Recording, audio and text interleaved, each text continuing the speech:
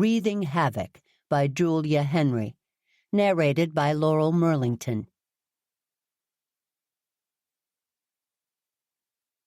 Chapter 1. I haven't seen the lot this full since the Goosebush Players did the full Monty, Ernie Johnson said. He pulled into the parking lot carefully, creeping along behind 3 other cars whose drivers were hoping for enough room to sidle into his space. The Stanley Theater had started its life as a large hardware store. In 1978, the store went out of business, mostly because it wasn't in the center of town, and most folks thought if you needed to drive, you may as well drive over to Marshton and the then-new strip mall. The strip mall had been leveled years ago, but box stores had taken over the town and depleted it, many Goosebush residents felt, of its charm. Goosebush had a new hardware store, Bits, Bolts, and Bulbs, which Ernie had run for the past 15 years, and which was more in keeping with the town, strong on service and part of the community. In 1981, Stanley Sayers, a local businessman, bought the old hardware store in order to turn it into a theater. There were doubters, some of whom wanted to see the space used differently, but in the years since, the Stanley, as it came to be known, became as much a part of the cultural life of Goosebush as any other building. In the early days, the level of the productions had been extraordinary. Now people came to the theater more to see friends than to be fed artistically. Well, I'm glad that dear Leon is a bigger attraction than the promise of naked men, Lily Jane said. We weren't naked, Ernie said. He was a member of the Goosebush Players and a frequent actor in their productions. But you're right, the parking lot is packed. We should have asked Harry to help. Harry Lentz was a board member at the theater who was able to fit cars into the lot like a puzzle master. Ernie was naked on stage? Delia Greenway piped up from the back seat. I wasn't naked. The show was about a group of men who were willing to dance. Oh, never mind. It was a fun musical to do. Leon was terrific in it, Ernie said. He coughed gently and wiped away the tear that rolled down his face. Lily reached over and put her hand on his, giving it a squeeze. Leon loved being in the Goosebush Players. He'd helped run the theater for years, but he didn't join the Players and start acting until after his wife passed. Why did he wait so long, do you think? Delia asked. He obviously loved it, and he was pretty good. One word. Betsy, his wife. Betsy Tompkin was a lovely woman, mind you, Lily said, but she had a strict sense of propriety. Propriety as she defined it, and she was wound pretty tight. To Betsy, proper behavior meant no white after Labor Day, dues paid the first of the year for the yacht club, and no drawing attention to oneself in public forums. I suspect she may not have approved. I remember my mother telling me how horrified Betsy was that her father had invested in a theater. She may have been a handful, but Leon never said a word against her, Ernie said. He once told me that he was so lonely after Betsy died that he felt lost. He used to come into the theater and sit at the back and watch rehearsals. At that point, he was the landlord for the Goosebush Players. That was it. One day an actor was sick, and J.J. asked him to stand in for the actor and read his lines. The actor didn't come back, so Leon took over the role. Do you think J.J. invited him because of talent or because of potential donations? Lily asked. She glanced back and smiled. Delia, don't look so shocked. James Gentry was a businessman first and foremost. In all the years he ran the company, he never put art before commerce. Lily, you speak truth. J.J. was a friend, but he always kept his eye on the bottom line. But honestly, I think he was thrilled that Leon wanted to get involved. There's always a dearth of middle-aged men. Leon adored performing and loved being part of the theater community. He said no one was more surprised than he was that he took up acting, but he was hooked.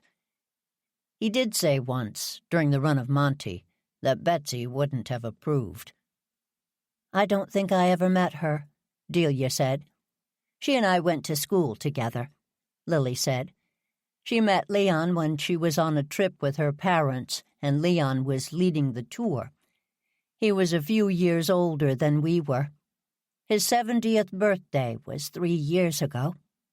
Betsy died fairly young. She's been gone 10 years at least.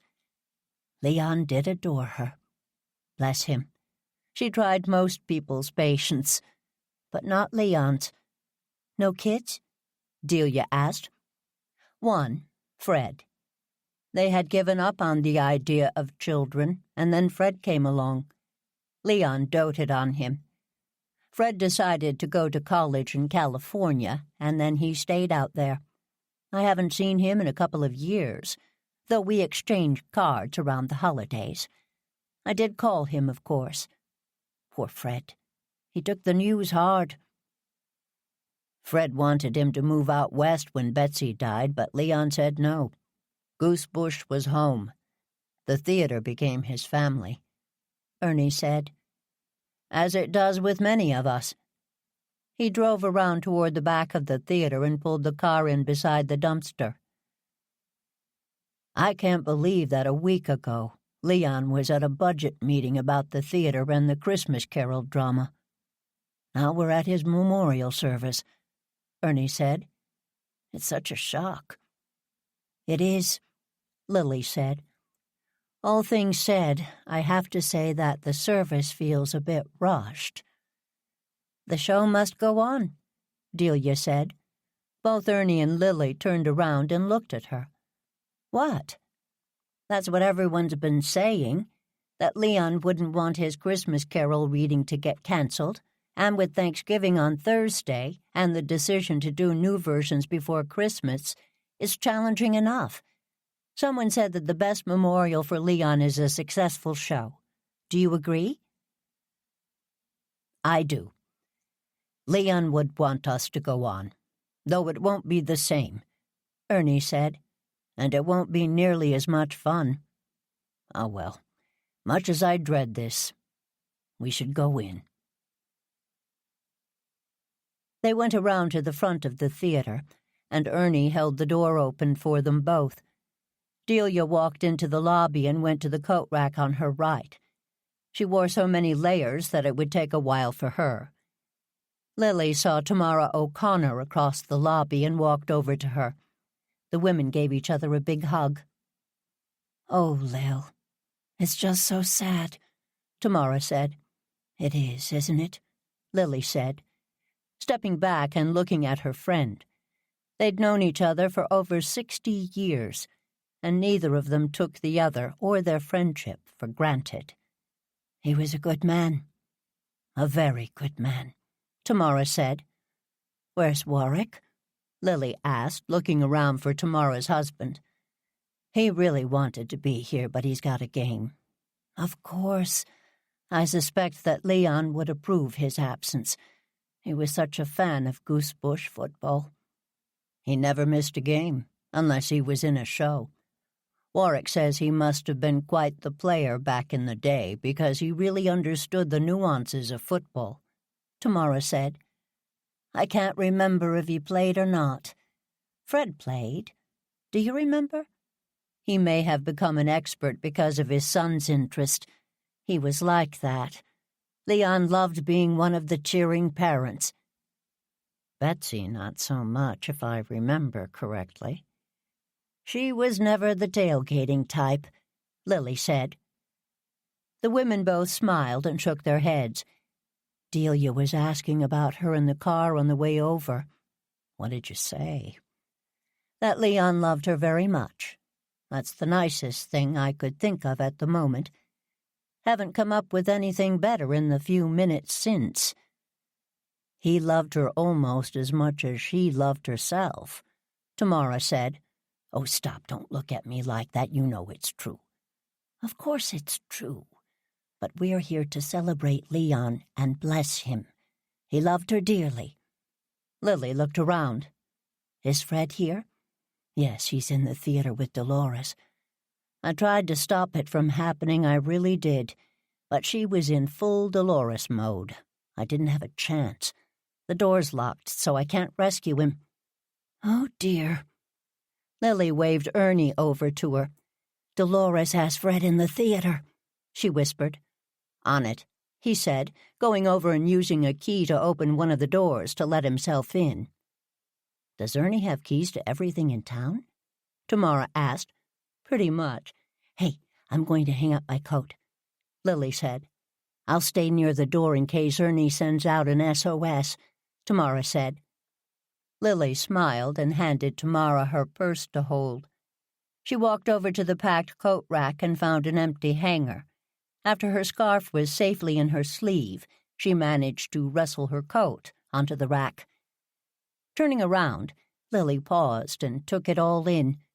People milled about, hugging, talking in small groups, looking at the displays of pictures strewn around the lobby. Some were of Leon and his family, but most were of Leon in shows. She'd look at them later. Someone walked over to hang up his coat, and Lily smiled and stepped forward to make space. Hearing a deep baritone, she turned and saw her neighbor and friend, Roddy Lydon, talking to Stan Freeland, owner of the Star Cafe. Stan had agreed to cater the memorial service, and Roddy had volunteered to help him set up. Roddy looked over and waved. Save me a seat, he mouthed, and Lily nodded. She was going to do that, even if he hadn't asked. Ladies and gentlemen, please come in and take a seat, Ernie said, opening the theater door wide and propping it open. Delia pulled open the other door and put the doorstop down to keep it in place. They both stood to each side, handing people programs as they walked in. After a couple of minutes, Scooter McGee hurried out of the box office and took the programs from Ernie, urging him to let her take over. Lily wasn't surprised. Scooter lived to be useful and wouldn't be content as a guest while other people were working. Should we go in? Tamara said. May as well, Lily said. Ernie told Delia and me about the plan for the service this morning over breakfast. I promised we'd sit close to the front and participate so that others would follow along. Participate? What does that mean? Tamara said.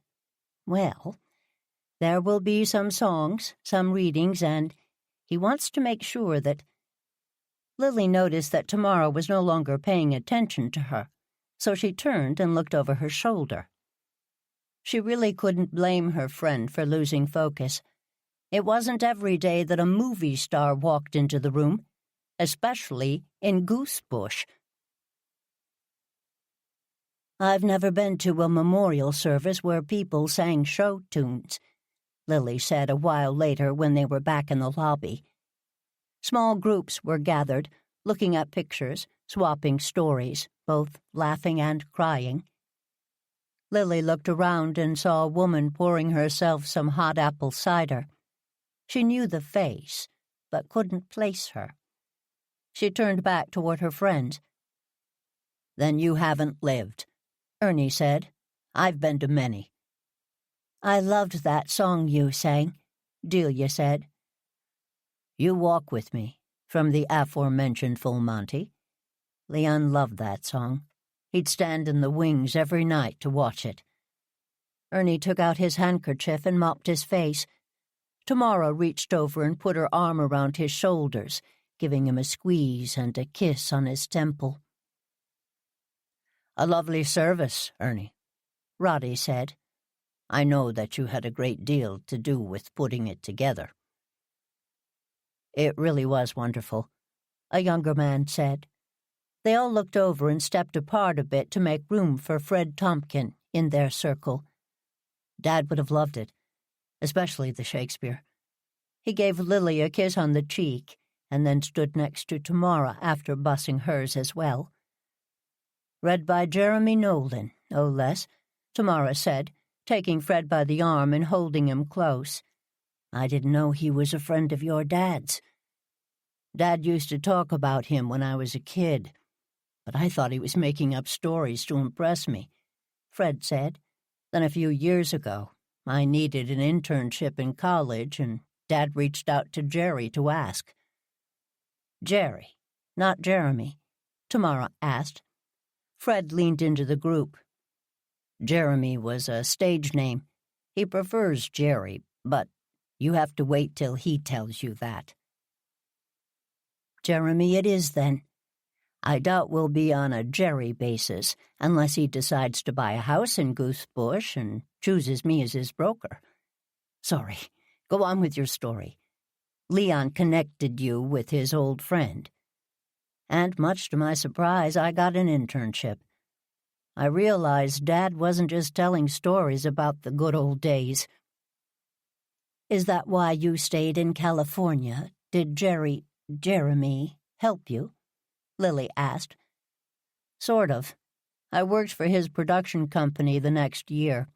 I didn't get to know him that well at the time, but he took Dad and I out to lunch when Dad visited, and Jerry seemed to love catching up with him.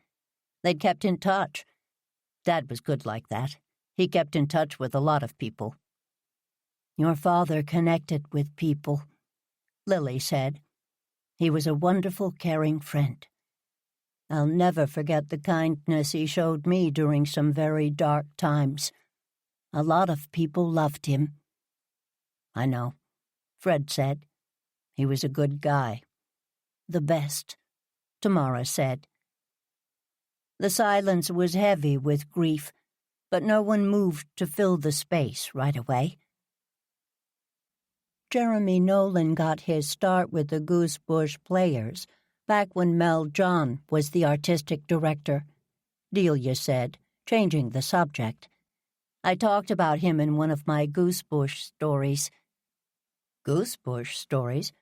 Fred asked, turning toward the younger woman. "Fred, this is Delia Greenway. She knows more facts about Goosebush than I do," Lily said. "Not really, Lily, but I'm working on it. I volunteer a lot at the Historical Society, and I've been doing some research for your father. He asked me to pull some records, since the theater turns 40 soon. Some members of the board want to publish a remembrance, so I've been doing some digging in old records. Leon was helping me, but he'd start telling me stories and we'd get sidetracked. I loved listening to him. Fred, I'm very sorry for your loss. I liked your father a lot." "Thank you, Delia. So did I. I'm going to miss our Sunday talks." "We'll all miss our Leon talks," Ernie said. Fred reached over and clasped Ernie on the shoulder. "Thanks for today, Ernie. The service was a joint effort. But you've also kept Dolores away from me," Fred said. "That was a real kindness. I've seen that determined Dolores look before. She wants to talk about the theater, but I'm more than happy to help you avoid her, especially today," Ernie said. "She did say that she and my father had come to some sort of agreement about the lease, and they were going to make an announcement on Sunday.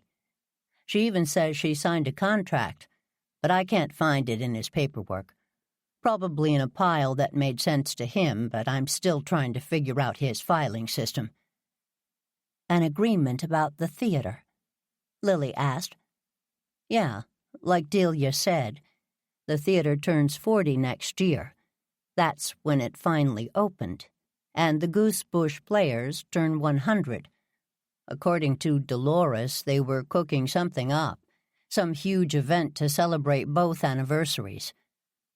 My conversations with your father didn't indicate that he was cooking anything up with Dolores," Ernie said. "He was distracted lately, and we didn't talk about much except the Christmas Carol project he was producing. We were supposed to have dinner last week to talk. He said he'd been rereading your grandfather Stanley's papers, and they were giving him ideas. I know he wanted to go over some things while we had time to plan for the anniversary of the Stanley, partially to make sure folks remembered your grandfather and all he did for Goosebush. Ernie wiped his eyes again. Dad was really focused on legacy, especially lately. When he found out he was sick last spring, he went into overdrive. Every week when we'd talk, he'd tell me he wasn't going to leave me with a mess. He started to question what he really wanted to do with his money. I know that the theater has a part of his heart, and he wanted to make sure it was taken care of. I really thought he'd have more time to hammer out the details. He was still working on them. We have a board meeting for the theater next week, and Leon planned to talk about some changes, Ernie said. Unfortunately, I don't know what those plans were. I hope he left some instructions or notes so we can try and implement them. His house is a disaster of paperwork, Fred said. We were planning on coming out for Thanksgiving to see him and help him sort things out, and I think his piles were in preparation of our visit. I wish we hadn't waited. There was no way to anticipate him having a heart attack, Lily said. I knew we didn't have much time, but I was hoping for more. Here's what I do know. We can all work on making his final wishes come true. So please let us know if you find out what they were. Dolores is over talking to your wife, Ernie said to Fred. Don't panic. I'll go rescue her. Thanks, Ernie. She can hold her own, but she and Dad were close. It's been a rough few days. Could you let her know I'll be with her in a few minutes? Thanks. Lily, do you have a couple of minutes to talk? Of course, Fred, Lily said. Roddy gave her a wink, and she followed Fred. Fred led Lily back into the theater. They walked down the aisle. Fred looked around and gestured to a seat in the front row. He waited until she'd settled in and then sat down next to her. Lily, I've got a huge favor to ask. Lily nodded. She'd learned long ago not to say, of course, anything in these sorts of circumstances. Of course, anything could get you involved with things that were complicated at best. She was still dealing with Harmon Dane's estate, and would be for years, all because of an of course anything one night over dinner, and Harmon passing away before he'd clarified his intentions. Not that it was his fault, since he was helped along, but still. Dad did leave a will, and he'd updated it recently, several times. As I said, ever since he got sick, he started questioning how he wanted to leave things. That's good, Lily said. I guess. Usually Dad had a plan and stuck to it, but he'd been changing his will regularly. His lawyer said Dad called him 2 or 3 times a week. He'd decided instead of leaving the Stanley Theater to the Goosebush Players, he'd leave it to a trust, with very specific instructions about the use of the space. I didn't see the details. We were going to go over them when I came out. But I do know that his plan wasn't to give the Goosebush Players exclusive use of the space. At least, that wasn't the plan when we talked last week. I don't understand. He left the theater? Why did I think the town owned it, and he was only on the board? Dad didn't like to make a big deal about it. My grandfather bought out the partners years ago, and then he left it to my father. The board is more of a front that Dad set up, a group of advisors. Yeah, Dad owned the theater. The thing is, Dolores expected him to leave it to her outright. The trust is designed to run the theater, and there's also money for the Goosebush Players. But he was very nostalgic recently, thinking about what it was like when my grandfather was in charge of the theater. the amazing work that he helped produce. I wish I'd had the chance to know Stanley better. Anyway, Dad wanted to have more groups using the space. Shake things up a bit. I wasn't living here in the heyday of the Stanley and didn't know your grandfather well, but my parents used to talk about those days with great fondness. It makes sense that Leon wanted the theater to reclaim its former glory. Not to Dolores. Like I said, he was still formulating it all. But part of the plan he was working on created funding for a theater manager who was not Dolores. He said he was going to talk to her, but she acted surprised when I brought it up. I bought some time and told her that we wouldn't be able to settle the estate for a while, that I needed to follow through with the other things he'd indicated in the will. That makes perfect sense to me. So, here's the favor, Lily. I have to get back to California. I can do a lot from there, but I need someone in Goosebush to be my representative. Not an executor, really, but someone to help me make some decisions moving forward. Someone who knows Goosebush and is able to weigh all the factors evenly. I'd like that someone to be you. There must be other people. Dad wrote me a note that went with his most recent will. He told me he was going to ask you to help oversee the execution of his will. The trust idea wasn't fully formed, but he mentioned that you helped Harmon Dane take care of his birds, create a bird sanctuary. Harmon had laid it out in his will, so I'm only executing his wishes. He also said you were the most sensible person he knew, and you'd help me make the right decisions when the time came. Oh, my. Well, then. Lily looked down at her lap and reached into her purse for a tissue. She dabbed at her eyes and looked back at Fred. Of course, I'll help however I can. Thank you, Lily. That's a huge load off. I'll be in touch early in the new year to get the house on the market, and we can talk more then. His lawyer has asked that I keep his paperwork at the house for now, but I've been scanning and trying to sort. I'm still in a state of shock, to tell you the truth. I haven't been much good at focusing. I'd imagine you are, Lily said, patting Fred's hand. So you'll sell the house then? You could keep it and rent it. No, we'll sell. I couldn't bear the thought of renters. It needs some work, but it's too wonderful a place to let it sit empty most of the year. My wife and I are going through it now and having some pieces of furniture shipped to us. We'll finish getting rid of the rest of it later. I can help coordinate that if you like. I know some people who can sort and sell or donate what you don't want. There won't be much. After my mother died, my father really pared down. He called it minimalist living. He kept the artwork, photographs, things like that. But he already gave us the family china, her jewelry, things from the Sayers side of the family. Well, that both makes it easier and harder, doesn't it?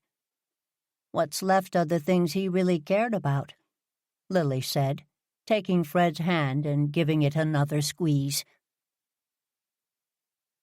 Fred and Lily were halfway down the aisle toward the lobby door when it opened and Jeremy Nolan walked in. Oh, sorry to interrupt, he said. No worries. We were just leaving, Fred said. Taking a look at the old place? I am, if that's all right, the actor said, walking up to Fred and giving him a brief hug. He turned to Lily and smiled. Sorry, we haven't had a chance to meet. I'm Jeremy Nolan. He held out his hand. Lily blushed and smiled back. She lost herself in his blue eyes for a second, and then she took his hand. Lily Jane. Lily of the old Jane house? He asked. I used to drive by that place and wish I could see inside. It looked like a movie set for haunted house, set back huge and imposing with wrought iron gates, overgrown with ivy. Lily laughed. When were you here? Back in the 80s, Windward, that's the name of the house, did look a little worn back then. She's in better shape now. Of course, Jeremy said. Sorry, that was a lousy thing to say. Being back here has stirred up a lot more memories than I expected. Good memories? Fred asked. Mostly. Yeah, mostly good, Jeremy said. Great memories of the theater we did. Mel was a hell of a director, he said to Lily. Mel John. He was the artistic director back in the day. We made some great work. He and Stanley were a great team. God, I miss those days. Jeremy Nolan smiled at them both, stepped a bit farther into the theater and looked around. It was nice of you to come today, Jerry. Thank you. My father would have been thrilled. Doing the reading was so generous, Fred said. Your dad reached out to me a couple of months ago. He found out I was going to be in Boston working on a film, and he wondered if I'd be willing to talk to him about the theater. We had some great email exchanges. I'm just sorry we didn't have our meeting. Did you have something scheduled? Lily asked. For next Friday, the day after Thanksgiving. The film is shut down for a few days, so I was going to come down and visit. I wish I'd come earlier. We had a lot to discuss. More regrets. That's one of the challenges of getting older. Regrets. Listen, Fred, if you need anything, reach out, all right? Anything. Ms. Jane, it was great to meet you. With that, Jeremy Nolan took one more look around the theater and left. Lily looked over at Fred. That was interesting. Mel John. Do you remember Mel John? Before my time, I'm afraid, Fred said, though my father mentioned him many times, mostly when he was talking about theater that impacted him. He looked around and turned back to Lily. This place, it meant so much to Dad. I want to make sure I do right by it, by him. What sorts of documents have you found about the theater? Lily asked him. So far I've been focusing on trying to find all the notes he left for the trust. His lawyer had started that paperwork, but Dad hadn't given him all the details. He had been emailing us both a lot, so we feel like we can figure it out. Though how much will hold up if anyone wants to contest the will, I don't know. That's probably another reason he wanted you involved, to help smooth things over. You said he'd been looking over your grandfather's papers. He mentioned diaries, but I haven't been able to find them. As I said, it's a mess. He also has a file cabinet full of stuff about the theater, mostly old records, pictures, call sheets from shows. My grandfather saved everything. I was going to donate it to the Historical Society. Why don't you let me go through them first? And if you don't mind, forward me the emails he sent Jeremy Nolan if you find them. Is something wrong, Lily? No, nothing's wrong. I'm only wondering what it was that your father wanted to talk to Jeremy Nolan about, and if I can help Leon fulfill that wish in any way. Chapter 2. At the end of Lily's driveway there was a large gate. She'd been tempted to remove it, but then she became a focus of the Goosebush gossip mill and decided that she liked her privacy and to keep others at bay. For people living in the house, there was a password to open the gate. Visitors needed to text to be let in because the intercom was broken. And strangers? Strangers parked in the shipyard parking lot across the street and came up the front walk, where Lily would decide whether or not she'd open the door. Lily liked it that way. She was mid-pie crust on the Wednesday before Thanksgiving when her phone began to jump across the kitchen counter, indicating an incoming text. She dribbled cold vodka into the mixer with the dough and pulsed twice before she wiped her hands. The text was from Bash. She texted back, buzzed the gate open, and opened the kitchen door. She counted to 10, and then she buzzed the gate closed again. Lily went back to the crust. She took it out of the food processor and piled it onto the marble board. She drizzled the last of the liquid and moved it around until all of the dry bits were incorporated. She quickly divided the crust into thirds and molded each into balls that she flattened slightly and wrapped up.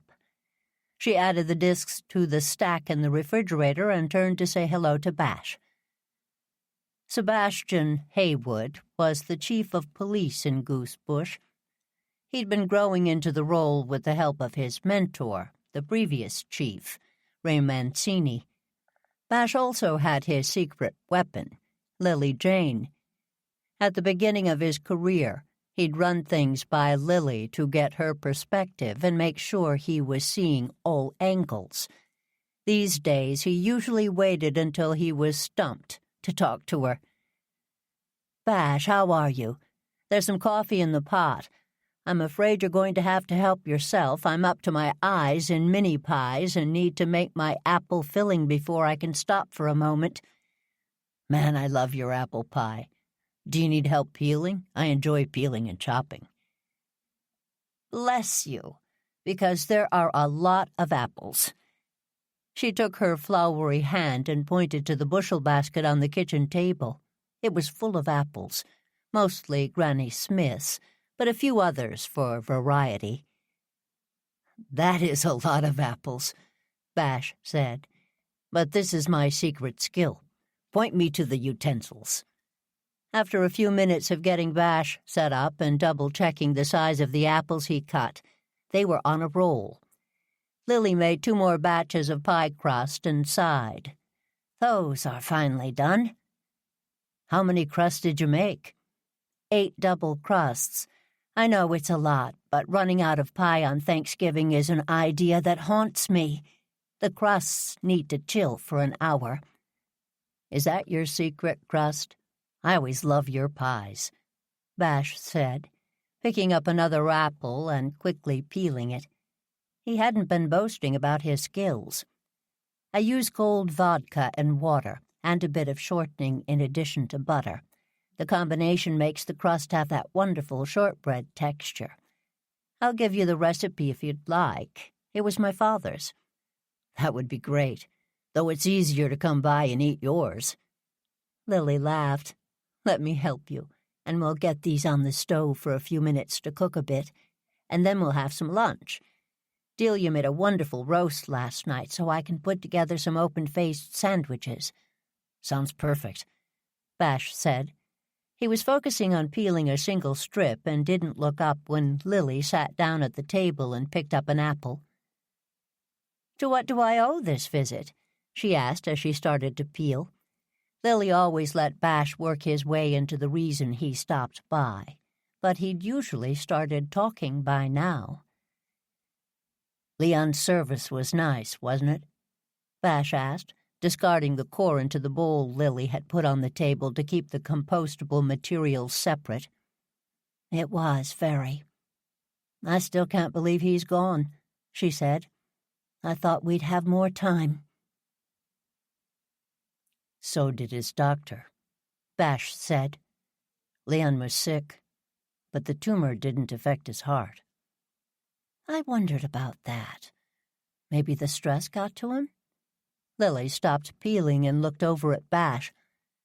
"His heart didn't show any signs of damage. It just stopped. I'd let that go, but then there's the coffee." Bash picked up another apple and started to peel it vigorously. "The coffee? What coffee?" "He died in his car. Hard to know if he was coming or going. He didn't have anything on his calendar." "Maybe he went out for breakfast?" Bash mumbled. "Bash, slow down. I'm not understanding. What coffee?" "The coffee, right. He had coffee in his system, but his coffee maker broke a couple of days ago, and he didn't have instant. No coffee cups had been used. There wasn't a to-go cup in his car. Nothing tossed in the trash. I checked the usual haunts, but no one saw him that morning. So where did he get the coffee? He could have had a visitor? Maybe. He got the coffee somewhere. Like I said, it was in his system. The only thing he'd eaten recently. Bash, do you think the coffee had something to do with his death? Lily said, putting down her apple and looking at him. I don't know, Bash said, looking up. He shook his head and then used the corer again. I've asked the medical examiner to run some more tests. I hate to think, but of course it did occur to me. I'd hoped... Lily handed her peeled apple to Bash to core and took a deep breath. I'd heard he'd died at home. I didn't realize he was in his car. Who found him? His housekeeper, at 9 o'clock. His newspaper was delivered at 6:30, and it was inside and opened. He had a habit of putting sections into the recycling bin as he read them, and the front page and Metro section were recycled. Maybe that's when he had his coffee? Apparently. Leon didn't eat before noon, according to his housekeeper. He'd wake up, take his medications, read the paper, and go for a walk or work out, a man of routine. As I said, the only thing in his system was the coffee, which was an eggnog latte, though he didn't have any eggnog at his house either. It was one of his favorite drinks. Did anyone order an eggnog latte? I'm checking that in the places that sell them. I checked in with Stan, and the Star sells them. Dozens every day, so not a lot of help there. I've been looking at other places, but no leads. Bash picked up another apple and began to peel. I hate to think that something happened, but it is odd. Does anyone know that you're looking into this? Lily asked. A couple of people at the station, and the medical examiner, since she's running the tests. What does she think? After she talked to his doctor, she thinks it may be worth looking into. Oh, Bash, Lily said. I'd wondered, but I convinced myself that I was just expecting the worst, given what's happened here over the past few months. Then I didn't hear anything, and Fred didn't seem worried, so I let myself believe that he'd died of natural causes. That's still likely the case, Lily, Bash said with concern. Let's hope so. In any event, that's a heavy burden for you to bear alone all this time. What can I do to help? You don't think I'm making a big deal out of this? For all I know, he got a craving, so we drove over to Marston and had a coffee, then he drove home and had a heart attack. I keep telling myself that's more likely than foul play. It is, Lily said, chopping the last of the apples and putting them into the bowl. She looked over at Bash and smiled. But I'm glad you're double-checking. Leon wasn't himself these past few weeks, but that's understandable given his diagnosis. Wanting to understand why his time was even shorter than expected is a kindness to his memory, I should think. He was a dear man. I'll keep this news close to the vest, of course. But please, keep me posted.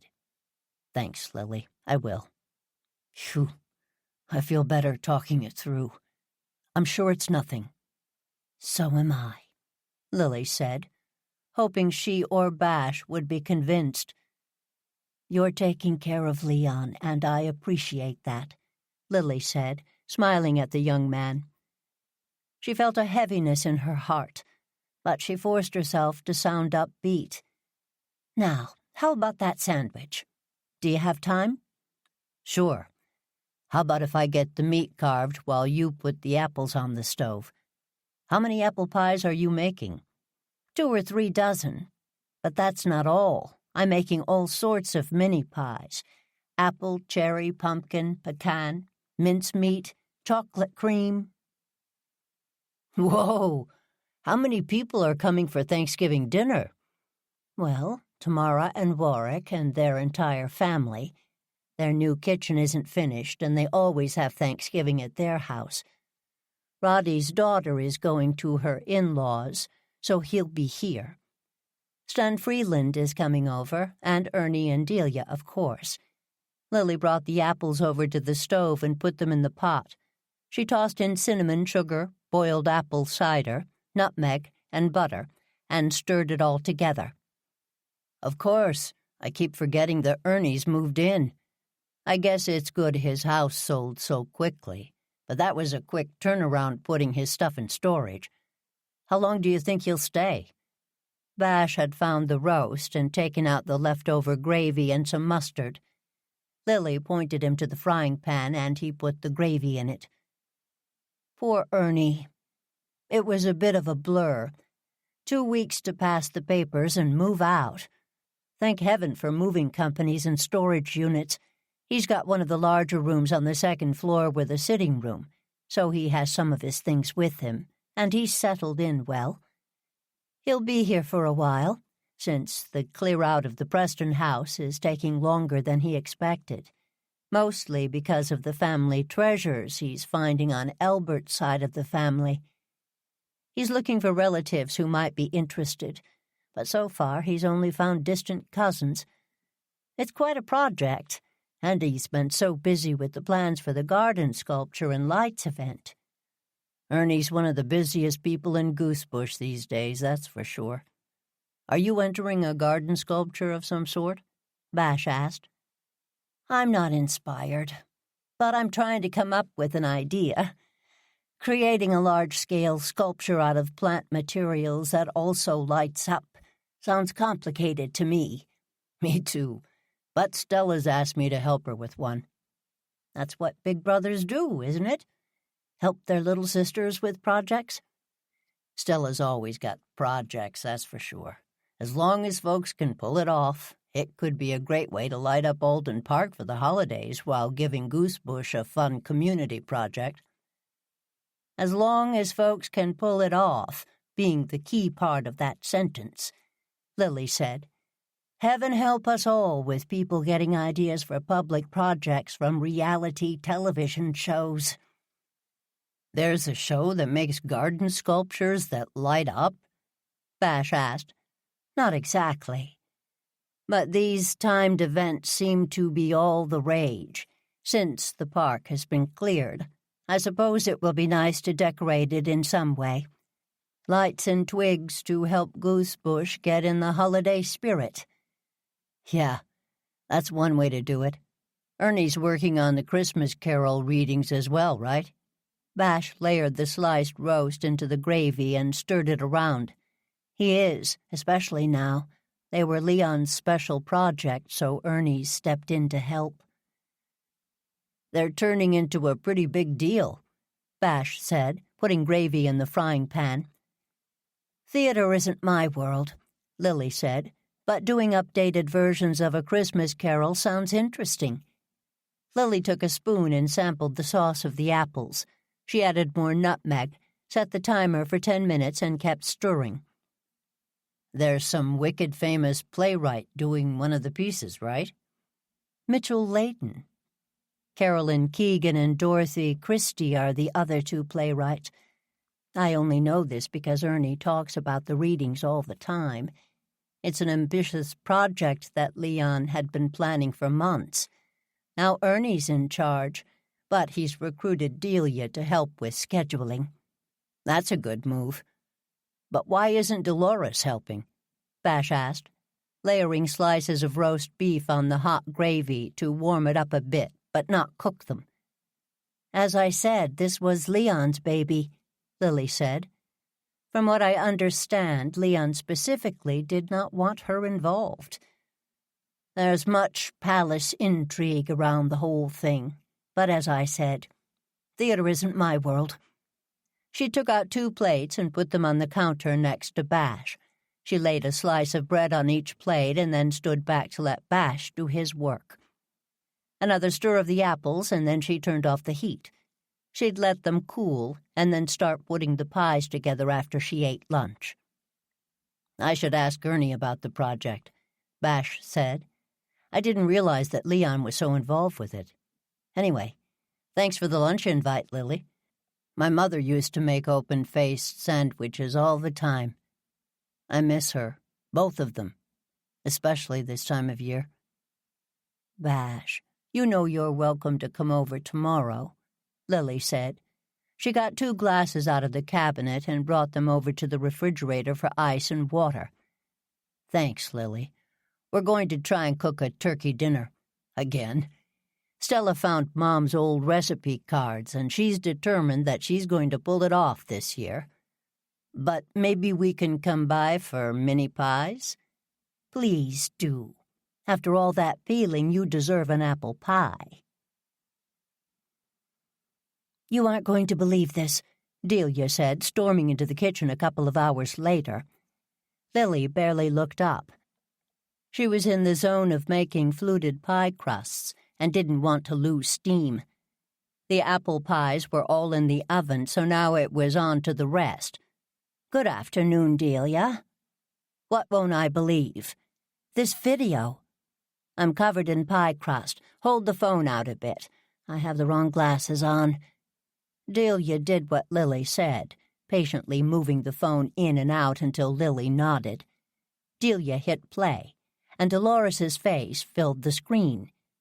She started talking about the upcoming 100th birthday of the Goosebush Players, mainly focusing on her tenure.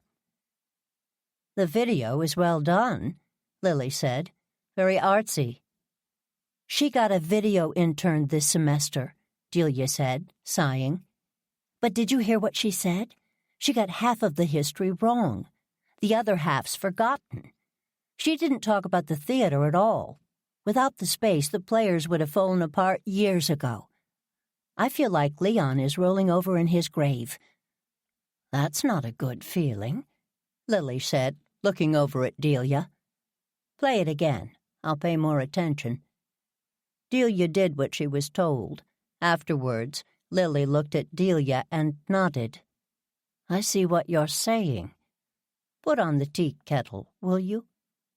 What do you think Dolores is up to with that video? There wasn't a come see our holiday show or donate today, or even a thank you for being part of the theater message. Seems like a bit of a lost opportunity the day before Thanksgiving, but then what do I know? Right? Delia said. I've just joined the board of the theater, so I'm learning how that works. I'm not involved with the players, but I know that's a complicated relationship. Is it? I had no idea that Leon owned the Stanley. Did you? Of course, I'm not as much a part of that world as you and Ernie are. I didn't understand how separate they were until I started helping Leon with the anniversary project, but he never said a word against Dolores. She's a piece of work, isn't she? As Ernie would say, she sits on my last nerve. I mean, listen to what she said in that video. She's trying to hog all of the credit for the work of a lot of people, including Leon. When I first hit play, I thought it was going to be some sort of tribute to him. He certainly deserved one. Ah, Leon. I've been thinking about him a lot today, Lily said. Tell you what, tomorrow's Thanksgiving.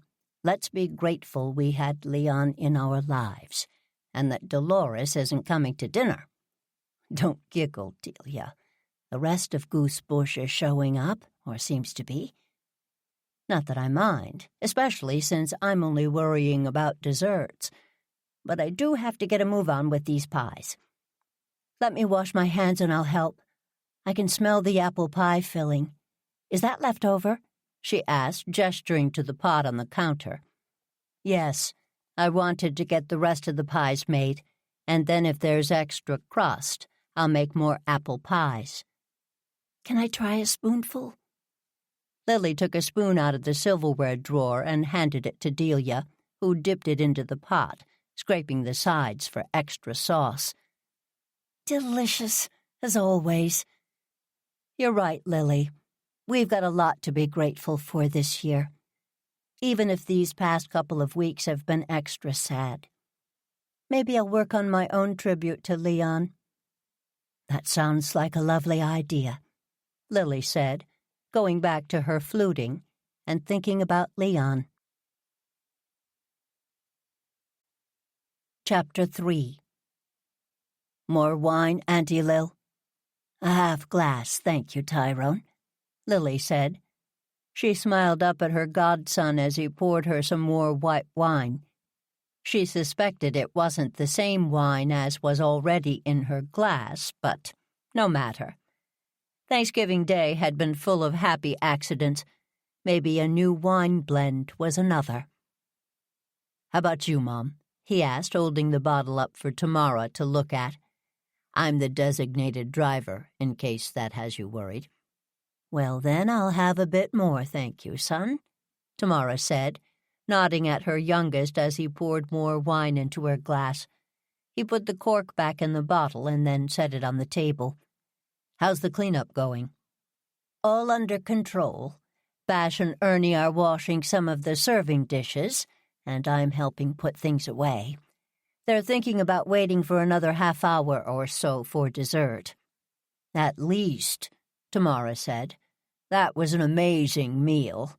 I'm still stuffed." "And to think you were afraid there wasn't going to be enough food," Ty said. He sat down on the edge of a chair and smiled at his mother. Given that our entire family was going to descend, being worried about enough food is always a legitimate concern. "Ty, that's our mutual nightmare, your mother's and mine. Not enough food. Our mothers would both haunt us if that ever came to pass." "Would they ever?" Tamara said. "I think of them so often on days like this. They would have gotten a kick out of the next generation, don't you think? Speaking of which, it seems pretty quiet in the house. Are your nieces and nephews behaving? They're leaving that poor cat alone, I hope." "Roddy and Dad took everyone over to Roddy's house to burn off energy. They were going to run around Aunt Lil's gardens, but Roddy suggested they run around his backyard, since it's so open, and Dad thought it would be good to add a little structured play to the day. Why don't you go over and join them, Ty? Do your sisters a favor and tire out your nieces and nephews, will you? You're good at that. They were all very well behaved at dinner, which means there's some pent-up energy that needs to be let go." "New people at the table helped," Ty said. "They felt like they had to use their company manners. Course I may have threatened them." "Ty, I told them that we wouldn't play video games if they made you upset," Ty said. "When the fun uncle says something, it has weight, I suppose," Tamara said. "I'm really glad that Bash and Stella came over, even if it was because their turkey didn't turn out." "It will eventually defrost, and they'll have a nice meal tomorrow," Lily said. "We've all made that mistake, though this is Stella's third failed attempt at Thanksgiving dinner. I'm going to suggest she try again in January when there's less pressure. Selfishly, I'm just as glad. Their contributions to the sides were wonderful. I will admit I'm a traditionalist for Thanksgiving, but those roasted vegetables and corn souffle were wonderful." "You aren't that traditional, Lil," Tamara said. "We've been adding Jamaican dishes to the menu for years, and Delia's coleslaw is hardly traditional." "But those are all family recipes," Lily said, "tried and true. Anyway, it was a lovely meal. I certainly hope that Ernie is packing up leftovers for people to take. We can't possibly eat all that food." "They're sending some stuff back with my sisters, but the rest you're keeping here. Come on, Auntie Lil. You know we'll end up eating here anyway. I'm going to head back into the kitchen and help. Then I'm going next door to wear out the young'uns, unless you need something else." "No thanks, sweetie, we're good."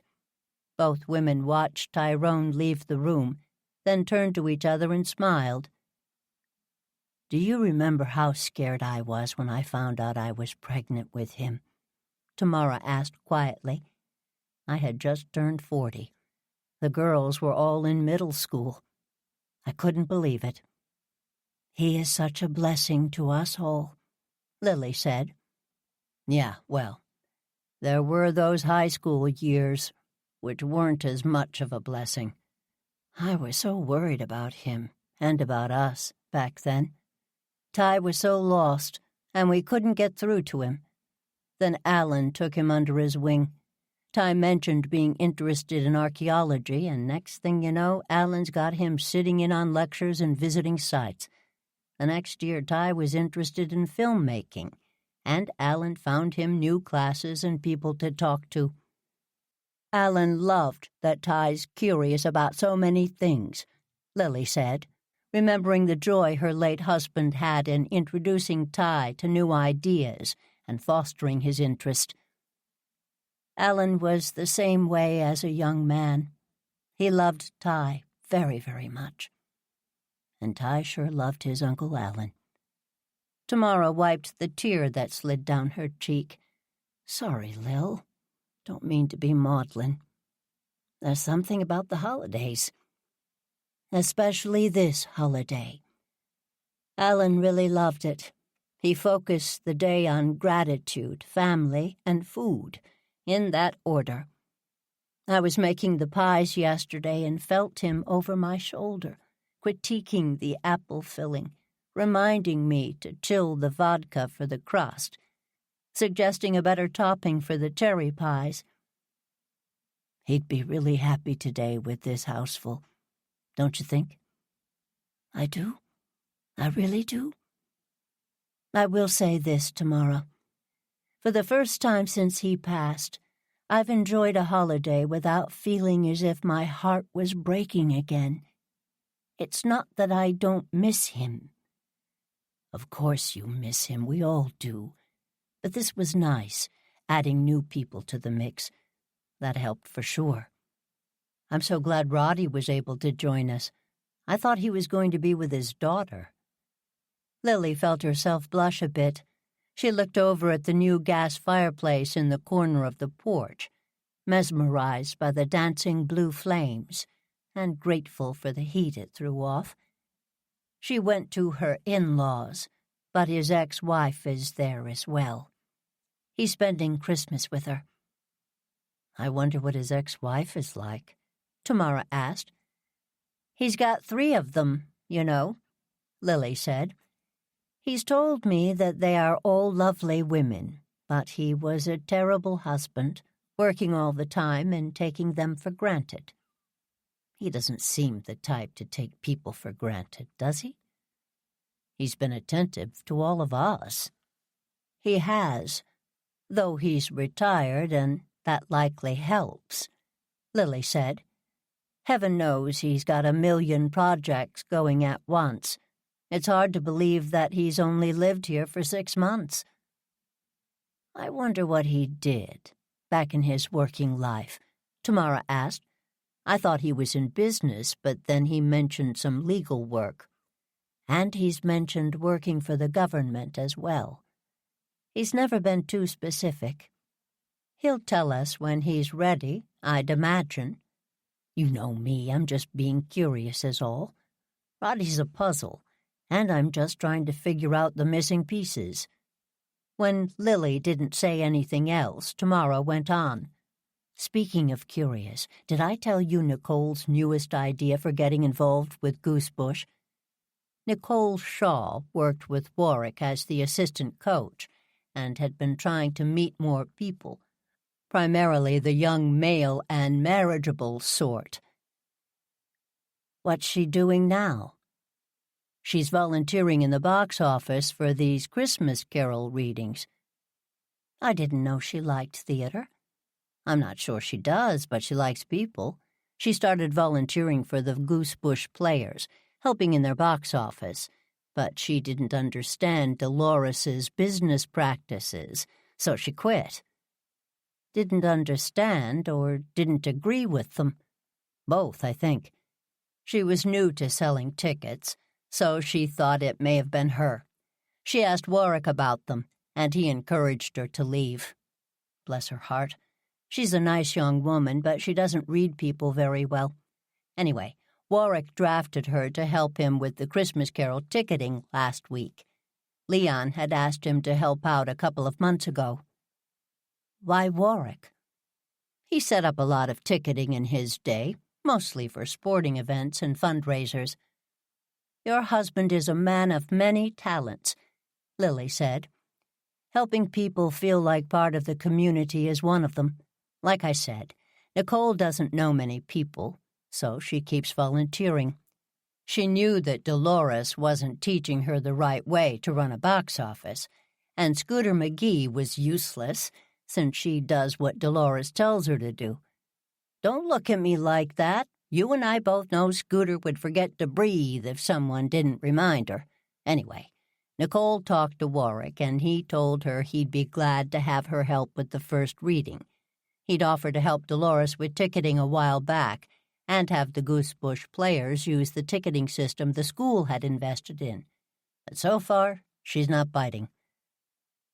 If the Goosebush players ever got audited, Lily shivered. The Goosebush players never made enough money for people to pay attention, but still, good for Warwick. Where is Nicole, by the way? Texas, visiting her family. She'll be back for the reading on Sunday. What sort of things was Dolores doing that made Nicole nervous? The Goosebush players' tickets are the old-fashioned kind, printed. She'd asked Nicole to put seats aside as complimentary under different names, but then Nicole saw a check come in for 4 of them. She asked Dolores about it and was told not to worry about it. They'd reconcile the books later. That does sound like a problem. Bless Nicole for trying. I wouldn't have, Lily said. She paused and lowered her voice. You know, Tam, I'm only going to say this to you. I won't tell anyone, Tamara said, miming crossing her heart and giving Lily the Girl Scout salute. I feel petty saying this, but I can't believe they didn't postpone the readings for another week, given that Leon passed. Every time I hear Delia and Ernie talk about the project, I want to scream. Thanksgiving is so late this year.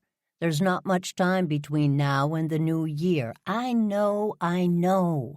The show must go on. There's a reading a week, blah, blah, blah.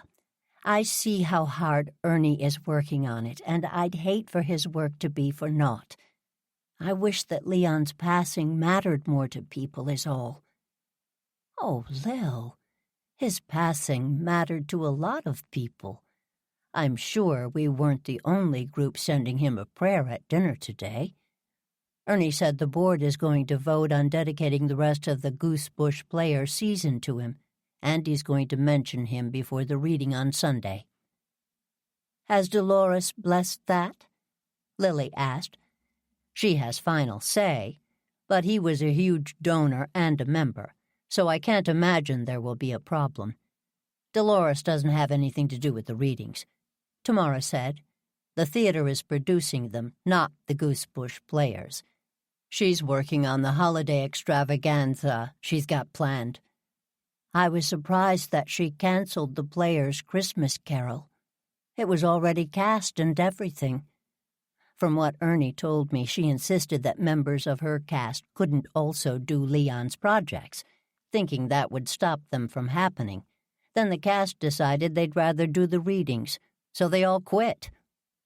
But tickets had been sold, Lily said. Not many, from what I understand. I think that people were pretty sick of the same old Dolores special. I hear the extravaganza is selling well, but that's from Dolores. Why do you call it the extravaganza? What's it called? I don't remember, honestly. She's using her face in the marketing, so I don't read the details. Tamara, don't you Tamara me. The woman's a menace. You know that's true. She is pretty awful, Lily said. Apparently she was haranguing Fred before the funeral about some sort of paperwork Leon apparently had. Something about the theater and an announcement. What sort of announcement? I'd been talking to Leon about zoning for the theater, and he never mentioned anything to me. Would he have? His father-in-law and my father were good friends. My dad owned part of the theater at one point. How did I not know your father was a theater guy? Years ago, my father was on a business council for Goosebush. It wasn't an official group, mind you, more of an ad hoc group of concerned citizens who understood the importance of supporting small business for Goosebush. Like the Garden Squad, except we worry about plans. A lot like the Garden Squad, actually. Friends who work together for the good of the town. Anyway, 40, almost 50 years ago, they put a lot of effort into getting a huge lot zoned for business. It took years. You know how that goes. Once it passed, a lot of folks were interested, but the group had plans. They sought out what they hoped was the perfect store for the site, something Goosebush needed, a hardware store. I keep forgetting that was what the theater used to be, Lily said. I'm not sure I ever went there. The owner made some bad decisions about the way he treated other businesses in town. Ticked off the wrong people. Before anyone knew what happened, there was an unofficial boycott of the store, which closed. The group was beside themselves. Leon's father-in-law, Stanley Sayers, bought the building and the site, and the group started to think about other viable options. There must have been a few, like another hardware store, Lily said. By then, folks had gotten used to going over to Marston, and then, at a town meeting, the Board of Selectmen decided the lot had to be used for cultural purposes. How could that be decided in a town meeting? The lot had been owned by the town, and there were two options put forward, one for the store, one for a museum. The store won, because the town was hoping for tax revenue. When the store went belly up, the culture warriors stepped in and said they wanted to have a run at the space. There was a group that had been formed when the zoning was happening. They still wanted to make it a museum, but Stanley got it in his head that he wanted to start a theater company. So the museum people lost out. Town government can be so petty sometimes, Lily said. Sure can. Anyway, it took a while to convert the space. Then the first theater company failed. Leon tried to produce shows for a couple of years. Leon? Where was I? How can I not remember this? This was almost 40 years ago. You were in grad school, in London. Ah, right. Go on, what happened next? Stanley was a supporter of the Goosebush Players for years. They were mostly a community theater, but he started to offer them serious financial support so they could hire artistic staff. Then he rented them the theater. He made some sort of deal where the players used it during the year, and then another theater company came in during the summer. It was pretty successful for a while, but then he died. The two women paused, and Tamara shook her head. After Stanley died, the plans changed. The players eventually got a long-term lease on the space. The zoning board mustn't be thrilled. The space isn't the income stream the town hoped for. The restaurants and other businesses do well when there are shows. Plus, all of the educational programs the players do are a real benefit to the town. I think that the theater had been a success to a degree. Held back by Dolores, I'll bet. Tamara laughed. True. Man, she's a piece of work. Do you know why the readings aren't being done in the theater? Because Dolores said no. And she could do that? She could, and did. She almost didn't let Leon's memorial service be held there, but Ernie pointed out that it wouldn't look good for her to say no to that one. Why are they doing the readings anyway? The theater doesn't have a mortgage, so the rent the players pays is what covers all the expenses. They're trying to raise money for new seating and other improvements, but I think it may be more than that. Leon thought this was his last Christmas, and he wanted to do a Christmas carol that he was remembered for. Then he decided to commission 3 new versions, so that he'd be part of creating future productions if any of them are any good. I hope he gets that dream. Ernie's very excited about them, Lily said. He may have mentioned how refreshing it is not to have to live in Dolores's world. Every day for the past month. I've heard the same thing from Portia Asher, Tamara said. The last couple of years, Dolores has moved from running the group to directing everything herself and choosing all the plays. Not her strength. The board has been pulling their hair out. But since the Goosebush Players is a for-profit organization, they didn't have much to say. I didn't realize that, Lily said. The education program? That's its own nonprofit. Dolores couldn't care less about that work, though it pays the bills. Honestly, the work those kids do is better than what Dolores produced. Remember that musical she directed last summer? Both women looked at each other and shook their heads at the same time. Some things were never mentioned aloud, in order not to hurt the feelings of friends. Ernie had been miserable in the show, and they'd all agreed never to talk about it. I know it's been a mess, but here's a fun fact. The Goosebush Players' lease is up at the end of the year. I heard from P.J. Frank that Leon was talking to folks about bids for a new theater, or other use of the lot. I know he'd been talking to me about zoning hearings and how to schedule them. I think Leon may have been considering kicking Dolores out. Could he do that? Put something else on the lot? As long as part of the use was cultural, yes. It would have had to go through approval processes, but Leon was a popular person, Tamara said. Fred mentioned that his father was working on how he wanted things left and kept changing his mind. It sounds like this could get messy. He'd made it clear that a theater was part of any plans going forward. PJ said he and Leon were supposed to meet next week. If he wanted to kick Dolores out, I wonder what his plans were. I wonder if Bash knows about Leon's exploratory meetings. Knows about... Alan, what are you doing out here? Where's your diaper, young man? Tamara went running after her youngest grandson as he pealed with laughter and ran down the hall. Lily got up and walked towards the kitchen, bringing their glasses with them. She wanted to talk to Bash. If Leon was killed, she may have found a reason. Chapter 4. Lily went into the kitchen and looked around. The large coffee pot was perking, and a few of the better at room temperature desserts were on the kitchen table, still wrapped. The dishwasher was going, and the next load was waiting on the counter by the sink.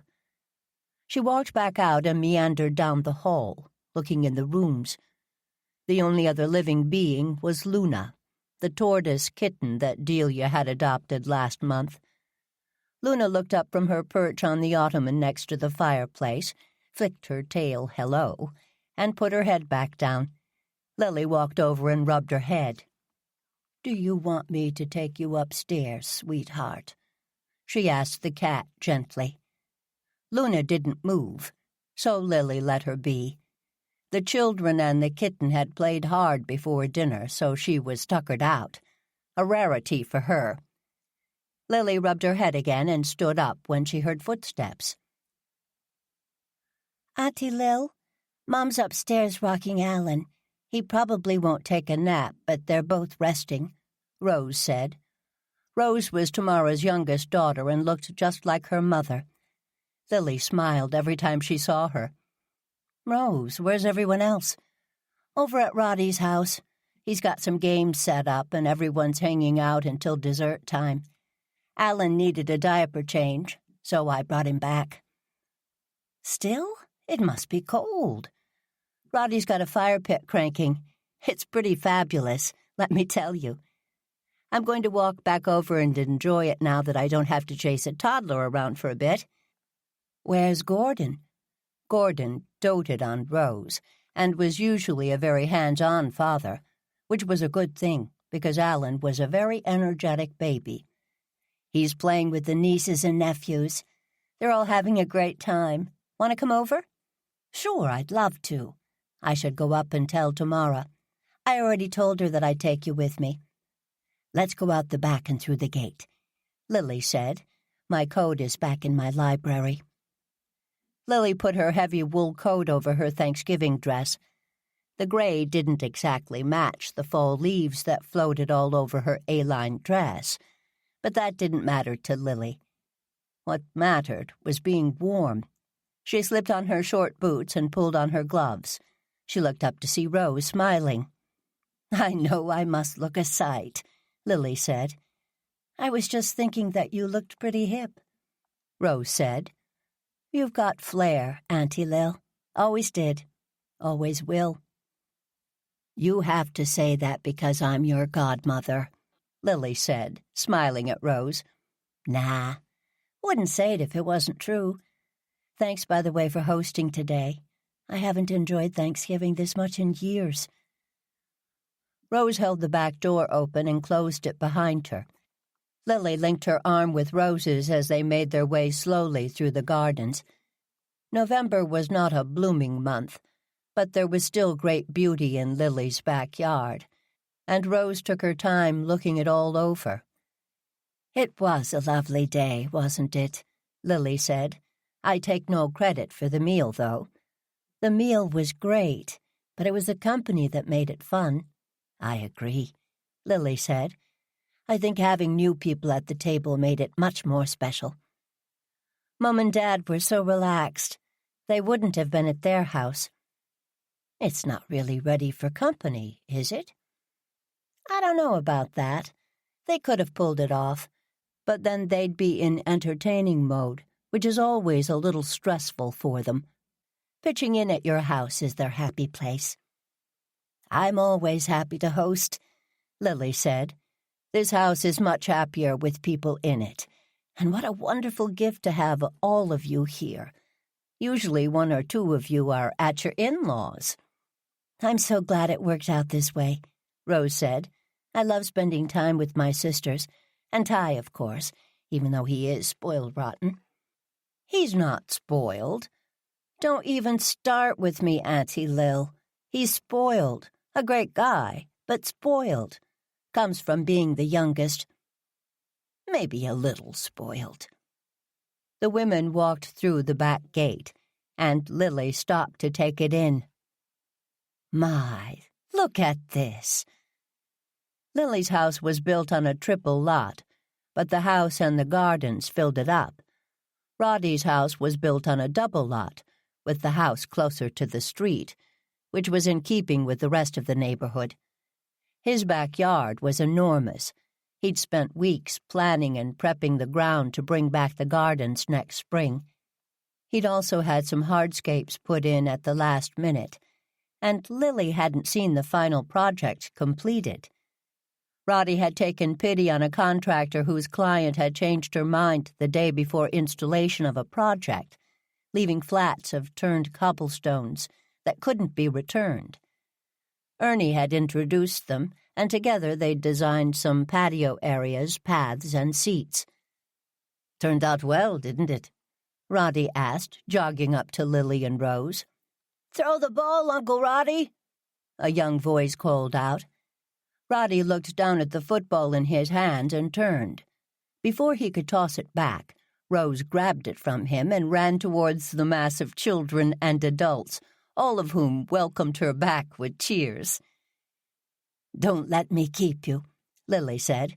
Honestly, I could use the break, Roddy said. I filled in when Bash took a time out. I only played for a few minutes.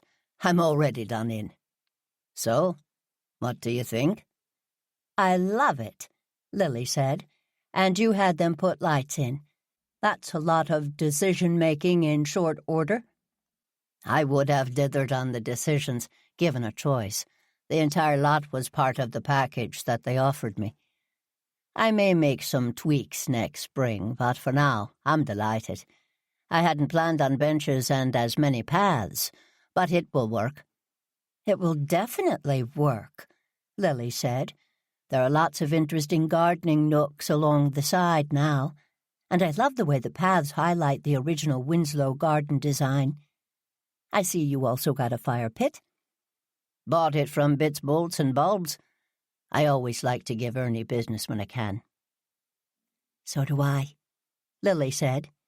"He does so much for this town, but doesn't get nearly the credit he deserves. This week I noticed a few people posting on Instagram about the materials they bought over in Marston for the wreath contest. Honestly, it made me so mad. Why not go to the Triple B and post about that?" Roddy laughed. "Perhaps you'll need to show them how it's done," he said. "What's that over there?" Lily asked, pointing to a wire fence around a patch on the other side of Roddy's yard. "You have an eagle eye, Lily," Robbie said. "I've decided to try my hand at growing garlic." "Growing garlic?" "I was talking to the landscaper, and he told me how easy it was, and now's the time to plant. I put some cloves in and mulched the top so that they'd be warm this winter. I've got to gussy up the fencing, but I think I'm going to put a vegetable garden in next spring, and that seemed like a good place to start." "That's wonderful on all fronts," Lily said. "I've always wanted to have a vegetable garden, but not enough to give up space. Please plan on using the greenhouse this winter to start some seedlings." "Thank you. That would be perfect. I've got so much space back here. Feel free to consider some of it yours next spring. Here, have a seat by the fire. I'm going to get a few more pieces of wood." Lily walked over to the fire pit and put her hand on Bash's shoulder. "Sitting the game out?" she asked. "I got a call, so I stepped out. Then another call came in, just finished, and enjoying the fire."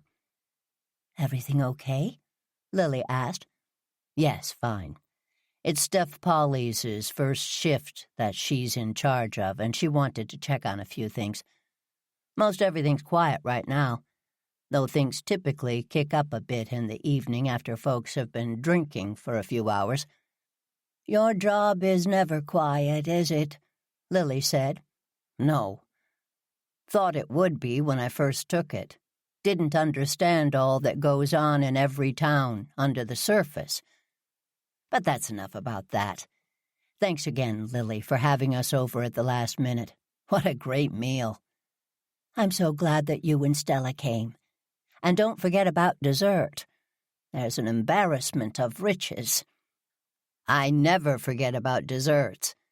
This break in between is great, though. What a gorgeous day. Remember last year in the snow?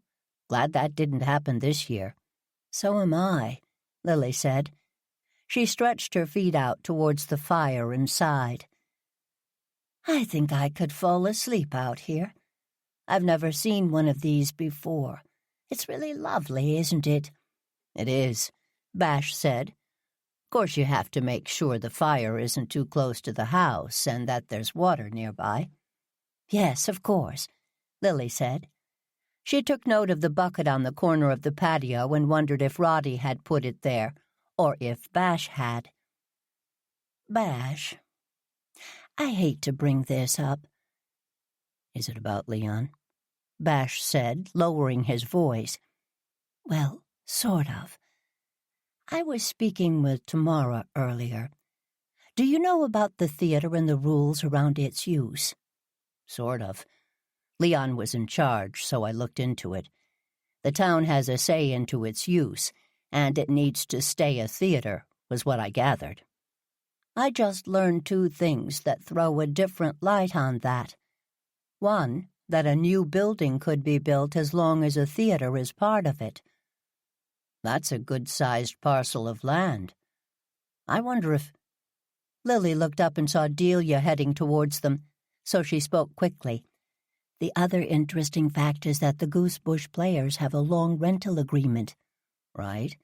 "That's up at the end of the year," Lily said. "Huh, that's interesting." Lily nodded at Bash. "I thought so too," she said. "Also interesting that no one's mentioned it to me," he said. "No one thinks Leon didn't die of natural causes." "True." "Bash, would you take my place in the game?" Delia ran over, panting. "I want to go over and start getting the desserts out." "Do you need help?" Bash asked, nodding at Lily and putting his phone in his jacket pocket. Stan asked me that, too. No, there isn't much daylight left, so everyone should enjoy the game. I'll come over and help, Lily said, reluctantly getting up from her chair. She looked around and saw that Roddy and Warwick were over by the woodpile, talking. Bash, I'll text you when we're ready. Thanks for the talk, Lily. Keep in touch on that, will you? Well, that looks stunning, Lily said, surveying the dining room table. There were plates of mini pies, cookies, and homemade candies. Stella Haywood's cheesecake sat in the center of the table, alongside Stan Freeland's chocolate mousse. Tamara had brought a large fruit salad along with her mother's signature Jell-O mold. Lily couldn't wait until someone broke into that, a frozen combination of raspberry Jell-O, walnuts, cranberry sauce, whipped cream, and cream cheese that transformed into nirvana, at least to Lily. She half hoped that no one else would like it, but knew that wasn't possible. It was a holiday favorite. Delia snapped a few more pictures, turned to Lily and smiled. It really does. I'm so happy that Ernie made fudge. He makes the best fudge I've ever had. You know he uses fluff in it, right? Lily said. Fluff? Really? Lily smiled as she watched Delia go through the ingredients of fluff in her brain. Delia's food philosophy was if you couldn't pronounce it, you shouldn't eat it, and corn syrup was to be avoided. Fluff may not pass the test. Oh, well, who cares? I love it. I've already had a piece. You're having a nice day? Lily asked, taking a pile of napkins from Delia and putting them on the sideboard next to the dishes and silverware. Desserts were going to be buffet style, so Delia walked over with a pile of plastic plates that were reserved for the grandchildren and the clumsier adults. A great day. Why do you ask? You've been working so hard this semester.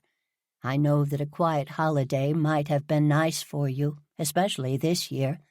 No way, Delia said.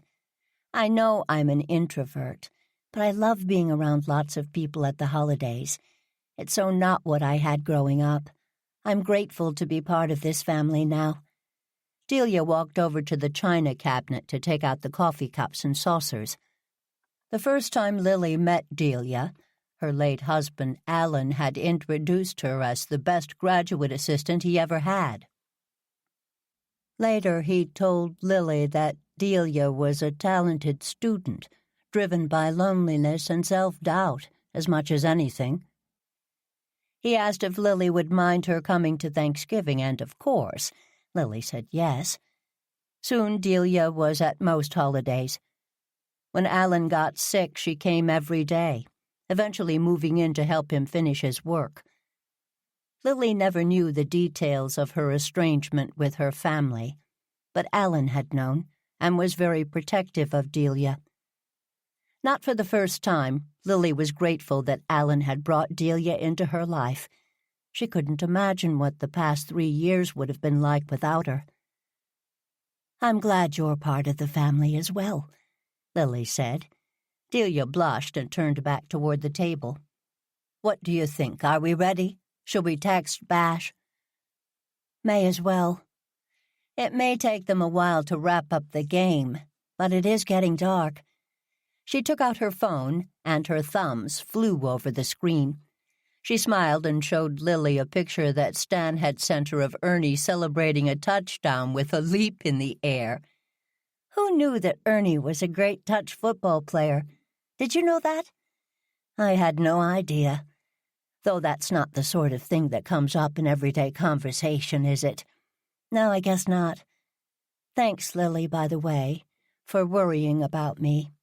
I'll grant you I'm looking forward to winter break. Though I've got projects lined up, I'll be working on Fritz's house. Still, Delia nodded. And the Historical Society is a mess regarding volunteers. So I promised Meg I'd help straighten things out there. I'll reach out to Meg. I'm happy to make my volunteering there more official. You know, if you wouldn't mind being the point person on the theater project, that would be great. I want to give that priority over the Goosebush Players project, but they both have anniversaries coming up. Sorting through the project and deciding who gets what is a huge task. There's a lot of overlap. Why not give them both copies of the same things? Dolores wants them to be unique. Tell you what, Delia. How about if I deal with Dolores? She seems to cause you and a lot of other people a great deal of stress. Are you sure, Lily? She can be a handful. That's my specialty. We can talk more about the project tomorrow. I think I hear footsteps on the back porch, so let's get the cider out and the tea water on. Chapter 5. You aren't going to believe this, Delia said to Lily the next morning as the older woman walked into the kitchen. Lily looked at her young friend for a moment, and then walked over to the coffee pot, poured herself a huge cup, and made her way to the kitchen table where she sat down heavily. "How can you be so chipper this early in the morning?" Lily asked, blowing carefully and taking a sip of the dark brew. "It's not that early," Delia said. "It is for the day after Thanksgiving," Lily said.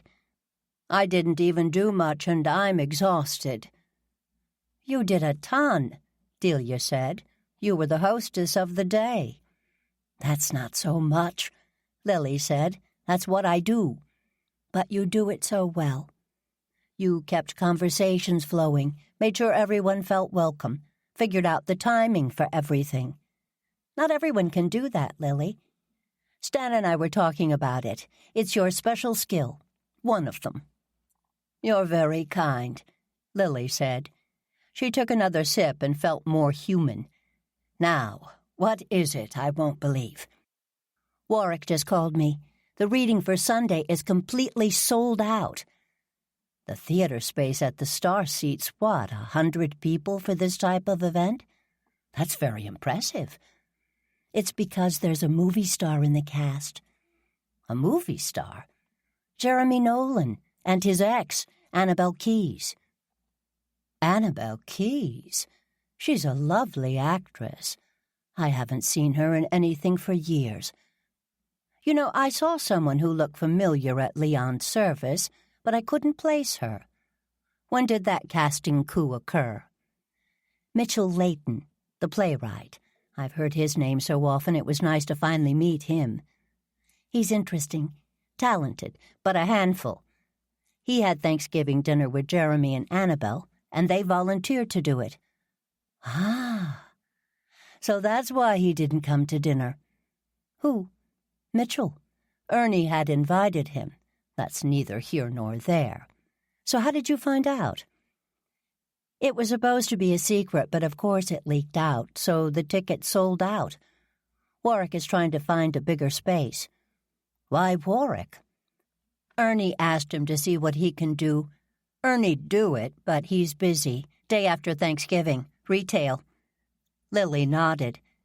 She was glad to hear it was busy at his store, but still worried that it might not be busy enough for her friend. "Isn't the reading on Sunday? That's 2 days from now. Seems pretty late to be looking for a new space." "It is last minute, but come on. We could reach all of the revenue goals in one weekend with more seats." "Wasn't this supposed to be a low-key reading for the playwrights to hear the work?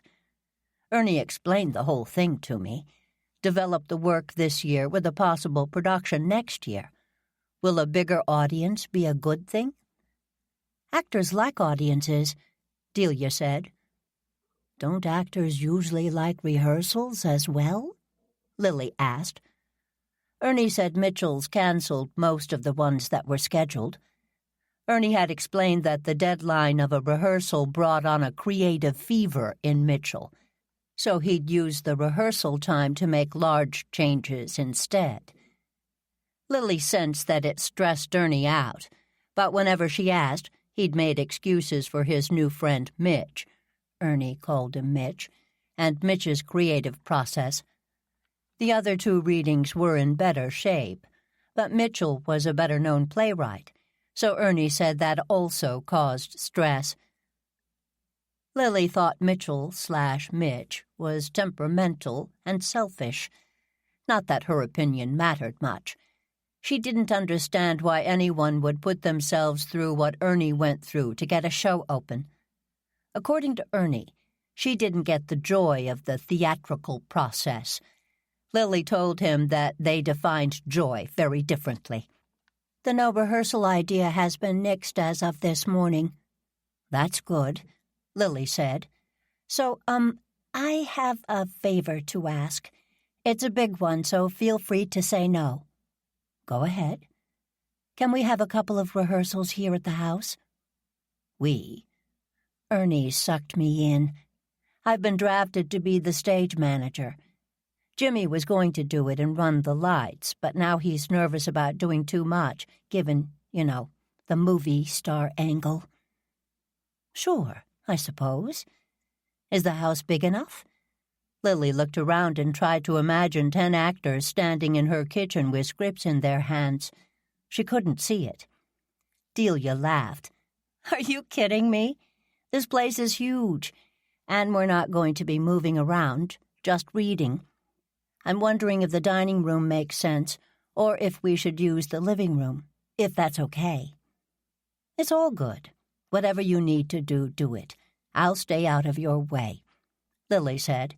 "What time?" 6. "Come to think of it, we need food if it's at 6. "We have plenty of leftovers," Lily said, "unless the movie stars have special diets." "I hadn't thought of that." Lily laughed. "I'm sure it will be fine, Delia. You said that Warwick's looking for a bigger space?" "Trying. The schools are all closed for the weekend, and he doesn't want the facility folks to have to come back early. I've got a call in to see if the space in the library is free." "That's not that many more seats than the Star, and the stage is very small," Lily said. "You know where it has to be, don't you?" "The Stanley." "Dolores has already ruled that out. She says she's got a rehearsal in the theater that night, which can take place at the Star. It makes the most sense, doesn't it? The theater seats 400 people. 377, Delia said automatically. 377, which is much more than 100. It's either that or the church. The churches aren't available, Warwick checked. If you want it to be in Goosebush, then it has to be the Stanley. Dolores will never go for it. Why don't you check in with whoever decides these things, and if they think it's a good idea, I'll ask her, Lily said.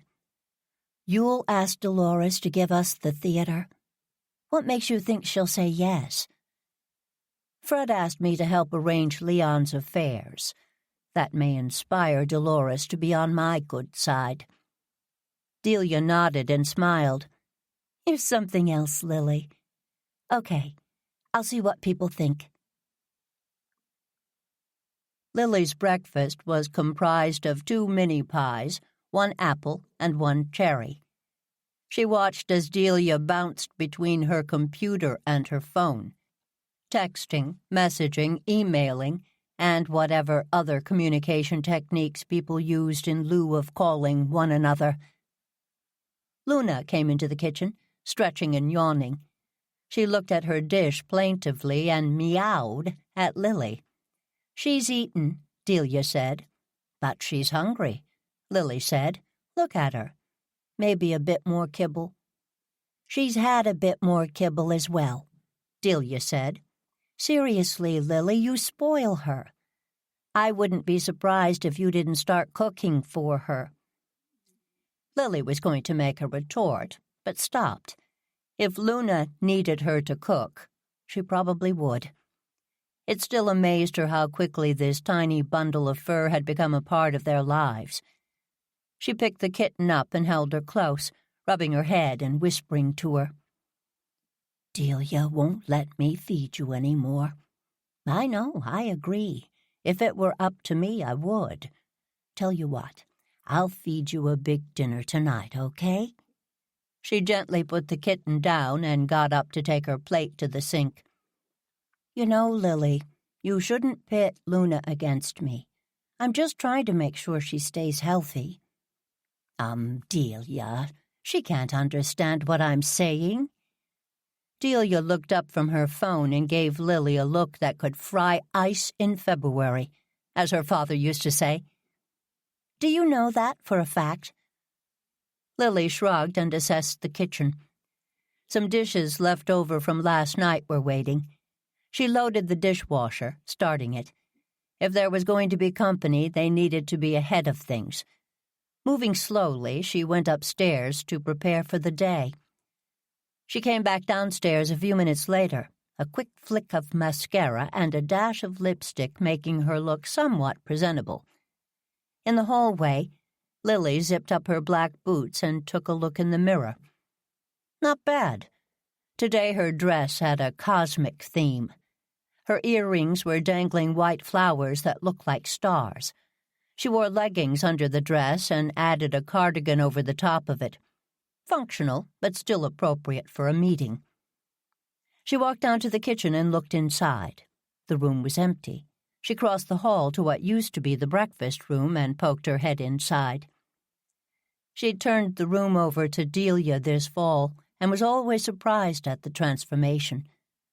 The room only had one small window because of the back porch addition and the greenhouse on the side of the building. There was a French door that led out to the porch, but Delia had put curtains up on it for privacy.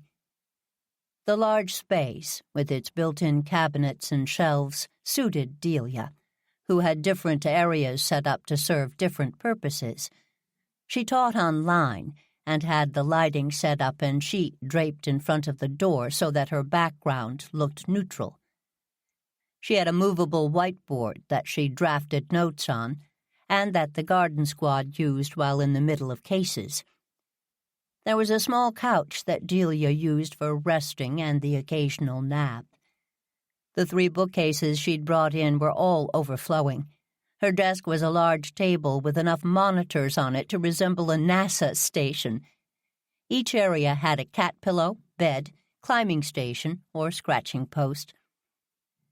Delia was sitting on the couch with her feet up. She was typing on her laptop, and Luna had fallen asleep on her legs. Anything new? Lily asked. Everyone thinks the theater would be great. But a couple of people asked that you really let Dolores know that she has nothing to do with the event. I'll make that clear. Really clear. Got it. She's difficult. Yes, that. And apparently one of Mitchell's stipulations when he agreed to letting his work be read was that Dolores could have nothing to do with it. Interesting. Yup, Delia said. She looked up. It's all so exhausting, the drama. I'm really grateful that you're taking care of it, Lily. Thanks. No worries, Lily said. Just keep your phone handy in case I need to ask you any questions. Lily loved where she lived. She loved Windward, the old family house that she'd inherited and renovated. She loved the town of Goosebush and its proximity to the ocean, small-town charm, and easy access to Boston.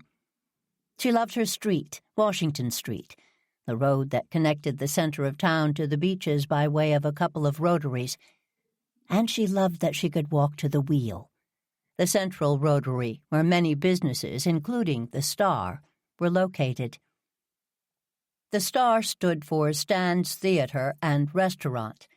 It was housed in an old Woolworth store that had somehow survived the 90s wrecking balls that had replaced the old A&P, gas station, and garden center with a prefabbed block of buildings that looked like they had weathered exteriors, but were actually made of plastic.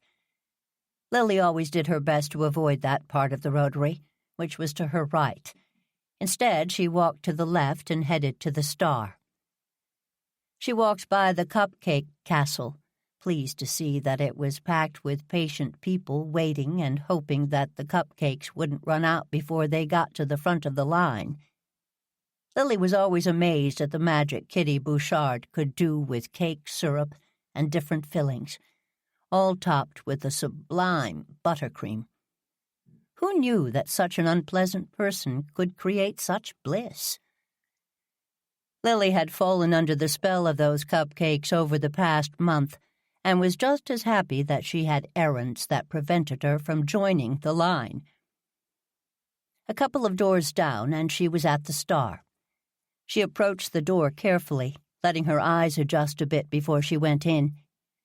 Stan had arranged heavy, dark curtains around the door as a barrier to the winter blasts, and more than once she'd surprised someone who was leaving, blinded by sunlight and not expecting to run into someone, quite literally, on their way in.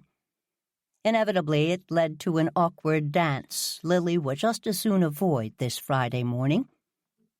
Lily went through the curtains and smiled while she paused and got her bearings. The entire place was buzzing. The coffee bar on her right had a line, and the tables on her left were all taken. There were many browsers in the bookstore, and the cash register there also had a line. Lily looked over at the coffee bar and waited until Stella Haywood looked up.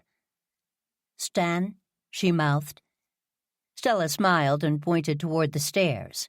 Stan was up in the theater. Lily walked up the old wooden stairs slowly, remembering the years she ran up and down them as a child, fascinated by the tropical fish or in search of a specific color yarn on the second floor of Woolworths. The change in the space always delighted her. Downstairs, the bones of the old store were still evident. Upstairs, there was no sign of hardware, yarn, or pet supplies. Stan had completely transformed the space into a performance venue. "Hello, Stan," Lily said, unbuttoning her coat and taking off her gloves. "Lily, hello." Stan came around from behind the counter and gave her a kiss on the cheek. "Thanks again for a wonderful day yesterday. I haven't had that much fun in ages." "Thank you for being there," Lily said. "It's been a long time since I've enjoyed a holiday as much. Now that I know you're a master pie baker, I may need to hire you to help with desserts." "Oh, you," Lily said, pleased. The food at the Star, both in the restaurant and coffee bar, was of the highest caliber. "How's it going today?" "Busy, really busy. Too busy. We have shows up here this weekend, and I don't know how I'm going to pull it off. We're down on staffing, and my regulars are all working on the reading or the players event. The extravaganza, the Dolores debacle, from what I've been hearing." "Oh, dear." "Yeah. You know, I started the theater on a lark because I had friends who were looking for space to perform. But now it's taking off, and I'm having trouble adding another business to the mix. The whole situation has me thinking." Lily had offered to help Stan with a business plan for the Star, and they'd had a couple of meetings to talk about it. She'd asked Stan to think about his capacity and what he could do without hiring more staff. He'd emailed a couple of times to ask some questions, but Lily didn't know where things stood. "What have you been thinking about?" she asked quietly. Stan was a complicated man with a vision. She never could have imagined the old Five and Dime being a vibrant space that included a restaurant, theater, coffee shop, and bookstore. But here she was, sitting in a theater lobby that used to be the fabric section of Woolworth. "I love having the theater space, but I need help running it. There's this woman, Virginia Blossom. She's from New York, but her folks had a summer house here, and she's winterizing it, planning on relocating." The name struck a chord with Lily. She tried to think of where the house could be and who her parents were, but nothing came readily to mind. She didn't dwell. Stan was still talking. "She's looking to produce some cabaret shows and came to me to see about renting the space. I resisted at first. I have control issues." "I never would have guessed," Lily said, smiling at Stan. "To pull off what he had with the star, he'd have to have control issues. Now I think it may be a good option. I can carve out time for the spoken word events and the comedy shows, so my regulars would still have a space to perform. But she'd run the box office, take care of the schedules, hire the staff. She'd get it running at a higher level. She's offered me a pretty good deal to take over." "Hold on. Virginia Blossom. Now I know how I know the name. Didn't she put in a proposal to open a jazz club or something like that last year, or earlier this year?" "You have a good memory, Lily. Yes, and she got shot down. There are only 2 entertainment venues in Goosebush, aside from the schools and the churches, the Star and the Stanley." "And no outsider can come in and build another one," Lily said. "Yeah. She got a lesson in Goosebush 101. Let people get to know you first. Get a few folks on your side, and then go before the town meeting. Anyway, I'm thinking about taking her up on her proposal. It's just that I need to—" Stan trailed off and looked around the lobby. "Be sure it's the right move. This is your baby, Stan. Of course you want to make sure it's taken care of. If you want a sounding board, I'm happy to listen. You said she gave you a proposal. We could run a couple of models and maybe work on a counter-proposal if that would make you feel more comfortable." "That would be awesome, Lily. I don't suppose you have time next week." "Of course.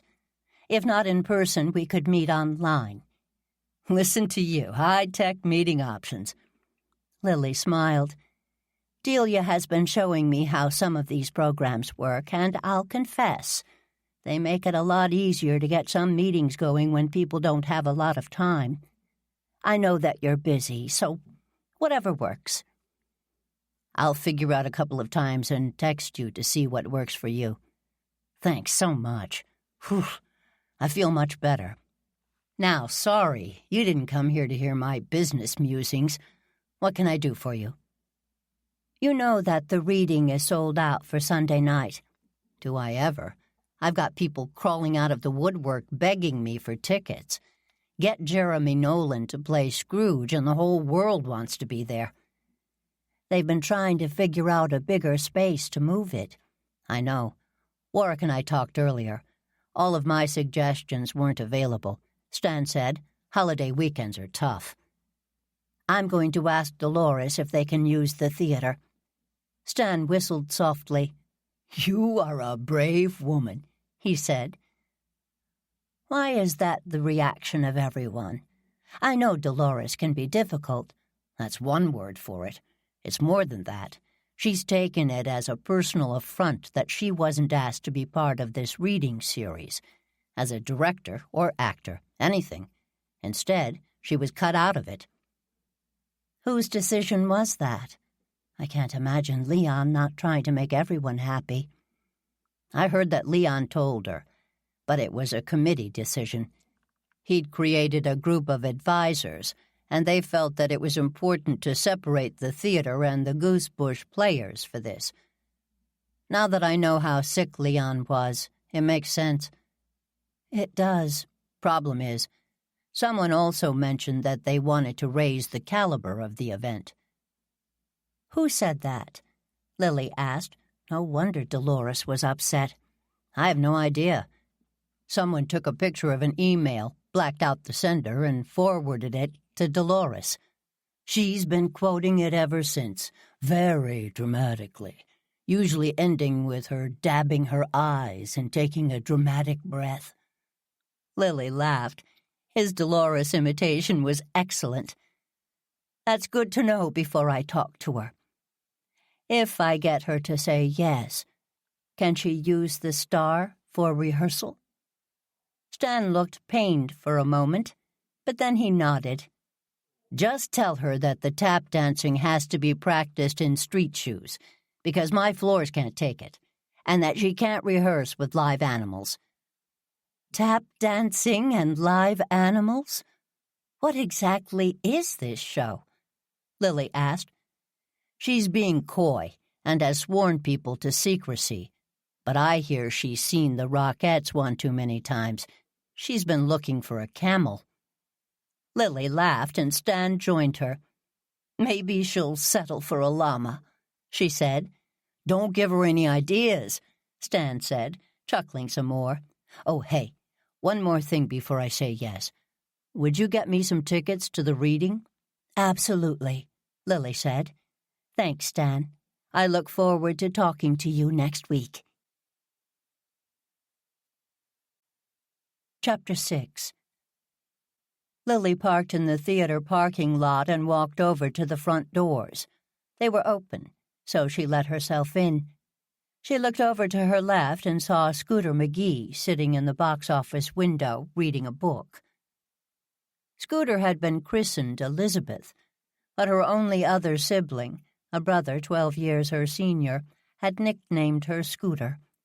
She volunteered for the beautification committee in addition to the Goosebush Players and a dozen other groups around town. She'd been both blessed by significant family fortune and cursed with a lack of ambition. So Scooter's 50-some-odd years hadn't contributed much to the world. She was the type of volunteer who took on any project, however, which Lily appreciated. She was also a person with unflagging good cheer. Scooter, I didn't know you worked in the box office, Lily said through the glass window. Scooter turned on the microphone so Lily could hear her. I don't usually, but people are away for the holiday weekend, so I told Dolores I'd help out. My brother and his family are visiting, so I'm just as glad to be out of the house. Lily laughed. How many children does Bucky have? 5, and 3 grandchildren, if you can believe it. They're all there. It's fine, but a lot. They're coming back for the garden sculpture and light show. Are you helping out with that? Lily asked. Ernie asked me to go and help figure out the grid system for Alden Park so they can work on the electric setup. So yes, I am. I'm also going to work on a piece if I come up with an idea. My mind is blank on that one as well, Lily said. Is the box office busy? It would be if we were running a Christmas carol, Scooter said, smiling. The phone is ringing off the hook for tickets. I changed the message, and I'm letting the calls go to voicemail. Well, the new Scrooge is probably the reason why, Lily said. She didn't think not answering the phone was a good box office tactic, but this wasn't her theater. New Scrooge? What happened to Ernie? Nothing. He's still in it. But Jeremy Nolan agreed to play the role. Annabelle Keyes is going to be in it, too. Jeremy Nolan? Scooter said. Wowza! You know, he worked here at the theater years and years ago. I knew him. Wow! I saw him at Leon's funeral, but he didn't remember me. I was so hoping he would. You must have been very young, Lily said. In high school. He was my first great crush, she said. Scooter blushed again and looked down at the book she was reading. Ah, well, I hope this isn't too awkward, but you'll see him again on Sunday if I can talk Dolores into letting me use the theater, Lily said. Wow. At least I have time to prepare this time.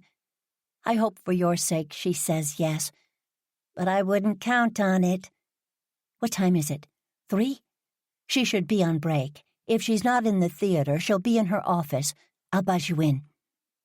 Wish me luck, Lily said, turning and pulling on the door once she heard the buzzing sound. A stampede of tap-dancing feet blasted through the theater doors.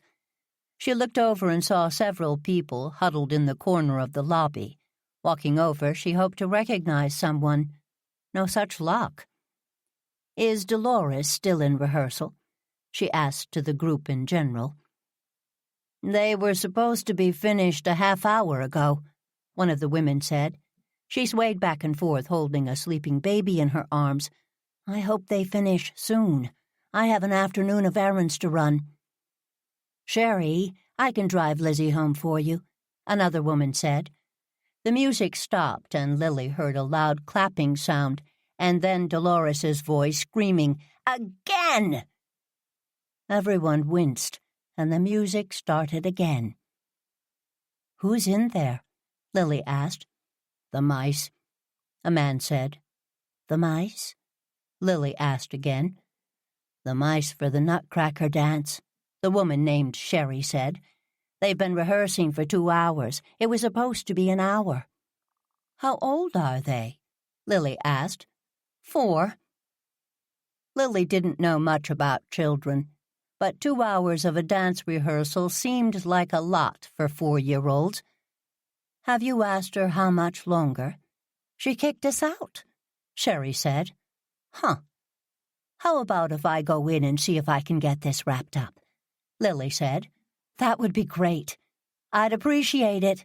You're a brave person. Lily smiled and walked over to the theater doors. She waited until the music stopped and then let herself into the theater.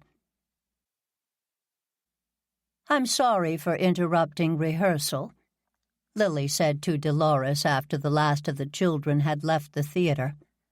I should thank you. They were abysmal, a waste of my time. I may have to cut the number. Lily thought back to the little dancers she'd seen on stage, obviously exhausted and eager to please. She shook her head and forced a smile back on her face. She'd talk to Ernie about rehearsal protocol later. What can I do for you, Lily? Dolores said. She took the corner of her scarf and threw it back over her shoulder. Today she was in rehearsal mode. Ernie had described it. Black tights, a long shirt, character shoes, and pashminas layered and tied over her body, depending on the temperature. Today her cat's-eye glasses were black with rhinestones, and her white hair had a purple streak down the middle. I have a favor to ask, Lily said. Dolores's eyebrows shot up, and she pursed her very red lips. You're asking me for a favor? Well, yes, sort of. I'm asking on behalf of the theater, Lily said, gesturing to the room. The theater? I don't understand. I am the theater. Well, you're actually the Goosebush Players. I'm asking on behalf of the Stanley Theater, Leon's theater. What have you got to do with the Stanley? Leon's son Fred asked me to help out with his father's estate. Lily let that statement hang in the air for a bit, and she watched Dolores react to the news. To her credit, the reaction was barely a flicker. Once Lily felt sure that Dolores had processed the information, she went on. You know that they're doing this series of readings, of adaptations of A Christmas Carol, yes. That's why I had to cancel our annual production of Mr. Dickinson's masterpiece in order to not overshadow these works in progress. How dare they? Well, I wouldn't know how they dare, Lily said. Theater making isn't my forte. But I do know some things. First, that the readings are to benefit the theater itself. Something about upgraded seating. Long overdue, I'll grant you. Second, that the first reading is sold out. I'm not sure if you've heard, but Jeremy Nolan has agreed to play Scrooge. Stunt casting. How lazy. A truly great script doesn't require stunt casting. But I'm not surprised. The poor man probably felt the call of the stage when he was here last weekend. He sent a lovely donation to the Goosebush Players in memory of Leon. Yes, the theater calls us all back. Again, not my area of expertise, Lily said. The demand for tickets is high, so I've come by to ask you to let the reading take place here, At the Stanley. Impossible. I've got a rehearsal. Which can be moved to the Star. Lily decided she'd mention the restrictions on tap dancing and animals later. Not optimal, but sufficient, surely. You have no right to ask me. I know I don't have a right. But here's the last thing I know. These readings meant a lot to Leon, and Leon was my friend. I'd imagine the theater and the future use of the theater will be part of the conversations I'll be having with Fred. Letting this first reading happen at the Stanley is definitely something I'll share with him. Dolores looked at Lily, who didn't blink. She'd negotiated with people a lot tougher than Dolores, and knew that silence was her best tool. Leon was a good man, Dolores said, and a good friend to the Goosebush players. His donations helped us put on the quality productions we've come to enjoy. He loved the theater, Lily said. Again, I'm not an expert, but I always thought he was a pretty good actor. He was. He always insisted on auditioning and being cast for his talent, not his money, which I admired. Not every actor would have made sure the playing field was level, let me tell you. I'll miss him, both on stage and off. Dolores dabbed at her eyes, but Lily didn't see any tears. Maybe the tint of the glasses obscured them. She thought about Stan's impression of Dolores and bit the inside of her cheek to keep from laughing. I didn't know he owned the theater, Lily said. I knew he was on the board, of course. He was on both boards, the Stanley and the Goosebush players. They're both on the cusp of anniversaries, and we had big plans for the next year. Plans? Lily asked. We'd come to an agreement giving the Goosebush players another 10-year rental agreement for the space. You had, Lily said. Yes.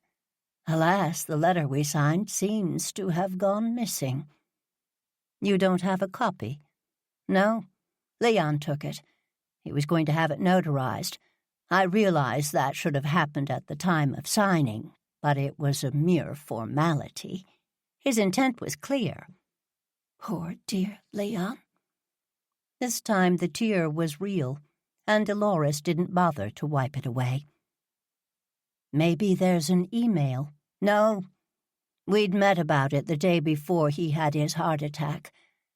Up until then, the negotiations weren't going terribly well, if I'm going to be honest. Two old friends pushing each other's buttons, forgetting what was truly important, the work, our shared history. Finally, we sat down over a bowl of smoking bishop, as it were. We came up with the agreement, and Leon went home and drew up the letter of agreement. I wonder what happened to the letter, Lily asked. Well, it's obvious, isn't it? Not to me. Someone else wants to get hold of the theater, Dolores said. You know, Leon was getting offers to buy the place all the time. He'd resisted, but lately another offer had him tempted. What offer? I don't know. Probably that awful Blossom woman. She's been nosing around enough, trying to rent the space from me on nights when the theater was dark. Did you agree to do that? We weren't allowed to sublet the space, so I sent her to Leon. Apparently she put a bug in his ear. Leon, bless him, wasn't immune to the charms of a young woman with designs on him. Or, in this case, on his theater. Did Leon talk to you about letting her use the space? He did, and I said no.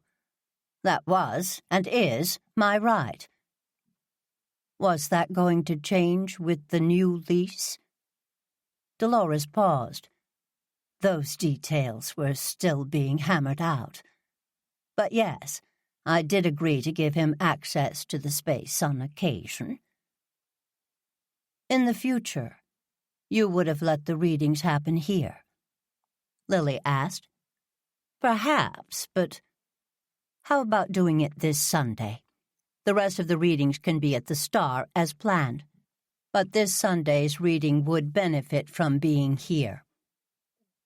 I supposed I could host it. No, Dolores. You don't want to confuse people.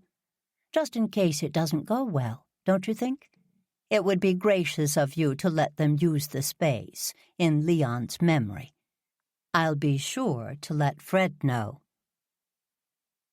Well, I suppose I could make the sacrifice for Leon. Thank you, Dolores. I'll let Stan know that you'll use the Star that evening. No, only during the day. I think I'll plan on attending the reading. Would you be sure that they hold a ticket for me? Lily forced herself to smile. She held out her hand, and Dolores shook it. It's a deal. I still can't believe you were able to pull the space switch off, Warwick said. He was sitting on Lily's back porch with her, typing on his laptop. Nice touch getting it in writing, by the way. I was about to leave and she started listing things I needed to be aware of. So I suggested we write things down to make sure we were both on the same page. I put it all in an email that I sent to us both, and I made her reply with a yes while I was still there. I hope that I covered everything they need. And more, Warwick said.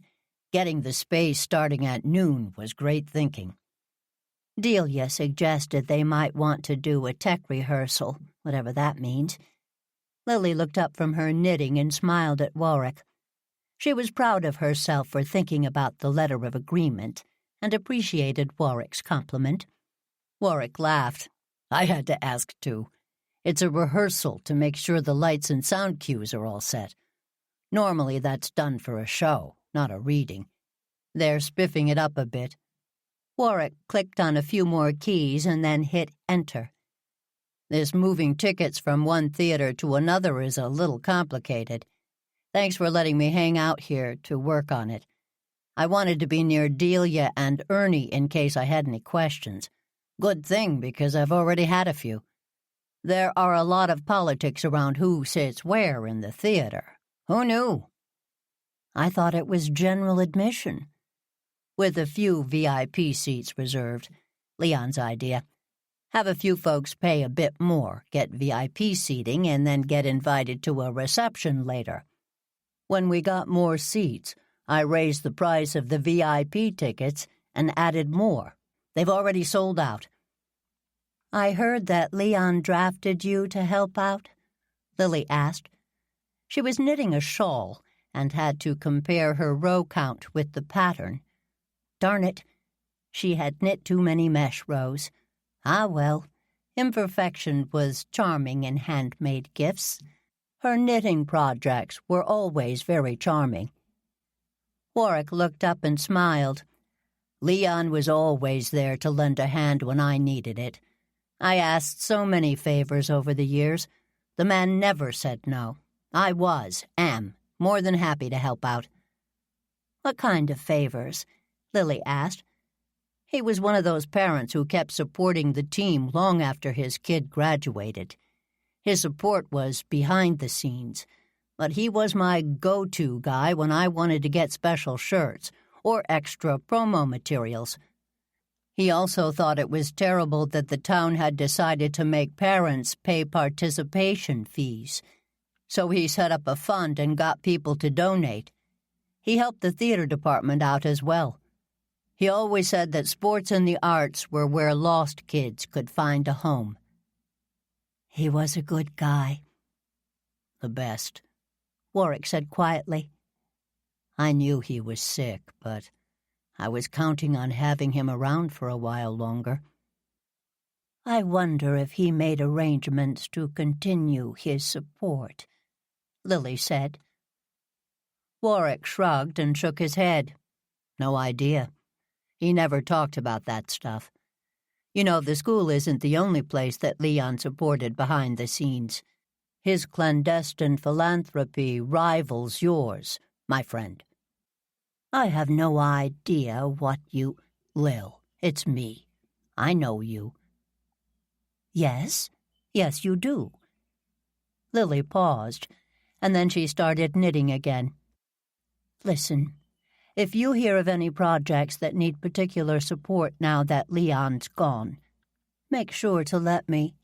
Is it okay if I open some wine? Delia said, bursting onto the back porch.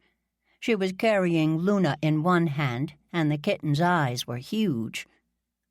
Lily put her knitting in a bag and zipped it up.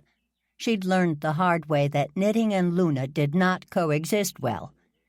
Hand me the kitten, Delia. Yes, of course you can open some wine. Delia looked down at Luna, and then she handed her to Lily. I meant to bring her upstairs. I'm a little nervous, I guess. I hope tonight goes well. So do I, Lily said, petting Luna gently. The kitten closed her eyes and leaned into Lily's hands. She stood up and put the kitten on her chair. What can I do to help? Did you put the food out? I did.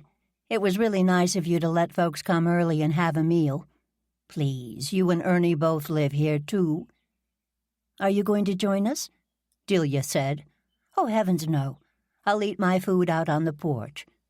Warwick? I'm going to join Lily.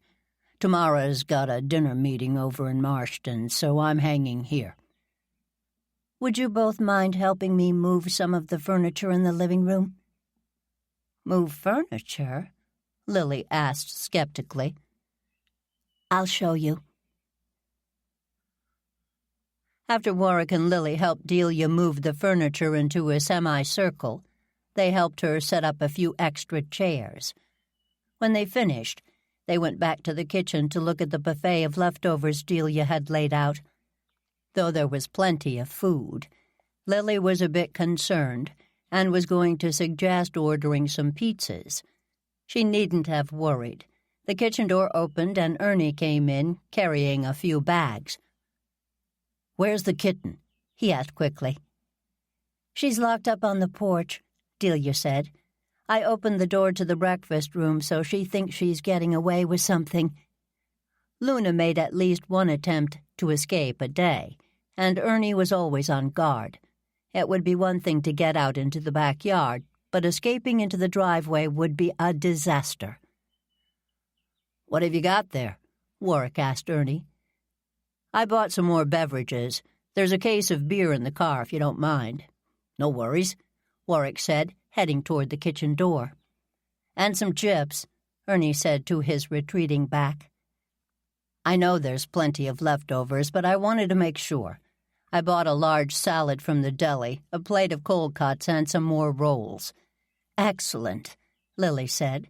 Salad is a wonderful idea, just in case the movie stars eat like birds. Exactly, Ernie said. I told Mitch to text me and park in the driveway. He's bringing Jeremy and Annabelle with him. Everyone else is going to park in the shipyard lot and walk over. They could probably all park in the driveway, Lily said. Mitch is worried about crashers, Ernie said. Apparently there are some reporters skulking about. Skulking? Delia said. Have you been watching old movies again? That's enough out of you, Ernie said, smiling at Delia. Is that the front doorbell already? The next few minutes were a bit chaotic, with the doorbell ringing and then the gate being buzzed open and shut. Delia manned the front door, and Warwick and Lily took turns taking coats and getting drinks. By 6:15, everyone had arrived, and they were all standing in the living room awkwardly. Lily looked over at Mitchell, who was standing near the piano conferring with Delia on some notes. Should we get started? Jeremy Nolan asked.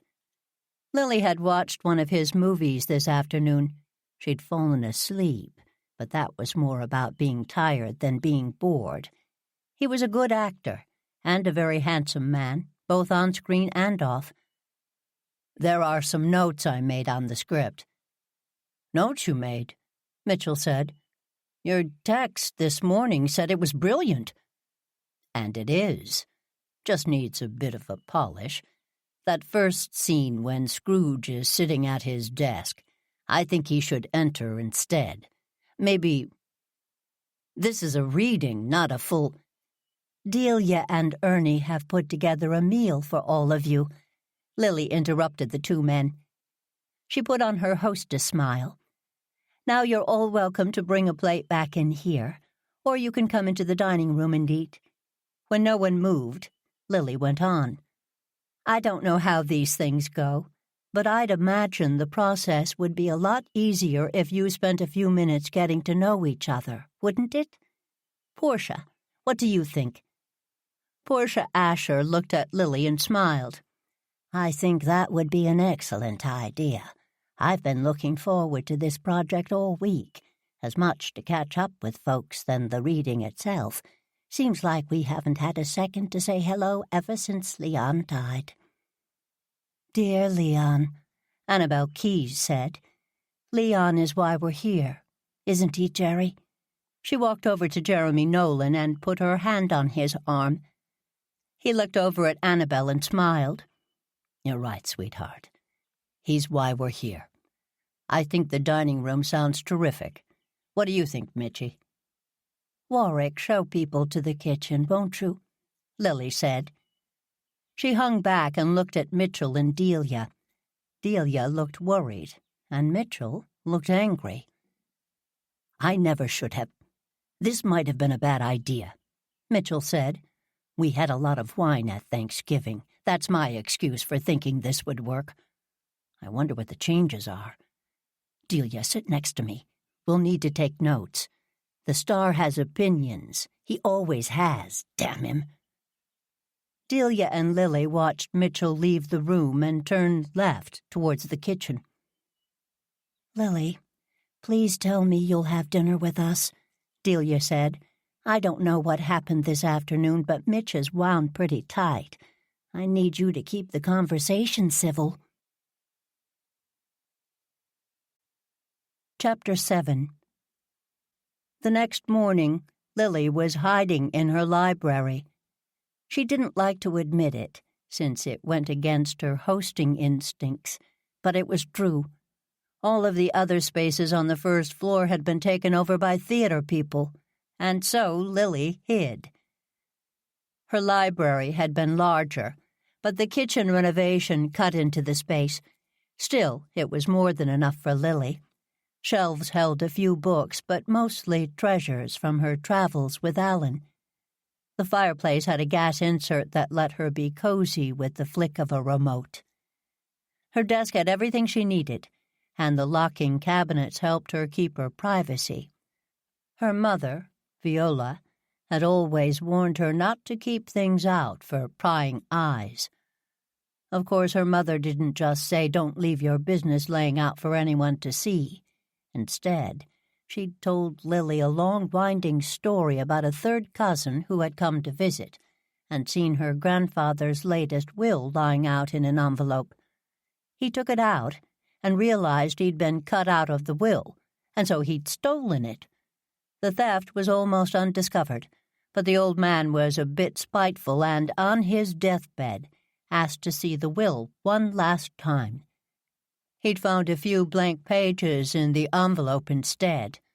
Apparently, the fury he felt had helped him rally for a few extra weeks while he did his best to investigate what had happened and write a new will.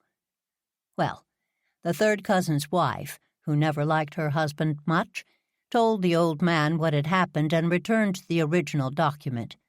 The third cousin and the entire branch of his family were all disinherited.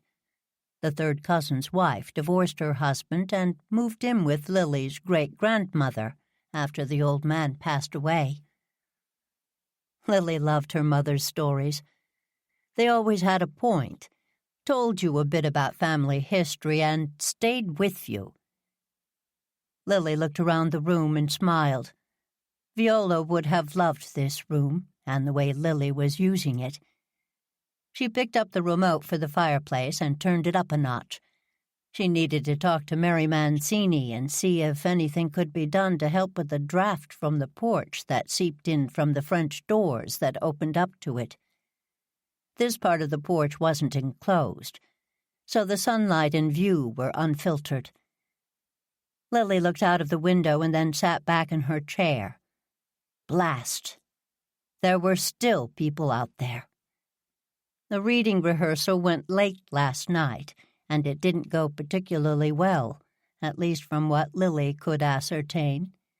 Once they'd started to discuss Jeremy's notes, Mitchell had agreed to make some changes, and it opened the floodgates. They'd decided to hold another rehearsal on Saturday, so Lily had woken up to coffee brewing, a large delivery of food from Stan, and apologies from both Delia and Ernie. Lily had told them not to worry, that people should make themselves at home. The problem was that everyone had made themselves at home, and they were wandering about. Lily had tried to sit on the porch, but Jeremy, who insisted on being called Jerry, smoked and had to go out to the back patio to indulge. Since he was Jerry, either Annabel or Mitchell, now Mitch, always went with him. Delia had taken great care to set him up with an ashtray, so there was no concern about cigarette butts or ashes in the garden. Lily's only concern was the strangers in her space. It also turned out that actors eat a lot of food, more of a constant grazing, so Lily couldn't sit in the kitchen either. She didn't want to hide in her room, so to the library she went. She paid a few bills, charged her e-reader, and took out her watercolors. She was at 6s and 7s, nothing to do and no one to talk to. She'd texted Roddy to see if he was home, but she hadn't heard back from him. Knock, knock, Lily heard someone say as they let themselves in. "'Tis I." "Portia, come in, she said. "How's rehearsal going?" Portia turned and made sure the door was closed, and then she sat down in the other club chair in the office. "Pretty well," she said. She leaned back and closed her eyes. "I needed to get away for a minute. I hope you don't mind." "Not at all," Lily said. "How goes it with the ghost of Christmas present?" "That was last week," Portia said, "before Annabel came on board." "I would have thought she'd be Mrs. Cratchit." "Didn't want the role. Probably saw that Janice wasn't going to give up the part easily. Anyway, present is a good role. Annabel's going to be great in it." "I'm sorry, Portia," Lily said. "You must be disappointed." "I was, but it's fine. Now I'm playing 6 other characters and having a great time chewing up the scenery. 6 parts are a lot at my age, not going to lie. I don't know if I could do it without a script in front of me, especially with all the changes." "Changes?" "Yes, Mitch keeps making script changes. Every time we have a break, he and Delia get the new pages printed out. The entire process has been like that, but now the pressure's on. He constantly takes breaks to fix or polish." "That's why everyone's milling about, taking over your house." "Yes, that's it. It's going to be a long damn day." "I may go out for a few hours." "I would. The drama is contagious." "Drama? Like Mitch and Jerry arguing?" "That and more. They all worked together, you know, back in the 80s, when Mel John had taken over as the artistic director of the Goosebush Players. He was producing his own work in the summers. They were here from Memorial Day to Labor Day for years. Sometimes they'd come in for special projects during the year as well. Those were good years, Lily. The work was great. Were you involved then, too?" "I've been involved with the Goosebush Players for my entire life, which is almost as old as the group itself." Lily laughed. "Not true."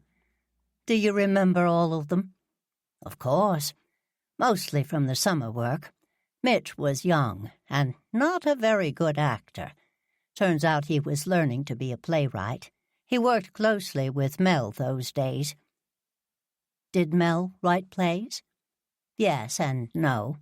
He adapted plays for the players, but kept it fairly standard fare.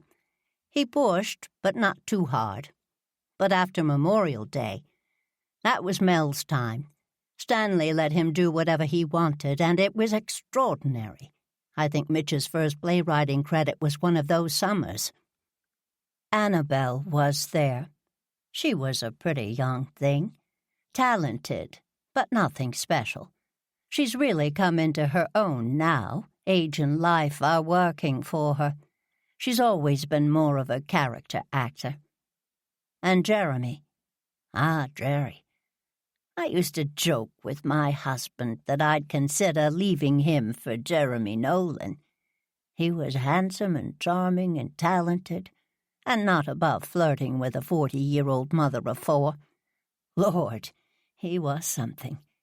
He always had that extra thing. You know what I mean? That thing. That star quality that draws your eye right to him. He did a Hamlet that took my breath away. I still think about it all these years later. Those 5 summers when Mel was running the theater, it rose above what it was and is now. It was a company of actors doing great work. I was proud to be part of it. Did they all remember you? Lily asked gently. If they didn't, she'd tell Ernie to remind them. I brought in some old albums, and once they saw me in a picture, they did. I think I look the same, but it has been a lot of years. I was old to them then. Now they're older than I was. Crazy to think about. Do you have the albums? I'd love to see them. They're looking at them now, telling stories. I'll show them to you later if you'd like. I wanted to take a break and come talk to you, Lily. I'm worried about something and thought you could help me figure it out. What are you worried about? Lily asked. This, Portia said, taking out her phone and clicking a few buttons. She handed Lily the phone. Lily held it close and then moved it away so that she could understand what she was looking at. She finally gave up. What am I looking at? Sheila keeps posting updates on her wreath entry. The wreath contest was a library fundraiser that had been going on for years and years. People chose a title of a book out of a hat and created a wreath that evoked the novel in some way. The entries were all hung around the library, and people voted on the best one, and then bid on them at a holiday party. What's her book? Lily asked. All she could see were piles of shopping bags and a wreath form on a table. Who knows? It will be subpar, as usual. Portia. Don't Portia me. You know she's a gas bag. Anyway, I meant look at the bags, all from the big box store over in Marshton. Ah, I see. I saw someone else post pictures from a box store the other day. Like that was something to be proud of. I think we should amend the rules. Tell people that everything for their wreath has to be sourced here in Goosebush. I don't think we can do that. Hogwash, of course we can. It's not much, true. But if you're going to show off how much shopping you're doing, may as well show off that you're supporting Goosebush businesses. Like Ernie, Lily said. Like Ernie. And that gift shop on the wheel, the new one that no one goes in. Turns out she's got some cute stuff, and she also sells the work of local craftspeople. I haven't been in there. Then there's the Star. The store's by the supermarket, the market itself, for heaven's sake. We're all in trouble if he closes down. Do you think that will happen? Lily hated that idea. She loved the mid-sized grocery store and was friends with the owner. They stocked what she liked, and she knew where everything was. The thought of having to leave Goosebush for groceries made her shudder. I don't think so, as long as we start supporting the businesses in town. You're right, of course, Lily said. Let's talk about changing the wreath rule for next year. But maybe the garden sculptures for Alden Park pieces could all be locally sourced. Alden Park was a jewel in Goosebush that had been neglected for years. Finally, after a few fits and starts, plans were being approved to bring it back next spring. But this winter, the space was going to be used as a holiday mart for a couple of weekends. Someone had come up with the idea of creating over-the-top sculptures out of used and organic materials. The pieces all had to include a light source, since it got dark so early. Lily wasn't on the committee that came up with the idea, but Portia was. Interesting idea, Portia said. Some people have started on them already, but we can still ask them to go local. Not that many people have signed up yet, which is a shame. I was looking at the list this morning, but I didn't see your name. To tell you the truth, I have no idea what I'd do. A large garden arrangement? That I understand. But sculptures? The meeting where we were deciding how to decorate Alden Park for the holidays got out of hand. I still don't know what happened. We were talking about how to make it a space where everyone felt included. Then one of the kids said he'd make a lightning bolt, and someone else said they'd make a hammer. My grandson explained that they were talking about Thor. Anyway, everyone started talking about it and decided it would be fun to try and create a piece that meant something to them. One of the goals was to get more young people involved. Chase tells me they'll sign up next week when they're back from Thanksgiving break. I'll admit, I had to come around to the whole idea, but Chase and I are having fun working on our entry. What is it? I'm not going to tell you. But, to quote Chase, it's going to be wicked awesome. Listen, I'm going to remind you about the wreath rule change for next year. But remind me if I forget. You know what, Portia? Maybe we could try shaming people into doing that now. What do you mean? We could talk about our own projects and how we bought things here. Great idea. I can get my grandson to help me figure out the social media. Chase can do that hashtag whatchamacallit. Well, when he figures it out, let me know, and I'll let Delia know, and then it will become a thing. Excellent. Let's make Goosebush a thing. There was a knock on the door, and Delia stuck her head in. Portia, they're going to run the party scene again.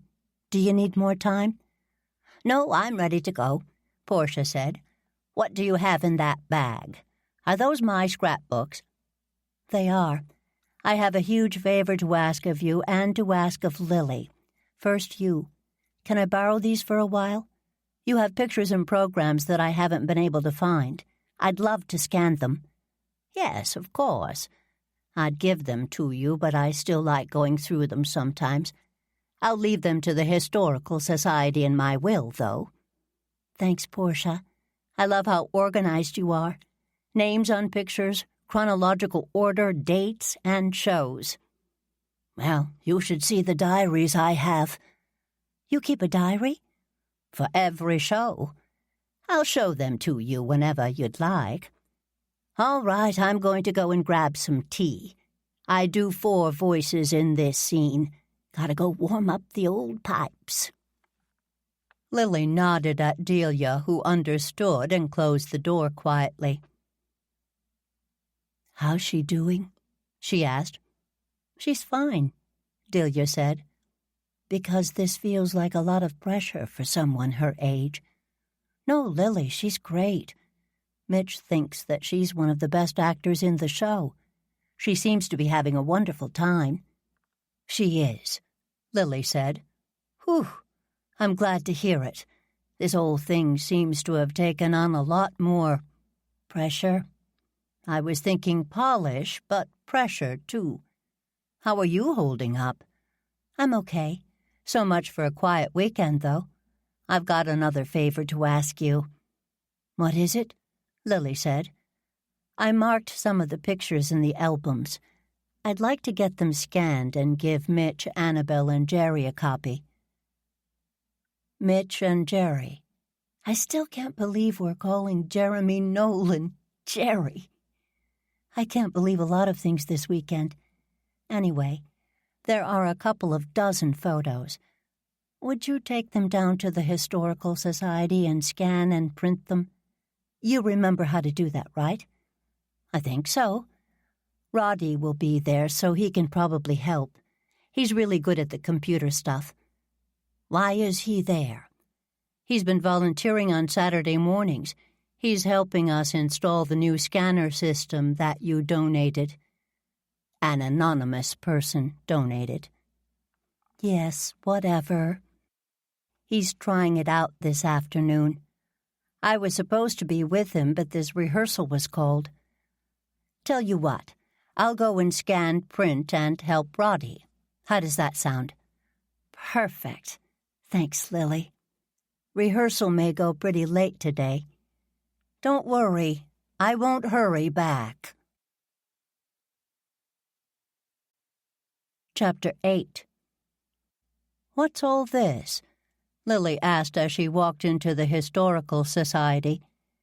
The Historical Society was founded several years ago, when a few Goosebush citizens had decided that the important town history really needed to live in one place. Not the legal documents. Those were all in the town hall. The police records were in storage or online. No, these important records included the letters, the pictures, the newsletters, the gossip, the history of what happened in Goosebush that didn't make it into the official documents.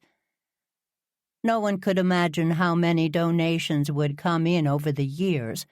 More than once, those documents had helped explain a property line, shone light on an unexpected branch of a family tree, or helped people remember why groups were founded and by whom. Of late, more people had been dropping off boxes while clearing out family homes, without even looking inside, which is why Meg Mancini, the head volunteer, and Delia had instituted a sweep first, list later policy. They decided to spot-check donations to determine if they were appropriate for the archives. Anything that wasn't would be given back to the donor or sent to the local thrift store. Delia wanted to make sure that the Historical Society didn't become a dumping ground. While Lily agreed with the policy, she was a bit wary of the editorial control of two people. So a small committee had been formed. Any questionable documents would be brought before the group and majority ruled. Though loath to join another committee, Lily had made sure to be part of this one.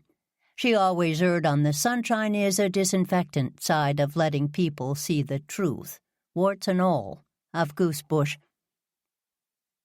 For a long while the large room in the basement of the library was sufficient, but no longer. There was a brief hope of a house being left to the group, but the probate on that was going to be tied up for a while. There was a new push to digitize and organize the records and store some of them off-site. An investment had been made into software and hardware in order to start the project. Lily was all for hiring an expert to do the work, but Meg and Delia wanted to see what was involved first. Fortunately for the project, Roddy had volunteered to work on the tech and write up some procedures. Meg had put together a box for him to scan and organize as a test case to see how the software worked. The committee was going to decide on the right path for the project from there. Unfortunately for Roddy, he'd run into some issues and was up against a deadline of the committee meeting on Wednesday.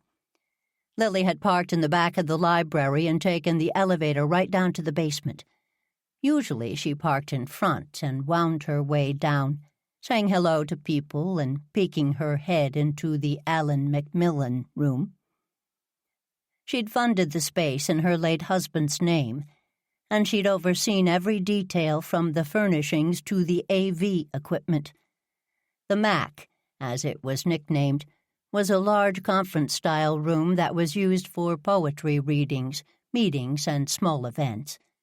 She'd also donated a few of Alan's favorite paintings and part of his scholarly library. The room was well used, and Lily loved seeing people in it. But today, she had a bag full of pictures to scan, and she'd gotten an SOS text from Roddy as she parked. "You got here fast," Roddy said to her. "I only just sent the text. I was already on my way over to borrow the scan machine thing." "The scan machine thing." Roddy smiled at her, and she smiled back. "Delia told me you were here, so I thought maybe you'd help." "Of course. But first, what's the SOS about? And what in heaven's name is this?"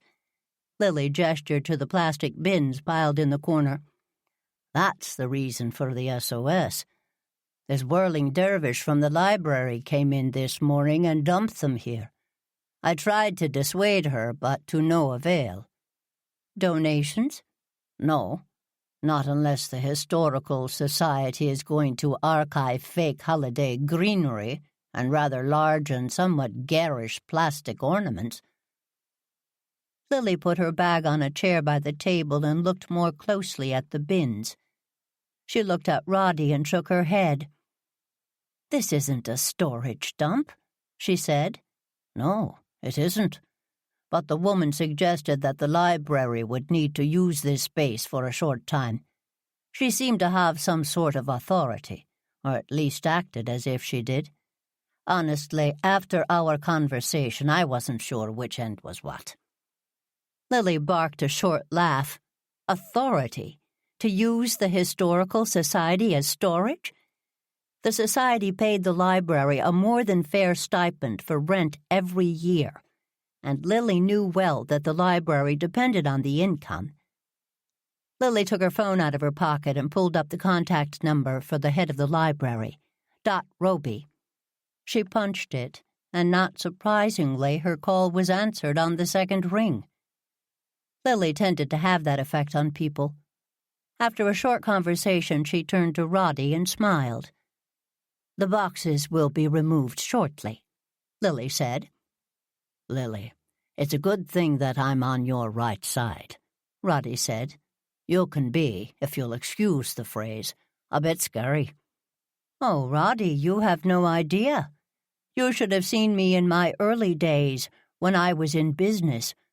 Right after my divorce, I prided myself on being what Delia would probably have called a fierce force. But then I changed." "What changed you?" he asked. "Meeting Alan and becoming a professor's wife. I had to be nice to people. Then we moved back to Goosebush, and my mother got me involved with the town. Business stayed business, but I became the soft, sweet person you see right now."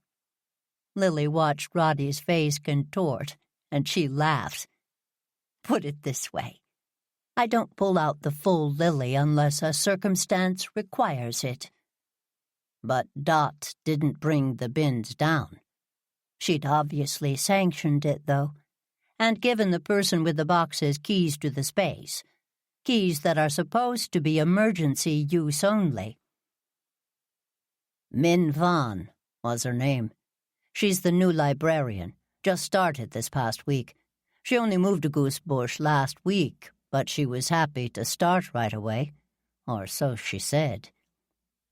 "Did you ask her what she did for Thanksgiving?" Lily asked. "No, and she didn't volunteer it. She speaks in a sort of stream of consciousness that is mesmerizing. She started the minute she let herself in and didn't stop until she was done." "Speaking of which, we should get this place rekeyed," Lily said, fingers flying over her phone's keyboard. "Rekeyed? Isn't that a bit much? Not at all. There are some real treasures in here. We should have done it sooner. Who knows who has keys at this point? Oh, good. Ernie said he'll get someone over here this afternoon. Lily put her phone in her pocket and looked around. Now, which boxes belong here, and which don't? Roddy and Lily spent the next half hour sorting boxes, bins, and bags. She'd volunteered a few times recently, but it was obvious there had been several piles of things added since she was last here. She rifled through a couple and then looked up at Roddy. "Why are there so many bits of theater memorabilia?" she asked. Delia asked people to bring what they had as part of the project she's working on. Do you see the sheet clipped to each item? Who donated it? Their connections to the theater or to the players, whether or not they wanted to donate it or they'd like it back, who's in any pictures, that sort of thing. There's actually some method to the madness there. She asked me to help with that project, Lily said. But this place is a mess. Well, the volunteer base has dwindled significantly over the past few months, Roddy said, raising an eyebrow at Lily.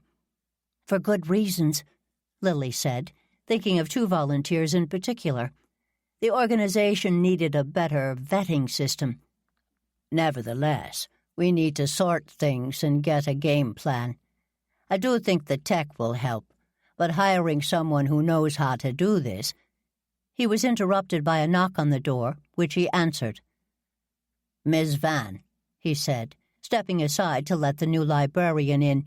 She was pulling a dolly behind her. I am so sorry. I didn't realize that I'd mistaken the storage room. Of course I should have known. I mean, what would you be doing in a storage room? It's just that I get so focused. Don't worry, I'm here to move the things. I don't think you mistook anything. You just got bad directions, Roddy said. Well, nevertheless, let me get the bins out of here. I guess tomorrow is decorating day at the library. I jumped the gun a bit. I tend to do that. Jump the gun. Get ahead of myself. Wait, I'm sorry.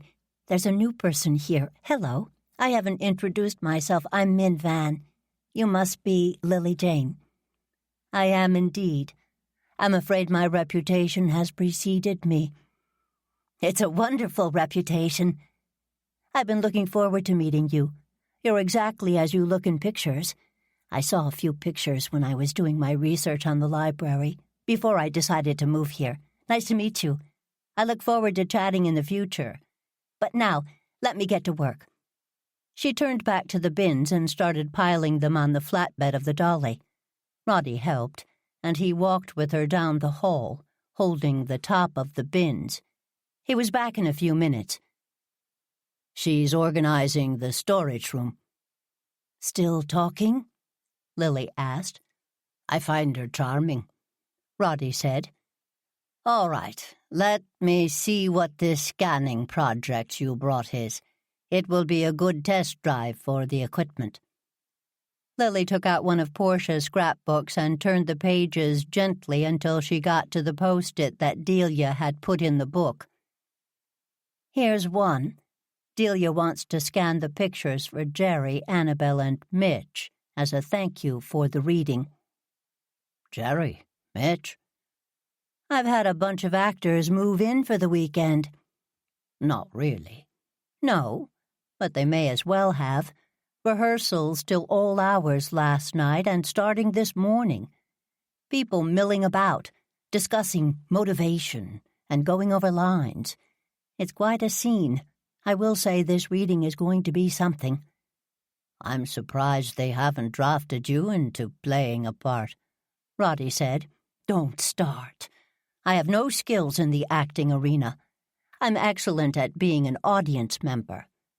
They'd hand you a script in a second, though. English accent, deep voice. Mitch keeps saying they're short on men. Ernie's called me twice already to ask me to join. Assured that all of the equipment was on and functioning, Roddy took the picture out of the scrapbook and turned it over. He started to type in some information. This is a great test case. They are lovely professional photos, so the quality is excellent. Portia's named everyone on the back. Ernie's asked you to be in the reading, Lily said. Why didn't you say yes? It's been years since I've done anything like that, Roddy said. I may have been tempted, but now that professional actors are involved, I don't think so. Well, come over tonight and meet Jerry. He's actually quite nice for a movie star. Roddy laughed. I think I'll be here for a few more hours. Then we'll see. Let me show you what I'm doing. He showed Lily how the software database could be filled out with details of the picture, using certain key words and descriptors that would help later. Then he scanned the picture and printed a copy. It looked just like the original. Now, of course, these pictures can be touched up, but this is exactly why we need to hire someone who knows what they're doing. What do you mean? It all looks wonderful to me, Lily said. Could you print out 3 more copies? Of course. Though, why don't I scan them all first? You may want to bring them to a copy shop for better quality prints. I can put them on a memory stick. Maybe I can make the copy shop make them into a scrapbook, Lily said. Here's the next photo. Now show me again what you're doing. Roddy walked Lily through the steps he took as he recorded and scanned the photo. The reason we need to hire someone is to decide what the parameters are for keywords and categories. If Delia was available, she could do it. She's got the brain. But until then, I'd hate to get started without making sure we're doing what will work best for the archives. That's a smart approach, Min said from the doorway. Sorry, didn't mean to eavesdrop, but I was waiting until you finished. I agree that's the best way to approach the project. Understand the scope and set the parameters. Oh, look at this. State of the art. Once you've got a system, you'll be able to do a hackathon to get it all done in good order. A what? Lily asked. A hackathon. Get several computers going at once. You can feed people, but not while they're working. It's a good way to get a few shifts going, though. Food, breaks, some prizes for who gets done first, who uses the most keywords, that sort of thing. They work really well. But there's only one scanner, Lily said. Another scanner would use up a lot of the budget, never mind space, she thought. True, but it's the data entry that takes the most time. You'll need to spot check for accuracy, but people should be fine after a bit of training.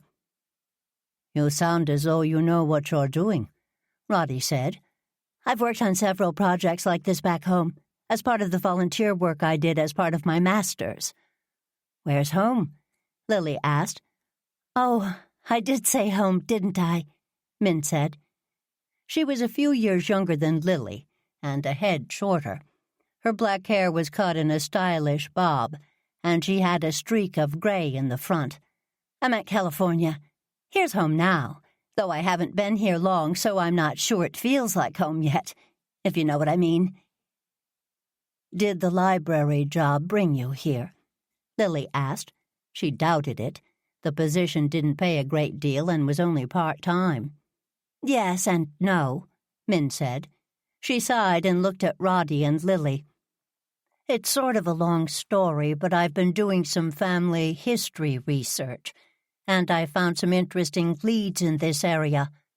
My youngest is studying abroad this year, and my other 2 are in college, so I decided it was time for a bit of an adventure. Bad divorce, so no one else to worry about. I was looking at Massachusetts and the coast, and, well, the job came up, so I decided it was all meant to be. She took a deep breath and let it out. Welcome, Lily said. The story made it quite clear that Min wasn't from New England. No New Englander shared that much personal information within 10 minutes of meeting someone. Goosebush is lucky to have you. I love the library, and I've enjoyed meeting people. I'm renting an apartment over in what was the old middle school. At least that's what they told me. Feels like an old school. I do love that. Love what? That they made apartments out of the old school rather than tear it down. Truth to tell, that was a bit of a compromise.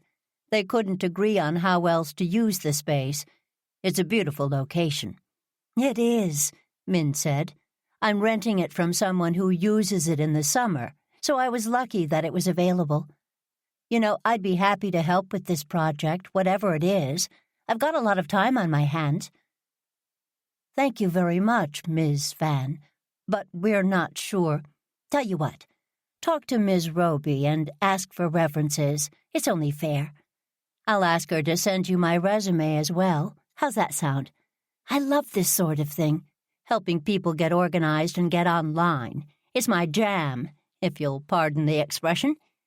Are you going to the reading tomorrow night? I'm going to try and go. I'm a huge Jeremy Nolan fan. But then who isn't? Am I right? He's swoony. Anyway, I'll see you later. With that, she left the room, closing the door behind her.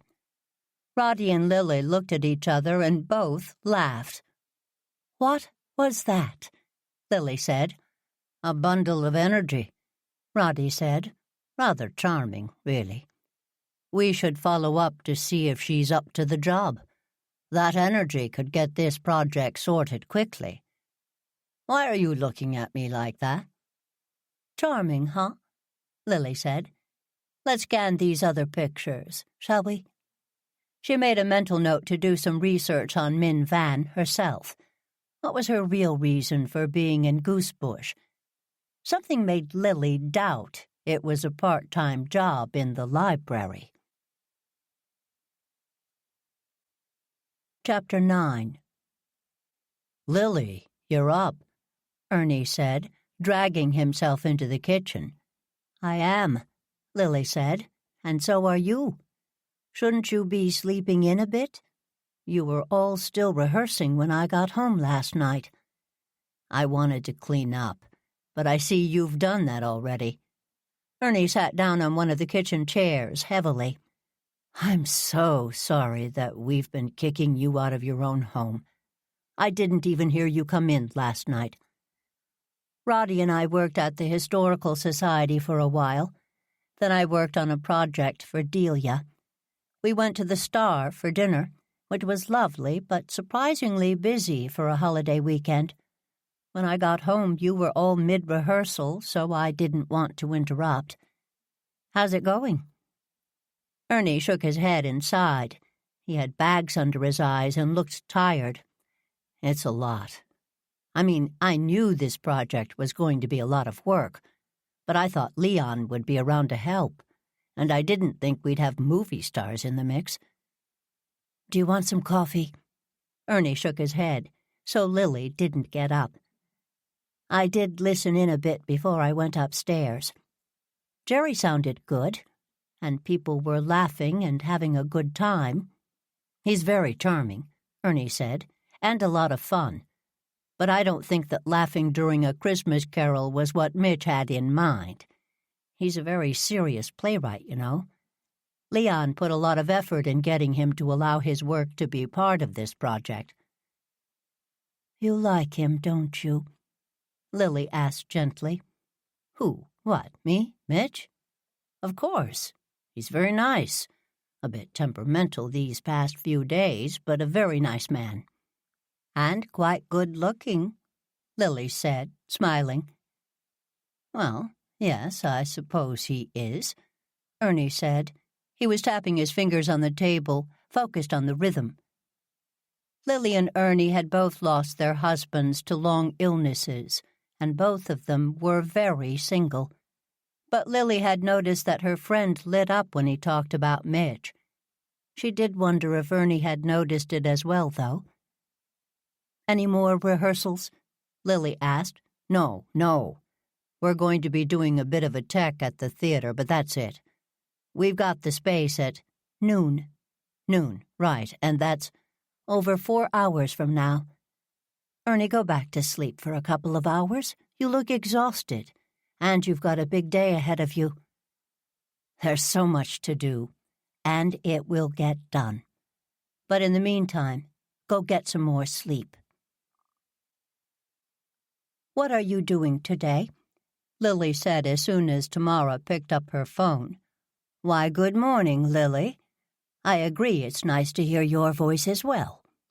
Tamara, don't start. I made the mistake of asking Ernie and Delia what I could do to help tonight, and I have a list a mile long. I need help. Warwick was just saying the same thing. Let me put you on speakerphone. Warwick, I thought you'd be at the theater by now. Happy to say Nicole came back last night, so she's helping me figure out the ticketing.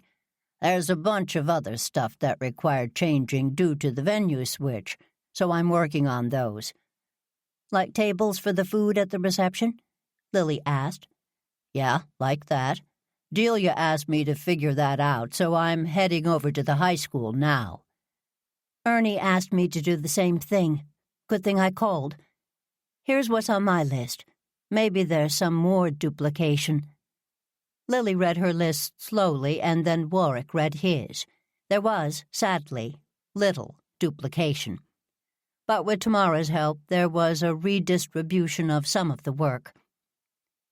Warwick and I will head over to the school to get some tables, the AV system for speeches after the show, a few chairs, some music stands, and all the rest of the equipment.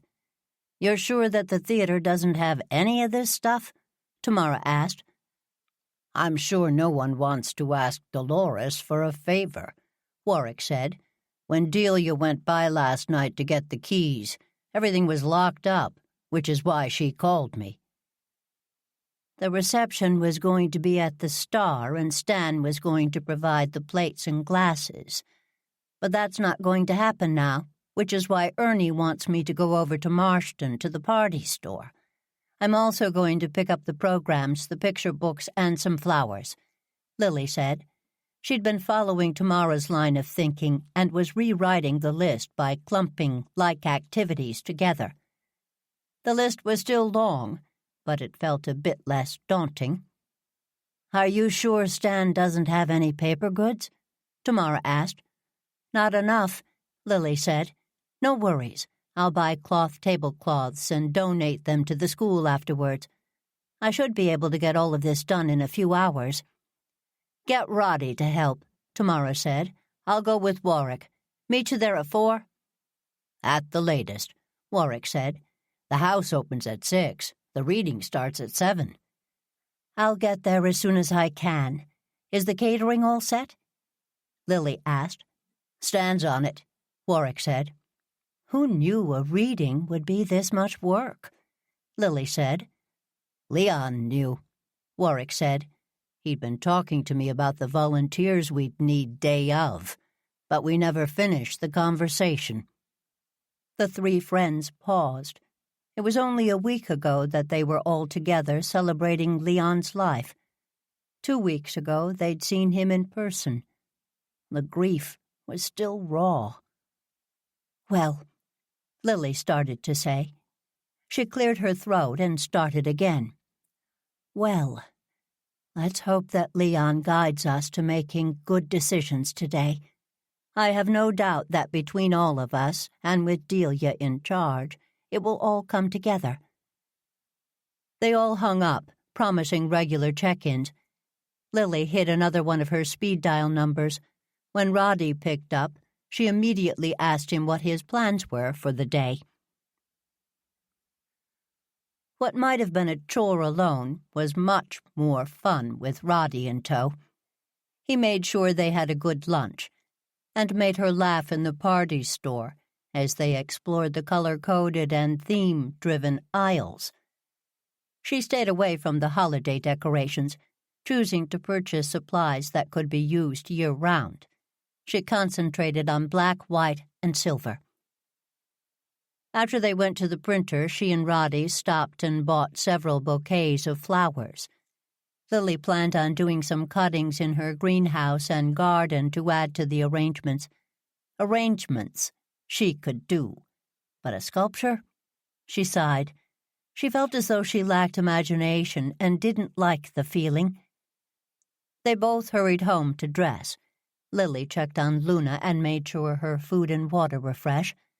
Luna seemed delighted to have the run of the house again and happily bounded back to the breakfast room after sampling her dinner and rubbing Lily's ankles. Lily stopped and listened. For the first time in several days, there wasn't a din of voices rattling around the house. She was glad for a moment, but then she felt lonely.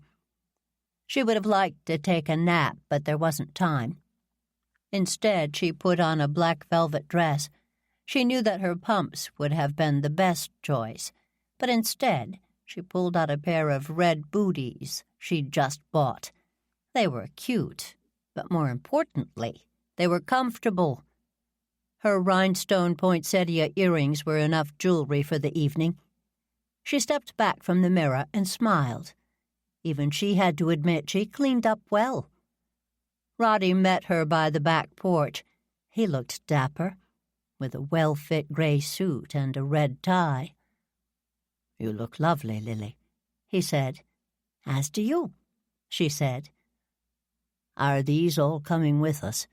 He pointed to the bundles of branches and greens that she'd left on the back steps. "Yes, I put a box of vases in the back of the car already. I think we have everything."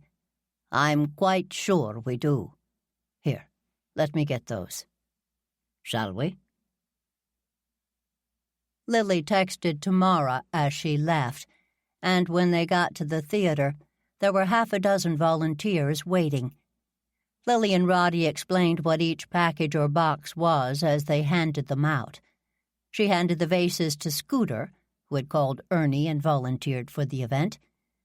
She could be trusted to arrange the flowers appropriately. Roddy took the last of the packages in, and Lily went to park the car. Per Ernie's instructions, she left it by the stage door. She touched up her lipstick one last time and then made her way to the front door. She was met by a flurry of activity. The tables had been set up, and they were being covered with the linens Lily had bought. The coverings went to the floor, all the better to hide supplies, food, and personal belongings under the tables during the event.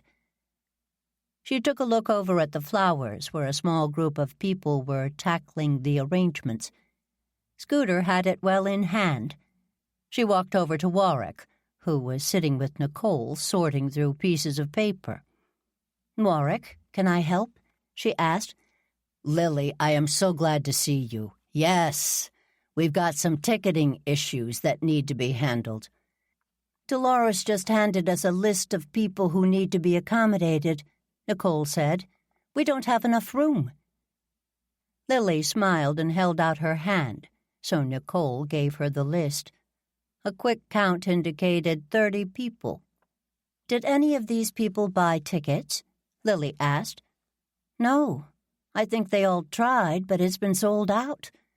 Nicole sounded a bit panicked, so Lily reached out and touched her hand gently. "Of course it has been," Lily said. She took out her phone, took a picture of the list, and then folded it in thirds. "Where's Dolores? I'll talk to her." "We may have some seats open up," Warwick said. "And if that happens, we'll start a waiting list. Do you have her ticket?" "They're right here." Warwick handed Lily an envelope that had Dolores's name on it. She looked inside and saw that there were 6 tickets. "She's not sitting near me, is she?" Lily whispered. "Other side of the theater," Warwick said. "You're a good man, Warwick O'Connor. Now let me go and talk to Dolores, and then I'll be back to help." Dolores Stevens had moved over to the flower group and had taken over the arrangements. She was dramatically talking about height and volume, taking out the flowers and tossing them back on the table. Lily walked over and touched her elbow. "Dolores, Scooter does a wonderful job of arranging flowers. She'll get it done, and it will be lovely. Would you come with me for a moment? I'd like to have a word." Dolores tossed the rest of the bouquet on the table and turned and stomped toward her office, which was right behind the box office and across from the ladies' room. Lily winked at the volunteers, and Scooter started to sort the flowers and greens again.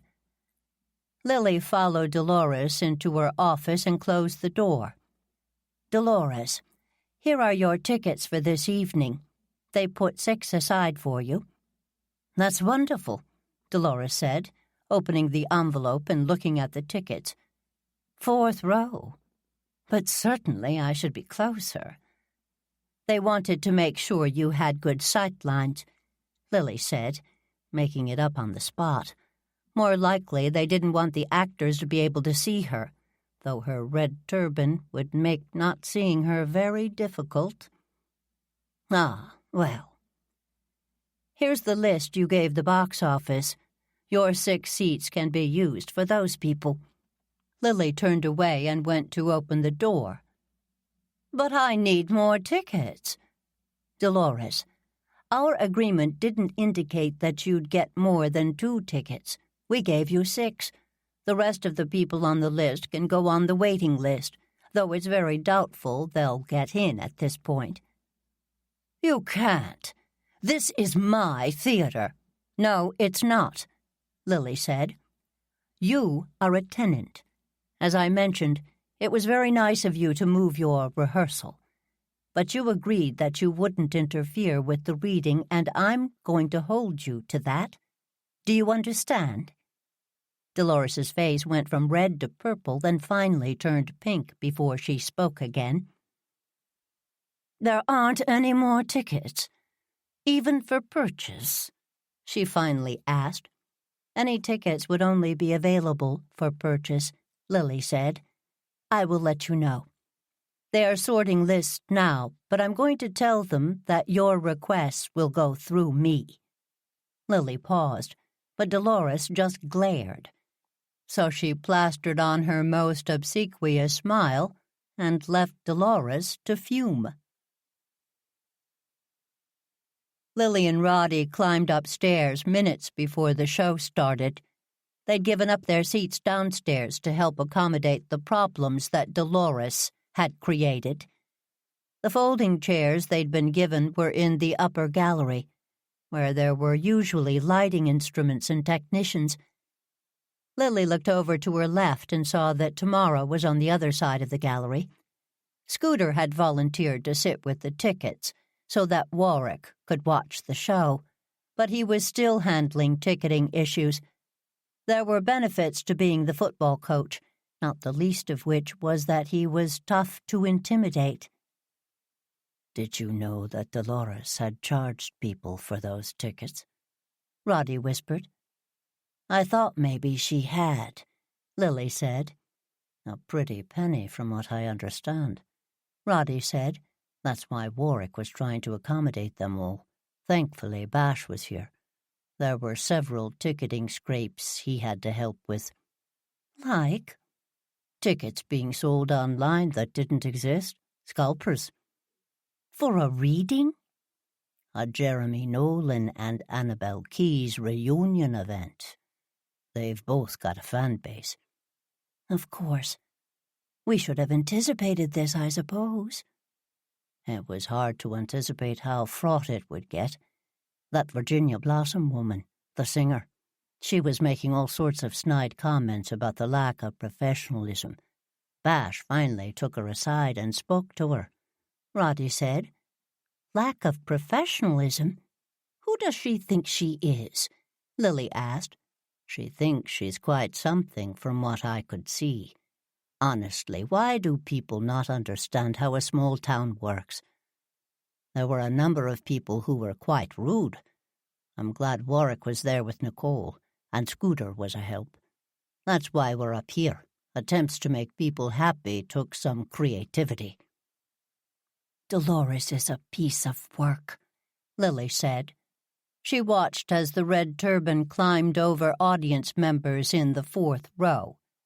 Her seat was in the middle of the row, and there wasn't a great deal of room for her to wiggle by. Lily was glad she had a picture of the list. She'd text it to Ernie so he could make some calls in the morning to find out how large the donation Dolores needed to make to the Stanley was. I'm glad it all got sorted out. I was afraid there was going to be a brawl for a moment. Yes, well, adding a row of folding chairs here, moving people there. It was actually a fun puzzle. I am sorry that I suggested we'd be willing to move up here. I didn't expect it to be quite so dusty. No worries, Lily said. We'll miss some expressions. But I'm so nervous for everyone that I don't think I would have enjoyed sitting down there anyway. The lights went down, and the actors all filed out holding their black binders, which they put on their music stands as they took their places. Lily looked around and finally found Delia in the stage management booth, wearing a headset and talking into it. The applause was loud and kept going, but the actors didn't break. After a few seconds, Ernie stepped forward, and the crowd hushed. The thing to remember is, Marley was dead. Dead as a doornail. If you don't remember that, you'll miss the magic of what happened on Christmas Eve, not that long ago. Chapter 10. 90 minutes later, the audience was on their feet, cheering the cast, all of whom were beaming. Annabelle and Jeremy took separate bows, and then Jeremy took one on his own.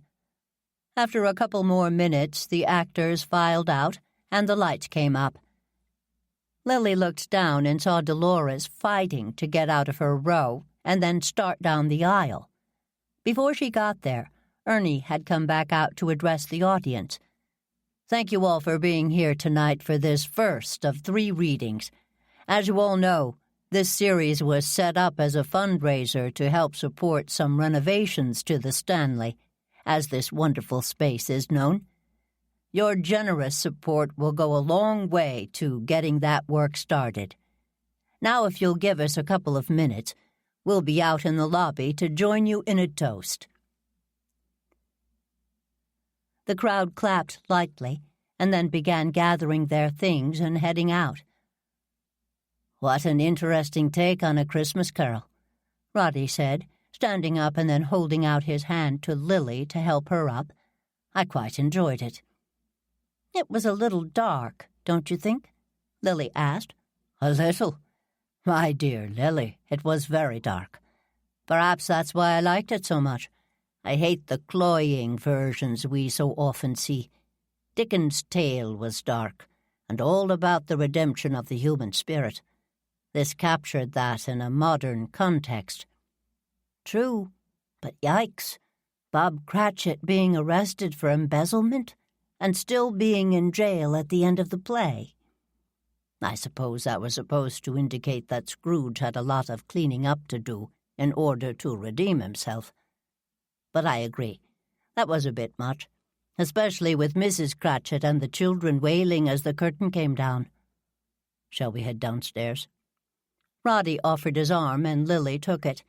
She shook her head, trying to get rid of some of the darker messages of the piece. She could only hope that Mitch wouldn't ask what she thought, because honestly, she wasn't sure. By the time Lily and Roddy made their way down to the lobby, the reception was in full bloom. Jeremy and Annabelle were at a table near Dolores's office, signing autographs. Most people left afterwards. The line was going very quickly, since Scooter was there moving it along. Roddy walked over to the bar area to get them both a glass of wine. Lily looked over at the tables of food. They looked as if they were getting empty. She hoped that someone had thought to save some for Delia and Jimmy and the rest of the people who were in the theater cleaning up. That was unexpected, a voice beside her said. Lily looked over, and the woman held out her hand. I don't think we've met. I'm Virginia Blossom. Lily looked her up and down, and finally put out her hand to shake. Lily Jane. Yes, I know. I've heard that you're the person to meet if I want to get things done around here." "Who told you that?" Lily asked. "You know, Goosebush could benefit from more work being done like tonight, rather than the usual, fare that this theater produces." "Tonight was very interesting," Lily said. "You know, I've always thought it a good idea to know to whom I was speaking before casting aspersions on the work of others. I could, for instance, be on the board of the Goosebush Players. But you aren't. Or be friends with Dolores Stevens." Virginia looked to her right, where Dolores was loudly holding court. "Doubtful," she said. "She moved away from you when you came downstairs. You were friends with Leon Tompkin, though. He and I had been having some really interesting talks about the future of the theater." "Leon was a lovely and patient man," Lily said, looking around for Roddy. "We were planning on doing some work together," Virginia said. Lily looked to her left and saw Tamara and Warwick. "Finally. I'm surprised you were willing to compromise your professional standards," Lily said. "A word to the wise, Ms. Blossom. Being nice to volunteers is a good practice, especially in a small town." Lily turned away and walked over toward Warwick and Tamara, who were hanging back a bit. "Warwick, congratulations on dealing with that ticketing fiasco," Lily said. "You kept your cool under very challenging circumstances." "From the outside, yes, but geez, that wasn't fun. Thanks for being willing to give up your seats. What were you and Miss Sunshine talking about?" "I may have mentioned that doing unto others was a good idea in Goosebush." "She looks like she may be sick, so you must have made your point," Warwick said. He smiled and took a sip of his wine. "She was telling me that she and Leon had planned on working together." "Lil, you've got some dust on your dress," Tamara said. "Want me to help you brush off?" "Great. I talked to Miss Blossom, covered in dust." "Ah, well, I'm not surprised. There were dust bunnies bigger than Luna up there." She and Tamara brushed, and then Lily did a quick twirl. Tamara gave her a nod. Two friends didn't let each other go through life covered in dust. "I enjoyed seeing the show from up there," Tamara said. "You enjoyed it because you could make those faces during the show," Warwick whispered. "Which faces?" Lily whispered back. "My, what the hell just happened faces," Tamara said. "Combined with the wow, that was brutal look," Lily said quietly. "My face may have had the same twitches." "Seriously, that ending. Bob's in jail." "But Scrooge feels badly, so maybe the charges will get dropped," Lily said. "But poor Bob has to answer the 'have you ever been arrested' question with a yes, which means the poor man is stuck working for Scrooge forever," Tamara said. "Unless Mrs. Cratchit gets a better job so that he can quit. Maybe go out on his own?" Lily said. "And do what? Bob has limited skills, thanks to working for Scrooge all those years. I doubt old Scrooge provided Bob with professional development opportunities," Tamara said. Warwick had started laughing, and then he looked around. "Both of you, just stop. People are around." "You're right, of course," Lily said, doing her best to look admonished. "But you two are the only people I can have this conversation with. Honestly, I'd love to read the play. Maybe that would help me understand it better." Roddy walked over to Lily and handed her a glass of red wine. "I saw the three of you laughing over here," Roddy said. "Are you going to let me in on the joke?" "Roddy, don't get them started again. They can be drama critics later," Warwick said. "Ah, I see. Well, you're not the only critics. While I was waiting in line, there was much buzz about the play." "Good buzz?" Lily asked. Yes and no. The consensus seemed to be that the play needs some work, but that the playwright's take was an interesting one. Most people thought the darker tone speaks to today. There's a great excitement about next week's reading. "Even without a movie star?"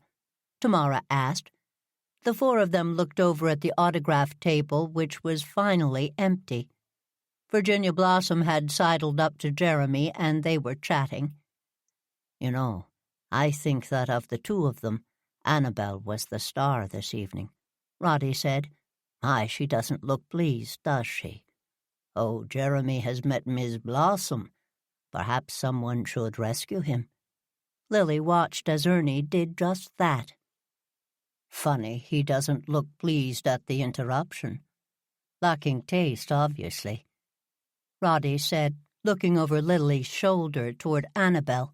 "Apparently we missed some movie star mugging by Jeremy Nolan from our vantage point." "Movie star mugging?" Lily said. She watched Jeremy walk over to Annabel, offering her his arm. She pushed it away and started to furiously whisper to Jeremy, poking him in the chest to make her point. Jeremy looked around and noticed that people were watching. He leaned down and said something quietly to Annabel, who paled and stepped back. "What does a man need to do to get a drink around this place?" Jeremy said to the crowd. "Permit me," Mitch said. He walked over to the bar, grabbed a glass of champagne, and then handed it to Jeremy. "You like bubbles, if I remember correctly. I wanted to make sure that we had some on hand," he said. "Back in the day, we couldn't afford good bubbly," Jeremy said. He took a sip and winced. "I see that you still can't, Mitch." "Ah, Jeremy, not all of us went on to fame and fortune," Mitch said. "Some of us stayed in the theater and tended to the art and kept the past close." The two of them stared at each other for a few seconds. Finally, Annabel stepped between them. "Well, I, for one, had a wonderful time. It's been a very long time since I've been on a stage, and I'm afraid that showed a bit. Thank you to everyone who helped me tonight," she said.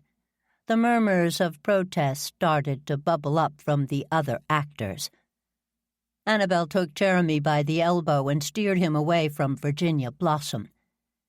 "You know, this theater is where Jeremy, Mitch, and I worked so many years ago. I can't tell you how grateful I am to remember those wonderful halcyon days. I'd like to toast my dear friend, Mitchell Layton, the reason for this gathering of old friends and wonderful memories.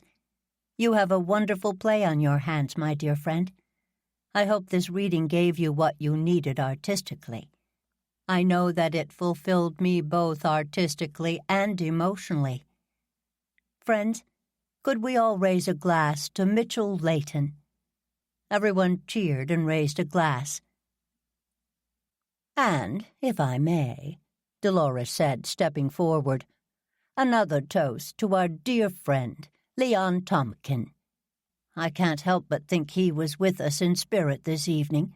He is actually, truly, the reason we are gathered."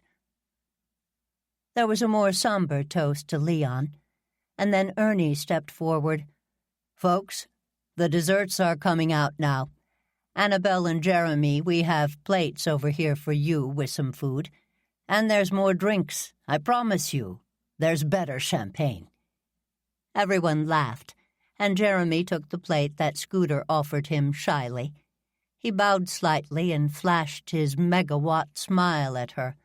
She blushed and then went over to give Annabel her plate. Jeremy picked up one of the mini cupcakes from his plate and lifted it in the air. "If I've learned nothing else in life, it's eat desserts first, my friends."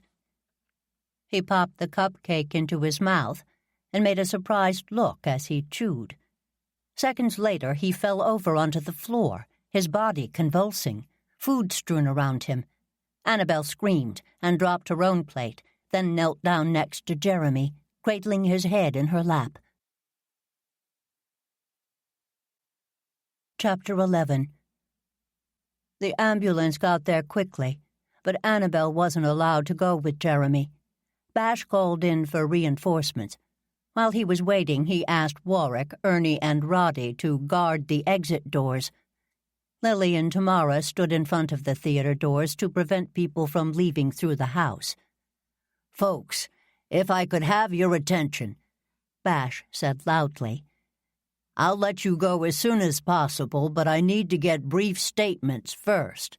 I'm also going to ask you all to email me any video or photos you took this evening. Oh, good. Officer Polly's is here. She'll stay here and take photographs. People, I'll need to ask you to leave your bags, plates, and glasses exactly where you are. Thanks for your patience." "Is he—" someone asked. "We're not sure of his condition," Bash said. "Thank you all for helping us figure out what happened." Bash walked over to Lily, who had been filming the scene after the initial shock wore off, and she thought to get her phone out. "How much of that did you get?" he asked her. "Nothing until after it happened," Lily said. "But I'm sure others did." "Yeah, the video was already on social media." "How awful! That's a terrible way for his family to learn about what happened. Do you think it was a heart attack or a stroke?" "I have no idea. But what I do know is that he took a bite of food and keeled over. I need to treat this as suspicious." "Of course. Do you know how he is?" "Not good," Bash said. "That's why I want to get the investigation started. Because if he dies, I don't even want to think about that." "What can I do to help?" Lily asked. "Annabel Keyes is back in her dressing room with Delia. She's pretty upset. I'll need to get her statement, but maybe I can do it later. At your house?" "Of course. Let me know when Roddy and I can leave, and we'll take her with us." "I may need Roddy to stay put for a while. And Delia. There are going to be a lot of questions about who was where and when.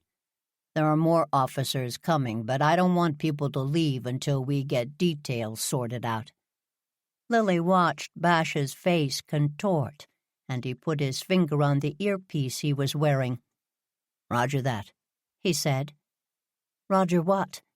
"The state police just arrived. They're taking over." "You have this under control," Lily said. "Jeremy Nolan is a movie star," Bash said. "We need to get this right, just in case, you know. I work well with the Stadies when I need to." Bash walked over to one of the officers who had just arrived. They conferred for a few seconds, and then Bash turned to the crowd, raising his voice again. "Folks, if you'll all come into the theater after checking in with one of the officers, we'll get you processed as soon as possible. Again, leave your food and drink where they are. We will need to check your bags." "You can't force us to do anything," Virginia Blossom said. "Well, actually he can," a trooper said. She stepped forward and addressed the crowd. "I'm Trooper Elizabeth Harris. I'm sorry to tell you all that I just got word that Mr. Nolan died on his way to the hospital." Lily stood where she was until she was cleared to go into the theater. She watched as Trooper Harris walked over to Virginia and spoke with her for a few seconds before having another officer come over to take a statement. Lily saw Dolores say something to Scooter, who turned and stormed off. Dolores tried to pick up a plate, but another officer stopped her. "Ma'am, have you been helped?" Trooper Harris asked Lily. The younger woman turned away from Lily to follow her gaze into the crowd. "Chief Haywood asked me to take Ms. Keyes home with me," Lily said, turning back after a moment. "He did he?" the trooper said. She walked over to confer with Bash and then walked back to Lily. "She's stage left," Trooper Harris said, walking to the left of the lobby. "That's on the right-hand side," Lily said. The younger woman nodded and walked back to Lily, holding the door open for her.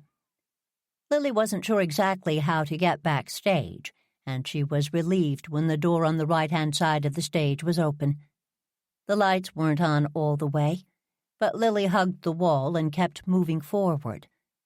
She heard weeping coming from down the hall, and they found Delia and Annabel Keyes in the last dressing room. "You've heard," Trooper Harris said. "Midget just called. It's on the internet," Annabel said. "It's just so awful." "May I speak with you alone for a moment?" the state police officer asked. "Miss, would you mind leaving us?" "We'll be right outside," Delia said to Annabel. She left and closed the door behind her. "Delia, are you all right?" Lily asked, opening her arms wide. Delia stepped in and held on. Lily felt a shudder rip through Delia, and then she heard the aching sob. She rocked her back and forth until she stopped crying. When Trooper Harris came out, Delia stepped back and wiped her eyes. "You all right, miss? Sorry, didn't catch your name." "Delia Greenway," Lily said. "She was the stage manager this evening." "Delia Greenway," Trooper Harris said, writing the name down. "Where were you when Mr. Nolan, when he convulsed?" "I was still backstage," Delia said, "cleaning up." "Anyone with you?" "Yes. Well, yes and no. There were a few of us in charge of getting the theater back the way we found it." Delia listed some names, spelling them all out. "And they're all still here?" "Yes. Out in the house, sitting in the corner. I asked them to stay put after I heard what happened. I knew someone would want to talk to them just in case." "Just in case?" "In case it wasn't natural causes," Delia said without emotion. "Do you usually assume things may be foul play?" the officer asked. Trooper Harris was tall and looked as if central casting had sent her in. Her face was emotionless. Her eyes were directly focused on whomever she was speaking to, while seeming to roam the area at the same time. Lily couldn't guess how old she was, or much more about her, other than she seemed in excellent shape, had short brown hair, and had light freckles sprinkled across her light brown skin. "Trooper Harris, Delia and I have run into a couple of unfortunate events in the past few months. The murders. Ah, you are that, Lily. Bash has talked about you." "He has." Lily felt a blush rise up, hopefully with kind words. "He thinks a great deal of you," Trooper Harris said. "We've been in a couple of training classes recently, and he's mentioned how you've helped him see the forest through the trees at times. It explains why he suggested you get Ms. Keyes out of here. He trusts you to make sure she's taken care of, and to listen. He suggested that you could bring her to your home, and we could follow up with her there." "Of course. My house is a few minutes away. Ms. Keyes could stay the night if she'd like to." "She mentioned getting a hotel room, but your place would be preferable. We could assign security if you think that's needed." Lily shook her head and smiled. "We'll close the drapes at the front of the house. If we need help, I'll let Bash know, but I think it will be fine. Can Ms. Greenway come home with me?" The trooper shook her head. "We'll need her here for a while to track who did what when." "Well, Ernie can bring her home with him. They both live with me, you see." "Ernie is—" "Ernie Johnson," Delia said. "He was in the play." Trooper Harris made another note, and at that moment the dressing-room door opened, and Annabel Keyes stood on the threshold. balancing a makeup case, tote bag, purse, and small suitcase. "Have you decided what you want to do with me?" she asked wearily. "Ms. Jane," Lily reminded her. "Jane," Trooper Harris said, making another note. "Miss Jane has offered to bring you to her house, and we can question you there." "You're welcome to spend the night as well," Lily said. "We've got more than enough room." "You're very kind. That would be nice, thank you. I'm exhausted. It was such a wonderful night. And now? Thank you, Trooper Harris, for being so accommodating. I know this whole celebrity thing is ridiculous, but I am grateful that I can try to come to terms with Jerry's death with some privacy." She took a deep breath and put down some of the bags so she could wipe her eyes. "Of course." "And you will let me know when I can. I'll want to make arrangements for Jerry." "Are you the next of kin?" Trooper Harris asked. "His ex-wife, but we've stayed each other as ice." "Ice?" Lily asked. "In case of emergency. We actually talked about this last month, updated our wills and the like. Until someone else steps in, we agreed to take care of the details for each other." "It's so odd. We just talked about it again last week, after Leon's funeral." "Leon?" "Leon Tompkin. He was an old friend. We worked together years ago." Trooper Harris made another note. "All right, Ms. Jane and Ms. Keyes, let me check your bags. That's routine for tonight.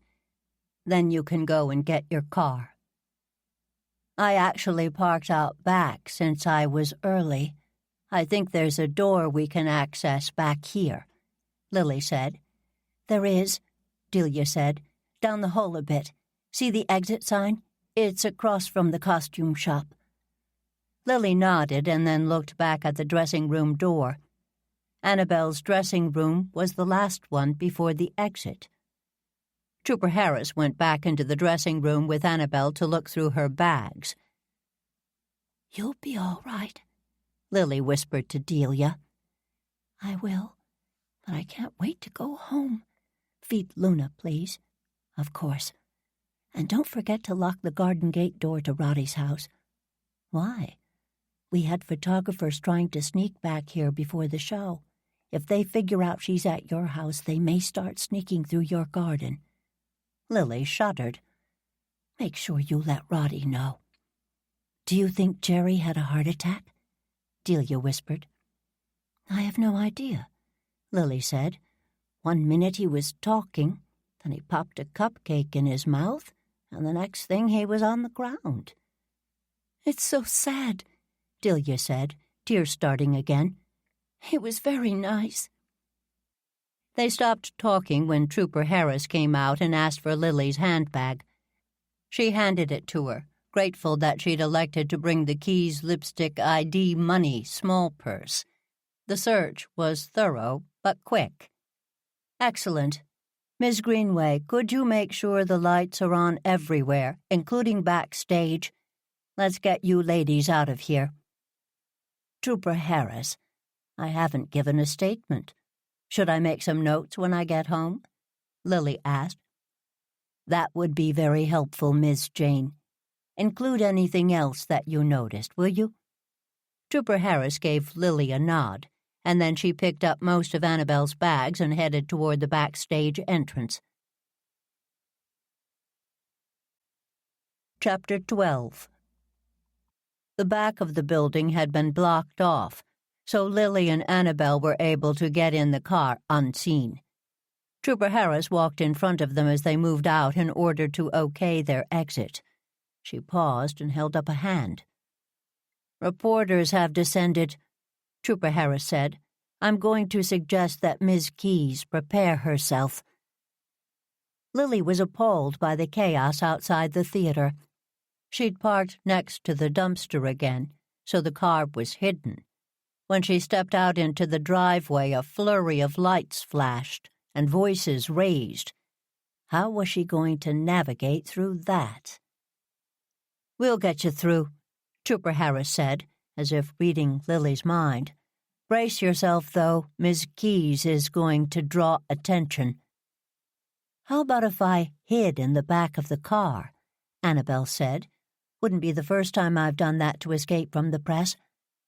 Lily waited while Annabelle lifted the hatch on the back of the Jeep. She climbed in, and Trooper Harris took one of the beach towels out of a bag and laid it over her. Not for the first time, Lily was grateful that she lived with Delia. Neat, orderly Delia kept the car they shared clean and prepared for any situation. Even though it was November, they often went to the beach and on occasion sat out if the sun was warm enough. Lily buckled her seatbelt and started the car. She wiped her hands on her dress. She realized she'd left her coat, but it was too late. She'd text Ernie and Delia and ask them to bring it home. She backed the car up slowly and turned it toward the front entrance. Trooper Harris walked in front of the car, talking into her radio all the while. A couple of other troopers were at the barricade that had been set up. One of them lifted the end to make room for Lily. The other joined Trooper Harris and cleared a column of egress so Lily could leave. She was blinded for a moment when camera lights turned toward the car, but she blinked and trusted that the people would get out of her way. A state trooper held people back as they surged toward her. Taking a right would get Lily home faster, but she decided to go left instead. It was a good call, as she saw a few people run toward their cars, which were parked all over the side of the street. "Annabelle, hold on for a few minutes. We've got a couple of cars following us, and I want to lose them." "I'm fine, so do what you need to do," Annabelle said. Few people knew Goosebush as well as Lily Jane. She'd driven, ridden her bicycle, or walked every inch of the town many times over in her 65 years. Lily twisted and turned, finally losing the third car when she pulled behind a privet hedge and turned off her lights. When they finally pulled into the windward driveway, Lily looked around before she hit the remote to open the gate. She drove a few feet, then waited until the gate closed before she wound her way down toward the garage. She pulled the remote out again and opened the garage door while turning on the lights in the backyard. Lily's garage was an optical illusion. It looked like a 3-story cottage, but the first 2 floors were the garage itself. When you drove in, you drove up a rise so that any flooding down the driveway wouldn't damage the cars. The garage could hold 3 cars, but until Ernie moved in, they'd use the other 2 spaces for a snowblower, Vespas, and bicycles. From inside the garage, you walked up a short flight toward the 2nd floor, which was on the same level as Lily's backyard. It was complicated. The idea was that no one could access the backyard from the driveway because of the incline. Privacy and security had been part of the design of the house from the very beginning, an idea that Lily grew more grateful for all the time. She loved that visitors couldn't pop in the back door, and that her gardens were a sanctuary. Lily and Annabelle made their way to the backyard, and Lily went and opened the back door to the porch, standing back to let Annabelle into the house. Once that door was closed, she opened the back door. Luna came flying out and stopped short when she saw Annabelle. "I hope you're not allergic to cats," Lily asked, bending down and scooping Luna up. She waited until Annabelle was in the house proper and she'd closed the back door to let the kitten down again. "No, not at all. What a sweetie. Where was she while we were rehearsing?" "Locked up. She likes to think she's an outdoor cat, so we put her in Delia's office when we have company. Tell you what, why don't you have a seat in my library while I go and close curtains and lock the gate door?" "I'm so sorry you have to go through all of this for me," Please, don't give it another thought. I had my own flash of celebrity a few weeks back, and people peering into the front of the house was awful. In fact, I've been exploring film to put on the windows so people can't see inside. Here's the room, and let me turn on the fire. Before I tend to things, can I get you something to drink? I can put on water for tea, or wine, or—" "Do you have brandy?" Annabel asked, settling into the chair that faced the fireplace. She slipped her feet out of her shoes and put her feet up on the ottoman. "Of course I do," Lily said. She handed Annabel a lap blanket and went into the kitchen. As part of the renovation of the space, she'd had a bar area added, which included a wine cooler, small sink, glassware, and a full bar. Lily took a brandy snifter and pulled out a bottle of what her mother used to call Mother's Comfort, a bracing, smooth brandy that warmed up your insides. Lily poured a bit, and then she thought about what had happened. She poured a bit more. She walked in and handed the glass to Annabel. Luna had settled in her lap, and she was petting the kitten gently and staring at the fire. "Back in a few," Lily said. Lily went back to the kitchen and put her keys in the cupboard where everyone kept them. She took the key to the garden gate and went out to the backyard. It had taken a great deal of effort to get that gate open, and it hadn't been closed in the few weeks since. Windward had been built by an old sea captain, and he'd built the house next door for his daughter. After a falling out, the garden gate had been shut and locked, but Lily preferred it open again now that they'd found the key. Likely that was because Roddy lived next door. She couldn't remember another neighbor who warranted an open gate. Lily locked the back gate but kept the lights on for Delia and Ernie. Moving to the front of the house, she closed the drapes quickly and then went upstairs to make sure the guest room was in good order, which it was. She was in the habit of keeping the bed made for when Tamara and Warwick stayed, so the linens were fresh and the bathroom was sparkling. After she'd changed into a more comfortable dress, Lily texted Ernie and Delia and asked them to bring her coat home with them. She took her time going down the stairs. The night was catching up to her, and she was tired. But there was work to be done. She peeked into the library and saw that Annabel hadn't moved. Rather than disturb her, she went into the kitchen to put together a tray of food. She included some of the ham and turkey leftovers. Because of the rehearsals over the past couple of days, there was more of a palate-pleasing selection than ever. So Lily made an assorted tray of finger foods. She picked out a bottle of wine and set it beside the tray. She put short wine glasses in each of her pockets. Luna came bounding in, and Lily looked down and smiled. "Sorry, Luna, I'd forgotten. You had your wet food already, but here's some dry. I'm giving you extra. Don't tell Delia." Luna fed.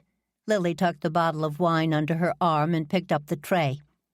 She left through the hall door and walked to the library. It would have been faster to go through the kitchen door, but she didn't want to startle Annabel. "I thought you might want something to nibble on," she said to Annabel as she came into the library. "I'm not very hungry."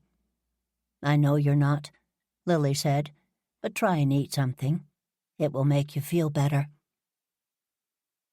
Annabel smiled weakly and sat up a bit straighter. "What is that?" she asked, pointing to a stack of waffles. "Delia makes them," Lily said.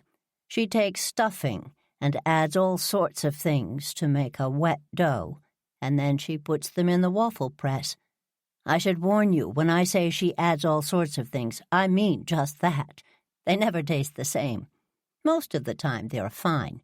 Sometimes they are wonderful. But there are other times when they aren't as delicious." "Intriguing," Annabel said. She picked up one of the waffles and tore off a piece.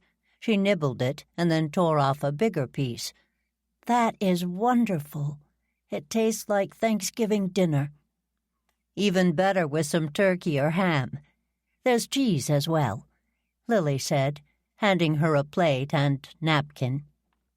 She took the forks and spoons and put them in various places near the food so that Annabel could make a plate, which she did. Lily poured herself a glass of wine and then followed suit.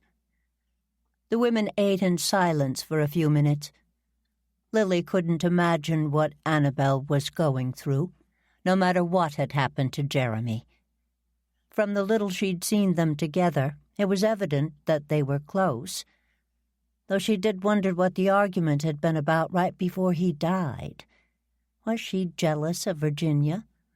Or was there something more? If Jeremy didn't die of natural causes, would Annabel be a suspect? Of course she would. Lily would also do well to remind herself that Annabel was an actor, so she could be faking the pain on her face. "Would you like more brandy?" Lily asked. "No, thanks. That was perfect. Maybe some wine? Did you bring that glass for me?" "I did," Lily said, handing it to her. She passed Annabel the bottle. "Thank you so much for opening your house this entire weekend," Annabel said, pouring a small glass and taking a sip before adding more. "You made the rehearsal process much more bearable by giving us the comfort and space of your home." "Are rehearsals that difficult?" Lily asked. "Rehearsals are usually my favorite part of the process, but this one brought up some old ghosts I thought were long buried," Annabel said. She looked down at her glass, then back up at Lily. "Can you believe Leon's memorial service was only a week ago? He was such a lovely man. He was so good at keeping in touch. Sent me a note on my birthday and a New Year's card every January. He'd add a note, and always include a quote or a phrase that was just what I needed at the time. I loved getting those cards. A very special man." Annabel paused and took another sip of wine. Lily wanted to respond, but she hadn't been able to swallow the lump in her throat. "Anyway, we'd planned on seeing Leon while we were here. I knew he was ill. Jeremy told me. We'd had to cancel once, which I regret. Really regret. After he died, his son reached out to tell us about the service." "Did you know Fred?" "Jerry knew him. Leon reached out when Fred was in college and asked about an internship. Jerry said he'd help out, for old time's sake, he told me. Turns out Fred was a great production assistant, so Jerry hired him the next summer and after college. Jerry and I weren't together by then, but I met him a couple of times. Oh no, Fred. I should call him." "I'll call him later," Lily said. Poor Fred. First his father, now Jerry. Both heart attacks. So scary. You just never know, do you?" "No, you don't," Lily said. If they were both heart attacks, she thought. "When we saw Mitch at the memorial service, well, nostalgia started to flood in for all of us. That theater, some of my best memories, the best times of my life, were in that place." Annabel started to cry, but didn't bother to wipe the tears at first. She stared over at the fire and then back at Lily. "Nostalgia is a powerful drug, isn't it? We all decided to have Thanksgiving dinner together and spent the entire dinner talking about the old days. I'm not even sure if Mitch suggested we be in the reading or if Jerry inserted himself. I should have said something at that moment, told them both it was a terrible idea. But I didn't." "Why was it a terrible idea?" Lily asked. because I knew once we all started working together, the bad memories would come back. Bad memories? We were so young when we were all together at the Stanley. Stanley Sayers, another lovely man, Annabel said. Did you see anything during Mel John's tenure? One of the summer shows? I don't think I did, Lily said. I've been trying to remember. I feel like I might have seen one of the Oscar Wilde shows. That would have been done during the regular season. He did what was expected during the regular season. It was during the summer that Mel did what he wanted. Leon and Stanley were always so supportive of those summer productions. You wouldn't forget one of Mel's shows, Annabel said. It's not that they were all wonderful, because they weren't, but they were all done with artistry, passion, and panache. Nothing was out of bounds. Those first few years were some of the best years of my life. Certainly the best years of my artistic life. I've never worked in theater, but from the stories I've heard, passion runs high. It does. We were so young. You know how life is so black and white when you're young? The edges get blurry and life gets grayer as we get older. When Mitch and Jerry decided to work together, I think they were both hoping that time would soften those edges. Lily waited, but when Annabel didn't say more, she asked her about those edges. Artistic temperaments, for sure. Disagreement. But toward the end of the Mel years, it had all become a soap opera. Mel was a few years older than we were. It wasn't that he was particularly handsome, because he wasn't. But he was brilliant. A bright, hot, brilliant flame of energy. We were all moths drawn to him. Anyone in particular? We all loved Mel dearly, even though it cost us everything. What do you mean? Have you ever had a passion so great that it consumed you? At the beginning, it's fine. You can keep everything balanced. But over time, the balance is lost. Lily nodded, even though she didn't know that she'd ever lost balance in her life. She had felt passion, though. She allowed herself a moment to think of Alan, but then she concentrated on what Annabel was saying. We all lost our balance. There were 5 years at that theater. The last 2 were a nightmare. Mel and Mitch had broken up. Mitch wasn't even there that last year. He may have been in rehab by then. I should have been as well, but it took me a couple of more years to hit bottom. By then, Jerry and I were done. It took us a few more years to get divorced. That was ugly. Jerry and I didn't speak again until a couple of years ago. He got in touch after my second husband died. I'm so sorry, Lily said. You've had a difficult time of it. I can see you don't read the gossip sites, Lily, Annabel said. My haunted past and lost career have been fodder for several stories these past couple of months. Yes, difficult times. Most of my own making, I'm afraid. I'm sure that's not true. All that wasted time. Oh, Jerry. My dear Jerry. All that wasted time. Annabel started to cry. But you were working together again, Lily said quietly, wishing she'd read more about their movie project. We are. Were. He reached out a couple of years ago, after Blake died, and we started talking again. He encouraged me to focus on my career. These days all I get are mother roles, but that's fine. Really, it is. You were wonderful in that movie that came out last year at the holidays. Thank you, that means a lot. That role was a gift. even though it was small.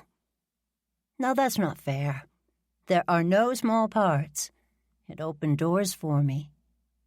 But this role, the film we're working on, I'm so excited about it.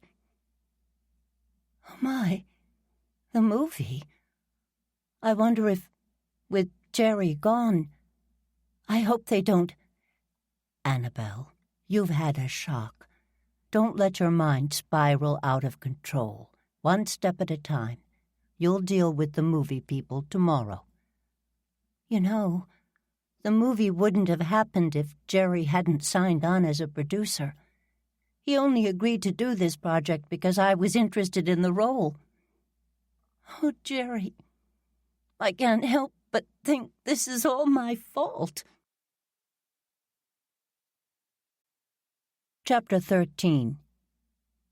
Lily texted Bash close to midnight and asked if he was going to come over to the house that evening.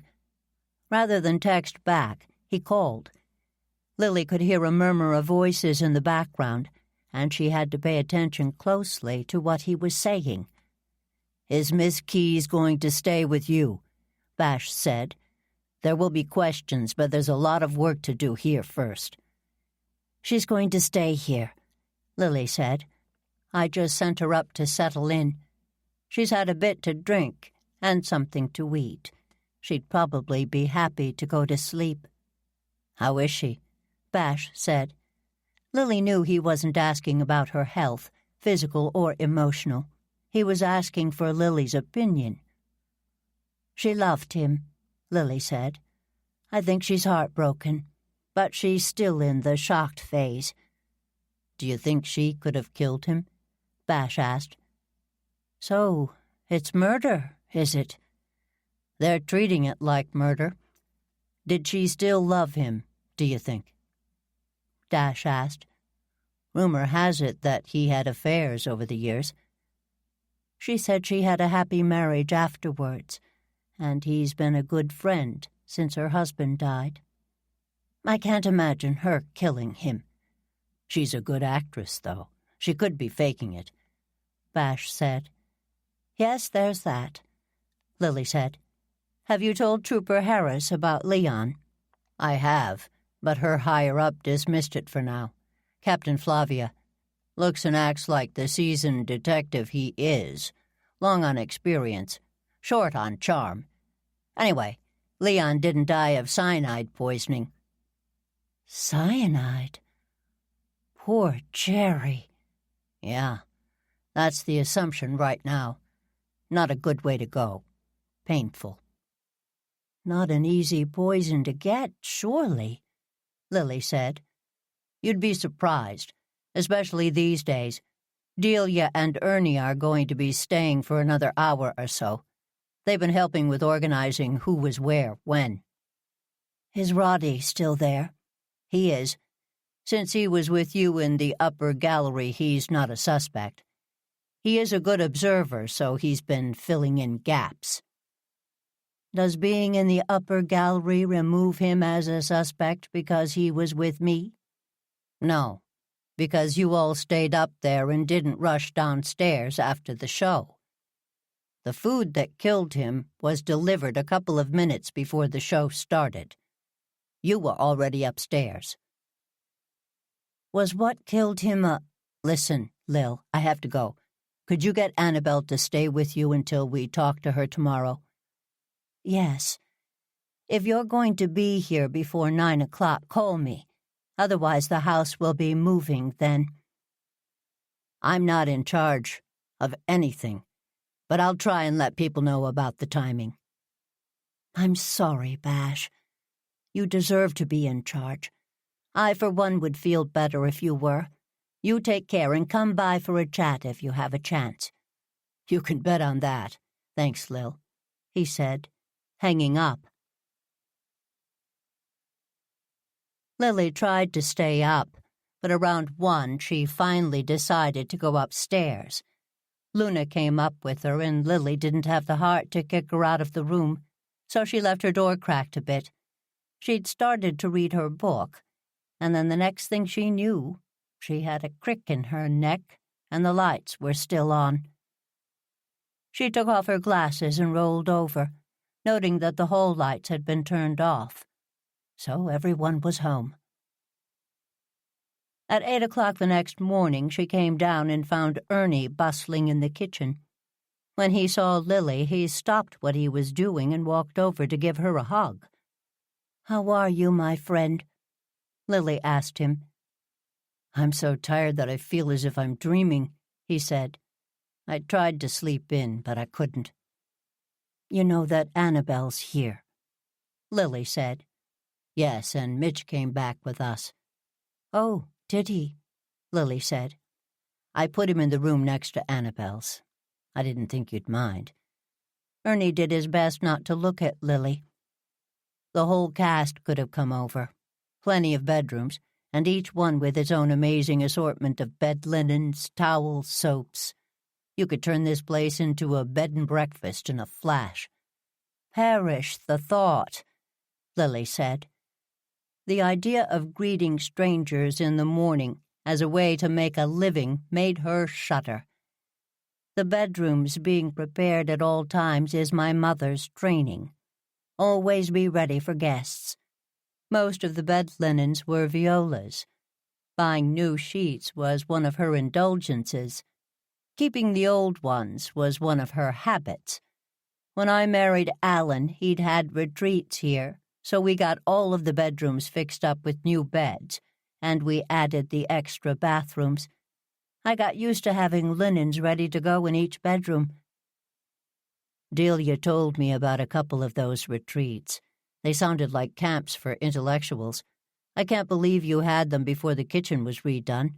Your old kitchen was charming, but not very functional. That must have been tough. "We ordered out a lot," Lily said, laughing. Though Alan did excel at large breakfast casseroles. Speaking of which, I put one together last night. "You did what?" Ernie asked.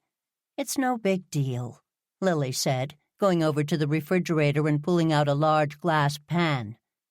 "I took Delia's waffles and put some ham and cheese and a dash of mustard on them, then poured milk and eggs over the top. Let's put it in now, since it will take about an hour." Lily and Ernie futzed in the kitchen for a few more minutes, electing to make an urn of coffee for the rest of the guests.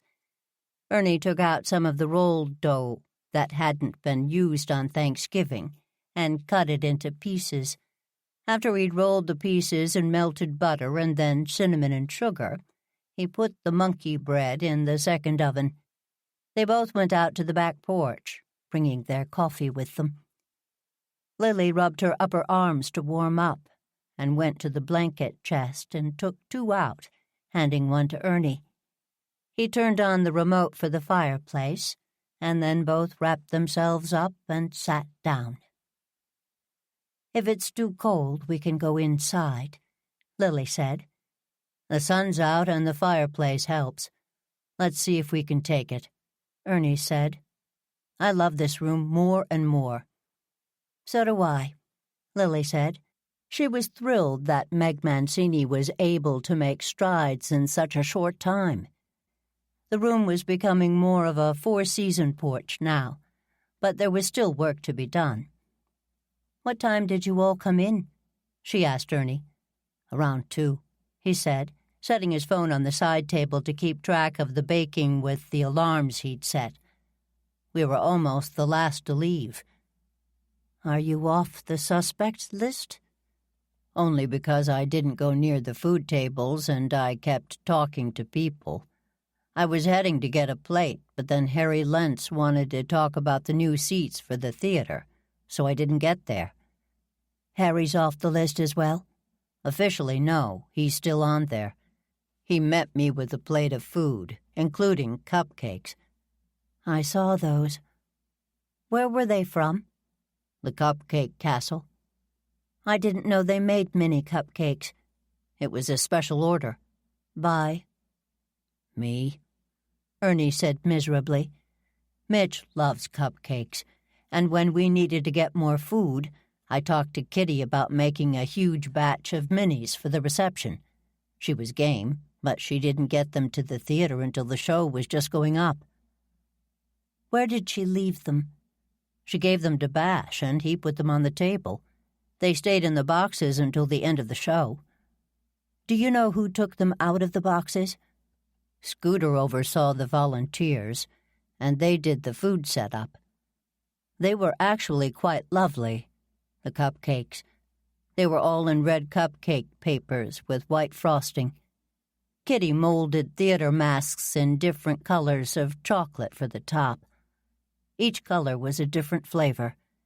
Scooter put some out for audience members, but saved the rest for the VIP reception. Ernie picked up his phone and looked on Instagram for some photos.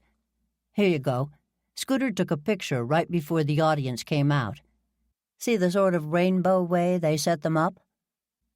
Lily took the phone. She jumped a bit when the alarm went off, but Ernie got up to check on the baking. She scrolled through his phone and noticed that pictures of Jeremy Nolan were all over the platform. She saw one that was taken just moments before he died. She clicked and made it larger. Ernie came back onto the porch and put a cup of coffee down next to her. They both need more time, but the coffee's done. Thank you. What color paper did you say the cupcakes were in? Red. Why? See this picture? Ernie took his phone and paled at the picture. Dear God, he said. I'm so sorry. I should have warned you. It's all right. I've seen the pictures already. That's why I didn't sleep well. Look how happy he looked at that moment. He did indeed. That's a blessing, don't you think, that he was happy? It also makes the whole thing sadder. Enough about that. What did you want me to look at? Look at the cupcake he's putting in his mouth. Right? It's in a silver cupcake liner. Lily went into the kitchen to check on the casserole. It was done, but the beauty of the bake was that it would be fine to eat for hours as long as it was kept warm, which her oven could do. Hungry, or should we wait? She asked Ernie. I'm starving, he said. I've been eating the monkey bread, but something with protein would be great. Lily took out a pile of plates and put them on the counter so people could serve themselves. While Ernie gathered the napkins and silverware, Lily put some casserole on 2 of the plates and carried them to the table. She was about to sit down when Delia came in. Before too long, Mitch and Annabelle came down as well. After a flurry of coffee pouring, juice distribution, casserole cutting, and monkey bread explanation, everyone settled in at the kitchen table for the meal. Whenever guests ate in the kitchen, Lily could swear she heard her mother admonishing her. While her parents were alive, the kitchen was only used for cooking. Breakfast was served in the breakfast room, and all other meals were eaten in the dining room.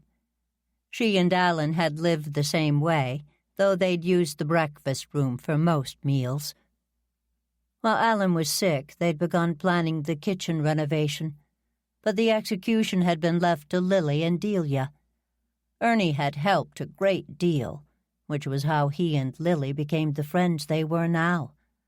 Between the renovation and the fact that Lily had turned the breakfast room over to Delia for an office, most meals were in the kitchen or on the back porch, both lovely spaces. Still, Lily knew her mother would have insisted that Annabelle and Mitch eat in the dining room. There was a great deal of small talk, none of it having to do with what had happened the night before. During one particularly long pause, Delia jumped in with a new topic. Ernie, are you still planning on taking today off? I have a project I'd love your thoughts on. I am, he said. What's the project?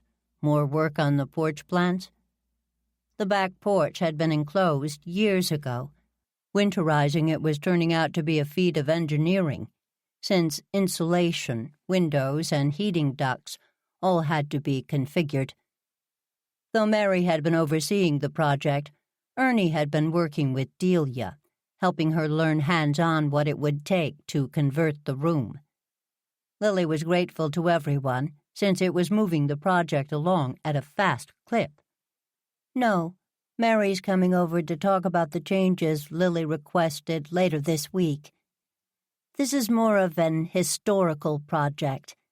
I want to start opening up the dumbwaiters in the house, and I'd like your advice. The dumbwaiters, Ernie said. What dumbwaiters? The original house had dumbwaiters that went from the 3rd floor all the way to the basement. There were also dumbwaiters that went from the 2nd to the 3rd and from the 1st to the 2nd, Delia said. It must have made sense at some point, probably because of servants and family members, and who needed what where. Anyway, they were boarded up years ago. I found some plans for the house when the dumbwaiters were put in, and there were 4. I found 2. I'd love to figure out where the other 2 are, and try and bring them all back to life. It sounds complicated. How would you use them? Annabelle asked, cutting a bit more of the casserole and putting it on her plate. Lily was pleased that she was eating this morning. The dark circles under her eyes indicated a restless night. Lily understood that well. I live up on the 3rd floor, so I'd love to be able to use them to move books and my computer up and down stairs. I'd also like to see how they work in general. I suspect the basement to the 3rd floor was for coal and wood back in the day. Nothing in this house is typical, so it's also going to be a discovery of how the captain thought. Who's the captain? Mitch asked. Lily's relative who built this beauty, Ernie said. He was a sea captain and quite the character. I actually admire his aesthetic. The house is laid out more for function than for show. Huge rooms down here, but all with a purpose. Upstairs are a rabbit warren of rooms, but that meant a lot of people could stay here at once. I loved that he had sinks put in every room, obviously a bit of luxury that he admired. My father told me that he tended to invite some rather notorious people to stay, so the sinks and the extra bathrooms were to appease his wife, Lily said. She didn't like sharing a bathroom. You know, the house grew over time. It started as a modest house, but as his fortunes grew, the house grew as well. You can barely see the original house, but traces are still here, if you know what you're looking for. I remember back when we spent summers here. We'd drive by and wonder who lived in this house. It's one of the few things that are actually more glorious now than I remember. Mitch said, I'd love to get a tour and see the plans, if you don't mind. I don't mind that at all, Lily said. Ernie and Delia can join us. Between the 3 of us, you'll get the whole picture. Ernie waxes on and on about the post and beam structure. It's built like a ship. And Delia can give you historical background on the history of Goosebush and how the house fits in. Lily continued. Don't take this the wrong way, Lily, but I'm glad that your family didn't have enough money to renovate it during the last century, Delia said. They would have mucked it up. There's so much history that's been saved over the years. When renovations were done, they were in the vein of putting wallboard up instead of tearing it down and starting again. That was less expensive for your relatives, but it also ensured that the layers of wallpaper and paint choices could all be found. Like the fireplace in your library, Ernie said. The room was probably servants' quarters at some point, and then it was turned into a mudroom, and then... Mitch took out his phone and began tapping. What are you doing? Lily asked. Taking notes. There's something about this house and hearing the stories. I'm not sure how to ask this, but do you think there are ghosts here? I'm sure there are, Lily said matter-of-factly. Why is everyone looking at me like that? The house has been in the family forever. It's seen its share of life and death. I'm sure there are spirits around. I think that space has absorbed the energy of those who have passed away there, Annabel said quietly. As terrible as all of this is, there's a part of me that's glad that if we had to lose Jerry, it would be at the Stanley, after a performance, just like Mel. Mitch reached over and took Annabel's hand. They both looked down at the table. I didn't realize that Mel John died at the theater, Lily said quietly. Neither did I, Delia said, looking annoyed. Of course, finding out anything about that time in the theater has been challenging. How? Delia's been working on a history of both the theater and the Goosebush Players, Lily said. They are intertwined in challenging ways. And some things are made up. A lot of things are made up, Delia said. History is written by the winners, Mitch said. Mel ran the Goosebush Players for those 5 years, but he hated it. He felt that the work the players did was pedestrian at best. I think he was being harsh, but that was Mel. He lived for the summers, when he could do the work he wanted to do, he was meant to do. He died way too soon, Annabel said. I always thought he was so old, but now I realize that I'm older than he was when he died. Much older. Hey now, she said, taking her hand and hitting Mitch on the shoulder. I just mean he was only 45 years old. In a more just world, he'd still be working. Would you both mind if I ask you some questions about those summers? Delia said. She glanced over at Lily and for once read her expression correctly. Not now, of course. When you're up to it.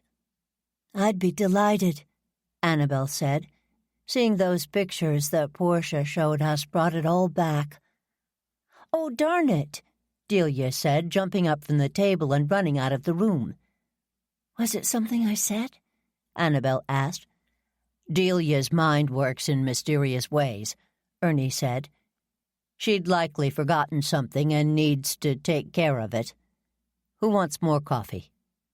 Ernie had just filled up the cups when Delia came running back downstairs. She was winded, with good reasons. 3 flights up and down in 5 minutes was quite a feat. She plopped down in her seat, holding 2 packages close to her chest. She waited for a minute until she could catch her breath. I meant these were for last night. Thanks to Lily and Roddy, I have some gifts for you to thank you for being part of the reading this weekend. She handed Mitch and Annabel each a package with a card. The cards are from the company, Ernie said. You may want to read them later. Mitch nodded and set his card aside. Annabel opened hers, but then stopped reading and wiped a tear from her eye. They both opened the packages. The small bound book included all of the photos that Delia had asked to be scanned. Lily had spent a small fortune having them made into booklets overnight, and she'd been pleased at how they came out. She wasn't the only one who was pleased. Mitch and Annabel both looked through them quickly and then pointed out pictures to each other. This is lovely. Thank you so much, Annabel said. I hadn't seen any of these pictures before. What wonderful memories. And great stories, Mitch said, all of which I'll tell you at some point, Delia. Most of which aren't fit to print. I believe that everything is fit to print, Delia said, honestly. This is one of Delia's missions in life, getting people to separate facts from truth by providing all points of view of their story, Ernie said. I don't like the idea that history is written by the winners, Delia said. I like the idea that everyone's story matters, and that facts and the truth aren't always the same thing. What do you mean? Mitch started to ask, but he was interrupted by the gate buzzer. Ernie got up and buzzed the intercom to find out who was there, but all he heard were garbled voices. "Lily, we need to get the buzzer fixed. I'm going to make that my mission," Ernie said. He walked over to the kitchen door and picked up the mini binoculars that were left there. He stepped out on the kitchen stoop and came back in quickly. "Trooper Harris is here," he said, putting the binoculars down and buzzing open the gate. He left the kitchen door open. The chatting in the room had stopped, and any joy on Annabelle and Mitch's faces was gone. Chapter 14. Lily stood on the landing outside her kitchen door and watched Trooper Harris get out of the back seat of the dark sedan that had pulled into her driveway. She'd been tempted to wait and see if they walked all the way around the front of the house, but she'd decided that wasting time didn't serve the moment.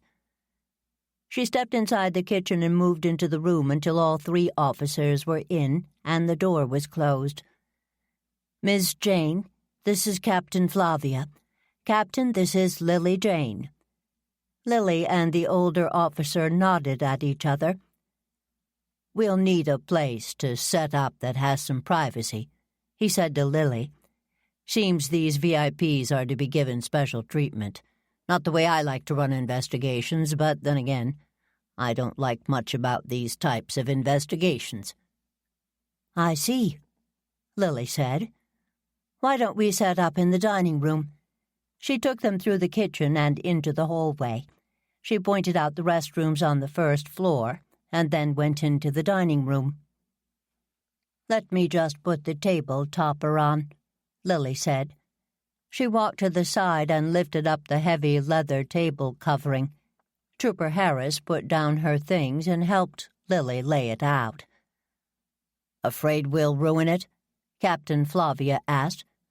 "More concerned that you won't be able to settle in because you'd be afraid you would," Lily said.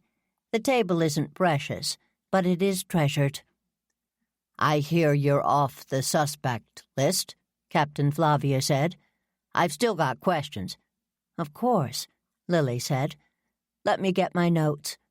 She went to her library and picked up the sheets of paper that she'd printed out. When she went back into the dining room, the 3 officers were sitting at one end of the table. Lily sat at the other end. "I'm sorry that we're so late," Trooper Harris said, "but our interview with Ms. McGee took longer than expected. Is Ms. Keyes still here?" "She is," Lily said. "She and Mr. Layton are in the living room with coffee. Speaking of which—" "They should have gotten your statement last night," Captain Flavia barked. "You've probably forgotten a million details by now." Lily paused, and then she handed him the statement she'd worked on last night. She handed Trooper Harris the other copy she'd brought in. She'd edited it, of course, and typed it before she came downstairs. Trooper Harris looked it over and then passed it to the 3rd officer, who was there to take notes, as had been explained. Lily had forgotten her name. "That seems very detailed. Anything else to add?" Trooper Harris gave Lily a smile and opened her notebook. "I'm sure you've already looked into the silver foil." "The silver foil?" "I was looking at some of the pictures on social media this morning. Ernie mentioned that he'd placed the cupcake order from the Cupcake Castle at the last minute." Both officers nodded, and Lily went on. "I was surprised that they came from the Cupcake Castle, because Kitty usually only bakes large cupcakes. Quite delicious, really. Anyway, Ernie told me about the special order and the red paper linings with white frosting and different colored masks to denote flavor. I saw a picture of Jerry." "Jerry, you knew the victim?" Captain Flavia asked, making a note. "They'd used my house for rehearsal, and I had a couple of meals with them. He asked me to call him Jerry, which I did. I hadn't met him before this weekend, though I knew who he was, of course. A fan of his movies, huh? I wouldn't have figured you for the action movie type, Captain Flavia said. Lily forced her face to remain neutral. She wasn't sure if Captain Flavia was baiting her, dismissing her, or just being a jerk. She regretted mentioning the silver paper. She should have waited to tell Bash. "What about the silver paper?" Trooper Harris asked.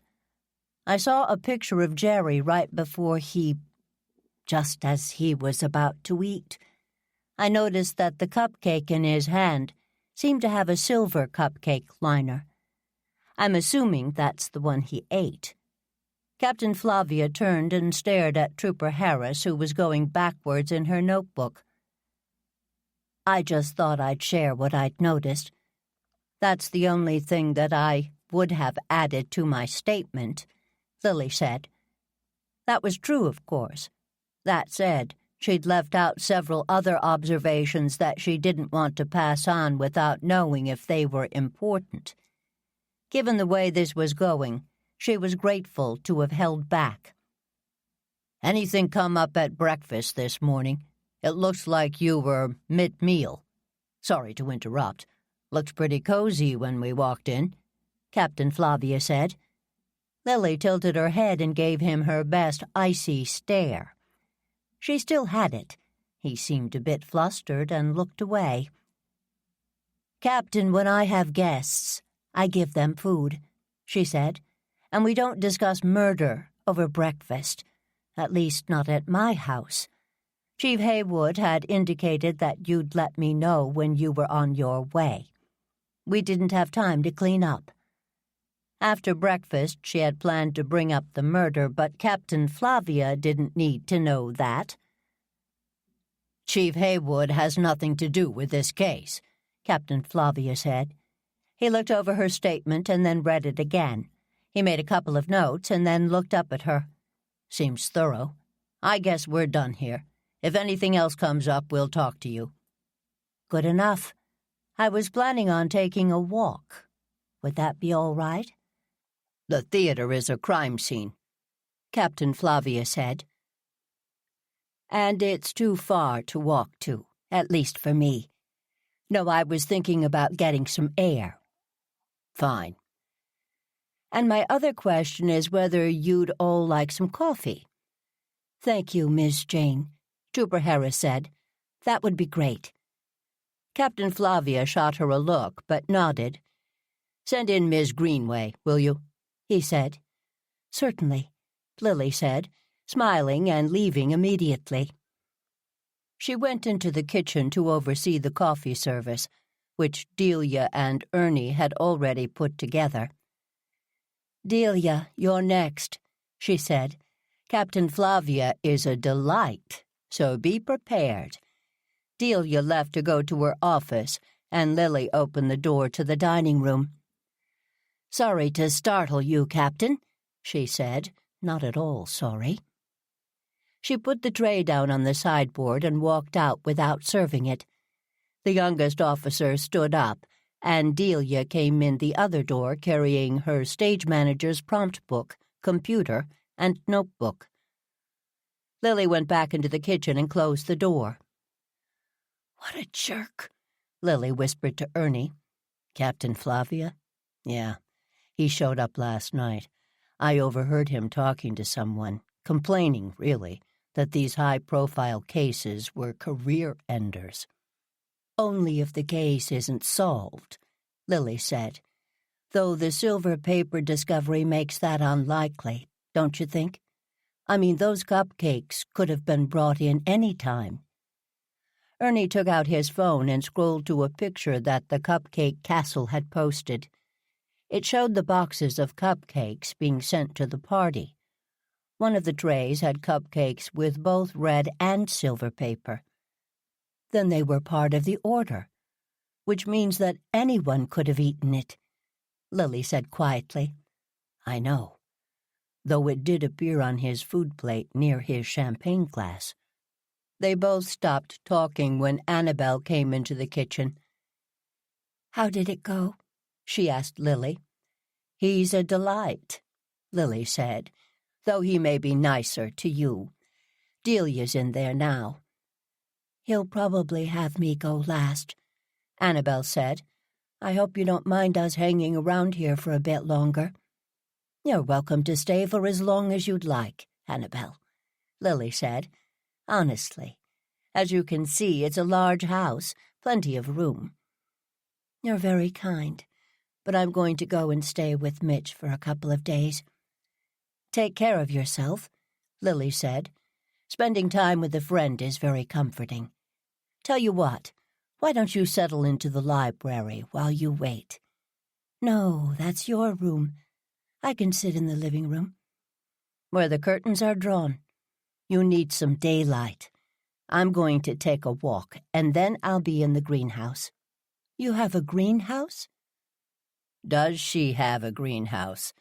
Ernie said. "You might have seen it when you were outside. Big glass and wrought iron structure.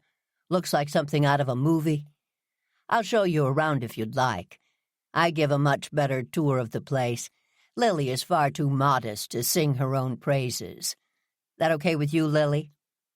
"That's fine," Lily said, laughing. She waited until Annabel was out of the room with another cup of coffee before turning to Ernie. "Are you kicking me out for some reason?" she asked him.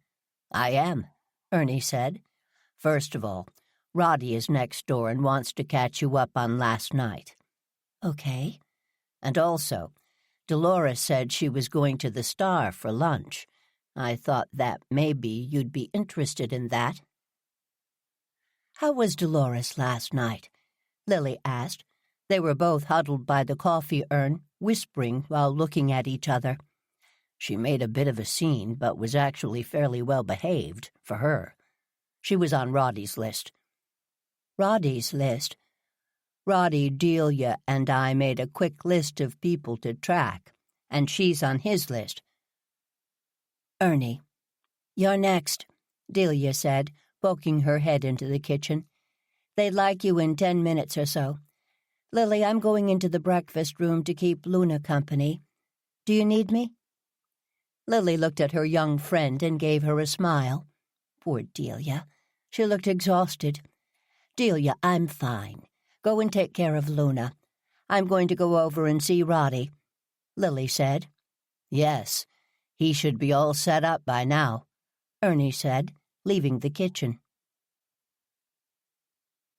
Lily went up to her room and put some leggings on under her dress. She grabbed her phone, a pen, and a notebook and put them in her pocket. She headed back downstairs and took her boots out of the hall closet. She was sitting on the stairs, pulling them on, when the hall restroom door opened and Trooper Harris stepped out. "Sorry, didn't mean to startle you," she said to Lily. Lily finished zipping her boots and looked up. The officer held her hand out and Lily accepted the help up. "No worries," Lily said. "I hope you have everything you need. Let Ernie know if you'd like more coffee or something to eat." "You're very kind," the younger woman said. "I wanted to say that I am sorry if the captain was Trooper Harris. Liz, please. Liz. You are both doing your job. I understand completely.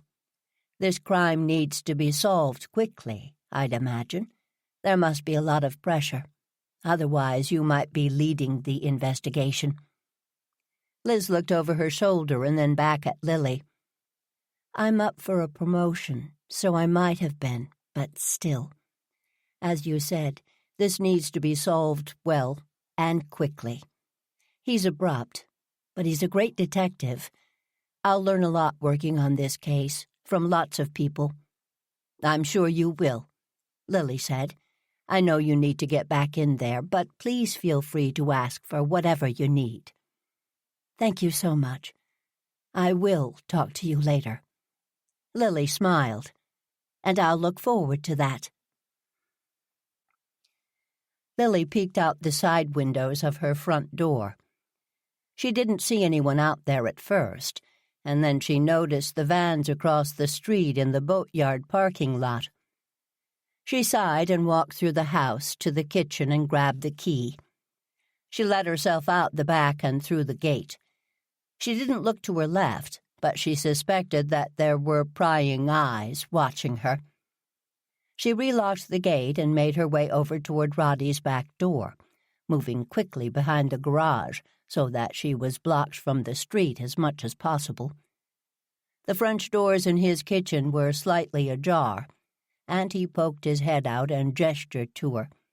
She walked over and he let her in, then closed the blinds over the door.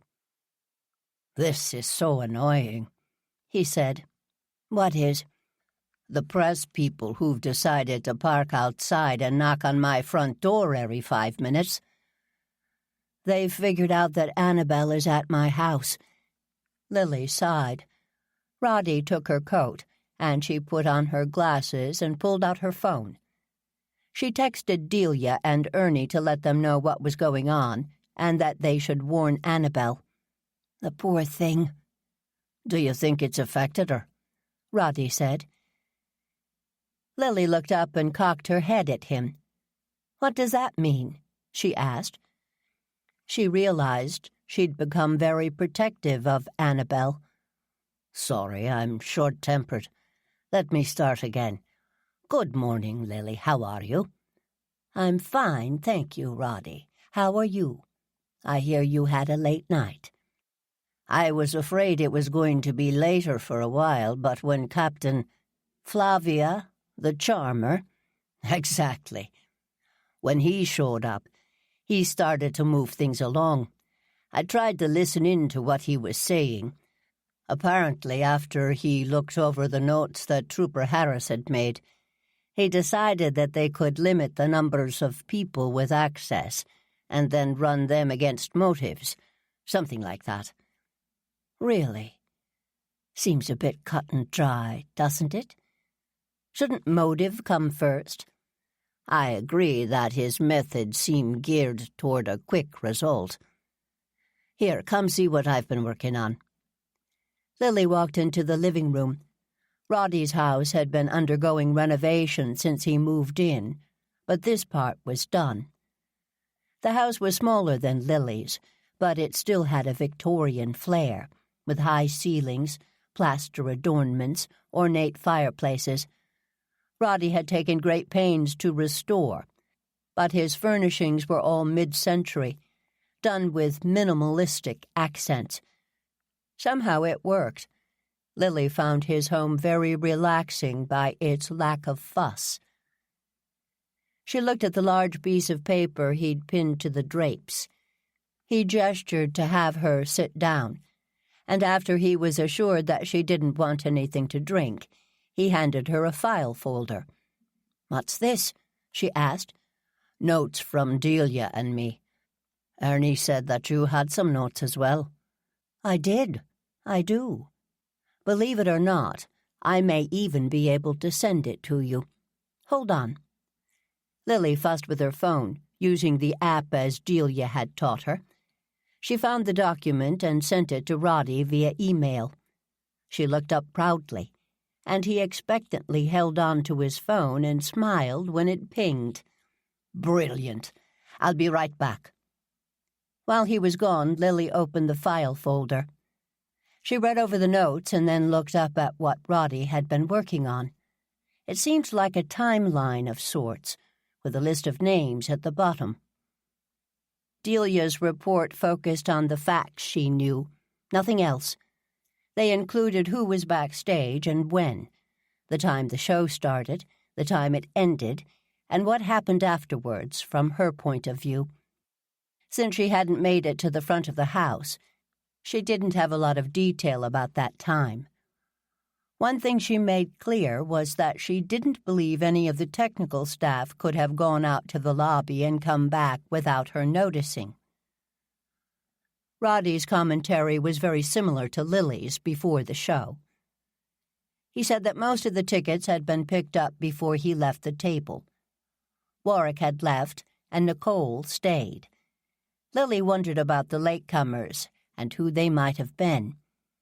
Roddy came downstairs. He handed her a copy of her notes.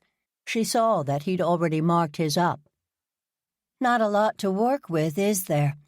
We were both upstairs well before the show started." "To be fair, it was a hell of a climb," Roddy said. "Tamara came up around the same time we did." "I thought it was interesting seeing a part of the theater that the audience doesn't get to see," Lily said. "We missed the delivery of the cupcakes and didn't get downstairs until people had started to eat. Not very helpful. Warwick said that Scooter stayed in the lobby. Maybe she saw something? Does Ernie have anything to share?" "He was in the men's dressing room. Annabelle and Jerry each had their own, though Jerry hung out in the men's dressing room."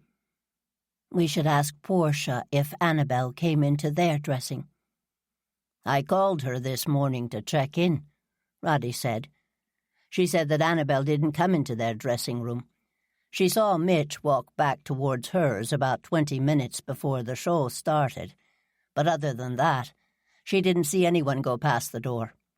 Portia did say that Annabelle was late lining up to go on stage and seemed out of breath, but Portia chalked that up to nerves." "Where was Portia's dressing room?" "Closer to the stage.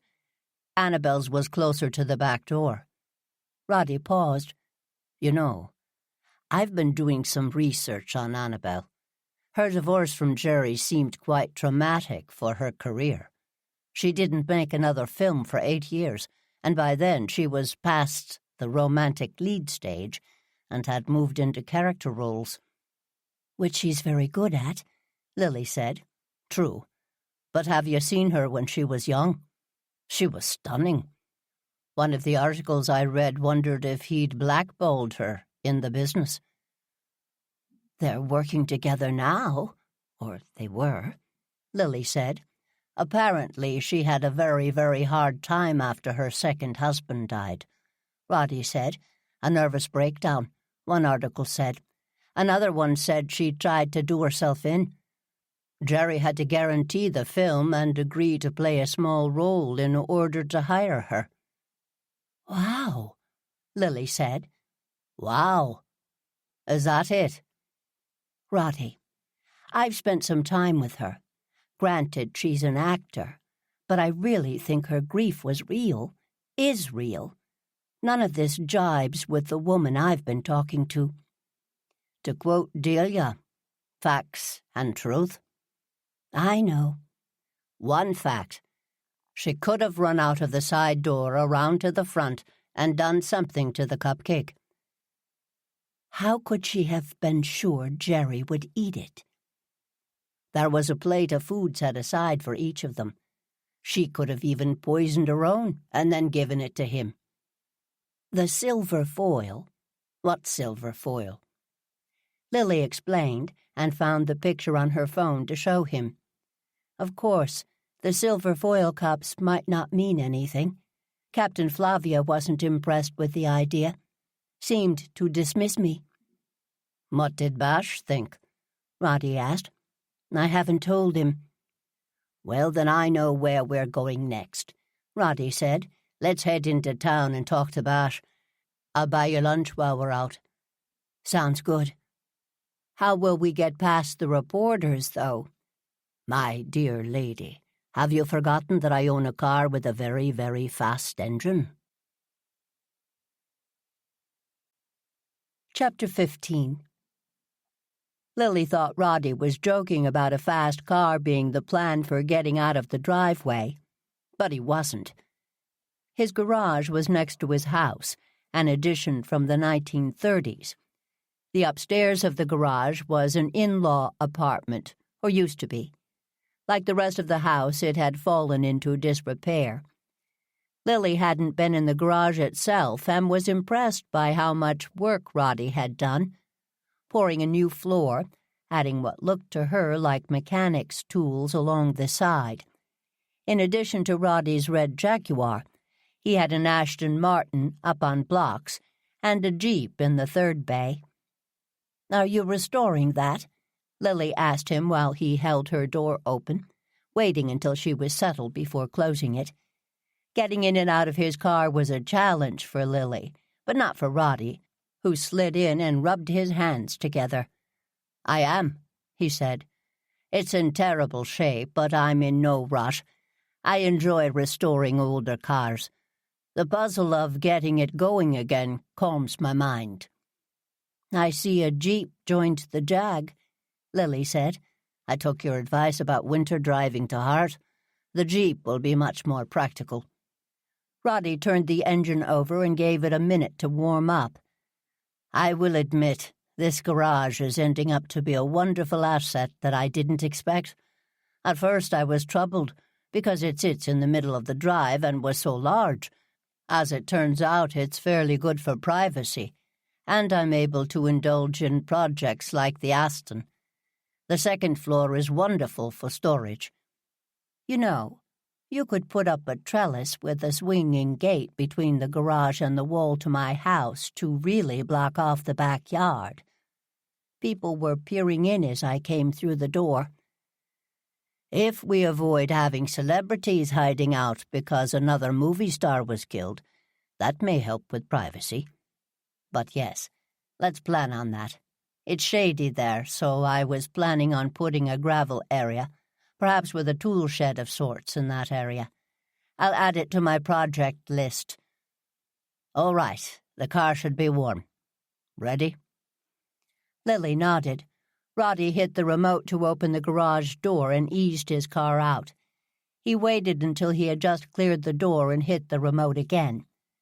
People started to gather at the end of his driveway. He revved his engine and started to move at what Lily thought was an alarming speed. A couple of people stepped forward on the street, but he didn't slow down. Camera lights went on, but still he kept his speed up. One person jumped back, and then everyone seemed to understand that he wasn't stopping. So they made quick exits by running up on the embankments on either side of the driveway. At the end, he paused for a moment, but when he saw that no cars were coming, he took a quick turn to the right. "Are you all right?" Roddy asked. "I'm fine," Lily said, lying a bit. "You could have hit someone." "This car can stop on a dime," Roddy said. "If we'd paused, they would have surrounded us. We do have an intrepid someone following us, though." "Take the first right off the rotary and we'll get rid of them," Lily said. Roddy loved learning back roads from Lily. The town was so old that most roads had been cow paths that fed into rotaries. Most, but not all of them, connected to other roads. It took a while, but Roddy finally got the follower lost in a maze. He extricated himself, and they headed to the police department. When they arrived and asked to see Bash, they were ushered right back to his office. He started to stand up, but Lily waved her hands to have him sit back down. "You escaped?" he asked Lily. "I did. Met with the charming Captain Flavia already. He's talking to the rest of the household now." "He talked to Scooter McGee this morning," Bash said. "He used our interrogation room. He also had Virginia Blossom come in to give her statement." "Do you think either of them are suspects?" Bash shrugged. "He talked to Scooter for quite a while, but he's not sharing anything with me." "Annabelle Keyes stayed with you last night, Lily? Is she still there?" "Yes, and Mitch is there as well." "What's it like having a movie star in your house?" "Everyone keeps talking about movie stars like they're a different species. She's lovely. Come by and I'll introduce you." "No can do, Lily. Captain Flavia made it very clear that I'm off the investigation." "What do you mean?" Roddy asked. "You're the chief of police." "State took over. This high-profile a case. I'm not that surprised, actually. Normally, they'd keep me in the loop, but Captain Flavia has a my-way-or-the-highway reputation. So here I sit." "Surely you're still gathering information," Lily said. I'm doing some background research and paying attention to visitors, Bash said. I tried to talk to Flavia about Leon, but he didn't want to hear it. He said, and I quote, that thinking like that just complicates what is probably a simple case of revenge or jealousy. Lily nodded. Trooper Harris seems like she's a bit more open-minded. She is, but he's her boss. Unfortunately. Well, you don't mind an old friend coming in for a chat, do you? Perhaps making a few observations during the conversation? I always love talking to you, Lily. You know that. Did you hear about the silver cupcake liners? Like the one around the cupcake that Jeremy Nolan ate? Bash said, smiling. Yes, that one, Lily said. I've got some of the details. There was a special order of cupcakes done online for Dolores. Her favorite, red velvet with cream cheese icing. Kitty used the silver paper linings to keep them separate. Jerry was eating a cupcake meant for Dolores, Roddy said. That confuses things. It gets more confusing, Bash said. Guess who ordered the cupcakes? Ernie? Lily asked, though he would have told her. Jeremy Nolan. Roddy whistled, and Lily moved forward in her chair. Jeremy Nolan ordered the cupcakes that killed him. Looks like. Does Captain Flavia know that? I just told him. And, of course, I never mentioned it to you. Of course not. It's just that you're good at putting pieces that don't look like they belong to the same puzzle together. Were all the cupcakes poisoned? Roddy asked. Not all. Not sure how many yet. They're still figuring out how the poison was introduced, but it looks like cyanide. That's all Liz could share so far. It's amazing that more people didn't die, Lily said. It is, especially since a little goes a long way with these types of poison, Bash said. They're testing all of the cupcakes now. If more of them have cyanide, it could be that Jeremy Nolan wasn't the intended victim. If his is the only one, then that's a different focus. Interesting. You know, there's something else I've been thinking about, Lily asked. Virginia cornered me last night. She says that she and Leon had been talking about doing business together. I can't help but think the theater is a part of a lot of stories these days. I'm going to call. Bash stopped talking when he heard a skirmish outside his door. He opened it just as Dolores Stevens was trying to let herself in. She tumbled forward, but Bash caught her by the arm.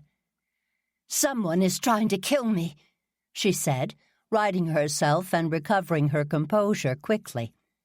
She thrust a piece of paper towards Bash, but it fell on the floor. Roddy picked it up, stood, and handed it to Bash. We should be going, Roddy said. Thank you for being willing to serve as one of the wreath judges, Bash. I know how busy you are, Lily said. Busy? I should say he's busy, or at least he should be. One person dead, another one threatened. Have a seat, Dolores, and tell me what this is all about. Dolores glared at Lily, who jumped up and stepped aside so that Dolores could sit. Lily, I'll call you later to get the details. Thank you, Bash. Dolores, take good care, won't you? Lily said, letting herself out of the office, Roddy close behind.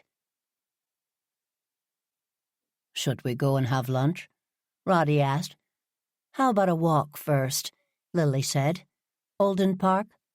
My car is in a 4-hour spot, so lead on. Roddy had won the contest to design Alden Park, and Lily knew he liked to visit it often at various times of day and in different light. She didn't mind. Renovating the park had been a dream of hers for years, and she was thrilled that it was going to be done next spring. Of course, she wasn't going to really celebrate until they cut the ribbon at the opening ceremony. The project had already had several false starts. Lily had an ulterior motive for going to visit the park. She had to picture what the layout for the garden sculpture event was going to look like. If she was going to enter a piece, and she really didn't see how she couldn't, she needed to understand what the parameters were and how the event was going to be set up. Although it wasn't for another 2 weeks, Lily saw that there were signs up around the park, and areas were already being cordoned off. The plan seemed to be to use the entire park, and Lily was startled by the number of entries they seemed to expect. She looked around and then saw someone scurrying over to her. "Lily, hello," Scooter said. "Hello, Scooter, do you know Roddy?" Lily asked. "I met Scooter last night while we were fighting the sea of unhappy patrons," Roddy said. "I must say, I was very impressed that you kept such a cool head." Scooter smiled, though not for long. "I wish I'd never volunteered to be there," she said.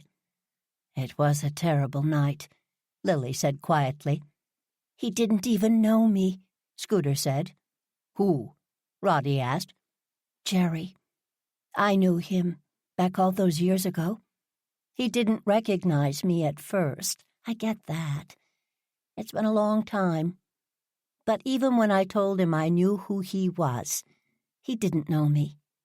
How's that possible? Am I that forgettable?"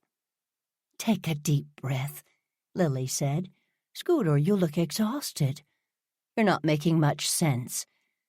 Jerry didn't know you, and that upset you?" "Of course it did," Scooter said. "We had a deep and profound relationship. I loved him. He changed my life. How could he act as if it didn't matter? How dare he?" Scooter threw her clipboard and watched as papers flew off it. Roddy went to retrieve it and the papers. "Scooter, did you talk to Captain Flavia this morning?" "Yes, at the police station. What a terrible man. Men are terrible, aren't they, Lily?" "Did you have a lawyer with you?" Lily asked gently. She stepped closer to Scooter and put her hands on her upper arms to hold her steady. "No. Why should I?" "That depends. Did you tell Captain Flavia what you just told me?" "I may have mentioned it. He had me all confused. He kept asking me about setting up the cupcakes and asking who had access. At one point, he did ask if I knew him. Jerry, I mean. Before last night. At first, I wasn't going to tell him. It was so embarrassing to be forgotten like that." Lily took a deep breath and gently squeezed Scooter's arms. "Scooter, next time they want to talk to you, I want you to bring a lawyer with you. Promise me you'll do that." "I won't need a lawyer, Lily. Don't be silly. He died of a heart attack, right? He sort of deserved it, don't you think? Not that he had a heart to begin with. He just used people and broke theirs. That's what he did." "Whoa, calm down. Hush, you're exhausted." "You didn't mean that." Roddy walked back over towards them, having retrieved all of the papers. He stood back a bit. "I didn't get much sleep last night," she said. "But I promised Ernie I'd work on the grid for the event," she said. "I can help with that," Roddy said quietly. Scooter looked at Lily and then at Roddy. "I am very tired. Bucky's going to come and pick me up in a little while. What time is it? Oh, dear. 5 minutes ago. He hates it when I'm late." "Scooter, promise me you'll tell Bucky what happened this morning. Tell him I suggested you bring a lawyer with you next time. Is that him, double-parked?" Lily took Scooter by the elbow and led her out to the car. She opened the passenger door and helped Scooter in. "Lily, good to see you," the man in the car said. You too, Bucky. Listen, Scooter's had a rough time of it. Take care of her, all right? Lily reached into her pocket and pulled out a card. Give me a call this afternoon so we can catch up. Bucky looked over at his sister with concern, and Lily closed the door carefully. She turned around and went back into Alden Park. What was that about? Roddy said. You don't think she... No, of course not. Scooter's harmless, Lily said. But if I was Captain Flavia, I'd probably think she was guilty. He doesn't strike me as a person of great imagination. He does want to close this case. That's what worries me. Now, what was it she was supposed to be doing? Marking off a grid. From what the notes said, I will say it's probably for the best that I'm taking over. She'd started off the grid with the wrong scaling, so it wouldn't have worked. If anyone can figure it out, you can. Do you need to look around? For a few minutes, if you don't mind, Roddy said. They walked around Alden Park, looking at the notes that Ernie had left for Scooter. Earlier in the month, the entire park had finally been tilled, and hay had been put down as a mud shield for the winter. It was a clean slate, but it looked barren and uninviting. Lily had to wonder how they were going to pull the garden sculpture and lights event off so that it would be festive and not depressing.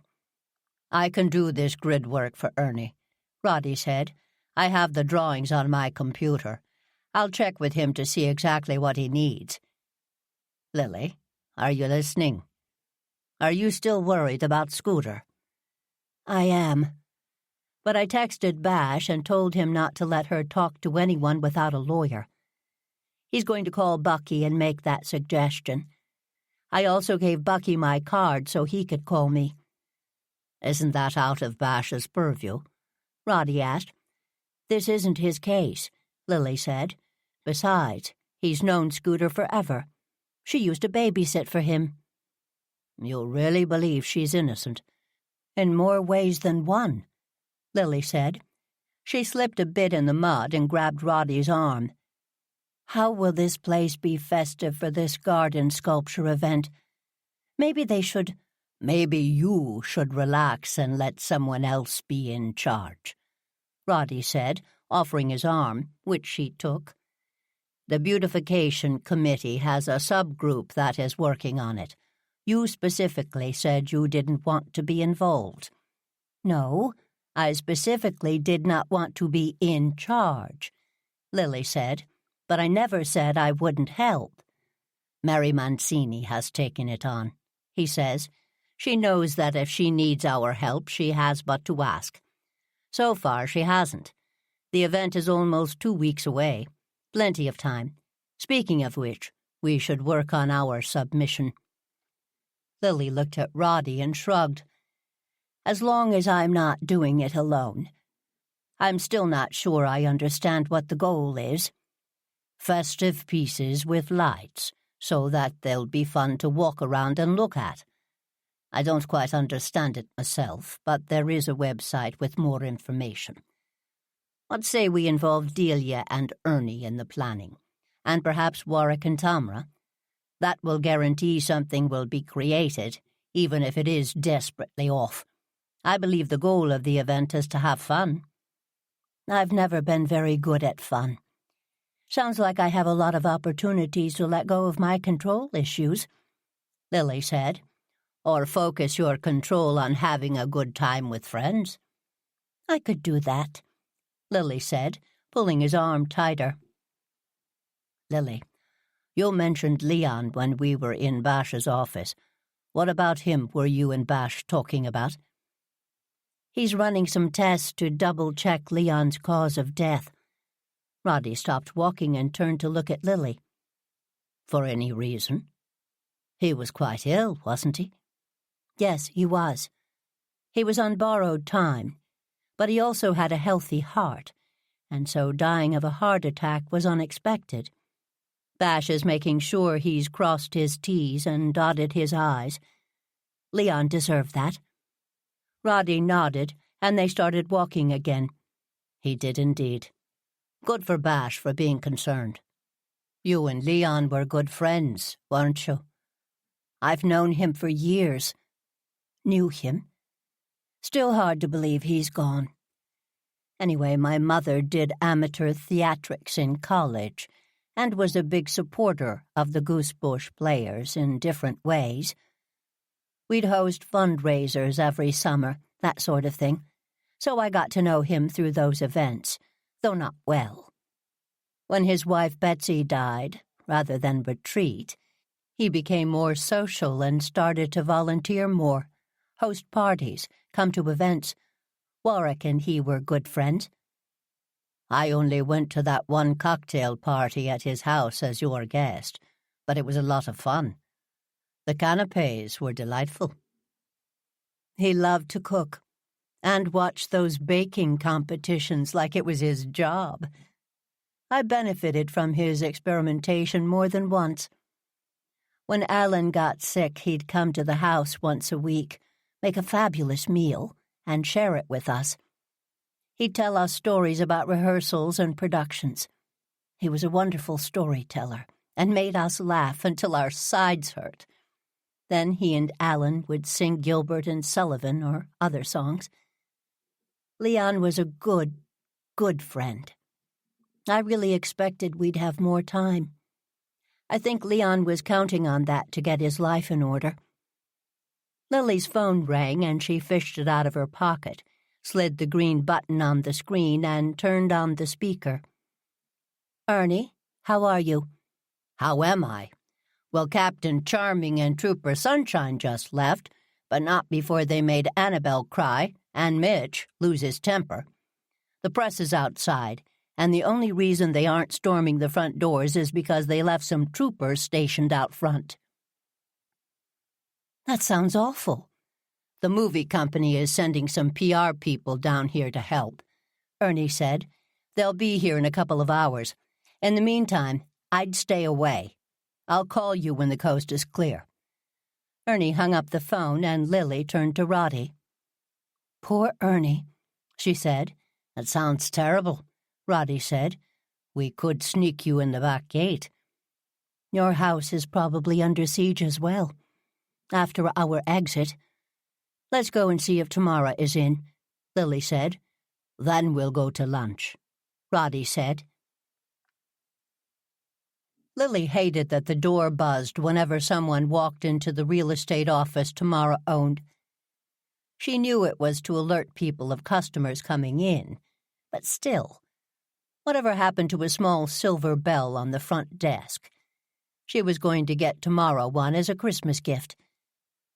Pete Frank stuck his head out of his cubicle and stood up. Lily still wasn't used to running into her first husband during the normal course of a day. They'd been divorced for almost 40 years. How was that possible? Lily wondered. And they had nothing in common, and less to say to one another. Lily, how are you? He asked. Terrible news about last night. Heard that you're in the middle of it again. What do you mean, again? Lily said. Come on, Lil. You've got to admit that she's fixed a lot of wrong in the past few months, Tamara said, coming out of her office, including some wrong that was coming your way, Pete. Saved your butt, as I recall. Lily, Roddy, what a nice surprise. Come into my office. Tamara turned around and went back into her office. Lily and Roddy followed her, and Roddy closed the door. I still can't believe you married him, Tamara said. Hey, I was young and stupid, Lily said. Glad you got it right the second time. Amen to that.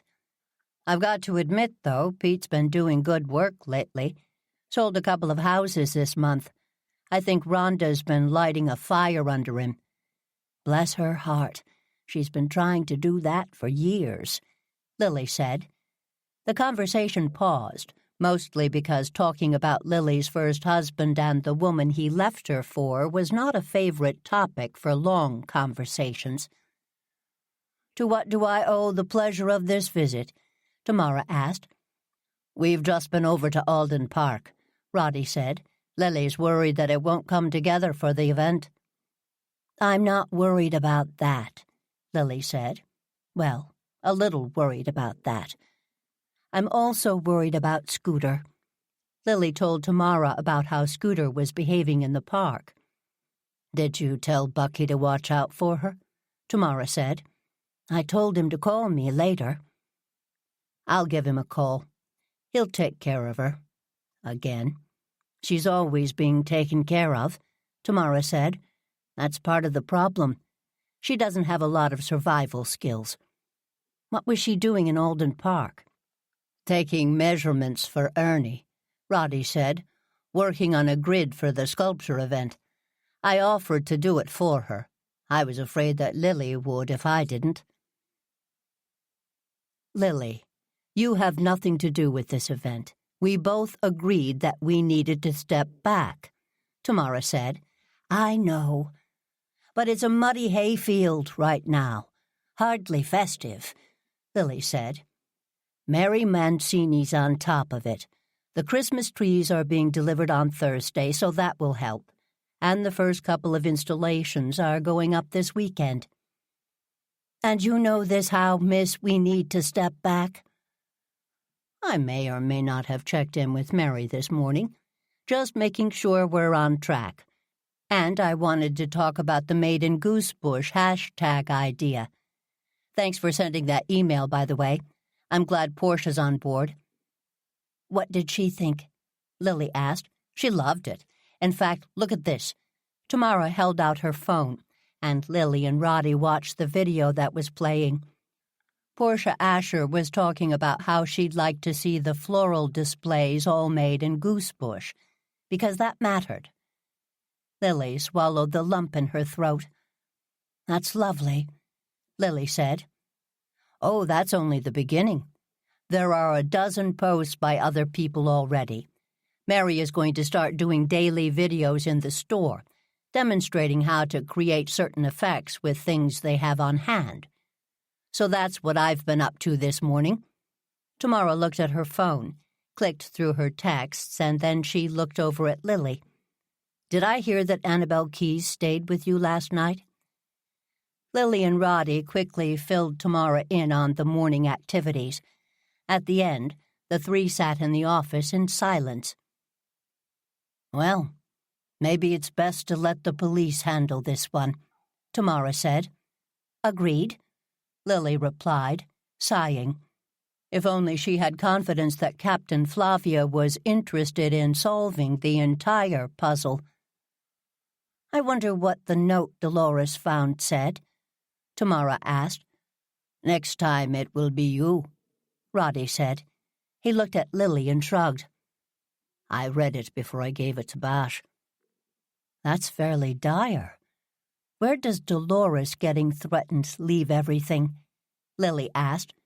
We don't even know if Jeremy was the intended victim, or if it was Dolores. The police will figure that out, Tamara said. Tell you both what. Let's discuss it over lunch at the Star. My treat, Roddy said. Chapter 16. The Star restaurant was busy, very busy for a Monday. Lily suspected it was a combination of extended holiday visitors and people being sick of leftovers. Stan offered to have the three of them sit at the bar, but Lily wasn't sure. She never liked having her back to a room, and the three of them needed to see faces in order to understand conversations. I would have saved you a table if I'd known, Stan said. I know you would have, Lily said. We're all a little discombobulated. We'll figure something out. Lily smiled at Stan and turned to leave. Lily, do you have a minute? Stan asked. Of course, she said. Let me go see if I can snag a table in the cafe, Tamara said. I'll go with you, Roddy said. Lily, Virginia Blossom is going to send me a business proposal this week. I know that you're in the middle of what happened last night. I'm not in the middle of anything, Lily said. I heard that you've taken Annabel Keys in. Well, yes, there's that. But I'm not too busy to talk to you, Stan. Send me the proposal when you receive it if you'd like. Planning first would have been better, but we can catch up. Lily walked out to the front of the store and saw Tamara waving at her and pointing down at a table. Lily was pleased. She loved sitting near the bookstore. She walked up to Roddy, who was waiting in line. "Is this all right with you?" he asked. "More than all right. I love the cafe food." "What are you ordering?" she asked. "I thought I'd get the roasted beet and feta salad." "Oh, healthy. And a kitchen sink cookie for dessert," he said, with a cup of tea. "I still think it's healthy," Lily said. "There are nuts and oatmeal in the kitchen sink cookies. That's how I justify my obsession with them." "What are you going to get?" Roddy asked. "What's Tamara getting?" "The California Cobb salad," he said. "Ah, well, I'll get a chicken Caesar salad and a cookie. Tea sounds good." "Sit down," Roddy said. "I'll be able to carry all 3 lunches back." Lily smiled and went to sit down. She wove her way through the crowd. Tamara was seated in the very back, close to the wall and right next to the bookshelves that delineated that edge of the store. Because Stan liked to play with space, the bookshelves were on wheels, so the seating capacity of the cafe could be expanded. Today everything was at capacity. "Busy today," Lily said to Tamara as she finally made her way to the table. Tamara put her fingers to her lips in order to silence Lily. She tilted her head to the bookshelves. Stepping back, Lily looked between the shelves to see who was standing in the bookstore. She saw the fiery red mane of Virginia Blossom, but she couldn't see who she was talking to. Lily sat down next to Tamara. "They had me come in again to answer questions," Virginia was saying. "That must have been terrible," the other voice said. "Who is that?" Lily whispered. "Not sure," Tamara said. "They just started talking about the murder." "Like I would have killed such a handsome man," Virginia said. "I saw you talking to him right before. That's why they called me in. I was the last person to talk to him, except his ex-wife. She didn't look happy. No, she didn't, did she? I read that they were getting back together. But let me tell you, that wasn't the vibe I was getting." "It's such a shame," Virginia said. "He was so talented." "I've never had an affair with a movie star," Virginia said. "Actors, sure, but never a movie star. That would have been fun."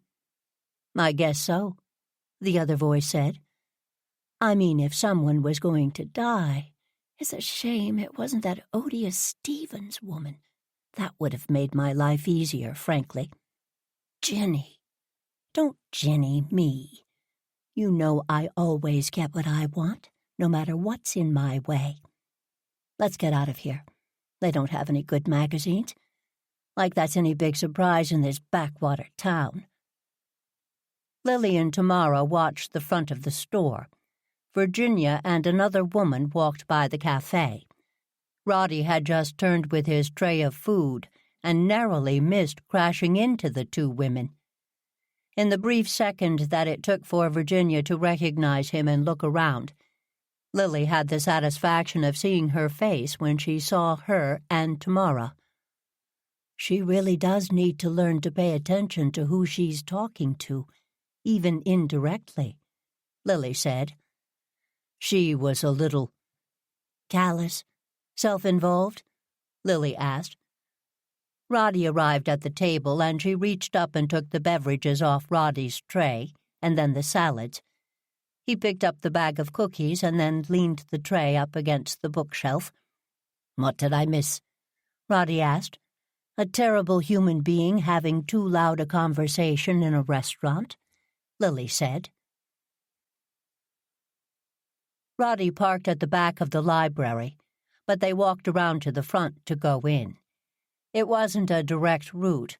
They could have gone through the lower entrance and down the hall, since Lily had an access card that let her in. But entering through the main hall always replenished Lily, and today she needed that. The Goosebush Library, this version of it, was a repurposed elementary school. The old library, a somewhat tragically designed building with no personality, was raised for a new school building. For a brief moment, the town considered the same fate for the elementary school, but cooler, more thoughtful heads prevailed. The school had been built in the late 1800s and served many grades for a long time. Marble floors and a soaring entranceway led to good-sized classrooms with wooden floors. The building was solid, a brick structure with concrete decorations. Lily was on the committee that pushed for the building to be given to the library rather than a developer, and the thrill she felt every time she walked in reinforced her decision. The large foyer had a circular desk as its centerpiece. The walls were covered in art, much of which was available for lending through a new program that had just been launched. There were also recreations of old maps and paintings of Goosebush throughout the years. Tours were given of the library on Saturdays so that people could appreciate the building more fully. Whenever he entered the library, Roddy always paused and took a moment to look around. Lily liked that about him, his attention to the details, all of them. "What's that?" Roddy asked, walking over to the left. A large wreath adorned the wall, taking the place of the hand-drawn map that was usually there. "That's the library wreath," Lily said, with some pride. "My mother made it 20 years ago when the library was first opened. See the paper flowers? They're all made of books and magazines. The ribbon is made from a sail. There are bits of sea glass and shells inside. She called it Goosebush Holidays. It took her months and months to make it." "The colors on the flowers, from a distance, they look red and green and blue, but up close you can see the printing." "Those took forever. She'd rip out pages of magazines, and then she'd sort them into colors. Alan would bring her all sorts of journals and travel magazines. It's really lovely," Roddy said, taking out his phone and snapping a few pictures.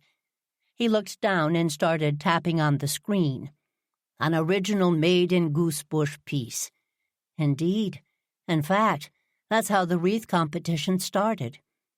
The next year my mother held a flower-making class in the summer, and then a wreath-making class in the fall. Both were held here in the library.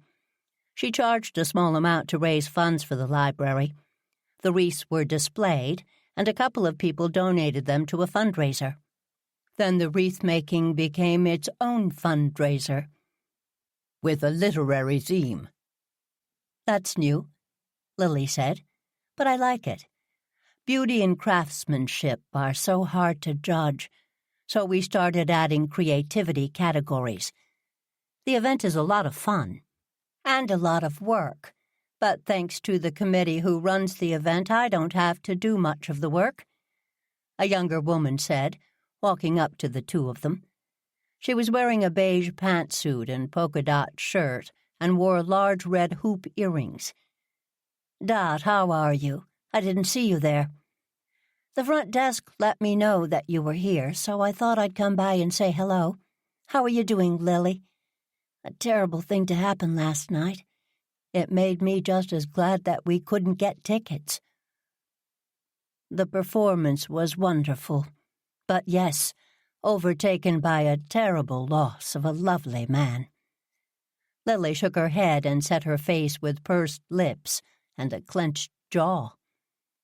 She had no intention of talking about the murder with anyone. Well, anyone outside the garden squad. "Tell me," How is the wreath competition going? Slowly, Dot said.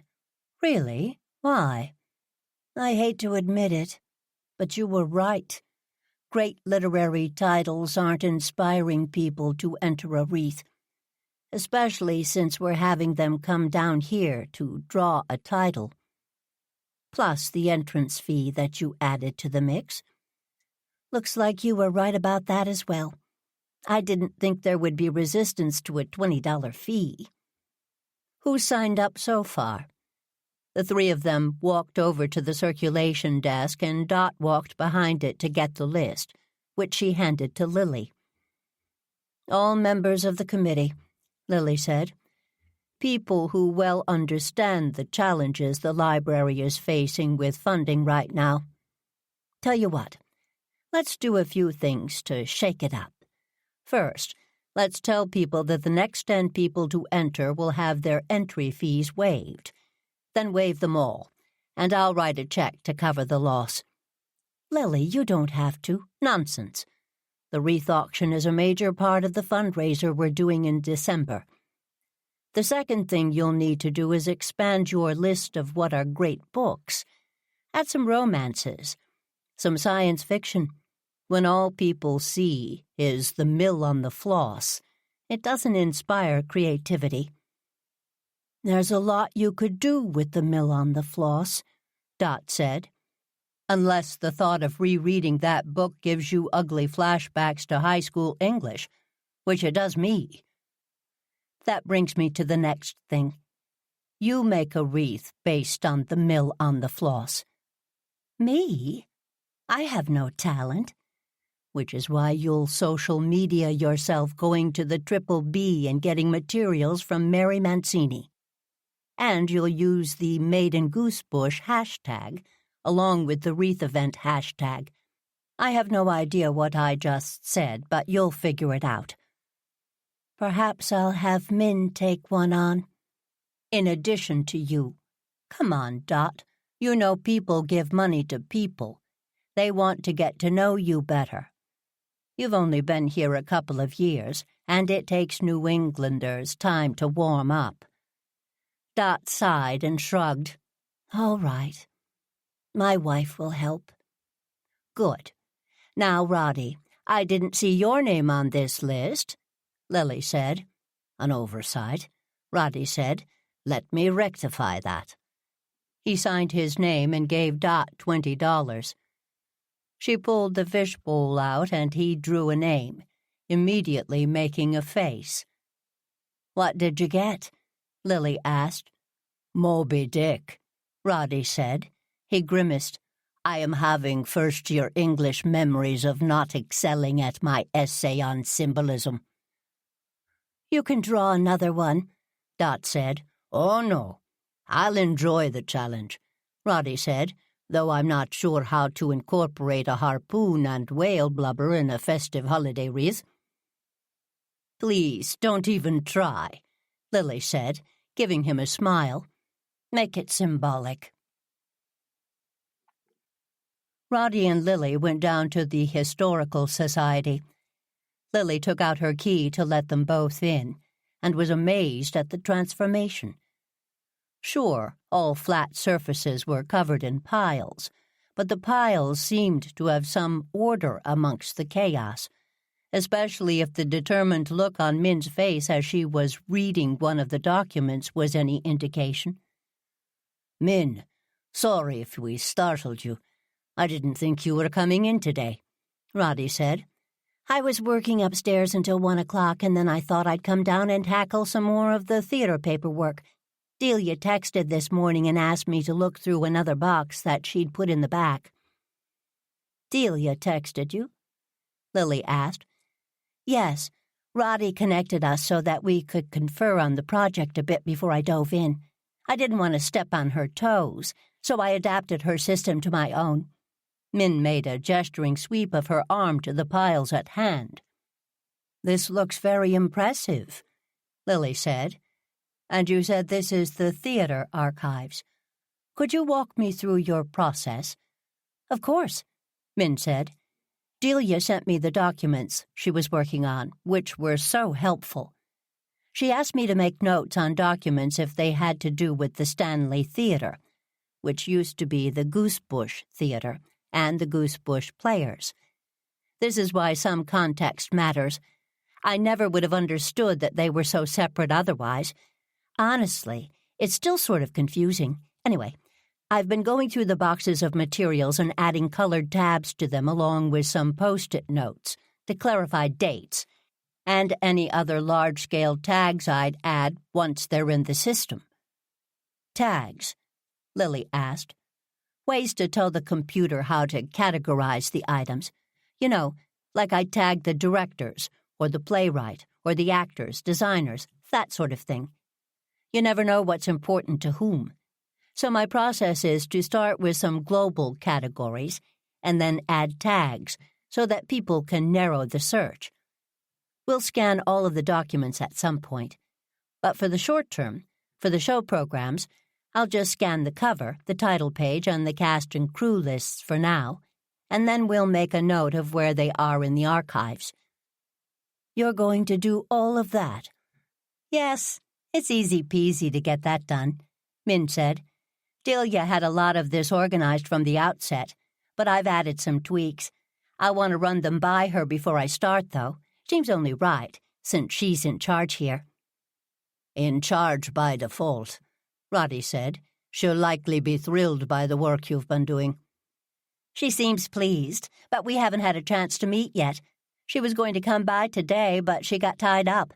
Understandable, given that she was working on the show last night. Poor Jeremy Nolan. He was one of my son's favorite actors, let me tell you.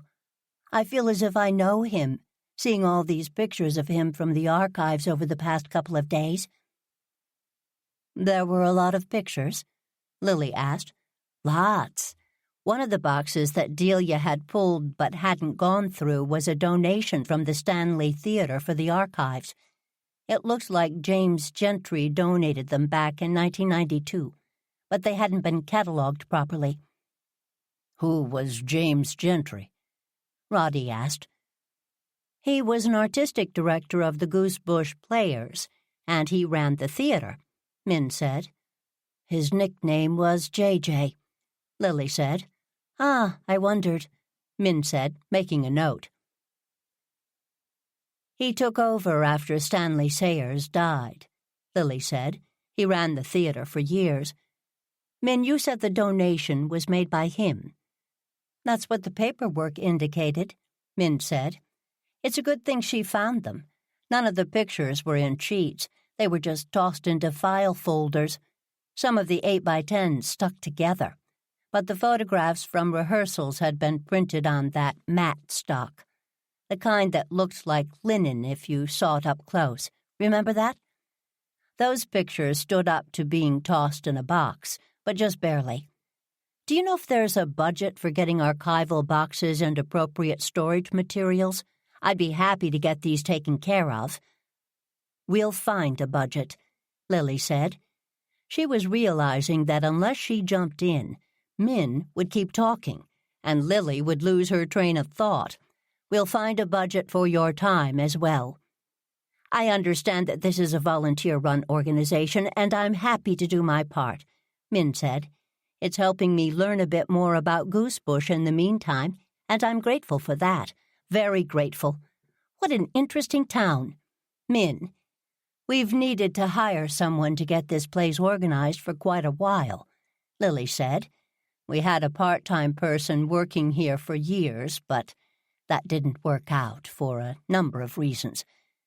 Before I can make a formal offer, I'll need to have Delia speak with you, but in the meantime, we can afford to have you help us get organized. You mentioned JJ donating the box. Which years did it cover? All of the previous years? No, that's what's odd. It only covered the years from 1983 to 1989. Not so odd, Lily said. Those are the Mel John years. Mel John, yes, he's a category. Let me double-check. Yes, he's the purple flag. See all of the purple flags in these stacks? That means he's mentioned in some way. Lily walked over to the large table that dominated the front third of the Historical Society. A countertop separated the back two-thirds. When someone came in, they could request documents from the volunteer on duty, or they could look at the books that were available for everyone to read. The table was covered with several piles, the tops of which each had years written on them. Lily wondered, looked around, and finally found the 1980s in two piles on the countertop. Where are the James Gentry materials? Back here, Min said. May I see them? Of course, Min said. Let me see. Why don't we move this here and that there? Yes, here you go. A space was now cleared on the countertop. You can look at the box here. That way it won't get mingled with anything else. I haven't categorized the box materials yet. I understand, Lily said. I won't take anything, though I may ask to make copies of things. I'll get the scanner and computers warmed up, Roddy said. Anything in particular you're looking for? Min asked. Mel John interests me, Lily said. I've heard about him a few times this weekend. I wish I'd seen some of his work, particularly. From what I understand, his summer work. Yes, that confused me, Min said. He worked for the Goosebush Players during the year, but the summer seemed to be different.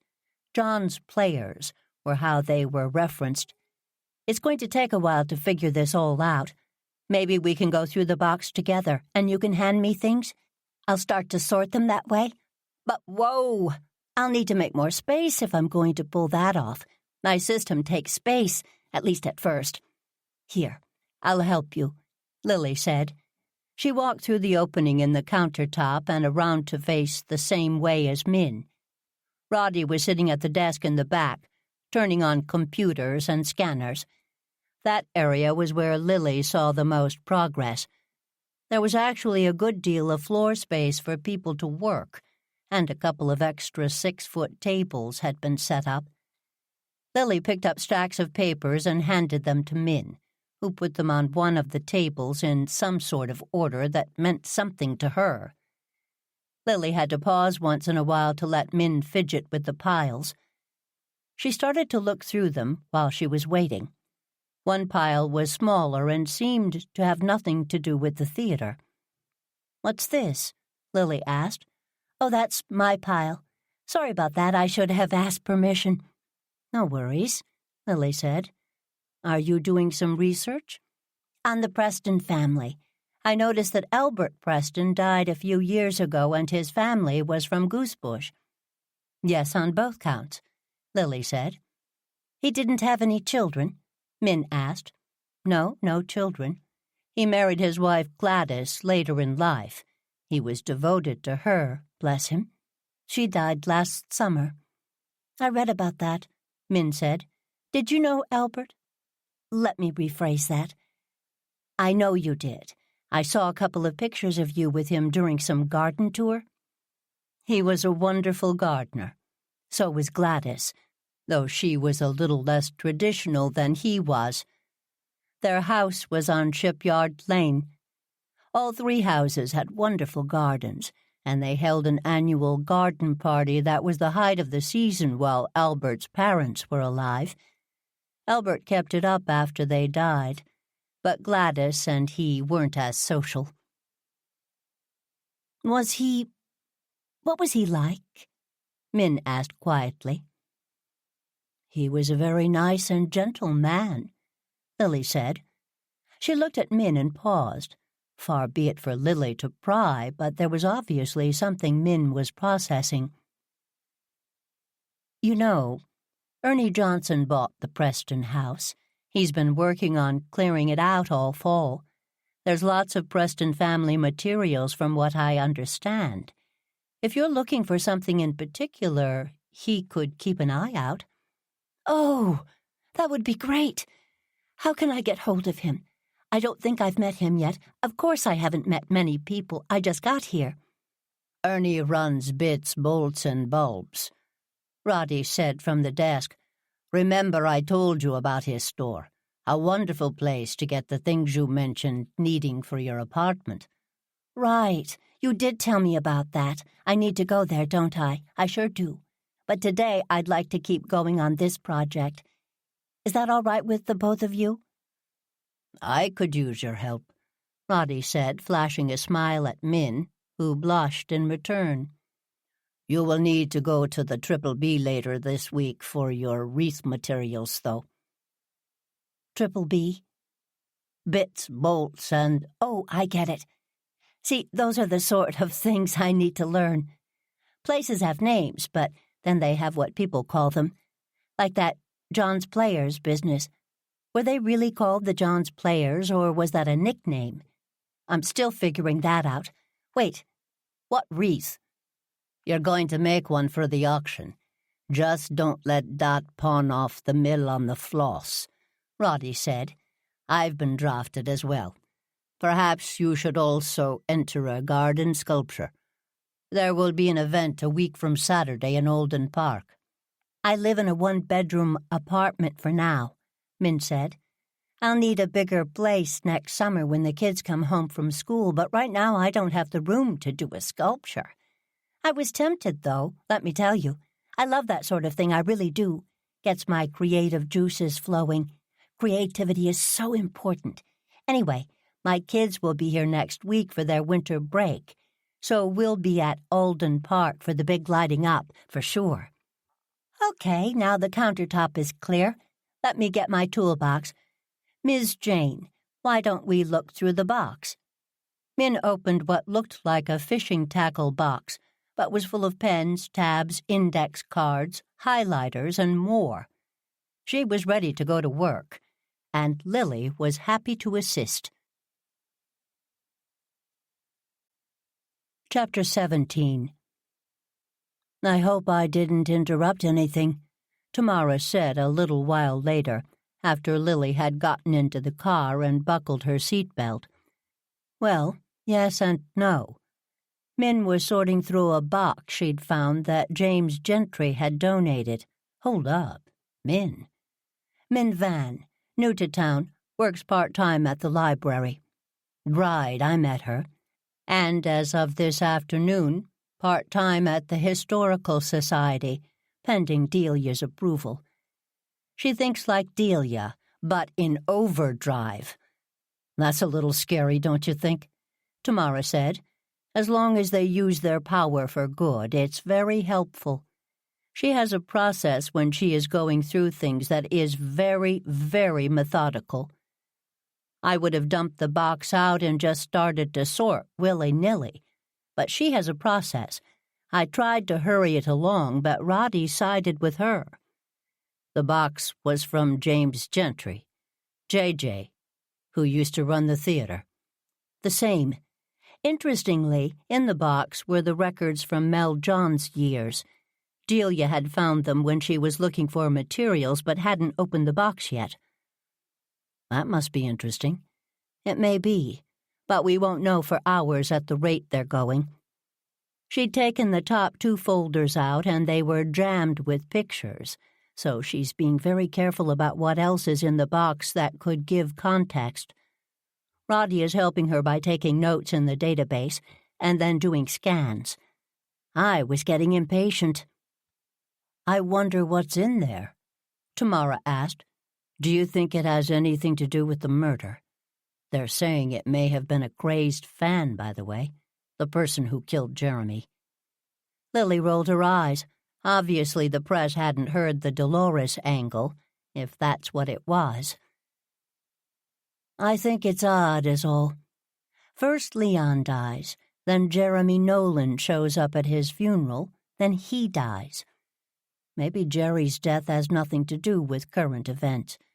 Maybe it's all about what happened 30-odd years ago." "You're reaching," Tamara said, "but I'm not going to stop you. You may not have a method like Min's, but you have a mind that sorts through unrelated facts and comes up with the truth." "Hopefully the right truth," Lily said. She'd become more aware of the impact her forays into investigation had on other people, and treaded lightly these days. That said, she also could not bear for injustices to stand. "In Lily I trust," Tamara said, reaching over and patting Lily's knee. "Thanks for taking time out and coming to this open house with me." "My pleasure," Lily said. "I'm fascinated by the opportunities that the church offers." A new, larger Catholic church had been built in Goosebush, and the old Goosebush church had been deconsecrated and was being sold with some restrictions about its future use. Because it had been built on an odd V-shaped plot of land, and height restrictions were firmly in place in that part of Goosebush, most people thought that the building, the small meeting house and the rectory, would be kept intact, and that some sort of business enterprise would take over the space. Lily was curious about what the approval process was going to be like. As with many things, her goal was to stand back but also make sure that the decisions were made well. "This realtor open house was very last minute," Tamara said. "I don't think the interest is as high as they thought it would be, especially with the zoning restrictions." "How much are they asking?" Lily asked. Tamara told her a number, and Lily's jaw dropped. "Mind you, it isn't the church who's inflated the price. The original developer wants to make a profit." "The original developer is an idiot," Lily said. The man had purchased it from the diocese and agreed to use the space within 2 years or sell it. Over the past 22 months, he'd put 4 plans in front of the Board of Selectmen, and 2 of them had gone before a town meeting. Each was more ludicrous than the next, at least in the eyes of the zoning commission. 6-story buildings with tennis courts, a nightclub complex, a shopping mall. The closest was a restaurant, but the neighborhood wasn't thrilled about the idea of a restaurant that could seat 150 people. He might have gotten that one passed if he hadn't alienated everyone in town with his social media screeds and public relations assault. "He is. Rumor has it that he expected people to jump at the opportunity, but the realtor open house tells me that he doesn't have a lot of interest, and he's scrambling. Pete visited when it first opened and suggested that I go by. He's going to make a list of people who may be interested." They parked in the church parking lot, another asset for the space. Tamara signed in, and she and Lily walked in what used to be the back door of the church. Tamara immediately saw some people she knew and went over to talk to them. Lily got them both a cup of tea and brought Tamara hers. She could have stayed and talked real estate, but instead she wandered around, looking at the building as well as the people investigating the opportunity. Virginia Blossom walked in and started surveying, careful to avoid any conversation. She moved along the outer perimeter of the room, in the opposite direction of Lily. Lily had been to the church many times for various life events of friends, but she'd never seen it empty before. Not really empty. The pews were still there, but pushed to the side. The building had started its life as a congregational church, so it had those lines as its base. Stained glass windows had been added, and the altar had been expanded. Looking around, Lily saw a beautiful space with a lot of potential. She stepped into the middle of the room to look up at the choir loft. "This place is meant to be a theater," a voice said. Lily turned around. Dolores had arrived. She was wearing black from head to toe, with dark glasses and a slash of red lipstick. Even by Dolores's standards, she looked dramatic, and that was saying something. Lily looked around, but it didn't appear that anyone was with her, and no one was getting close, so Lily finally took a deep breath and channeled her mother. Manners mattered. She walked over to Dolores. "I agree." Lily said in a much quieter tone. Or it certainly deserves to have sort of a grand future. The other buildings will house actors and provide shop support, Dolores continued, ignoring Lily. The Stevens Center. This will be Tompkin Theater. It's perfect. Tompkin Theater. After Leon? Lily asked. That's very nice. Well, after all, it's dear Leon who is making this possible, Dolores said. His will is quite generous. Is it? Lily said carefully. The reading of the will hadn't happened yet, but her conversations with Fred had her thinking that Leon's will was no such thing, at least as far as Dolores was concerned. We had a wonderful dinner just a few nights before dear Leon passed away. He surprised me with a codicil that made his intentions clear. Dear Leon, such a good friend. Yes, this is perfect, Dolores said, and without the ghosts of our current artistic home, honestly, I don't think I could bear to walk in that building again. Ghosts? Lily asked. Both real and imagined, Dolores said. No one should suffer as I've had to. She turned and walked toward one of the side doors. Lily watched as she stopped and said something to Virginia Blossom. The younger woman replied, and Dolores turned and quickly walked out the door. Tamara walked over to Lily and handed her the specs of the property. Interesting information in here, Tamara said. Since I'm on the board of selectmen, I can't show too much interest. That said, and much as I hate to agree with Dolores, this would be a great space for the performing arts. Or a gallery and small music performance space, Lily said. By the way, I won't tell anyone you agree with Dolores. Thank you, Tamara said. Want to go out and look at the other buildings? Sure, Lily said. They went out the side door and took a few steps over to the rectory. Lily had always loved that old house, but she'd never been in it. Renovations had turned the first floor into multiple conference rooms, in addition to a kitchen and dining room. Upstairs there were several small bedrooms and 3 sitting rooms. Nice retreat potential, Tamara said. Or a crystal shop like the one we visited in the Berkshires last fall. I hope some of those renovations can be undone on the first floor. That particle board is awful. A crystal shop would be fun, Tamara said. I loved that place. Incense, candles, tarot readings. That would be great in there. The old Sunday school building would be fabulous for educational programs, dance lessons, theater camps. It's a shame the developer didn't talk to us, Lily said. It's a shame he didn't embrace what was here instead of presenting plans that tore everything down, Tamara said. He should have driven around the neighborhood a bit and seen what would fit in. It's an odd lot of land, so imagination is required.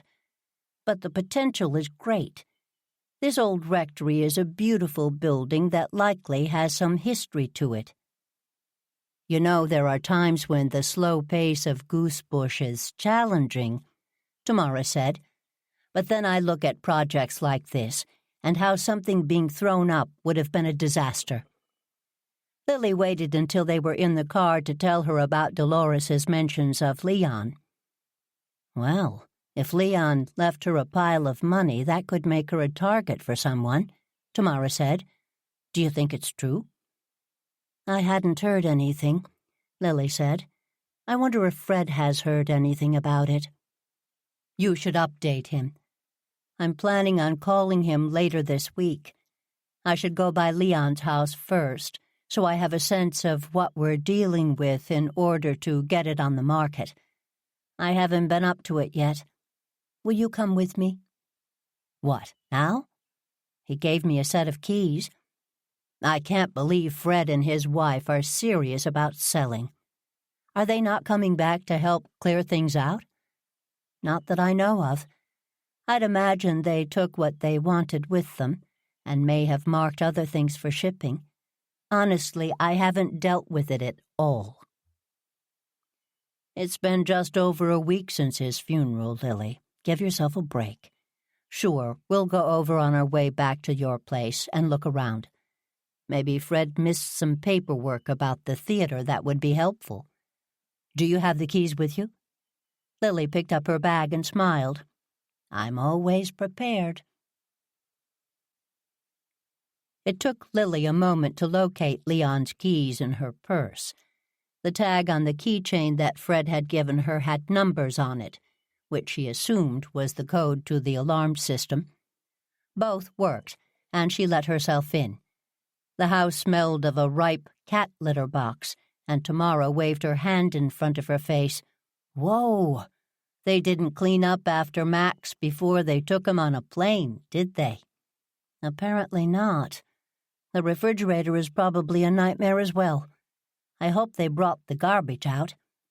I have people who can help us clean up, Tamara said. That's good, Lily said. It's cold in here. Let me turn the heat up a bit. Lily looked to her left, and the usually pristine living room was a jumble. The shelves were mostly empty. There were shadows on the wall where pictures once hung, and the furniture had been sorted into two groups that were on each side of the room. We'll deal with that later. Let's look for any paperwork Fred might have missed, and we'll work on a strategy for tackling the house. Now, Leon's office is over here, right? Tamara asked. They opened the door and walked into a cyclone of paperwork. Lily didn't know where to start. She turned on her phone and texted Fred. I'm at your father's house. His office is a mess. Is that your doing, or might someone else have been here? She put the phone back in her pocket and looked around. Tamara was looking at a wall of photos, and Lily walked over to join her. I can't believe Fred wouldn't want these, Tamara said. Look at that picture. When the girls were little, they'd invite us over for pool parties. Fred was in between Rose and Ty, but that didn't matter. We all had wonderful times here. Lily looked around. Leon didn't edit the pictures on this wall, did he? She asked. There's a picture of Pete and me the summer we got married, and then that's one of Alan and me when we moved back to Goosebush. None of these pictures are formal, or even that good. They must be memories that made him happy. You know, Leon was always a bit scattered, Tamara said. He'd start talking to me about 3 different ideas at once. It never made sense right away, but eventually it all came together. I wonder what idea he was cooking up with all of this. Lily turned around and gestured at the piles of paper on every surface, the double-shelved books and the plastic storage containers strewn about. Who knows what's where? I wonder if Fred went through things carefully. I don't want some stranger looking through Leon's papers and finding a personal letter he got from his wife, or some diary that had family secrets. With this much paper, that could happen, Tamara said. This is a much bigger job than I supposed, but one that Leon's friends can help with. Warwick will pitch in, Tamara said. I agree we need to take care of Leon's legacy first and foremost, so it's important we all look through this stuff. Lily sighed and looked over at Tamara. I suppose the best way to start is to sort things into piles after we get a better sense of what's here. Lily went over to Leon's desk and stacked all the papers into one pile.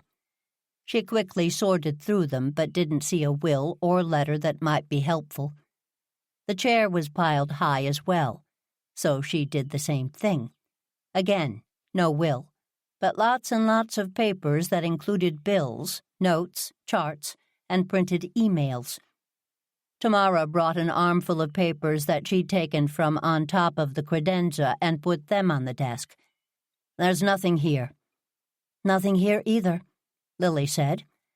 The file cabinets are locked. Did Fred give you those keys? Lily nodded and handed her the key ring. Lily felt her phone buzz in her pocket and looked down at the screen. Fred apologizes. He said that they were in a rush to get out and didn't leave instructions. He'll call me later. Another text came in, and Lily read it out loud. Sorry I didn't call you back last night. I'd heard about Jerry, and it knocked me for a loop. Poor Fred, Tamara said. I know this looks bad, but we can get it straightened out. Here's another pile under William Shakespeare. What do you mean? Oh, the bust of William Shakespeare. Leon did like busts, didn't he? An interesting assortment of characters. Having all these faces staring at me would creep me out. Here's what Will was holding down. Looks like cast lists, articles, some notes. Lily looked around. Maybe that's how Leon organized? Thomas Jefferson is sitting on top of this file cabinet, and it's full of legal documents. Is that shelf full of theater files? Sarah Bernhardt is on top of playbills. Here's a complete works of William Shakespeare that's holding down another pile of papers. Hello, what's this? Tamara pulled a piece of paper out of the book carefully and unfolded it. Whoop, this is interesting. She handed the paper to Lily. This is what Dolores was talking about, Lily said. Unsigned. But still, she wasn't lying. Tamara found the right key on the key ring and unlocked the top file cabinet drawer. It was completely full. That's a lot of paper. Who knows what's what? Lily said. I'm sorry, Tamara. I had no idea this was such a huge project. Tell you what, my house is 5 minutes from here. I'll run down there and get some boxes so we can get the paperwork out of here. This looks like older stuff, but who knows? She opened up the lower drawer, which was also full. I'll get a lot of boxes. Lily opened the file drawer in the desk. It was empty. She texted Fred, and he told her that he'd taken those files with him. While you're gone, I'll organize a bit. Looks like Leon had pulled out Christmas decorations. Fred may want some of the ornaments in these plastic bins. He may have meant to take them, Tamara said, but the stuff on top is mail from weeks ago. Presumably Leon put it there. I wonder why Leon had them in here so early. He hadn't started decorating. For now, let's move this box over here to clear a path. Lily bent over to pick it up. Then she put it right back down.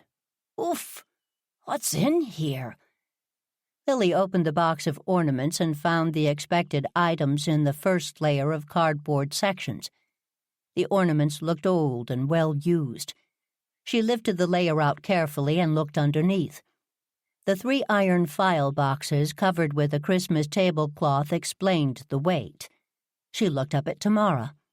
Those look promising, Tamara said, and well hidden. Lily lifted one of the strong boxes out and looked at it. They're all sealed, see? He put stickers over the locks and signed them. Let's take them with us. I'm heading out to get those boxes, Tamara said. If Warwick's home, I'll have him come and help. We'll do a quick walk-through and get anything of value out of here this afternoon. Tamara looked at her watch. How is it only 4:30? It's been a long day, Lily said, but I'll feel better if we get Leon's personal business out of here. You know, I can't help but wonder if someone's looking for these boxes. Chapter 18. Lily was sorting through the papers on the desk once more. She noticed a bill from a storage unit and wondered if Fred planned on cleaning it out or if she'd need to add this to her list.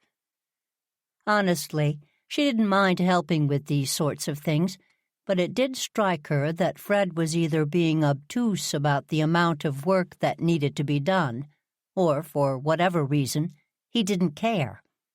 When Leon told her he was sick, he indicated that he had a few projects he wanted to get done.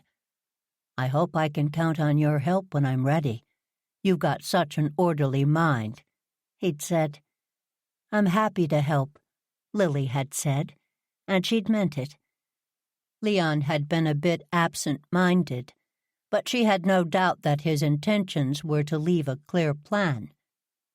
She looked around at the papers and shook her head. He'd just run out of time.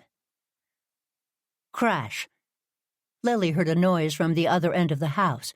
She called out, but didn't hear a reply. She walked into the kitchen and turned on the hall lights for the bedroom wing of the house. "Hello?" Her heart was pounding, so she took a deep breath. She heard another sound, and then a cry from down the hallway. She walked down the hallway and called out again. Another cry, coming from the door on her right. She opened it, and a gray ball of fur flew towards her. "Max! Oh, Max, why aren't you in California?" She knelt down and picked up the big Russian blue cat. Leon had adopted Max 3 years ago, or as he'd put it, Max had adopted him. The big gray cat melted into her arms and began to purr. She carried him back into the room and noted that he had plenty of food and water. Lily walked back toward the office and sat down in the desk chair, still holding Max. She had begun to shake. She was so angry. She fished her phone out of her pocket and dialed Fred's number. He didn't pick up, so she left him a message. She didn't mince words. How dare he leave his father's cat alone? Did he just assume she'd come sooner? What would have happened if she waited until after the holidays?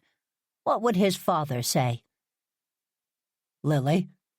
"Warwick, I'm in the office," Lily said. "What do you have there?" Warwick came into the room carrying several flat boxes and some packing tape. "Max, Leon's cat. He was in the guest room." "In the what?" Tamara said, coming in with more boxes. She put them down and came around to the other side of the desk. Lily relaxed her hold, and Max let Tamara pick him up. "Poor baby boy." Warwick went down the hallway to explore, and came back carrying a note. "I don't think he was suffering," he said. "There was an automatic feeder and one of those water fountains. The TV was on and there are lights. Fred left a note and a copy of his medical record, so he obviously expected someone to come and get him." "He's okay, Lily. Such a cuddle-bug, this cat. He must miss Leon, though," Tamara said. Lily put her arms up and Tamara handed her back the cat. Lily nuzzled his neck again, and he licked the side of her face. She looked at the note, which was generic instructions about taking care of Max. "He'll come home with me," she said. "You're sure? We could take him," Tamara said. Warwick gave her a look, but he didn't say anything. He was planning on getting a dog in the spring, but if they had to make it work, they would. "I'm sure. Luna's still little, but she'll probably like having a furry friend, and Max will have people home all the time, so he won't feel alone." Tamara bent down and gave her best friend a quick hug. "Listen, my friend, this all sucks.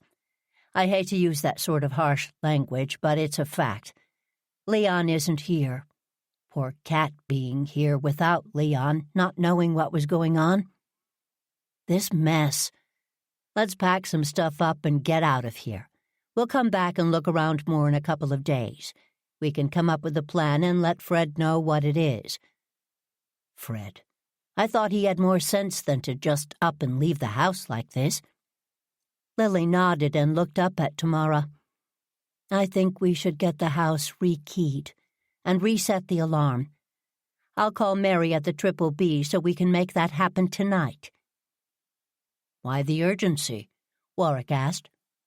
"If someone was supposed to come and get Max, someone has a key. Who knows how many keys are out there? Also, look at this place. Leon was scattered, but he wasn't a slob. Maybe someone's been looking for something." Tamara nodded, and Lily picked up Leon's desk phone and gave Mary a call. "You're keeping me busy. I'll be over within the hour." "Is there someone else I should call?" Lily asked. "I'm afraid I've gotten into the habit of thinking the Triple B can solve all my issues." "I wish more people thought like you did," Mary said. "I used to change locks all the time in rentals. Do you have an idea of the types of locks there are?" "No idea, but I'll bet Tamara does." Lily handed her phone to Tamara.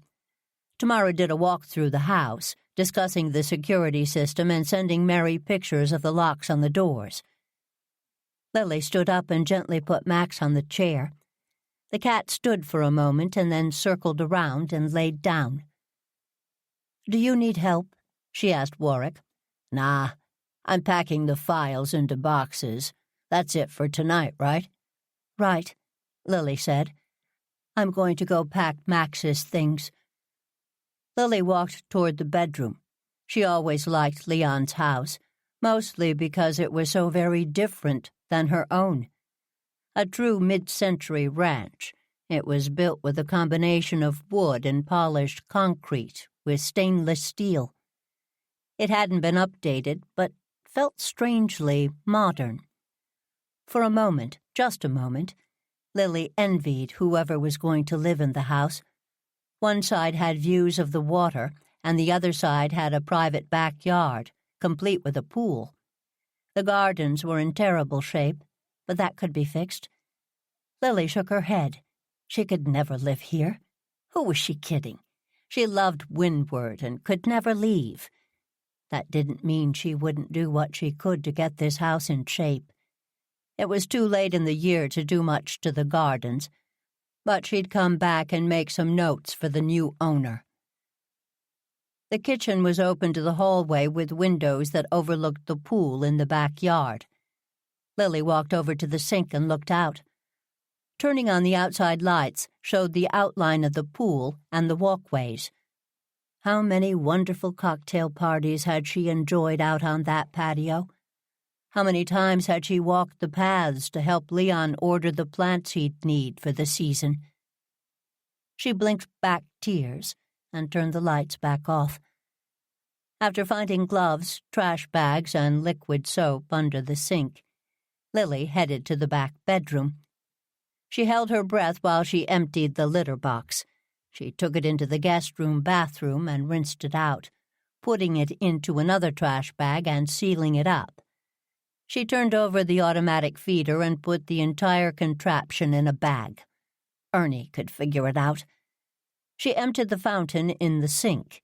She was concerned about how Luna would react to the gurgling water, but nevertheless, she put it in another bag. Lily piled all of Max's things near the door. The cat carrier was large and made of hard plastic. She looked inside and saw a pile of blankets that was obviously Max's bed. There was a fine layer of gray fur on the blankets, but Lily would sort that later. She took them all out to refold them. She was shaking out one particularly nasty old blanket that might at one point have been a crocheted shawl, but was now a bundle of yarn held together by knots and cat hair. On the second shake, she realized something was stuck to it. Maybe newspaper that Leon had lined the carrier with? No, it was large and white. A piece of tape adhered it to the fabric. So she separated it carefully and patted the furry strips onto the envelope, rather than ripping them off. Turning it over, she saw Leon's handwriting. She flipped it around to read what he'd written. "In the event of my death," was what he'd scrawled along the flap, along with his signature. She sat down on the bed and stared at the envelope. "Oh, Leon, my dear friend," she whispered. "What was going on with you?" After a few seconds of staring and trying to decide what to do, Lily called Bash. She told him about the unsigned document they'd found in Shakespeare, the mess in the house, and about the white envelope she found taped to what must have been Max's favorite blanket. "Did you open it?" he asked. "No, of course not," she said. What she didn't say was that she'd thought about it for a good minute. Had the seal not been signed, she would have taken it home and steamed it open, probably. "Are you still at Leon's?" Bash asked. "I am, but heading home soon." She was telling him about Max when her phone vibrated, which meant a text was coming in. She put Bash on speakerphone and put her glasses on with her other hand. Then she read the text. "Well, this is interesting. It's a text from Fred. Dolores was supposed to take Max, so he texted her. She was worried that Sir Ralph wouldn't like it. Sir Ralph is apparently a pet squirrel. She said she was trying to find Max a home. At least that's what she told Fred. Leave it to Dolores to have a pet squirrel. Listen, hang tight. I was heading home, so I'll be at Leon's house in a couple of minutes. I'll pick up the letter and the envelope. Dolores probably has a key if she was the person who was supposed to get Max. Other people may have keys as well. Mary's coming over to change the locks." "You're that worried?" Bash asked. "Cautious. The house was a real mess when we came in. Given everything, that may be how Fred left it on Thursday when he flew back to California. Or maybe people have been in here. I was going to take his files and personal papers with me. Or do you want us to leave everything here?" "No. It's as safe at your house as anywhere. Mark the boxes and keep things together. As far as anyone is concerned, Leon had a heart attack. Nothing's come back to indicate that isn't true so far. The medical examiner is leaning towards a finding of inconclusive, which means we can keep looking into it, sort of." "Are you going to tell Captain Flavia about Leon and the note?" "He thinks he has his case closed," Bash said. "Didn't you hear?" "Hear what?" "He arrested Scooter McGee this afternoon, about a half hour ago. Ernie said that her brother was hiring her a lawyer." "Why does he think Scooter killed Jerry?" Lily asked. "I guess this will all come out now. Apparently she had an affair with him years ago. She was young and took it very seriously. When it was over, she had a breakdown. She's been a bit obsessed with him ever since." "Obsessed? Is that what Captain Flavia said?" "No, that's what Scooter said, and what an audit of her social media profiles shows. Liz, Trooper Harris, said that they found a detailed scrapbook of his career at her house. That's not a reason to kill him. There's more. 25 years ago, she was taking one of those Hollywood tours and saw him. She lunged for him, and his security held her back. She was out of control and was detained. She said she wasn't trying to hurt him, but there's an arrest report. That was right before she went into rehab." Lily nodded, vaguely remembering her mother mentioning Scooter's troubles. Troubles were how her mother's generation described anything from an ulcer to an arrest. "So that's it. No more investigation into Jerry's death." "That's it for them. For me, I'm going to get that envelope to Leon's lawyer, and I'm going to keep asking questions." Chapter 19. Max wailed the entire car ride, making Lily doubt her decision to bring him home. What would happen if that was his normal state? Constant cat wailing was not something she either wanted or needed in her life. "How was the ride over?" Tamara asked, walking towards Lily's car. Warwick and Tamara followed her back to her house. They'd all left once Mary showed up, followed by Bash a few minutes later. He'd promised to get a set of keys and the new code to Lily. Loud and miserable. I hope to heaven that he calms down. Poor cat. He doesn't know what ends up. Tamara carried some of Max's things into the kitchen, and Lily followed with the carrier. Delia and Ernie were sitting at the kitchen table drinking tea and eating cookies when they walked in. "What do you have there?" Ernie asked, standing up. "Max, Leon's cat. He needs a home," Lily said. Her voice broke on the word home, and Ernie rushed over to her, leading her to a chair. Once she'd sat down, he took the cat carrier from her and put the entire thing on the table. "Hello, Max. If you need a home, you picked a good one, buddy. Let's get you set up. First, we'll get the rest of your stuff out of the car, if there's more." Ernie asked. "Oh, there's more," Warwick said, walking in carrying 2 boxes. "Lily, where do you think these should go?"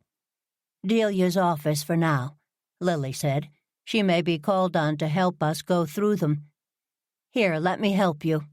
"No, you and Tamara stay here. We'll get the boxes," Delia said. Lily smiled at her young friend and watched her follow Warwick outside, with Ernie following behind them. "Luna, stop," Lily said, and Ernie turned quickly and picked up the kitten. He handed her to Tamara, who held her close. "I really hope she stops trying to make a run for it all the time," Lily said. Max had stopped wailing, and she put her fingers through the grate of the carrier. He rubbed his head against them and started to purr. "Having Max will be good for Luna," Tamara said. "My family always had 2 cats. They keep each other company." "I hope so, because I don't need any more drama." "I heard you talking to Bash. Do you really think something happened to Leon?" Tamara said. "Honestly, probably not. Being sick, combined with trying to figure out how he wanted to leave things, must have been stressful, and that probably took a toll. But I do feel obligated to make sure Leon's wishes are carried out. Looks like he may have been worried about that, what with codicils being written and packages being left in cat carriers. Plus the boxes hidden with the ornaments. I forgot about those. I should tell Bash. Later. Will Bash let you know what's in the packet?" "I think so," Lily said. He was the first one who wanted to make sure Leon died of natural causes. "Of course, I think that may have been a knee-jerk reaction given what's happened here in the past 6 months, but still, I'm impressed by his inquiry. I can't believe he got shut out of the investigation into Jerry's death. If I was him, I'd be royally ticked off." Tamara held Luna on her shoulder, and the kitten was falling asleep. "That farce of an investigation," Ernie said, carrying 2 boxes and heading across the hall to Delia's office. He came back in a few moments, fuming. "Did you hear what happened?" "I did." Then she stopped. Lily knew that Ernie needed to tell the story, which he did for the next 10 minutes. Delia and Warwick each brought in more boxes while Ernie talked. He'd just finished when they brought in the final boxes and brought them to Delia's office. Ernie went and shut the kitchen door, checking to make sure it was locked. "Scooter McGee, can you even imagine? That woman couldn't hurt a fly," Ernie said. Delia came into the kitchen and looked through Max's bags Lily and Tamara had brought in. She took them with her to her office. Warwick went down the hall to wash up, but Lily and Tamara stayed at the kitchen table with their coats on. "Did Scooter get out on bail?" Lily asked. She was petting Max through the grate of his carrier, waiting for Delia to get him set up. "She did," Delia said, coming back into the kitchen. "I checked in with Portia, who's been in touch with Bucky." She picked up the rest of Max's things and carried them into her office. "What made Captain Flavia focus on her?" Warwick asked when he came back into the kitchen. He put his hands on Lily's shoulders. "I'll take your coat, Lil. Yours too, sweetheart." A long-ago love affair she obsessed over for 30-plus years, Ernie said. "Plus, the cupcakes." "The cupcakes?" Tamara asked. She put Luna on the table and stood up so that Warwick could take her coat. Once her arms were out of her sleeves, she scooped the kitten back up and sat down. "Scooter says that Jerry called and asked her to order the cupcakes," Ernie said. "This is according to Portia. Anyway, the receipt of the online order was on the box office computer. She had his credit card number because he donated to the players. Problem is, there's no record of him calling the box office." "That's odd," Lily said. "Maybe Dolores was—" "Sorry to interrupt, but how about if we introduce Max to his new home?" Delia said, coming back into the kitchen. "Lily, he seems to like you, so why don't you take him out of his carrier?" Lily opened the door, but Max didn't move. She reached in and picked him up. "All right, sweetheart. Let's see what Delia has set up for you." She walked across the hall, Tamara and Luna following them. "See? Here's her office. Your litter box is right here." Lily put him down in the small bathroom, and he sniffed his litter box, but then ran back to her.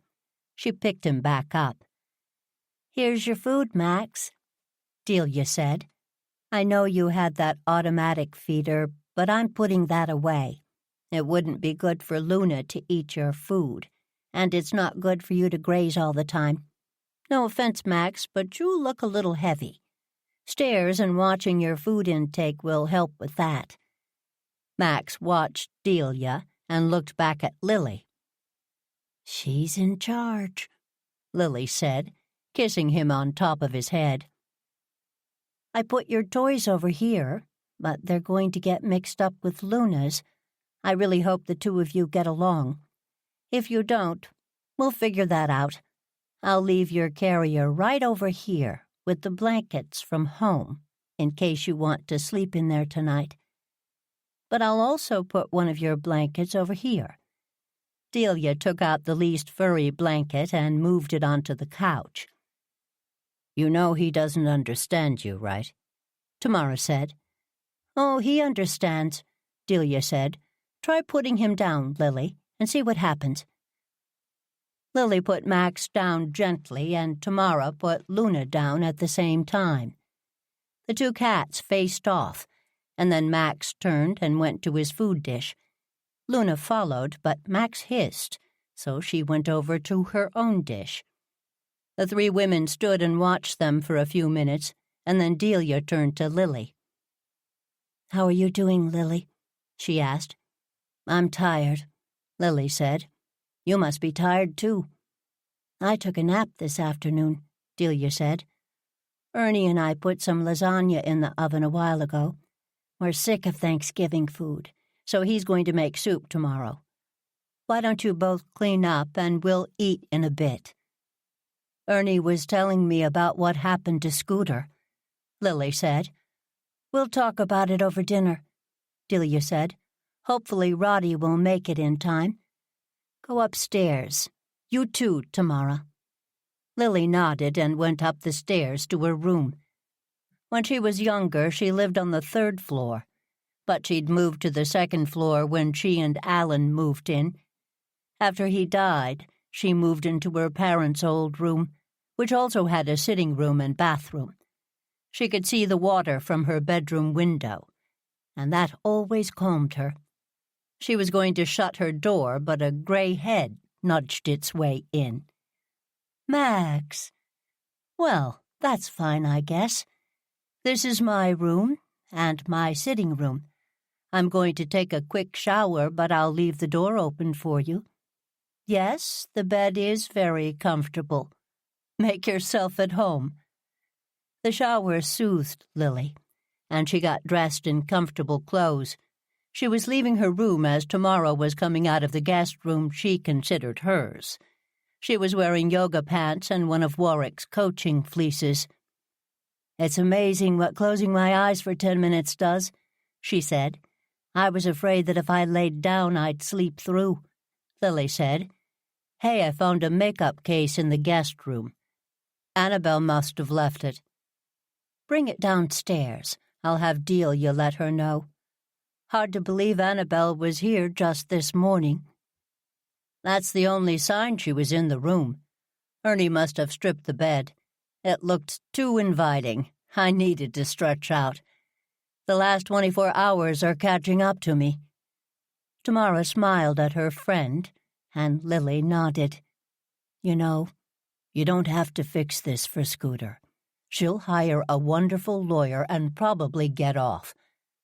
And whomever did this will get away with it. Lily, you're not responsible for the whole world." "No, but we're all responsible for our corners of it. I know you agree with me, Tamara. Scooter can't go through life with everyone thinking she's a murderer who got off." You're right. I know you're right," Tamara said. When they got to the first floor, they both looked in the living room, but it was dark. Tamara put the makeup bag on the hall table. They walked toward the kitchen and heard voices coming from the back porch, so they went out there. "Sorry we started without you," Ernie said, jumping up and holding a chair for Lily. "Let me get you a drink. Wine? Lemonade? Something else?" "Red wine sounds wonderful," Lily said. "For me as well, but make mine a half a glass. I have to drive home," Tamara said, sitting down on the chair that Warwick pulled out for her. "No, you won't," Warwick said. "I was just about to ask Lily if we could stay tonight.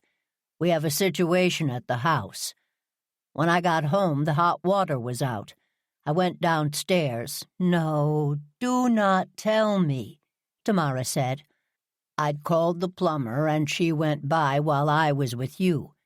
We just had a talk about it. We need to replace the tank." Tamara closed her eyes and shook her head. "That was supposed to last until next summer," she said. "I told the hot water heater that when I went downstairs and the floor was flooded.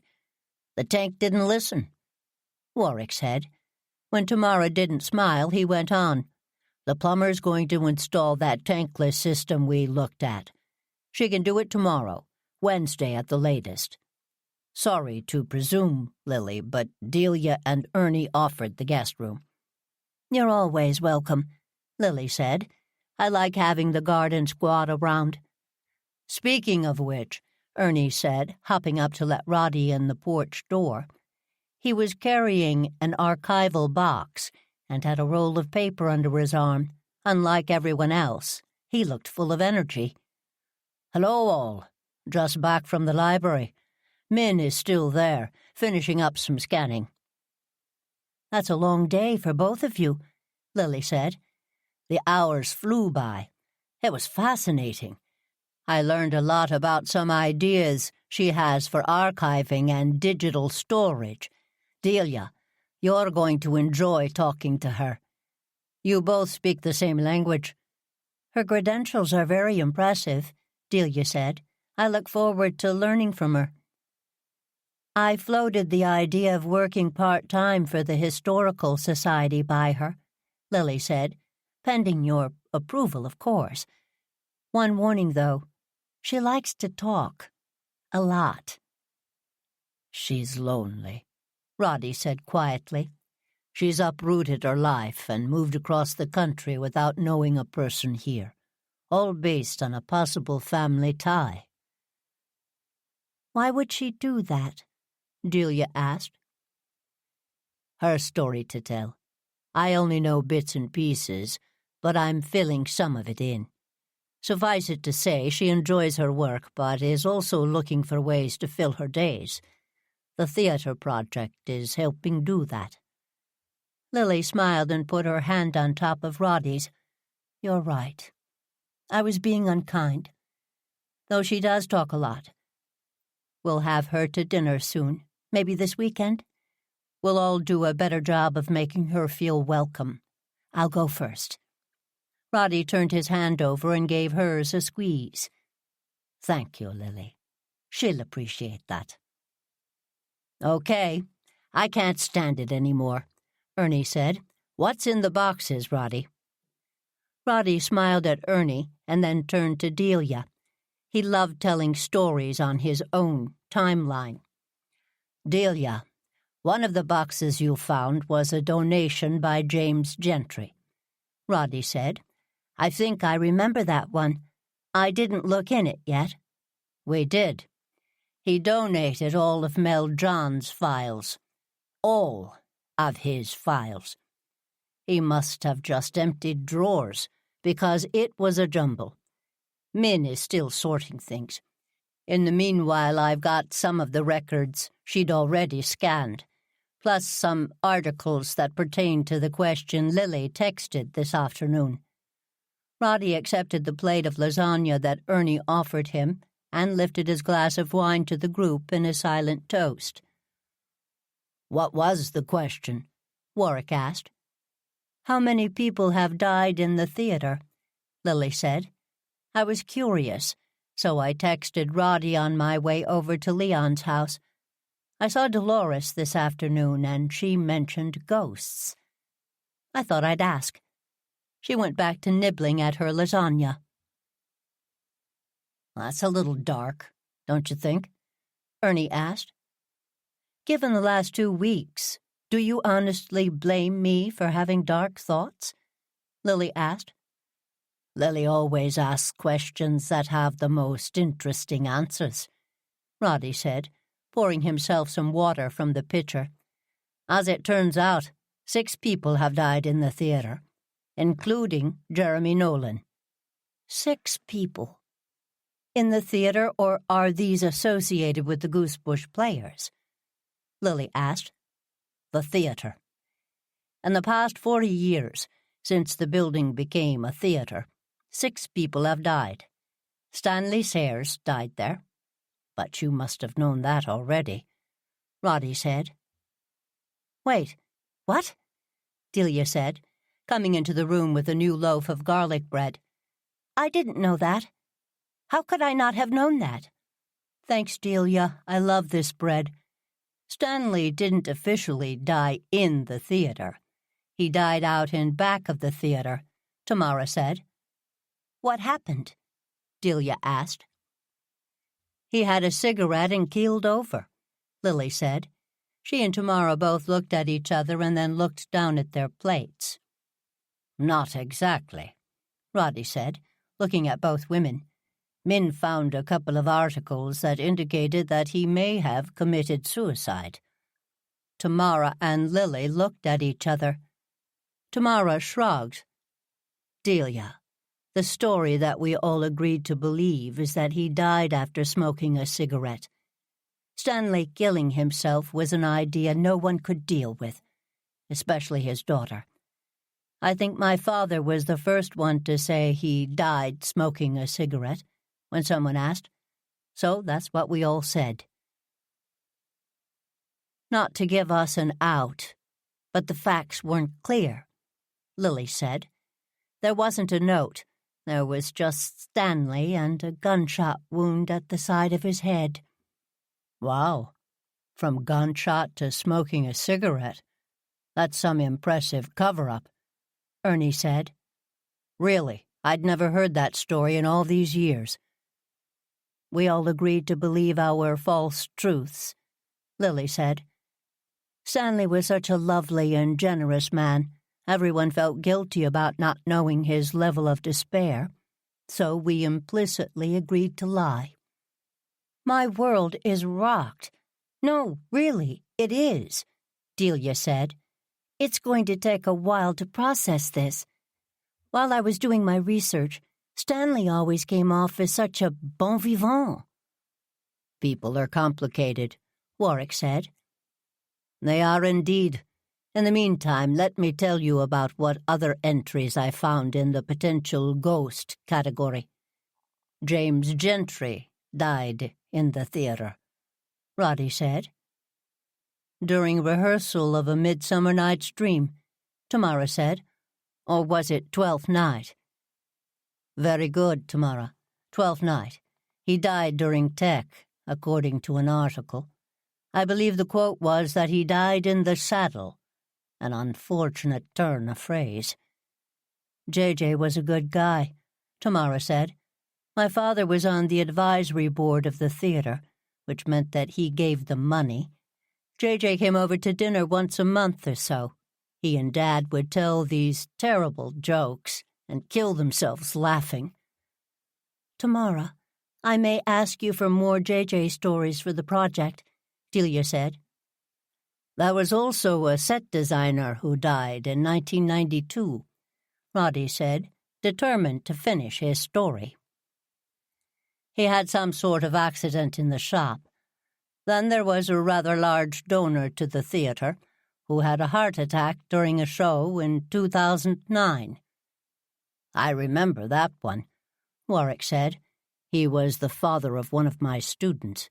He was a generous donor to the school programs, but he wanted everyone to know about it. He had a real my way or no way attitude. After he died, a lot of dirt came out about his affairs. Business or personal? Ernie asked. Both, Warwick said. Ouch. Yeah, it was pretty tough for his family. What happened to his kid? Do you remember? Ernie asked. Of course he remembers, Tamara said. He remembers every student who needed extra help. She's fine, Warwick said, smiling at his wife. She's living in Boston, finishing up medical school. Her mother still lives in town. Who is it? Delia asked. Molly St. John, Roddy replied. He shrugged and looked around the table. She would have found out easily enough. So, Jerry, J.J. Stanley, the rich guy, the set designer. Who's the sixth person? I know this one, Mel John, Delia said. They found him in the lobby after a show one night, a drug overdose. Do you know who found him? Roddy asked. No, who? She asked. Jerry Nolan and Annabelle Keyes. Here's where you are, Roddy said, closing the door to the greenhouse behind him. I was wondering where you'd gotten to. It's been a long day, Lily said. I needed to spend some time with plants. Would you like me to leave? He asked. No, you're welcome to stay. Roddy wandered over to her but stopped a few feet away. She continued to mist her plants for a few moments before speaking again. It's all so dark, isn't it? Suicide, drugs, death. It is. But there's an opportunity to find some answers that may help. Help who?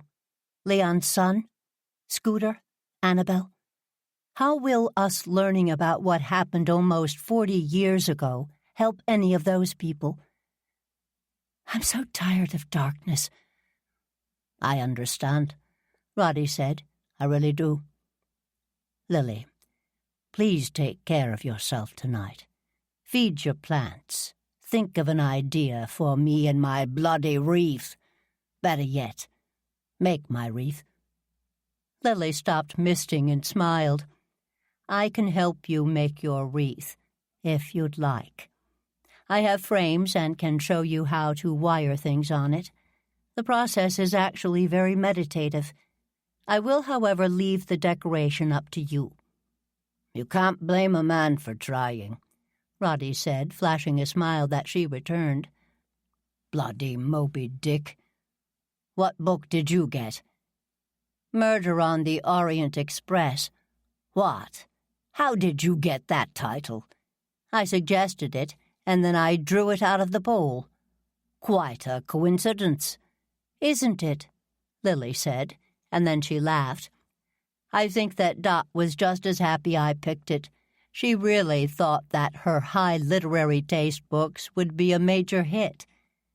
Sometimes people have to learn on their own, Roddy said. Then you can help them make sense of what they've learned, so they can do better the next time." "Maybe so," Lily said. "I don't feel as though I'm good for much else right now." "Ah, Lily, my dear friend, don't you know what a gift that is, your clarity of vision, for us all?" Lily blushed a bit and put the mister away. "Here's where I'm working on my wreath. As you can see, we have a lot of materials you can use. These are the frames," she said, gesturing to a pile of wire frames on a high shelf. "You'll need to decide on the size and what materials you want to cover it with. If you want another shape, we can cut up frames and solder them together." "Interesting. I suppose seaweed wouldn't be a good base for the wreath." "The smell wouldn't be very festive. You may be able to replicate the look with something else.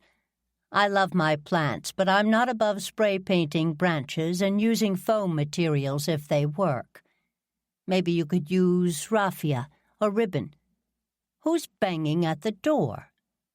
Lily stepped over and saw Max looking through the lower panes of glass, crying for her, pressing his shoulder against the door. "You have a new friend," Roddy said. "Tamara told me what happened. Dreadful woman, that Dolores Stevens. You know, looking for motives, it seems as if quite a few people would have them against her. Sorry, off topic for this evening. Are you going to let Max in?" "No. Too many poisonous plants in here," Lily said. "I'd already anticipated having to cat-proof my holiday decorations because of Luna, but Max can get in a lot more trouble." "Are many of your plants poisonous?" "Yes, especially for cats. Humans require a much higher dose, but a lot of these plants have medicinal properties that can be harmful if enough is ingested." "I've been reading up on medicinal plants this fall," Roddy said, picking up one of the wreath forms. "After learning about the nefarious plants Miranda Dane planted in her garden, I was fascinated. Some of the poisonous plants are actually lovely, but not really in keeping with Moby Dick." Roddy started wandering around the greenhouse, looking at the shelves of the potting benches. He picked up a pine cone from a pile and tossed it up into the air. "I hadn't noticed how many craft materials you have in here. It's all rather inspiring." He put the pine cone back down. "That's one word for it," Lily said. "While you're being inspired, how about coming up with our garden design project? I have no good ideas." "I've got one. Do you mind if I borrow a wreath form? I need to understand logistics of how before I fall in love with my idea of what." "Take this one," Lily said. "It was one my mother started but never finished. You can see how she wired things on. Don't worry about being careful. She stopped working on it because she decided it was ugly. She was right." Lily handed Roddy a half-finished wreath made of all sorts of ribbons and ornaments. He smiled and took it from her, ideas already percolating. Chapter 20. Lily went to bed early and slept in. It didn't make a world of difference, but it did help.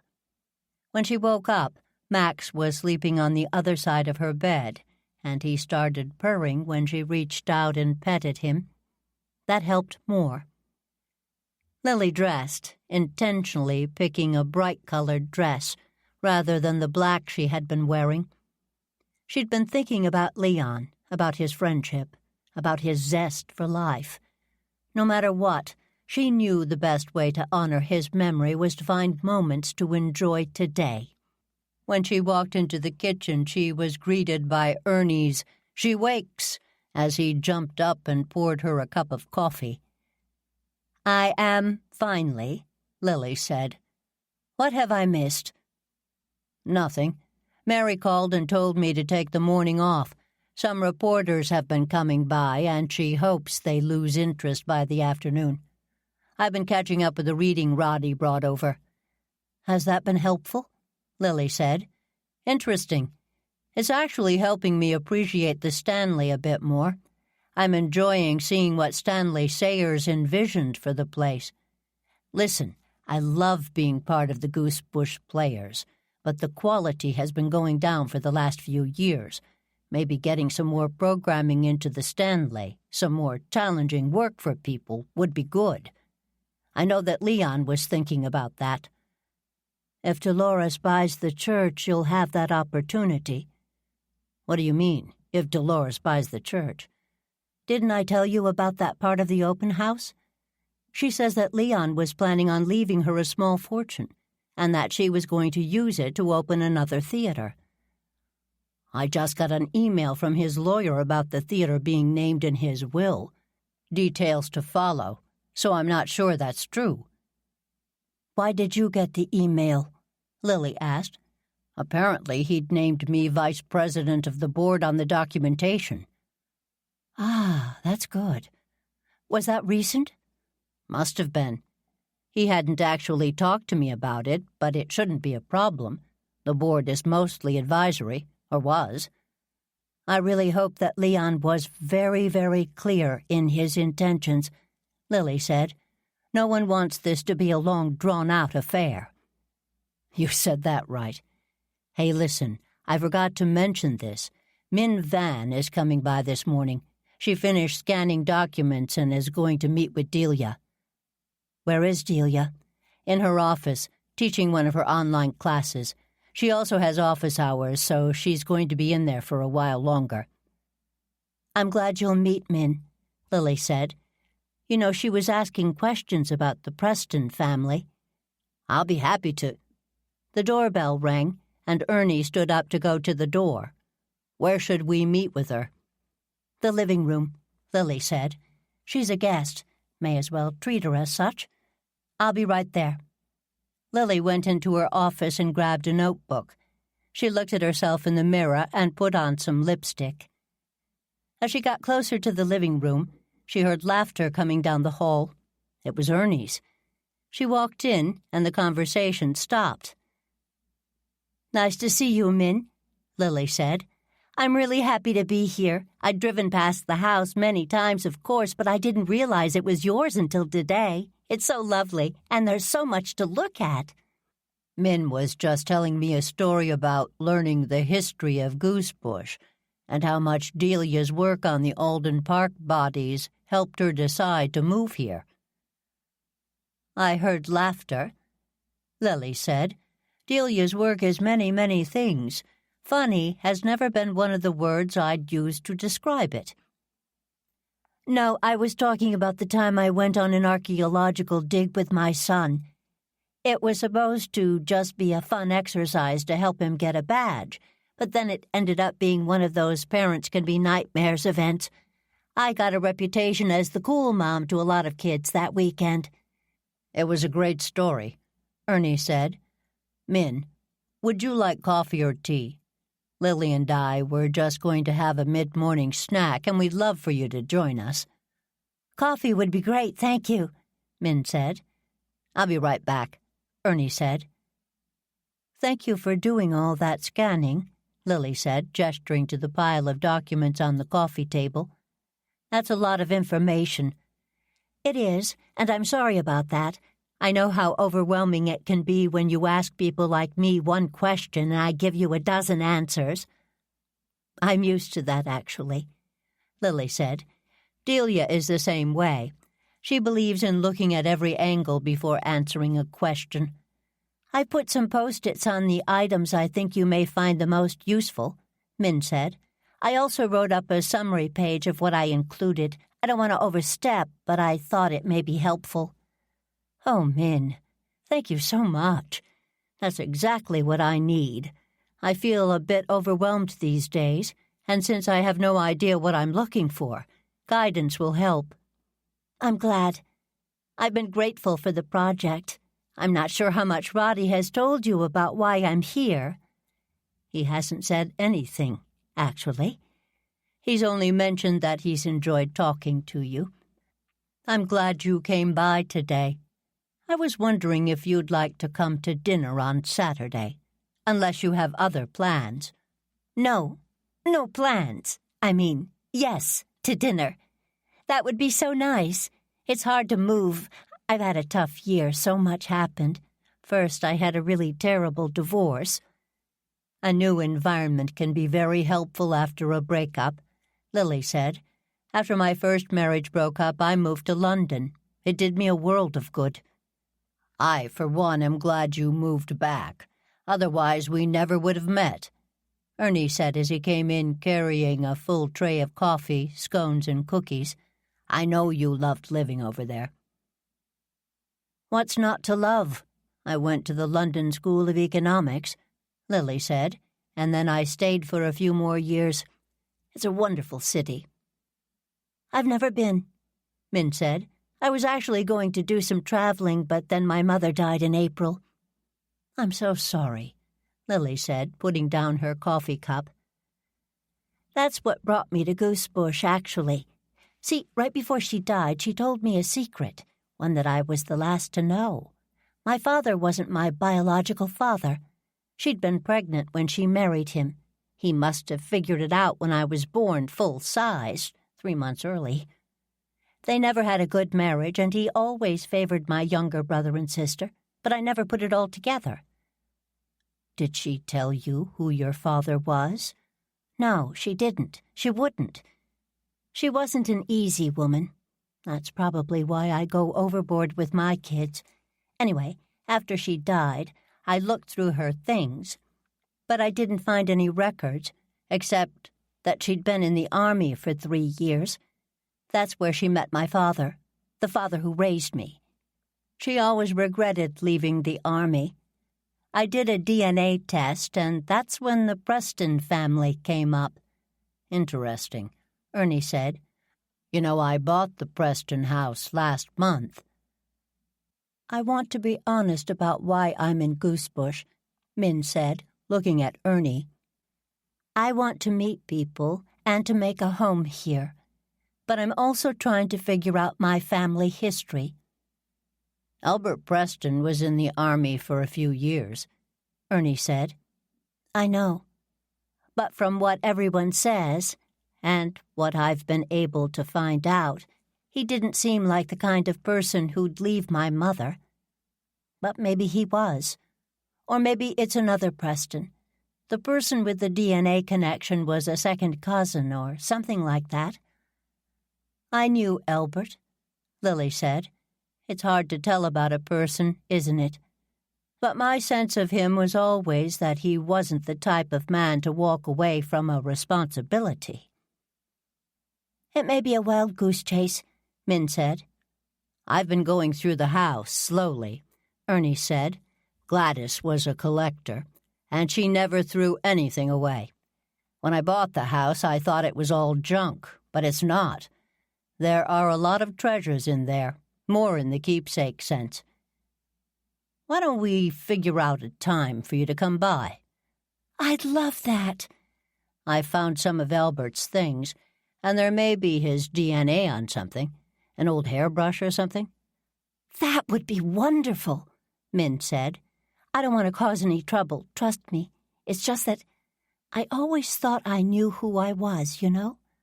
I was married, a daughter, a mother. And this year, my youngest decided to study abroad. My marriage fell apart, and then my mother passed. So who am I? I'm 55, and I have no idea. I don't know you well, Min, but you do strike me as someone who will figure it out, Lily said. Delia stepped into the living room, and everyone turned to look at her. Sorry, I didn't mean to interrupt. Hello, Min? I'm Delia Greenway. Why don't you come back to my office and we can talk there? Bring your coffee with you. I hope you're not allergic to cats. No, I love cats, Min said. Min, come see me before you leave, Ernie said. I'll give you my contact information and we can set up a time for you to come to the house. Thank you both so much, Min said. Oh, and Lily, I put those metal boxes in the dining room. That may be an interesting diversion this morning, Delia said. Lily went into the dining room to look at the 3 metal boxes. All were locked. Under normal circumstances, given what was going on, that wouldn't have stopped Lily. But Leon had gone a step further. He'd put large labels across them that said Stanley History and signed each, only to be made public with the permission of Fred Tompkin, or on the occasion of the 50th anniversary of the theater, was written in block letters. She took a picture of the boxes with her phone and a close-up of one of the seals. This entire situation didn't feel right to her. Who knew what was in these boxes? If she called Bash, they'd be part of the public record. She thought about Stanley Sayers. 40-year-old secrets being made public without an understanding of whether they were going to be useful to the current situation or not. And what was that current situation? Jerry Nolan had been killed. He lived a public life. Anyone could have killed him. She didn't know enough about him to draw up a list, but she hadn't tried beyond what she knew. Lily couldn't imagine the case against Scooter would stand up in court, would it? She ordered cupcakes for Dolores that Jerry asked her to order, but that were used to kill him. Was that how she got revenge from all those years ago? Lily thought about the woman she knew now, and she couldn't imagine Scooter having that depth of passion. Anyway, Scooter would probably go free. Why wasn't that enough for Lily? Wandering into the kitchen, Lily got a scone from the cooling rack. Bless Ernie and his stress baking. She poured herself some more coffee and grabbed a second scone. She went out to the back porch. The fireplace was on, but the room was still chilly. After renovations, the room would be warmer. But now the windows were leaky, and Mary had been talking about ways to add extra insulation to the walls. As much as Lily loved the rustic feel of the porch, she loved the idea of being able to sit out there in the winter better. She texted Mary to tell her she was reconsidering the new wallboards on the porch. That change would make the winterizing much easier. Lily looked out to her gardens and smiled. She was too addicted to this view to worry about the porch looking too polished. She needed to trust Mary. She got a text back from Mary with a smiley face emoji and message that she'd send design options as soon as she was at her desk. Delia had suggested that they always leave the remote to the fireplace on the mantel so they could find it. It made sense, but it also meant that she needed to get up again. She walked over to take the remote and looked to the side of the fireplace. She saw Max curled up in Luna's cat bed, with Luna spooning against his belly. Max opened one eye, flicked his tail, and went back to sleep. Lily turned the fireplace up and went back to her seat. She texted Fred and asked for the name of Leon's lawyer. She texted the pictures of the boxes and said that she wanted both of their advice on how to move forward. "We'll get back to you," Fred texted. "Is Max okay?" was his next text. Lily stood back up and took a picture of the sleeping cats and sent it to him. He sent back a heart emoji in reply. She had no idea how to send emojis, but obviously needed to learn. She'd taken a sip of coffee and started on one of the scones when another text came through, also from Fred. "Do you think Scooter killed Jerry?" he asked. "No," she replied, "but I think they've stopped looking for who did." He didn't text back. Lily started to make some notes. She could faintly hear Delia and Min talking. It was a constant hum. "Did you look at Min's notes?" Ernie said, coming into the porch and sitting down. The cats both stirred and gave Ernie a glare before settling back down. "Oops, sorry. It's great that they're becoming friends, isn't it?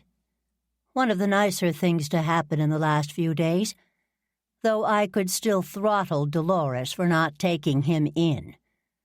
I hear you, Ernie said, but he seems to have recouped.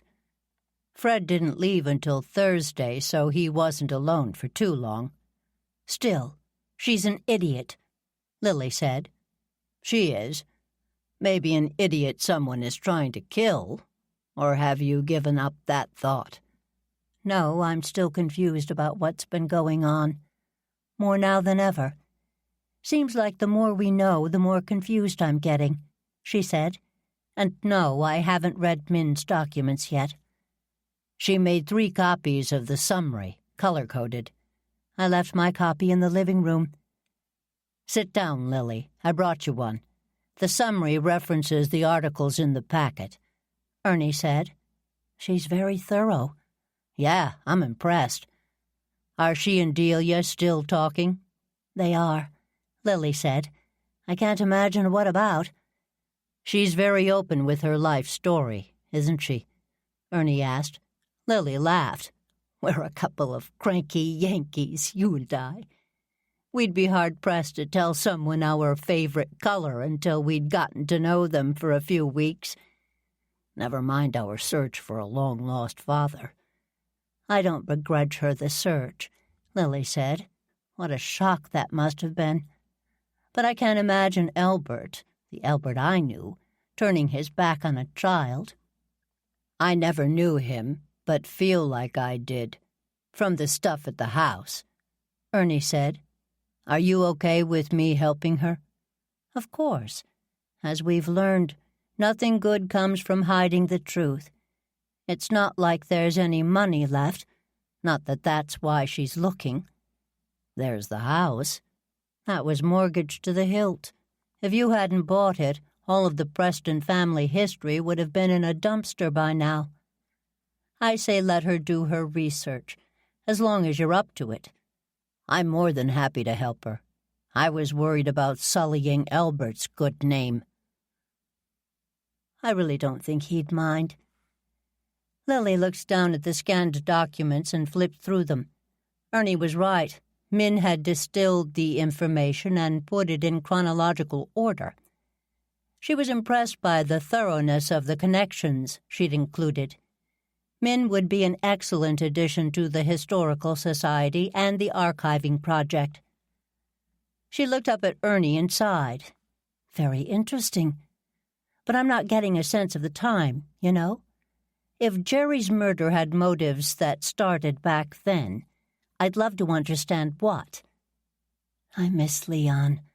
I'll bet he had stories, and not the rose-colored glasses stories of people like Mitch and Annabelle, who were in Mel John's direct orbit. They had a cult-like love of the man. I wish I'd seen one of those shows that he directed. I have no sense of the brilliance everyone is talking about. Why don't you talk to Portia? Ernie asked. I bet she could give you some insights. When they were all talking about those days during rehearsal breaks, she had lots to offer to the conversation. Portia, that's an excellent idea. Do you want to come with me? I'd love to, but I'm heading into the store. Why don't you bring Roddy with you? Perfect, Lily said. She picked up her phone and dialed. Hello, Portia. I was wondering if you'd be up for a visit later. How about lunch? I could pick something up at the Star and bring it over. How does that sound? No, it's no bother. Yes, I'm sick of turkey, too. I'll see you in a bit. Chapter 21. Lily parked out in the back of the Star and walked around the building. Stan had offered to deliver her order, but she'd insisted on picking it up. She realized she hadn't thanked him for doing the room exchange on Sunday. Only 2 days ago. How was that possible? No wonder she felt so exhausted. As Lily walked by the Cupcake Castle, she noticed no one was in there. Not only that, but there were empty display cases. Though she wasn't overly fond of Kitty Bouchard, She didn't think the younger woman deserved having her business suffer because someone poisoned one of her cupcakes. She made a note to herself to ask Bash if she'd been cleared completely. Lily walked into the Star and was surprised at how busy it was. She walked back to the restaurant area and walked over to the bar. "Lily, good to see you," Stan said. "Good to see you as well," Lily said. "Why are we whispering?" "There are still a lot of reporters here," Stan said. "I figured you'd rather not be pointed out in case someone wanted to talk to you." "Thanks, Stan. Why are there still reporters here?"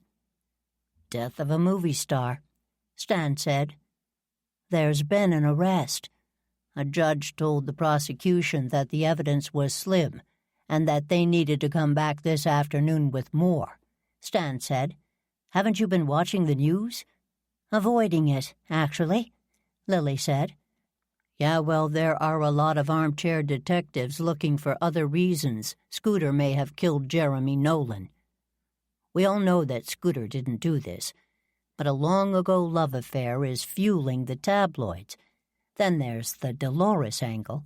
She gave an interview this morning indicating that she may have been the intended victim." "Do people believe that?" Lily asked. "Only the people who know her," Stan said. "No, seriously, that interview added a lot more fuel to the fire of interest. I hate to say it, but it's been good for my business, since they all like to eat and use my Wi-Fi." "I went by Kitty's store. It's closed." "Yeah. I called her this morning to order some cupcakes. She was going to stay closed for a couple of more days, but I told her to open up. She's been a person of interest as well, at least from the media. The Dolores angle may shine more light on her. It's a mess." "It is that," Lily said, "and it keeps getting messier." "Thanks for getting lunch together for me. How much do I owe you?" Stan slid a paper folder across the bar, and then he went back to the kitchen to get her order. She looked at the bill and knew that he undercharged. She took out her cash and estimated what it should have cost, and added a large tip. She folded the paper back up and put it under a bottle of ketchup. "This is a wonderful feast. Thank you, Lily," Portia said, spooning some more coleslaw onto her plate. "Yes, thank you, Miss Jane," Portia's grandson Chase said. "We were getting a little sick of turkey at every meal. Sorry I have to eat and run, but I have to go to work." "Where are you working, Chase?" Roddy asked, taking another bite of potato salad. "At the Triple B," Chase said. "Today's my first day.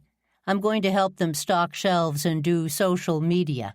At least, that's what Mary said." "That's great," Lily said. "I didn't realize they were hiring."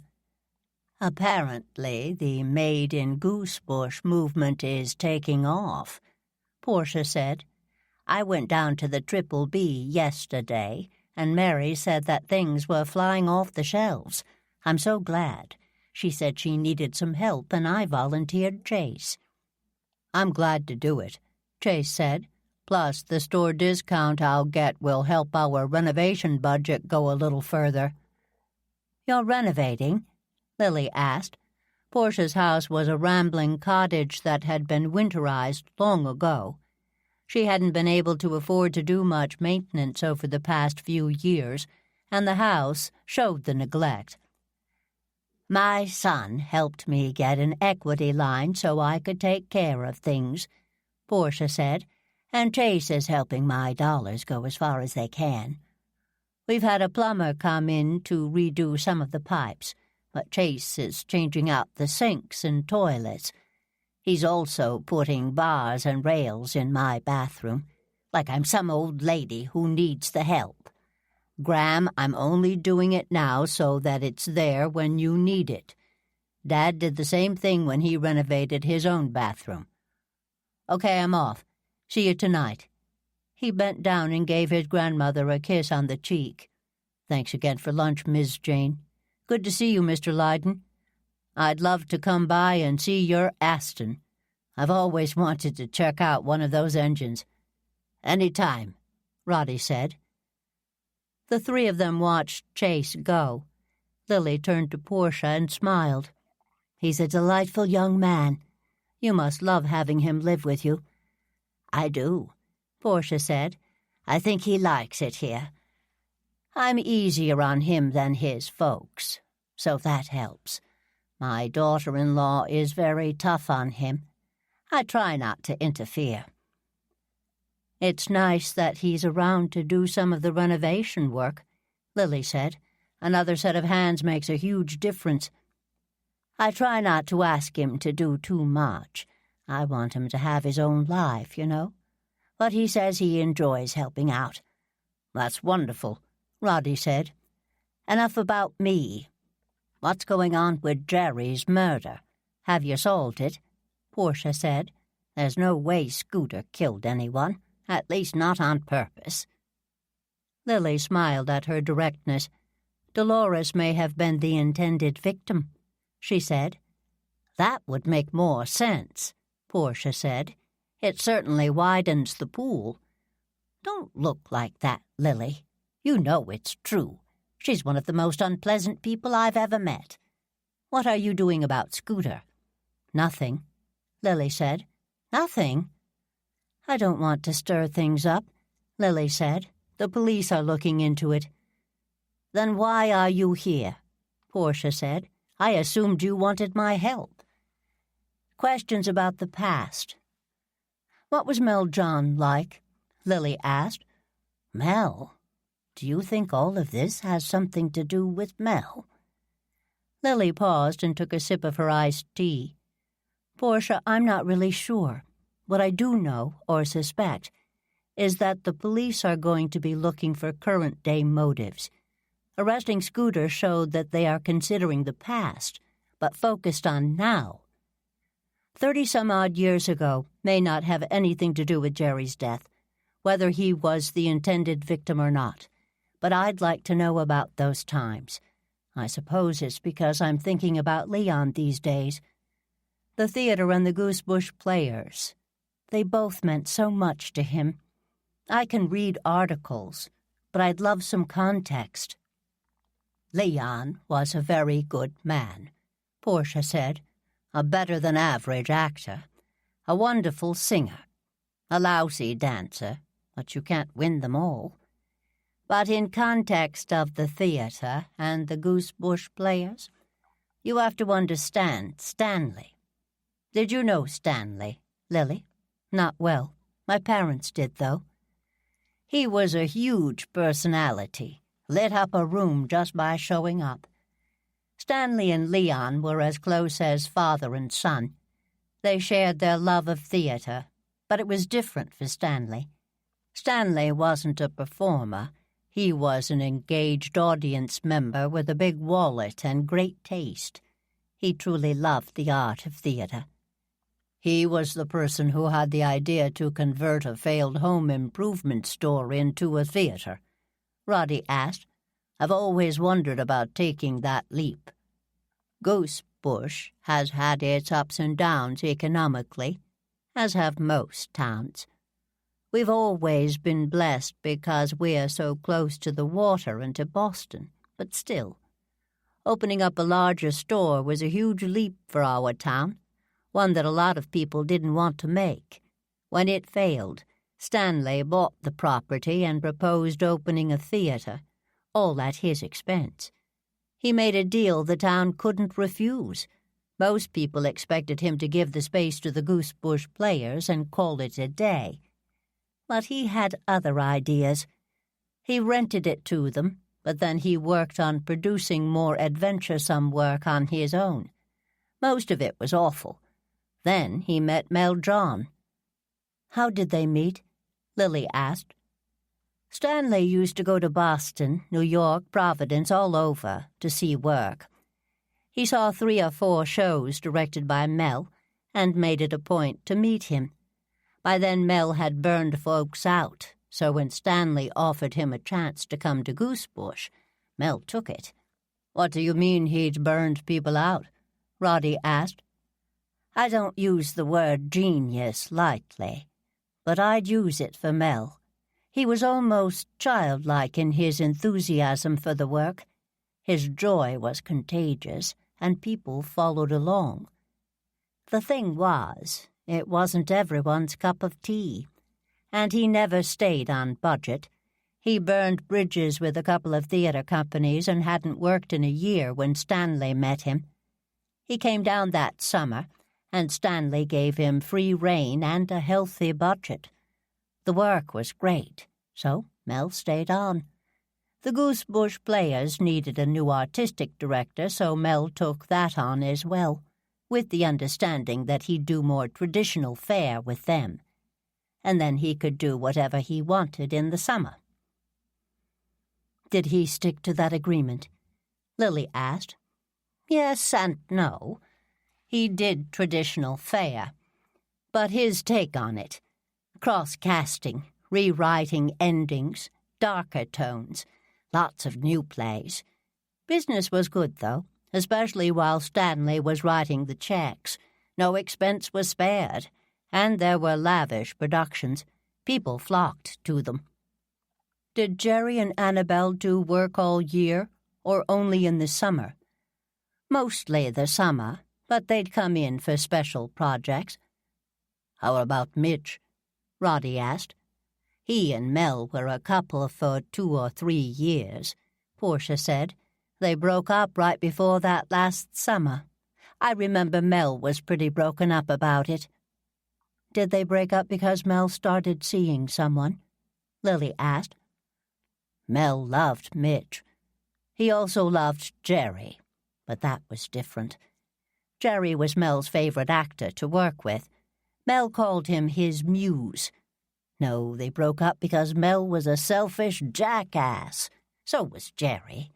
I do remember that Annabelle was a wreck that last summer, but I wasn't around much. My kids were all getting older, so we took a cross-country trip. Did Jerry and Annabelle break up that summer? Lily asked. Not that I remember, but like I said, I wasn't around. Listen, you have to understand something about both of those men. They were extraordinarily talented, incredibly charming, tons of fun, but they were very selfish and devoted to themselves and their own pleasures, both artistic and carnal. Jerry used to flirt with me, and I was in my 40s and married. He was devoted to himself. For what it's worth, I know he loved Annabelle. Poor thing. She had her own demons. What sort of demons? Roddy asked. She drank, did drugs, was quite the party girl. Now you've got to remember, it was the 80s, but still, the booze and drugs got in her way. She might have been partying to spite Jerry, or because of him, but she was a wreck by the end. She could barely function. She and Jerry found Mel when he died, according to one of the articles I read, Lily said. Yeah, that was always odd. If you told me that Mel John was going to die of a drug overdose, I would never have believed it. The man didn't drink. He didn't do drugs. It only takes once, I'll grant you. But still, Mel was high enough on life. He didn't use any other substances. Such a tragedy. An incredible loss for us all. Stanley was broken-hearted. And then James Gentry took over, Lily said. J.J. He didn't take over right away. Stanley didn't like him. He thought he was pedestrian. That's a quote. But then Stanley died.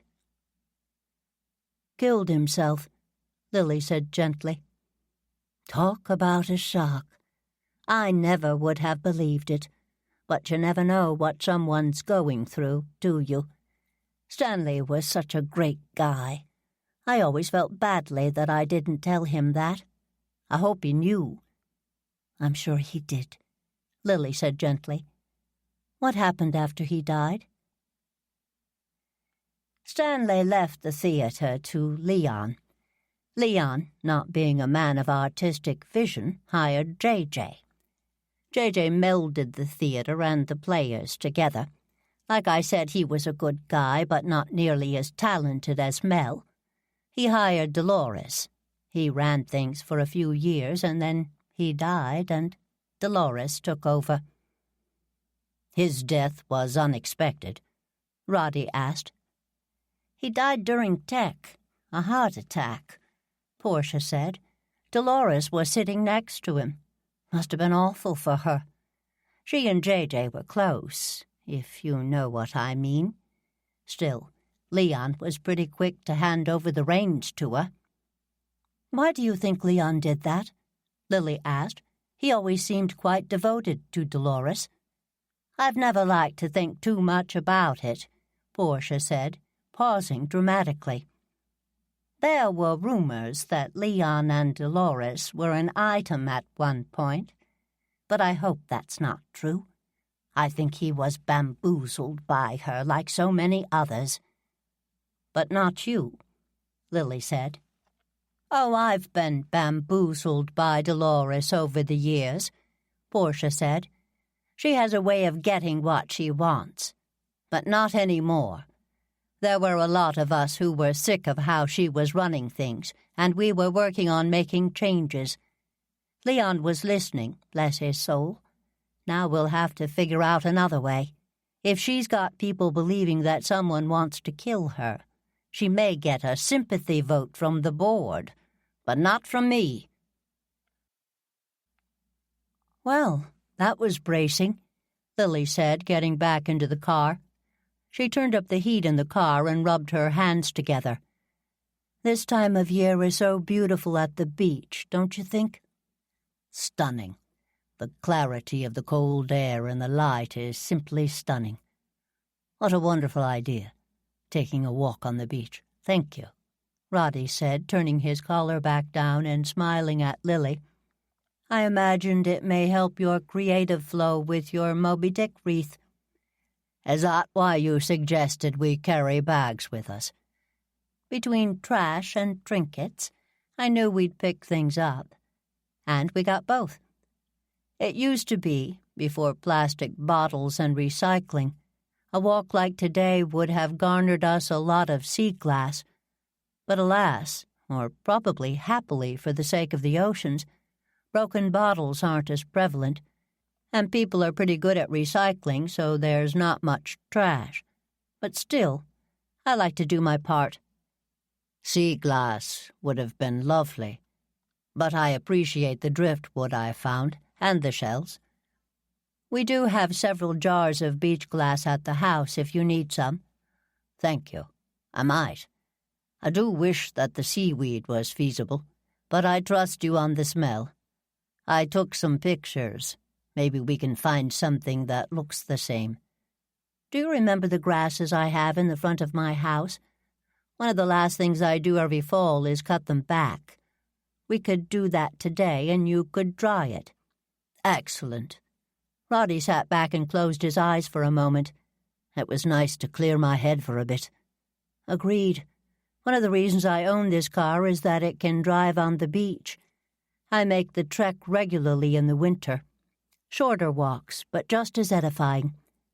The sea air isn't helping me make heads or tails of what's happened over the past couple of weeks, though. Portia added to the complexity of the stories, Roddy said. It made me think of Delia and her facts versus truth. There are a lot of truths out there. You know, I did some research of my own last night. I realized I'd seen a couple of shows Mel John directed when I was going through the files with Min. I'd forgotten, but then I looked at his biography and made the connection. I found some photos online, and the memories came flooding back. You remember them all these years later? They would be hard to forget.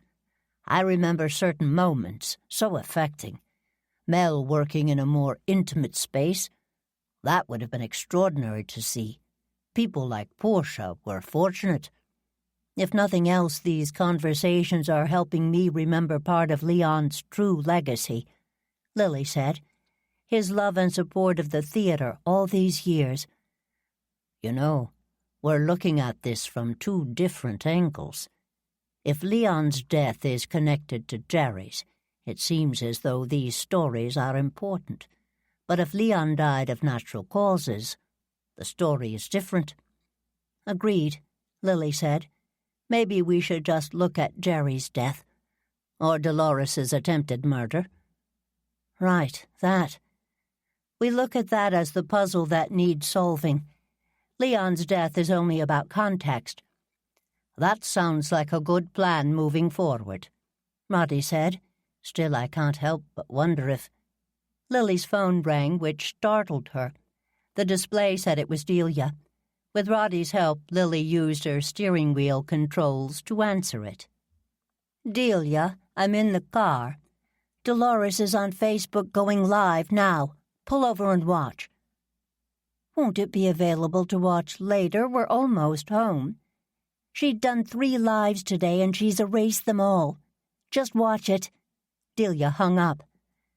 Lily was 5 minutes from home, but she did what she was told and pulled over.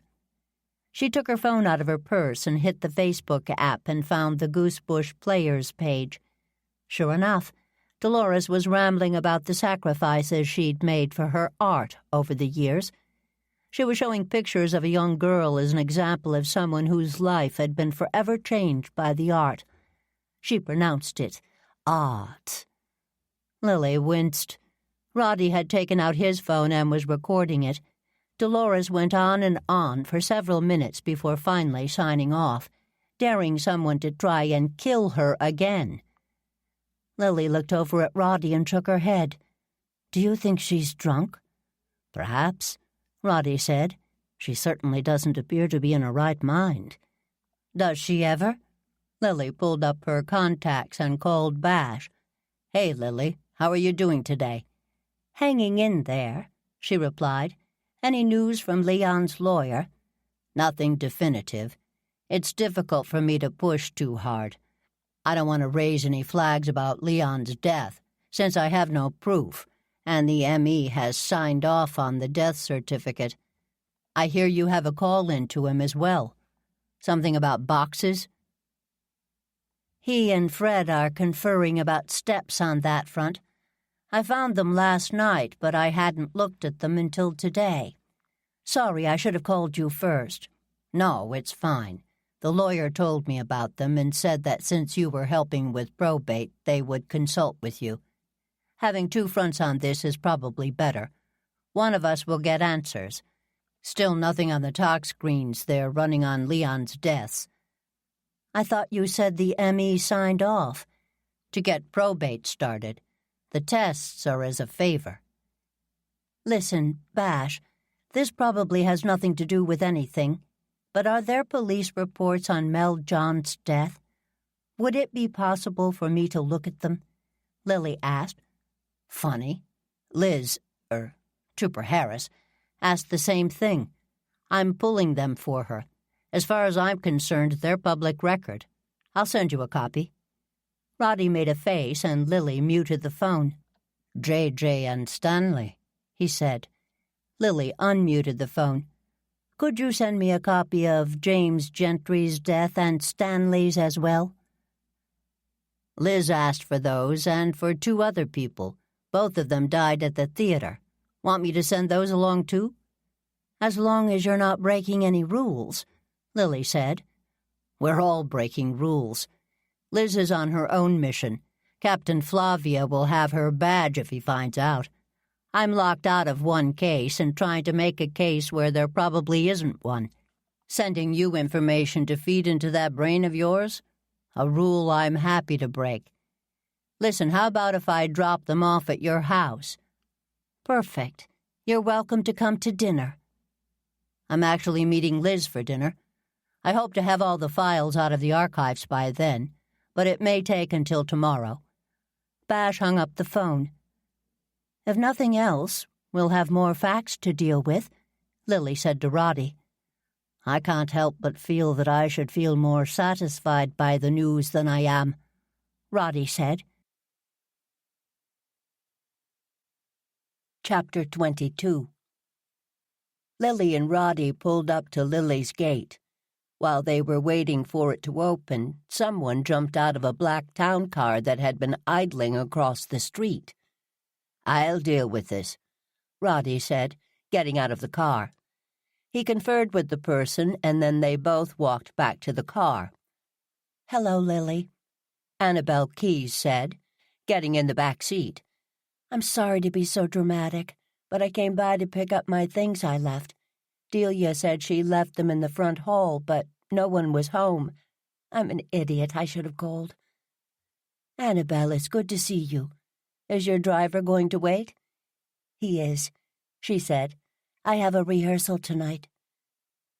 "The movie is going forward?" Lily asked, pulling up and making sure the gate closed behind them. "I know it may seem heartless, but yes," Annabelle said. "Jerry's role was small enough that they can recast. He was also one of the producers, but they're figuring that out. Canceling it would have cost a lot of people their jobs." "Understandable," Lily said. "By the way, this is Roddy Lydon. Roddy, Annabelle Keyes." "A pleasure," Annabelle said. "Tell me, why does it smell like the ocean in here?" They walked onto the back porch and then opened the door to the house. 2 balls of fur ran out to greet them. "Who's this lovely gray man?" Annabelle asked, leaning down and petting Max's head. "He was Leon's cat," Lily said. "He needed a new home. His first placement didn't work out." "You sure I can't offer you a cup of tea?" Annabelle looked at her wrist and smiled.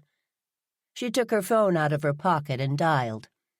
"Louis, I'm going to be a while longer. Do you want to go and gas up the car?" "Great. Text me when you're back." She hung up and turned to Lily. "I'd love a cup of tea." "I'll make it. Do you both want to go sit on the porch? Or in the living room?" Roddy said. "Living room," Lily said. "It's cold out here." "Thank you, Roddy." "I'll go get the bags out of the car as well," Roddy said. "Leave them out by the patio. We can rinse them off there." Lily showed Annabelle into the living room and went to check the front hall. Nothing was there, so she went and looked in Delia's office. The makeup bag and a pair of gloves were on Delia's desk. She walked back into the living room and noted that both cats had joined Annabelle on the couch. "Your friend, Roddy? He's very handsome," Annabelle said. "A special friend?" Lily smiled and blushed. "My next-door neighbor. He's only been here a few months, but a good friend." "Handsome men are a tonic, aren't they?" Annabelle said. She moved forward on the couch and looked at some of the printouts of pictures that were lying on the coffee table. "Speaking of which, these pictures. Look at how young we all were. Youth is so beautiful, isn't it?" "I've been doing some research on Mel John," Lily said. "Part of the theater project that Leon started. His tenure at the theater wasn't well known to me, so I've been trying to understand what brought you all together." "We were so young," she said. She was wearing her reading glasses on a chain, and she put them on to look at the pictures more closely. "Those were a remarkable 5 years, the most remarkable of my life." "I read that you were the person to find Mel John," Lily said. "Jerry and I. By then, our marriage was over. I was taking so many drugs. Jerry was having another affair. But that was nothing new. We were arguing one night after a show, and we found Mel. I don't remember much after that."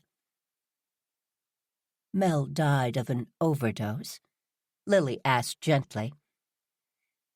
"There was a needle in his arm," Annabelle said. "I had no idea. He was so judgmental of drugs. Hated that I took them. Kept telling me it would kill my talent, which it did for a while. Roddy came into the room and put the tea tray on the table. He looked at Lily, who nodded. "I'll be back in a tick," he said. "I'm so sorry to bring it up," Lily said. She handed Annabel a cup of milk tea and watched her take a sip. "You know, for years and years, we ignored those days," Annabel said. "Mitch, Jerry, and I never talked about them when we saw each other, which wasn't often after Mel died. I went into rehab. Jerry and I got divorced. Mitch went his own way. We never talked about Mel or what happened to him. Until last week. Last weekend, on the way back from rehearsal on Saturday night, Jerry said that being back in Goosebush, he was starting to remember things. He wanted to check something out when we were at the theater. He didn't say what. I can't believe that was only 3 days ago." "How's Mitch holding up?" Lily said. "He's all right. Staying with me. We both feel so badly about old Scooter. I remember how crushed she was when Jerry ended his affair with her. But still, to hold that much resentment for all these years?" "You knew about his affair?" "Affairs. He had several while we were married. He flirted with everyone all the time, so it was hard to keep track. I didn't know about all of his affairs, because most of them barely lasted a night. His affair with Scooter ended earlier that last summer. For what it's worth, I do think he cared about her.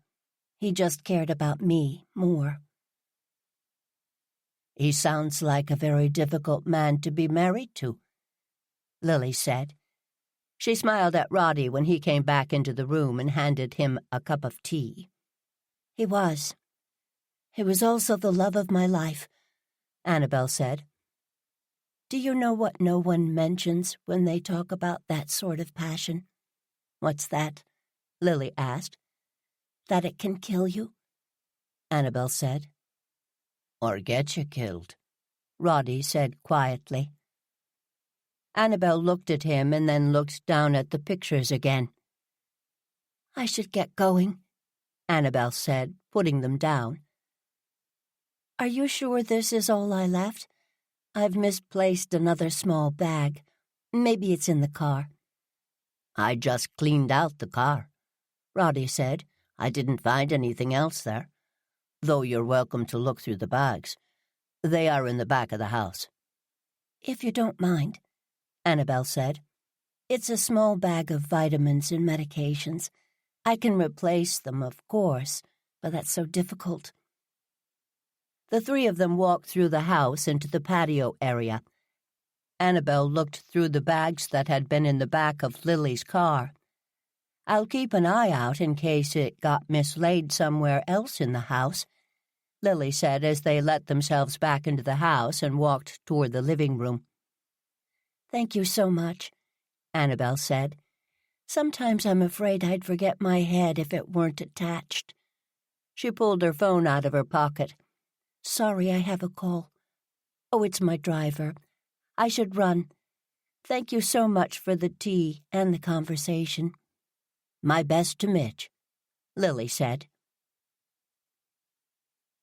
"What's going on?" Ernie said as he walked into the dining room. Roddy put his finger to his lips, and Ernie covered his mouth.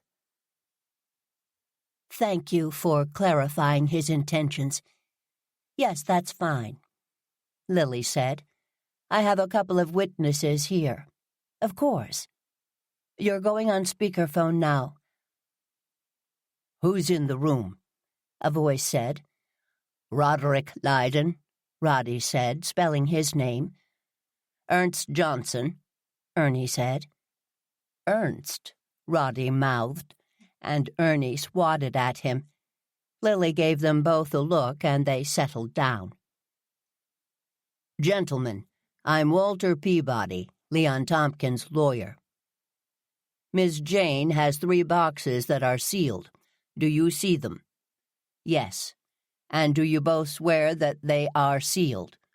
Yes, they both replied. All right.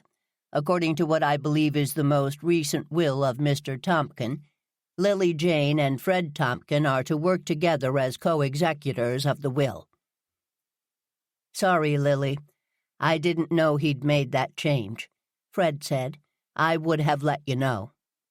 He indicated that it was because of Ms. Jane living in Goosebush, which is the heart of much of what he bequeathed. Mind you, he had changed his mind on several issues a great deal, but Ms. Jane's involvement was in place for several weeks. I would have thought he might have mentioned it. He didn't, but he had less time than he thought, Lily said. To clarify for the witnesses in the room, there had been some discrepancy about his exact desires. He had a number of different wills, some of which weren't witnessed, but may still be binding. I've just told Ms. Jane what I think his intentions were. His son receives half of his estate in every scenario, which makes him a fairly neutral party to the rest of the will. Though not a disinterested party, Fred said. Lily, Walter and I talked it over. You have my permission to open those boxes. As long as she keeps an inventory of what she finds, which is witnessed, Walter said. I get it, Walter. She'll do the inventory, Fred said. I trust her. Obviously, my dad trusted her. There's just one thing, Lily. Could you go through the contents yourself? Use your editorial eye. If I wouldn't want to know about something, don't tell me, okay? Okay, Fred, I won't. But remember, your father was a very good man. I'm sure that these are only family records he wanted kept safe. After everyone hung up, Ernie sat down at the table. What are you going to do if there's something untoward? I'm going to keep it to myself, for now, Lily said. He'll be more open to hearing it in the future. Now, do you have any idea how to unlock these boxes? A screwdriver? Ernie said. Roddy pulled one of the boxes towards him and looked at the lock. A paper clip should do it. Let's get ready to do an inventory. I'm going to need to bow out, Ernie said, looking at his watch. Lily, I hate to tell you this, but I may need to have a meeting here tonight. Delia suggested it. We're bringing together the theater board. You're welcome to have your meeting here, Lily said. What's it about? Have you seen Dolores today? She's losing it, spreading rumors about the theater, making herself out to be a victim, working on getting sympathy. Well, remember the ticket list she gave Warwick the other night? I'm so glad you took a picture of that list. I called the people I knew, and she'd charged them for tickets, $500 apiece. She told them it would go toward theater rental income. But I don't think the Goosebush players are going to see any of that money. Did Scooter have anything to do with those tickets? Lily asked. No, I asked about that. They all dealt with Dolores directly. She's running a shoddy business, and I'm done. I don't care what she's going through, and I know that sounds terrible. The theater needs to give her 30 days' notice, and that's this weekend. I'm calling for a vote that we do just that. Is Dolores coming? Lily asked. She may, Ernie said. Can I change my mind about using the house? Lily, just kidding. Godspeed, my friend. Roddy and I will go through the boxes and catch you up later. Chapter 23. This is what Leon thought was precious, Lily said. Pictures and diaries. They'd been looking through the boxes for hours, taking time to inventory each box carefully. The pictures seem to all be Stanley's, Roddy said. He wrote on the backs of all of them. That alone is a gift, because they are candid shots of the entire company, not just the actors. We can see what pictures are from what year. And what production, Lily said.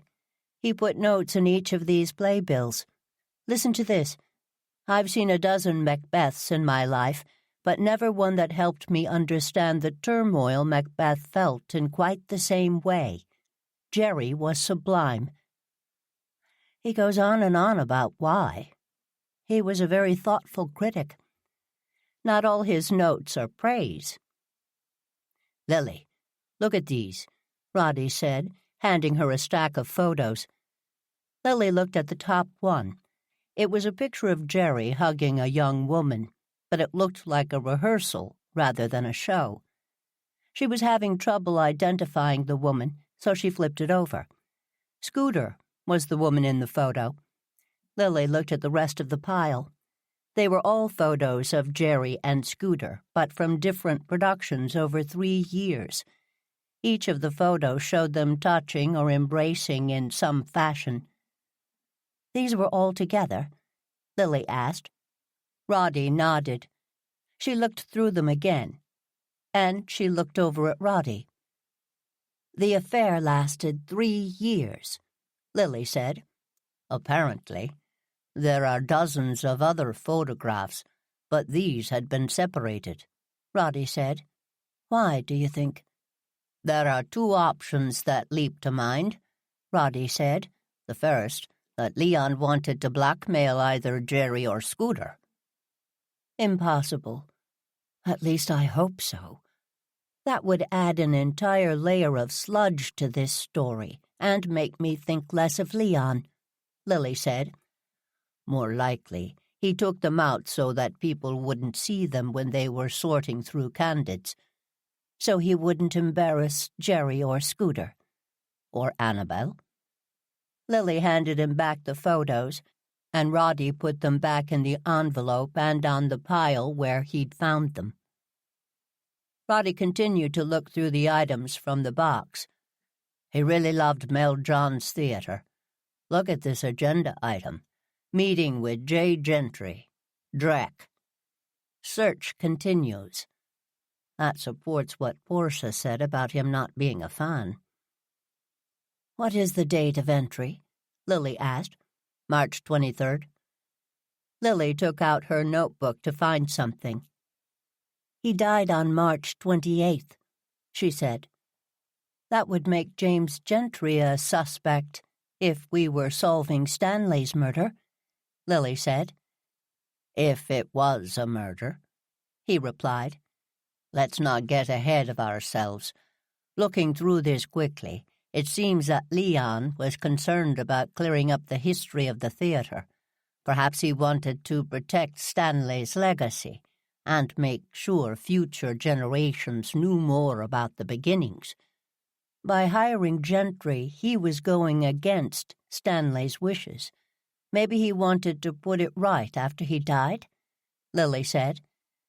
The shouting from down the hall was getting louder and louder. Lily had just thanked her lucky stars that she wasn't in the meeting when Delia came into the room. Lily, Ernie wants to know if you'd come and talk to us. Lily looked over at Roddy, and he laughed. Have fun, he said, and hurry back. We need some dinner. Perhaps I should order a pizza. Sounds good to me, she said. Lock the dining room door behind me, Roddy. I wouldn't want anyone to wander in. She turned to Delia. Lead on, Macduff. Lily, we're hoping that you can share something, anything, about Leon's will, Ernie said. Lily looked at Ernie, and then she looked around the room. Dolores was holding court in one of the club chairs. The other 10 people were sitting in a semicircle on the other side of the room. Ernie sat on a folding chair that he'd offered to Lily, but she'd refused. She stood by the fireplace and addressed the room. Leon's lawyer just emailed me with some more information, Lily said. He seemed to have left the bulk of his estate to the theater, with some caveats about its use. He wanted the space to be renovated, and he also left an endowment to pay for staffing a new producing structure. "But he left me. I have a letter," Dolores sputtered. "Are you going to let them win? Those that seek to vanquish me?" "We found the codicil," Lily said, "but it wasn't signed. Do you have a copy of the signed one?" "No. Leon took it and told me he'd take care of it." Dolores started to weep, but no one made a move toward her. "I don't know what to say," Lily said. "He may have sent it, and they haven't received it yet. Or maybe he filed it at home. We're going through his paperwork." "And I should trust you. Why?" Dolores said, turning towards Lily. "Leon trusted me to do what he wanted. Right now that looks like he wanted the theater to be shut down for a few months for renovations and open again next season, which I assume means next fall." "That would be my understanding as well," Ernie said. "That's what he talked about at our last board meeting." "He changed his mind," Dolores said. "I have proof." "All right, Dolores. Here's what's going to happen. You're going to give us your proof at a board meeting on Thursday. We'll delay the vote on whether or not to renew your lease until then," Ernie said. Dolores stormed out of the room. No one tried to stop her. "I hate feeling like the bad guy," Ernie said a little later as they were finally eating the pizza Roddy had ordered. "You're only doing what's best for the theater," Delia said. "It's not your fault that it's coinciding with someone trying to kill Dolores and her being cut out of Leon's will." "Delia, I'm surprised at you," Lily said. "What do you mean?" "Facts. We don't know that anyone's trying to kill Dolores," Lily said. "The challenge is that we don't know the motive of the murder," Roddy said, ignoring Lily. "The cupcake was on the plate set out for Jerry, but the cupcakes were sent to Dolores from Jerry. Was this a premeditated murder, or was it a spur-of-the-minute crime of opportunity?" "Poison feels premeditated," Ernie said. "Agreed," Roddy said. "But honestly, without motivation, the entire situation is a muddle." "You know, perhaps solving the puzzle of who killed Jerry will need more information in order to be solved," Lily said. "I'll admit, I've come to be far more interested in Mel John and his influence on all of this." "What do you mean?" Roddy asked. He poured her some more wine before finishing the bottle in his glass. All 3 boxes that Leon sealed up had to do with Mel John years at the theater. They included his father-in-law's agendas, which were more like daily diaries with his thoughts. Stanley's notes were also included. His passion for Mel's work was palatable. Jerry mentioned that Leon had reached out to talk about those days. One could surmise that Leon had intended to invite Annabelle and Jerry to the reading of Mitch's play.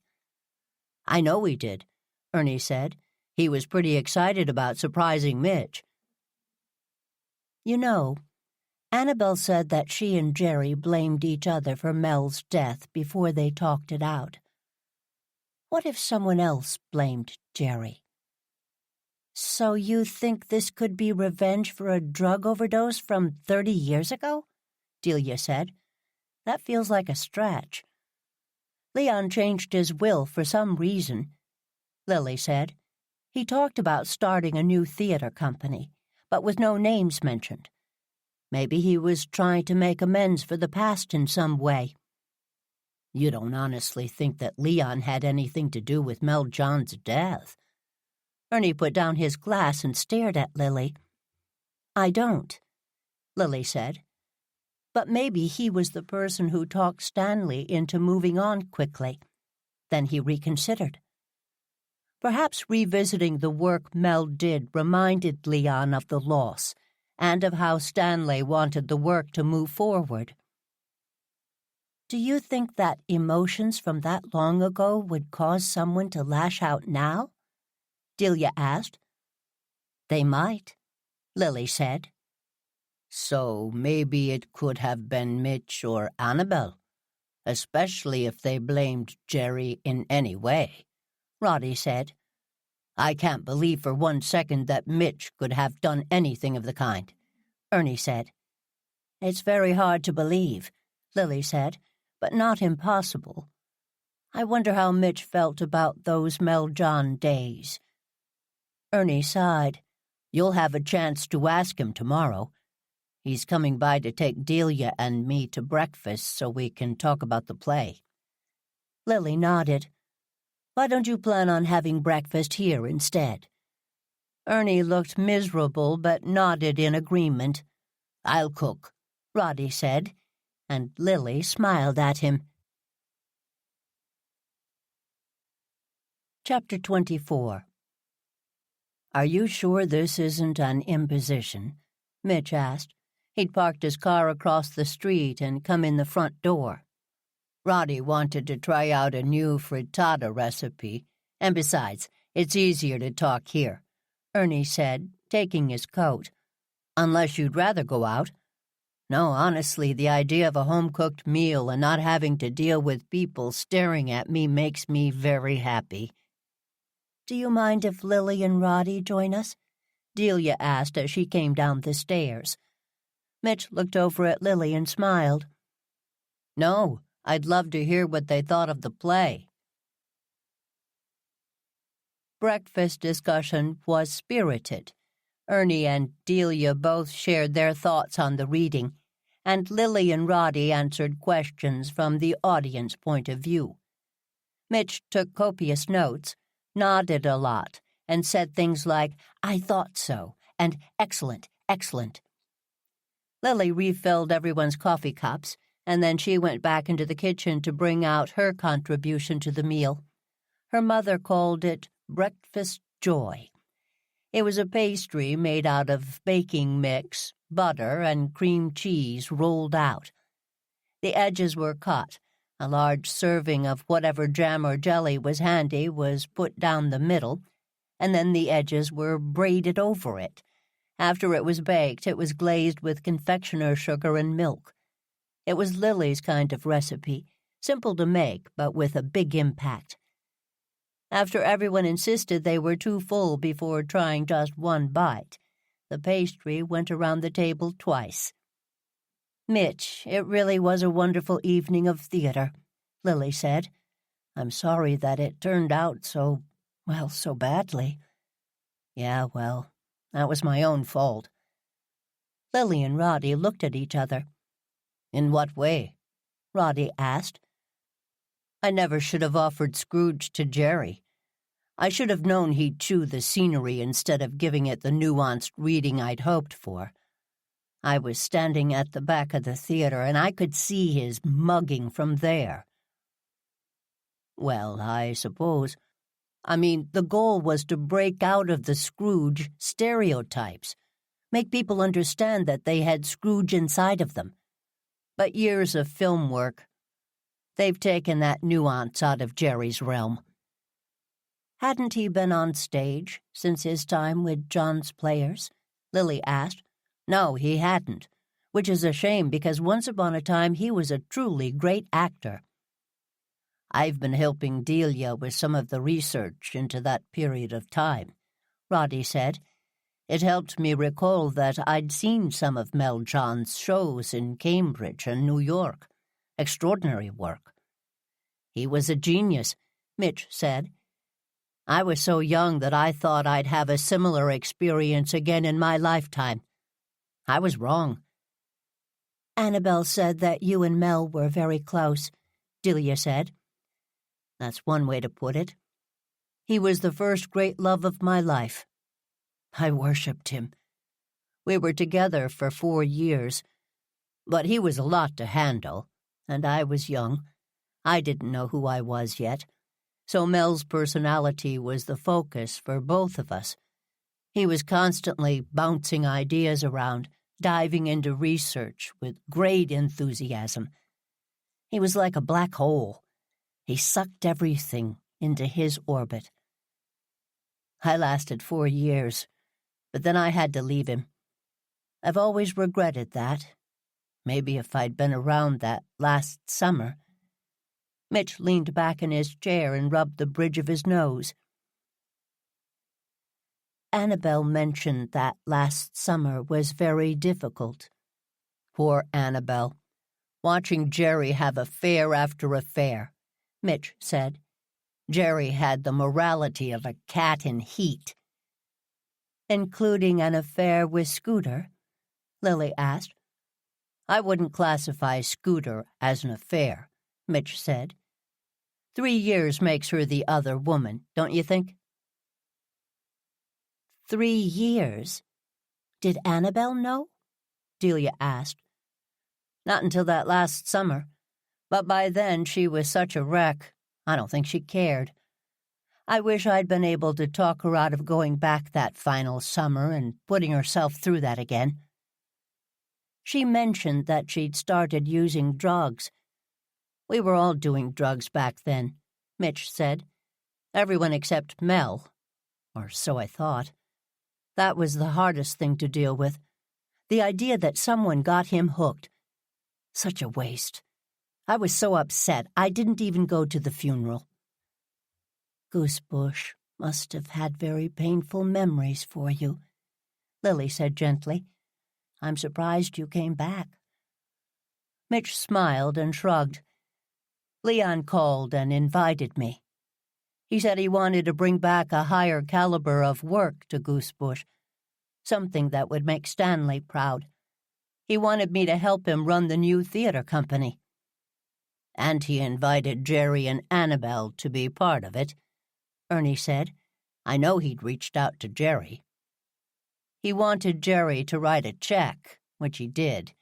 He donated to the theater and to the Goosebush Players, for old time's sake. Those pictures that Portia showed us, they were great, Ernie said. Lots of memories in those pictures. Jerry took a picture of one of them and kept asking me if I recognized one of the interns. He'd probably slept with her and was trying to remember her name, or he was getting sentimental. Did he ever find out? Lily asked. Not that I know of. Anyway, I was channeling Leon when I had dinner with Jerry and Annabelle. That's why I invited him to do the part. That and 3 bottles of wine with dinner. It wasn't a terrible idea, Roddy said. He certainly helped fill the audience. The play could have used a smaller audience and a better Scrooge. No, I wish I hadn't asked Jerry to take part in the reading. It never would have worked, us working together after all these years. Jerry had turned into a hack, and there was way too much water under the bridge. Do you think Mitch killed him? Ernie asked Lily as they were loading the dishwasher. I don't know, Lily said. He certainly seems to hold some anger about the past. He does, Ernie said. He's also a little, self-centered, don't you think? I hadn't noticed that before. I mean, Jerry died, for heaven's sake, and he's complaining about his performance. Lily wiped her hands on a towel and then reached over to give Ernie a hug. He seemed to be a bit of a jerk, she said, letting go and stepping back toward the sink. I hope you're not too disappointed. Ernie shrugged and tossed the rest of the forks into the basket. A little, he said. It's been a long time since I was interested in someone. My jerk filter is rusty. Mine was never very good, Lily said. I dated a lot of toads before I met Alan. You married a toad named Pete, Ernie said. Hey now. They both laughed and finished cleaning up the kitchen before joining Delia and Roddy back in the dining room. Roddy had brought the 3 cases back out, and Delia was working on the inventory sheets while Roddy was reading one of Stanley's diaries. Min could help us archive all of this, Delia said. We're not archiving anything until we know what's in here, Lily said. I promised Fred that I'd use my discretion. But Lily, the facts. Delia, don't. We've both moved quickly on the facts before without a lot of concern about who they might hurt. This time, let's make sure that no one suffers because we want the facts to be found out. Delia nodded, remembering her close encounter 5 weeks ago. I'll follow your lead on this one, she said. And I'll hear all about it at dinner tonight, Ernie said. I've got some errands to run, and then I'll be at the Triple B later this afternoon until closing. Ernie, I emailed you and Mary the grid that Scooter was working on for the Alden Park event. Speaking of which, I'm working on a list of things we'll need for our garden sculpture and lights entry, Roddy said. Our entry? Ernie asked. We'll talk about it at dinner, Roddy said. I'll call you later. Ernie left, and the 3 of them went back to making lists and reading materials. They all seemed to be full of memorabilia more than anything. Clearly, Stanley had a point of view, and included that in what he kept and the notes he made. I wonder which picture Jerry took a picture of, Delia said aloud. She was looking at the book she'd put together for him, comparing Portia's photos to some of Stanley's. Why don't I call Bash and ask him? Lily said. He was supposed to stop by last night, but didn't. Lily stepped out to the porch and sat down on her rocking chair. Max hopped up from his bed and climbed on her lap, and Luna followed suit. It's a good thing I have a large lap, she said to them both, petting their heads. Why are you staying out here? It's cold, but I'll bet you like the views, don't you? I do too. Now, Luna, don't try and push Max off. You'll need to share. Lily took her phone and dialed Bash's cell. Lily, I'm sorry I didn't come by. After I read the case files, I called Liz and she came by to talk about them. I thought you were having dinner. It ended up being a working dinner with takeout from the Star, while we looked at crime scene photographs. All of the records were on paper, and she took the files with her. I did make copies of some of the reports. I'm rereading them now. What kind of drugs did Mel John die of? Lily asked. Funny you should ask, he said. The syringe had cocaine in it, but there wasn't a lot in his system. He didn't have any other needle marks. They still ruled it an accidental overdose? Lily asked. No, the coroner called it inconclusive, but a heart attack was the actual cause.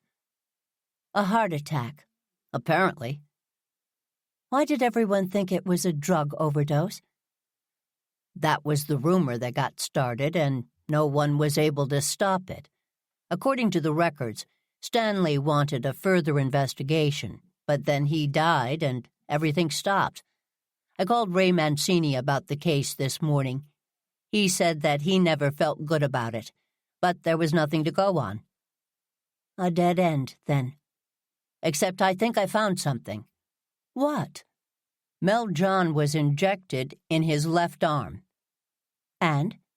And he was left-handed. Not a big deal, but it would be awkward to inject yourself with your non-dominant hand. Not impossible, mind you.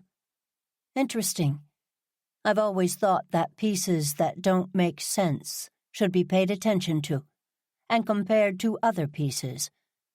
Bash, do you think you could have someone compare Mel John's blood work with Leon's? I assume they ran some tests. They did, Bash said.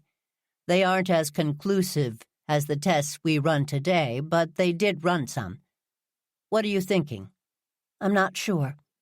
It may be interesting to see if they share the same abnormalities, if there are abnormalities. Okay, I'll ask. Do you think Leon's death may have something to do with Mel Johns? I don't think anything yet, Lily said, only looking at the pieces. I have one more favor, though. Go ahead, Bash said. Jerry took a picture of a picture that Portia showed him, with his phone. Could you get a copy and send it to me? I have some of Stanley's photos here, and I may find another picture of the same person. I'd love to see what he was interested in. I'll have to call Liz, because they have the phone, but I'm sure they've downloaded everything. I'll email it to you. Anything else? That's it for now. Perhaps you could come over for dinner?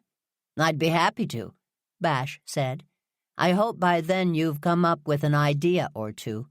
I'd love to show Captain Flavia how cases are solved here in Goosebush. Mentioning me won't help, but I know what you mean. I'll see you tonight. After Lily updated them on her call with Bash, she and Roddy went outside to rinse off their beach findings again and do some more scouring for wreath materials in their yards. They were cutting back some of Lily's grasses when Lily felt her phone buzz. She'd gotten an email from Bash. They went inside to look at the attachments he'd sent. Lily grabbed her laptop from the library and brought it into the dining room. She found the email and opened up the picture. The close-up of a particular face in a production photo was hard to discern. Was the person in the front of the picture the person he was curious about? Or was it the person behind her? She turned the computer to face both Roddy and Delia. "This isn't very helpful," Lily said. "How can we tell when this was from?" "See that costume on the person standing? That was from a Julius Caesar they did in 1987. I just logged some pictures from that show," Delia said. Lily turned her computer back around. "They're wearing clown costumes," she said. "Yeah, his idea seemed to be that he was doing a reflection of the political circus." "Oh, I see," Lily said, not seeing it all. "Okay, here's the photo. Bless Stanley. He labeled everything." "Huh, what do you know? The clown is Scooter." "Wow, that doesn't look like her, does it?" "No, it doesn't," Lily said. "It's also terrible news for Scooter if Jerry was trying to remember her." "Hold on. Let me see that picture," Roddy said. He looked at his phone and started to play the video recording he'd made of Dolores's Facebook post the night before. He froze the video and zoomed in on a moment.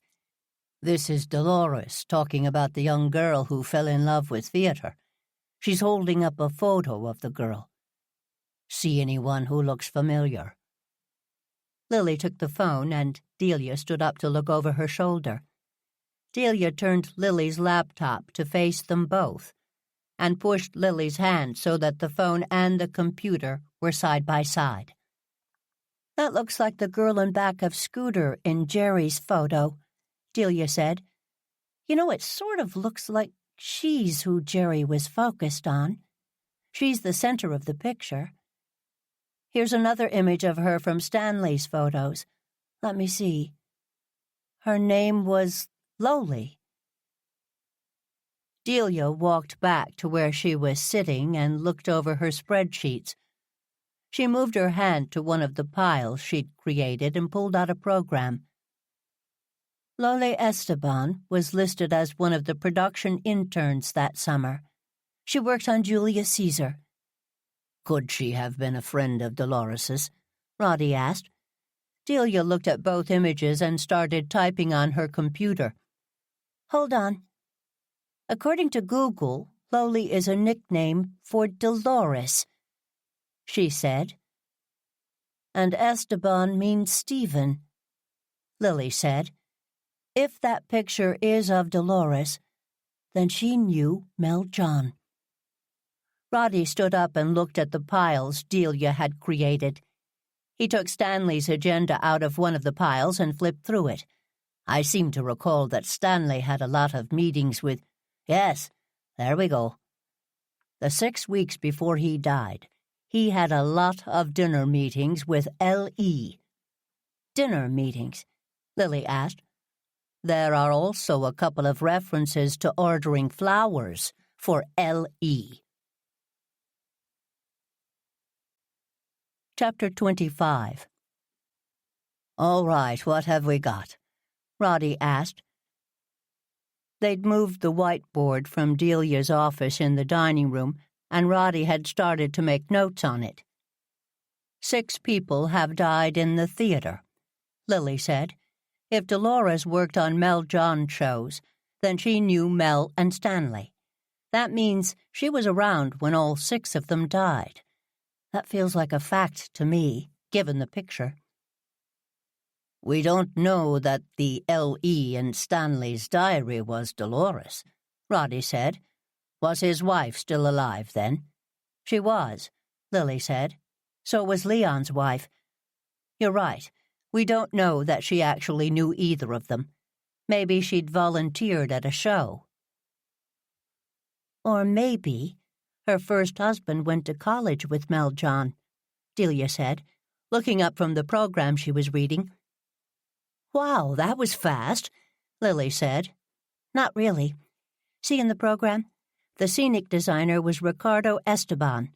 He went to college with Mel John, according to his bio. Delia started to type into her computer. Whoops, Lily asked. He died in 1985. Car accident. He fell asleep at the wheel while he was on vacation with his wife in the mountains of Nevada. Delia tapped some more keys, and then she turned her computer around. Here's his widow after they found the wreck of the car.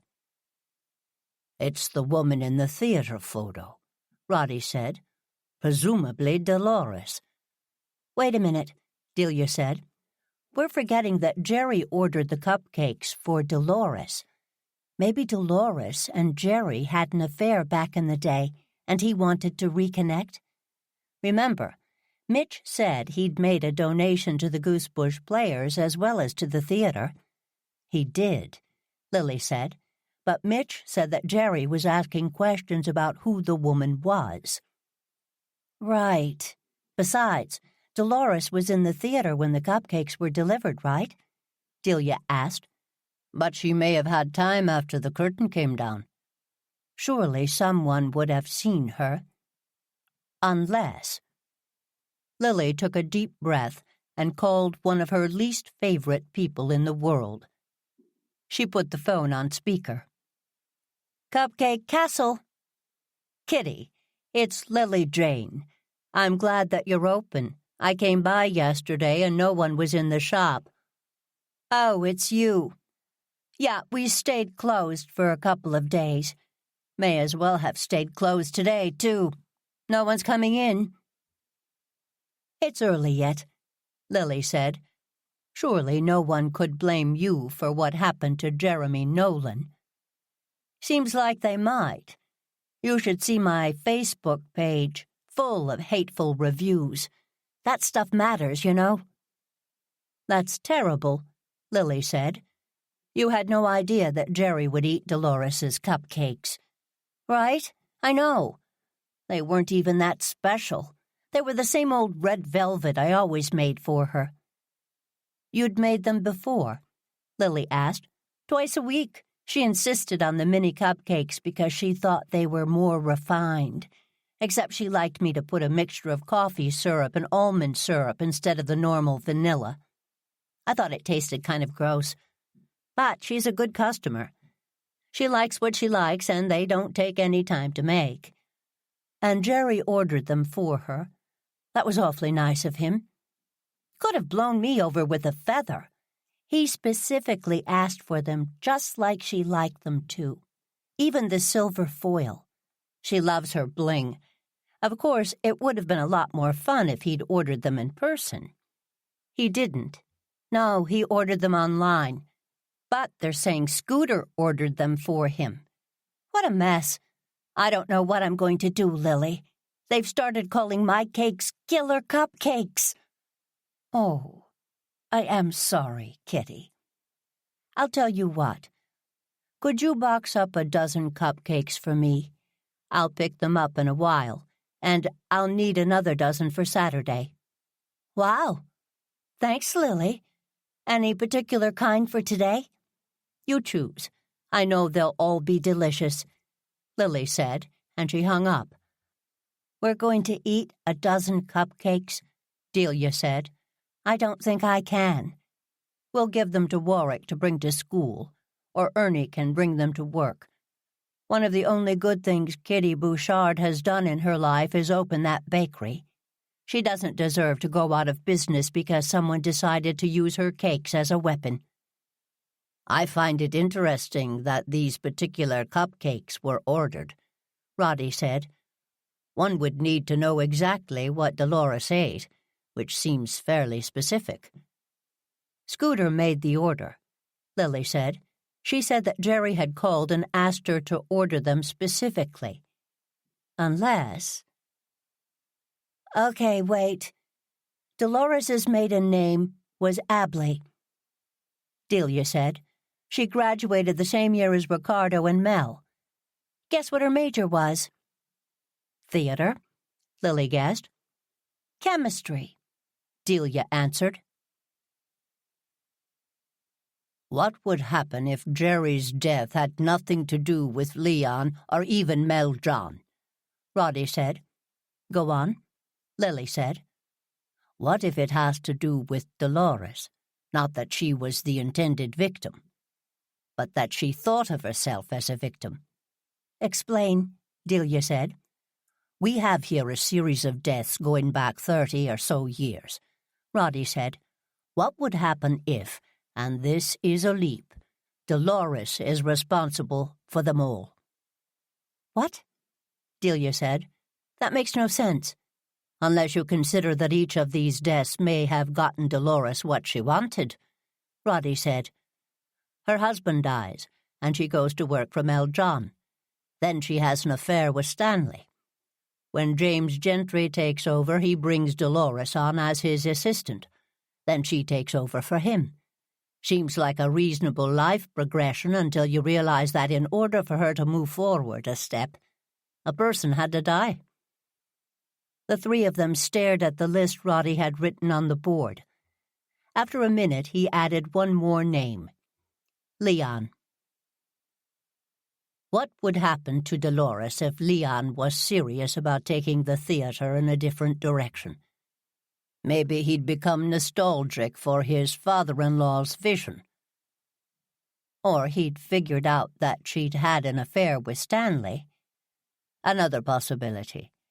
Killing Leon would mean that things would stay status quo. Except that Ernie would take over as president of the board, Delia said. And he'd know what Leon had wanted because they'd been working on the reading series together. Ernie was willing to talk to the rest of the board and make Leon's last wishes a reality, Roddy said.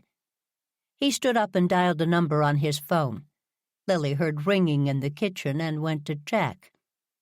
Ernie left his phone here, charging, she said. Okay, you're both scaring me, Delia said. If what you say is true, then the only person standing in Dolores's way right now is Ernie, Lily said. Lily called Mary Mancini at the store. No, Ernie wasn't in. She didn't know where he was. Yes, she'd asked him to call her. Roddy called Stan. No, he hadn't seen Ernie. Sure, he'd call. I'll go check the theater, Roddy said, in case he went there for some reason. I'll go with you, Lily said. Delia, call Warwick and Tamara, and Bash. What should I tell them? Tell them we think Dolores is dangerous, and that we have to find Ernie." They went out the back door and walked to Roddy's garage to get in his car. Lily was just as happy to have Roddy drive. Her heart was beating quickly, and she was having trouble breathing. "We'll find him," Roddy said, reaching over and squeezing her hand before slipping the car into gear and roaring out of the driveway. The normally 20-minute drive took 10. The theater looked empty, but Roddy and Lily got out of the car anyway and ran around the outside of the building, pulling on doors. "What next?" Lily asked. She ran her palms down the front of her dress and looked up at Roddy. His phone rang, and he answered without looking at the pad. "Oh, Min. Yes. Yes, well... Oh, right. That's great. Listen, dear, I'll need to call you back." Roddy looked at Lily. "She's just left Ernie at his house. Let's go." Lily clutched the side of the door as Roddy gingerly made progress towards Ernie's house. When he saw the school bus, he sped up so that they could turn down Spark Street without getting stuck when the bus stopped. They drove down the hill, mindful of the bumps and potholes, as they headed towards Shipyard Lane. They were almost there when a car came barreling up the street. "That's Dolores," Lily said. "Go check on Ernie. I'll follow her," Roddy said. Lily nodded and stepped out of his car. He waited until she was out, but just barely. He backed up and did a quick turn in one of the driveways, moving quickly up the hill. Lily was always glad she wore sensible shoes, especially today. She did her best to run the rest of the way toward Shipyard Lane. She got a stitch in her side, but she didn't stop. Sure enough, Ernie's car was in the driveway. Lily ran up to the back door, but it was locked. She ran around to the front of the house and up the porch stairs. The French door was locked. Lily looked in the windows but didn't see anything. With Gladys's boxes still piled high, it was impossible to see inside, but she tried. She knocked on the windows and called his name. Ernie had set up a table and chairs to the right of the door, so Lily walked over to see if he was there. It looked dusty inside the house, so she peered closer. What was that on the floor behind the table? A sneaker? She walked to the French door and tried to see to the right, behind the table. Looking down on the floor, she saw Ernie lying on the ground. She knocked on the window and called his name. He didn't move. She looked around the room and saw orange sunlight moving along some of the boxes. Wait, that wasn't sunlight. She peered in more closely, trying to see through the dust, except she realized it wasn't dust. She was seeing smoke. She patted her pockets for her phone, but it wasn't there. She must have left it in Roddy's car. She took a deep breath and looked around. The pot. Ernie left a key under the pot. She picked it up and fumbled with the lock for what felt like hours. When she opened the door, she felt a vacuum of air and saw some flames leap up from the kitchen area. "Ernie! Ernie!" she shouted. The smoke was getting thick, but she moved forward, bending down, feeling for him. She finally found him and looked back to where she'd come in. She could do this. She hooked her hands under his arms, but she could barely move him. She bent down and tried again. She moved him about a foot, but had to stop. The smoke was making it difficult to breathe, and she started to cry. That wouldn't help. She had to get him out of there. She wouldn't let herself look up, but she could feel the heat near her head. She bent down again and grabbed his arms. She was pulling him when she felt a hand on her waist. She looked over her shoulder, and it was Warwick. "I can't move him," Lily shouted. "We'll do it together," Warwick said. "Get his feet." Lily waited until Warwick had dragged him forward, and then she reached down and grabbed his feet. They moved quickly. Warwick paused at the top of the porch stairs and then carried Ernie down to the lawn. He walked for a few more yards and put him down. Lily dropped his feet and fell on the ground. "You okay?" Warwick said. Lily nodded. Warwick turned and ran toward the side of the house. He dragged the garden hose around and walked up the stairs. He turned it on and moved forward toward the door. Lily pulled herself over to Ernie and put her head on his chest. She felt his heart beating and heard him start to cough. Lily fell back on the grass when she heard sirens coming down the hill. Chapter 26. Lily rode with Ernie to the hospital and waited with him while they checked him out and gave him some oxygen. The emergency room doctor asked Lily what had happened, and when Lily told her, the doctor insisted that Lily be checked out as well. She tried to argue but started to fall over when she stood up. "Get some blood to test," Lily said to the nurse as she was being taken out of the room. She refused to allow the doctor to treat her until she was able to use his phone and make a call. She called home and told Delia where she was. She also told her to call Bash and have them test Ernie's blood. The next thing that Lily knew, she was lying on a gurney, hooked up to an IV and taking in oxygen. "We're waiting for a room," the nurse who was with her said. "Absolutely not," Lily said. "You had a shock, ma'am. You need to let us take care of you. At your age, this could have serious repercussions." "Where's my friend?" Lily asked. "He's waiting for a room as well," the nurse said. "Chief Haywood is with him." "Tell the chief I'd like to see him," Lily said. She turned her head to the wall and closed her eyes. After a few minutes, she felt someone take her hand, and she opened her eyes and looked at Bash. "What am I going to do with you?" he said. "What do you mean?" Lily asked. "Running into burning buildings. You could have been killed." "First of all, I didn't run. And secondly, what should I have done? Time was of the essence. I didn't have my phone." "Thank God Warwick got there in time," Bash said. "I thank God for Warwick all the time," Lily said. "I'm fine, Bash. Did Roddy catch Dolores?" Bash shook his head. "But you've arrested her." "For what?" "Trying to kill Ernie." "Ernie doesn't remember seeing her," he said. "He'd been showing Min around the house, and then he helped her load some things into her car. He remembered going in and finishing his coffee, and then the next thing he remembered was waking up on the lawn next to you." "But we saw her coming out of Shipyard Lane," Lily said. "She said that she'd stopped by Ernie's house, but no one was there, so she left a note for him in the back door. We found the note." "She must have drugged his coffee," Lily said. She'd tried the back door first. Had she seen a note? She couldn't remember. "Yeah, well, we took the cup, but it was soaked, and all the coffee had leaked out. They're going to run some tests on Ernie's blood.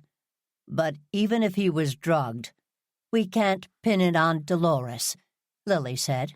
"We can't pin anything on Dolores," Bash said. "Listen, I'm not even sure I understand what Delia was trying to tell me on the phone. Get me out of here and we'll discuss it at home." "They want to keep you overnight for observation." "Nonsense," Lily said. "Delia can observe me at home. I hate hospitals. Get me out of here." Bash nodded. He hadn't let go of Lily's hand yet. He picked it up and held it against his forehead. "I don't know what I would have done if something happened to you." "Bash, I'm fine. I really am. You're very dear to be so worried. Do you think Ernie can go home?" "He's as stubborn as you are," Bash said.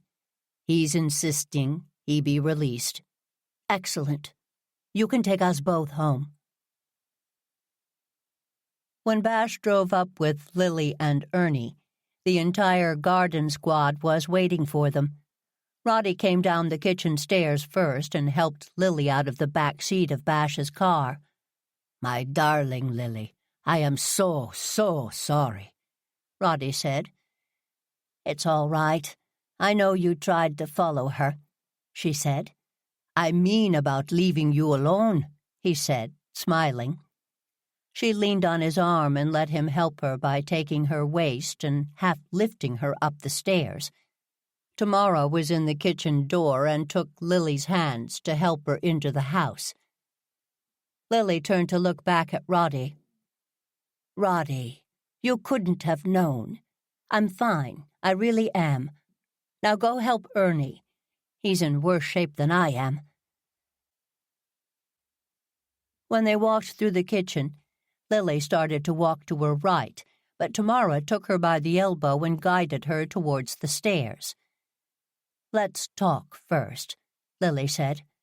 Lil, you smell like smoke and antiseptic. You look worse. You're going upstairs and taking a bath or a shower, your choice. Then we'll see how you're doing. What time is it?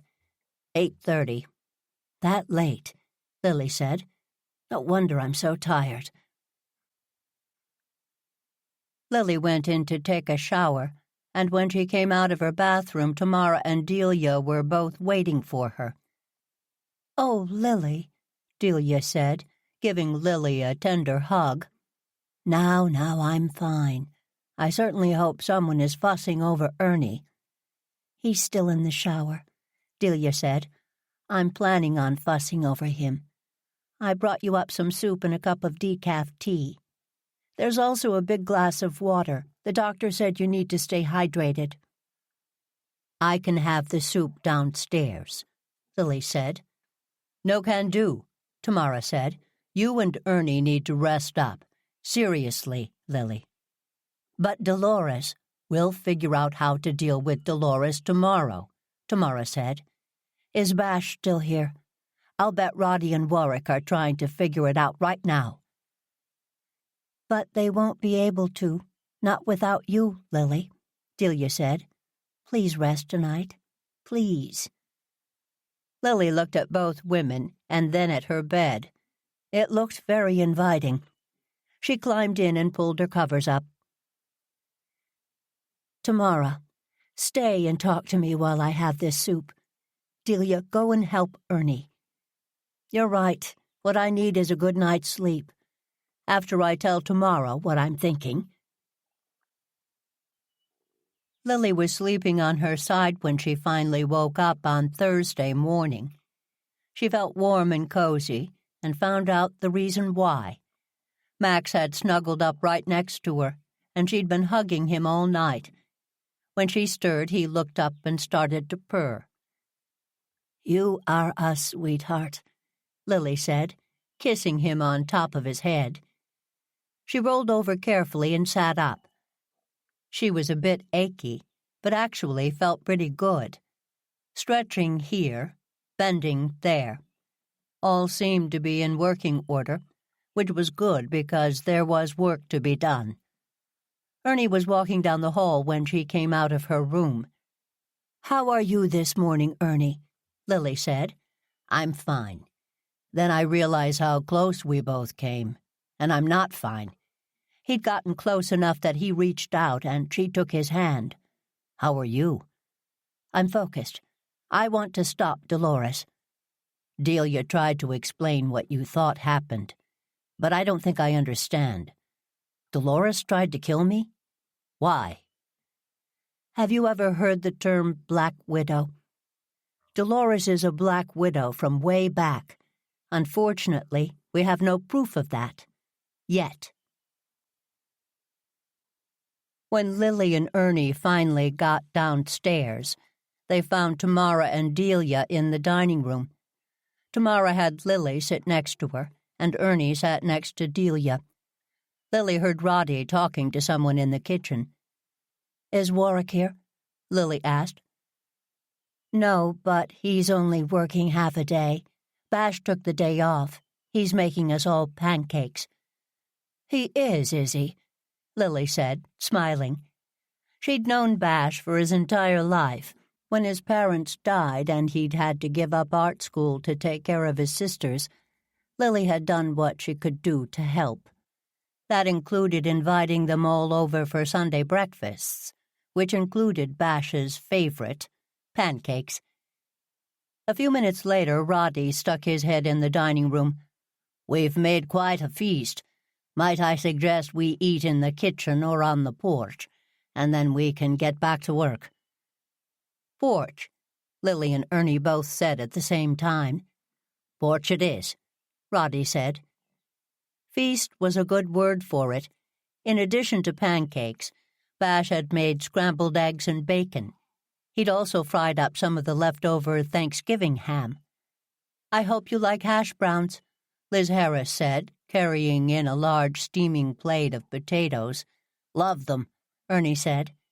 "Trooper Harris, this is a nice surprise," Lily said. "What brings you here?" "Bash caught me up on what happened last night, and Delia told me what you'd all think it means." She heaped some hash browns onto her plate and passed them on to Roddy. "And?" Bash prompted. "Right, sorry. Captain Flavia isn't budging off the idea that Scooter McGee did it. So I decided to take the morning off and have breakfast with all of you." "Neither one of us is here in our official capacity," Bash said. "More as advisors," Liz said, giving Lily some bacon and then taking some herself. "Because if Dolores has gotten away with a half-dozen murders over 30 years, we need to be very careful about how we proceed," Bash said. "Agreed," Lily said, "which is why the first thing we need to do is to put Ernie in a coma and make me his healthcare proxy." Chapter 27. Lily drove up to Leon's house and parked her car. She looked at the house and sighed. Tomorrow was right. It needed updating. But still, those views. Lily turned around and looked at the water in the distance. Water views always fueled her soul. She let herself into the house and turned off the alarm. She took a deep breath. The house was still musty. She needed to get the cleaners in. She opened the front door and lowered the screen door a bit. She kept the front door open to air out the house, then walked back and opened a window in the kitchen for cross-ventilation. Not optimum in November, but the house needed fresh air desperately. "Damn it," Lily said out loud. "All right, Leon. Where did you put the letter of intent you told Ernie about?" Lily searched the office for a few minutes. Her phone buzzed, and she sat down to read the message. She sighed and looked around. She opened drawers, and as a last resort, she ran her hands inside and under the desk. Finally, she grasped the piece of paper that was taped under the drawer. "Leon, bless you. Here it is," she said. Lily's phone rang, and she turned it on speaker. "Fred, hello," she said. "Lily, oh my God, I just heard. How's Ernie?" "Not good, I'm afraid. We took him home last night, and he had a major heart attack." "But he'll be all right." "Too soon to tell. But it doesn't look good. He's in a coma," she said, her voice catching. "You know, he just made me his healthcare proxy. Little did I know I'd be put in a place to use it so soon." She put the phone down on Leon's desk and sat down, looking around the room. "Are you his legal proxy as well?" Fred asked. "I suppose I am." "What about the board meeting this weekend? Can you run the meeting in his place?" "Oh, Fred, there must be someone else who can do that." "I'm counting on you, Lily," Fred said. "You heard the lawyer. Dad said he had a new will that left everything to the theater alone. But unless we find it, Dolores gets most of it." "But he sent all of those memos." "We can try to use them to show intent, but they wouldn't hold up if Dolores sues." "Surely we can wait a little while." "No, we really can't. The accountant says we should try and settle this by the end of the year. And since the will is so cut and dry, it should be easy. We'll go with what he planned, unless you can find more recent instructions that had been witnessed. I'm at the house now, so I'll keep looking, Lily said. What about the Goosebush Players' lease? It will get renewed for 10 years, Fred said. No choice. Please call me if you find anything. She heard a knock, and then the screen door open and close. Hello, a voice called out. Dolores, what are you doing here? Lily asked, walking toward the front hall. Dolores was standing in the living room. How much had she heard? I'd loaned dear Leon a book of plays, and I was hoping to retrieve it, she said. It's only a book, sentimental value only. Surely you'll let me take it. How did you know I'd be here? Fred called me to tell me about the issues with the will. He said you were coming by to try and find a letter of intent that Leon supposedly left. No, supposedly. He told Ernie all about his plans, and he wrote them down. It seems to be pretty clear. Except that Ernie can't testify to that, and you won't find the letter. Oh, look, there's my book. Dolores walked into Leon's office and made her way over to the bookcase. She glanced over at the desk and then at Lily. Or perhaps you have found the letter after all. That's a shame, Lily. That's a real shame. Dolores moved quickly and picked up the letter on the desk. Dolores, put that down, right now. It doesn't belong to you. Oh, I think it does, Dolores said. It's about my life. It should belong to me. It all should belong to me. Give me the letter, Dolores, Lily said again, slowly. Let's see what it says, shall we? Dolores said. Lily tried to move toward her, but she dipped out of the way. Dolores ripped open the letter and read it. That imbecile, she said. Did he really think that he could do this? After all I've done? He thought he could take it all away from me?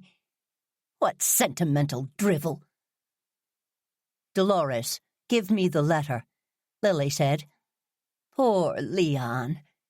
So he wanted to be true to Stanley's vision. Stanley's vision. If only he hadn't decided to go through St. Stanley's personal papers. It's been almost 30 years, and now he decides to turn over the rocks in his father-in-law's memory garden. Dolores, what are you talking about? What papers of Stanley's? You haven't found them either? Dolores said. Good. That means they're still here. Though where, I have no idea. I've looked all over this house. When did you look all over the house? Afterwards, Dolores said. After what? After Leon and I talked. You killed him, Lily said. She was trying to back her way into the kitchen, but she tripped over a waste paper basket and sat down hard on a box. She struggled to get up, but Dolores walked over and pushed her back. Then she moved and sat behind Leon's desk. Stop, please. I mean it, Lily. Stop. Dolores put her purse on the desk and patted it. It's no good.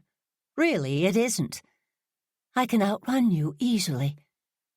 You're not in very good shape, but I suspect you know that. Honestly, given the stress of the past few weeks, would it be any sort of surprise that you keeled over? Keeled over? It is a little awkward, but give me a minute to think about how to handle the situation. I've always been good at improvisation. Lily, I told you not to move. A burglar could come by any minute and bash you over the head if you're not careful. Are you threatening me? Lily said. Just pointing out another way this scene could turn out, Dolores said. But there's not a lot you can do about that, is there? Oh, well, actually there is. Bash Haywood said. "Hands in the air, Dolores. Dolores Stevens, I'm arresting you for the murder of Leon Tompkin and the attempted murder of Lily Jane." "You were supposed to say Miranda when things started to go sideways," Delia said to Lily. She'd waited until Lily was done writing, but not a moment more. They were in Bash's office with Roddy, waiting to see what happened in Dolores's interview. "I wanted to get her to confess to killing Leon," Lily said. She handed her statement to Officer Polly's, who was stationed at the door to Bash's office. "While she was threatening to kill you?" Delia said, once they were alone and the door was closed. "Honestly, Lily, you're worse than a teenager. You just do what you want to do without thinking about how it might impact anyone else." "What are you talking about?" Lily said. "I knew you were all out there watching my back. I waited until I got your signal to find the letter, and then I made sure she could overhear my conversation with Fred. I only hope there's enough to get her to confess." "I do too," Roddy said. "She didn't even seem flustered when she came into the station, even when she saw us all sitting there." "She was as cool as a cucumber the whole time," Lily said. "She's probably used to getting away with things. But she did mention Stanley, so there's that connection." "True. She seemed to have reinvented herself when James Gentry took over, but she connected herself to Stanley," Roddy said. "They can at least arrest her for threatening to kill you. Perhaps there can be a case made for killing Leon." "Doubtful," Lily said. "She only said they'd met. Maybe there's enough information so that Bash can search her house. I wonder what was in her purse." "I asked Bash. Nothing," Delia said. "Nothing she could have killed you with." "Darn it," Lily said. "Maybe she was going to hit me over the head and act like it was a break-in. I thought this plan would work." "Scooter's going to stay under suspicion," Roddy said, "even though Dolores killed Jerry." "Oh, Dolores didn't kill Jerry," Lily said. She took out her phone and selected a contact. After a minute, she hung up and sent a text. "Scooter, pick up the phone." She waited a minute and dialed again. "Scooter, thank you for reading my text. I have a question. Could you tell me what happened when Jerry called to ask you to order cupcakes for Dolores?" "Yes, I know. Calm down and tell me everything you remember." Chapter 28. "I heard that Dolores was being questioned regarding Jerry's death," Annabelle asked. She and Mitch were sitting at the dining room table looking at Stanley's pictures. "She was being held because she tried to kill me," Ernie said. "And she threatened Lily," Delia said. "But she's been released." "Lack of sufficient evidence," Lily said. "So Scooter killed Jerry?" Annabelle asked. She flipped through the pictures and found one of Scooter back in those days. "It's so hard to believe. I mean, after all this time." "I talked to her earlier today," Lily said. "One of the pieces of evidence against her is that she ordered the cupcakes for Dolores, the ones Jerry asked her to order." "She did?" Mitch asked. He was sorting through the pictures absently. "It's a bit complicated, actually. You see, someone called and said he was Jerry. He asked her to order Dolores's favorite cupcakes with the credit card he'd used to do his donation. He even gave her the details, the ones with the silver foil, things like that." "She should have said no," Delia said. "Using his credit card like that isn't good business." She took the pile of pictures from Mitch and handed them to Annabelle. She took Annabelle's and handed them to Mitch. She should have, but apparently Jerry sweet-talked her into it. Flattered her, told her how much he was looking forward to seeing her on Sunday. She said he was convincing. He even remembered what she used to drink back then. Gin and tab. A dreadful-sounding concoction, but then again, she was very young. The problem is, they haven't found proof that Jerry made that call. What do you mean? Annabel said. I asked Bash to check. He didn't call using his cell phone or from his hotel. He didn't even use the phone from here. Lily said. Maybe he borrowed a phone. Mitch said. That could be, I supposed. Though I did ask Bash to check on another phone number. He found a record that you called the box office on Saturday, Mitch, around the time Scooter said she got the call. I didn't call the box office, Mitch said. Maybe Jerry used my phone. There were several calls to the theater using your phone, Lily said, over the past month. 4 in total. You can't. But back to that phone call. The one on Saturday, Lily said. I remembered how you'd imitate Jerry when you talked about him chewing up the scenery. I started to wonder if it was you who placed the call. Why would I? What a convoluted idea.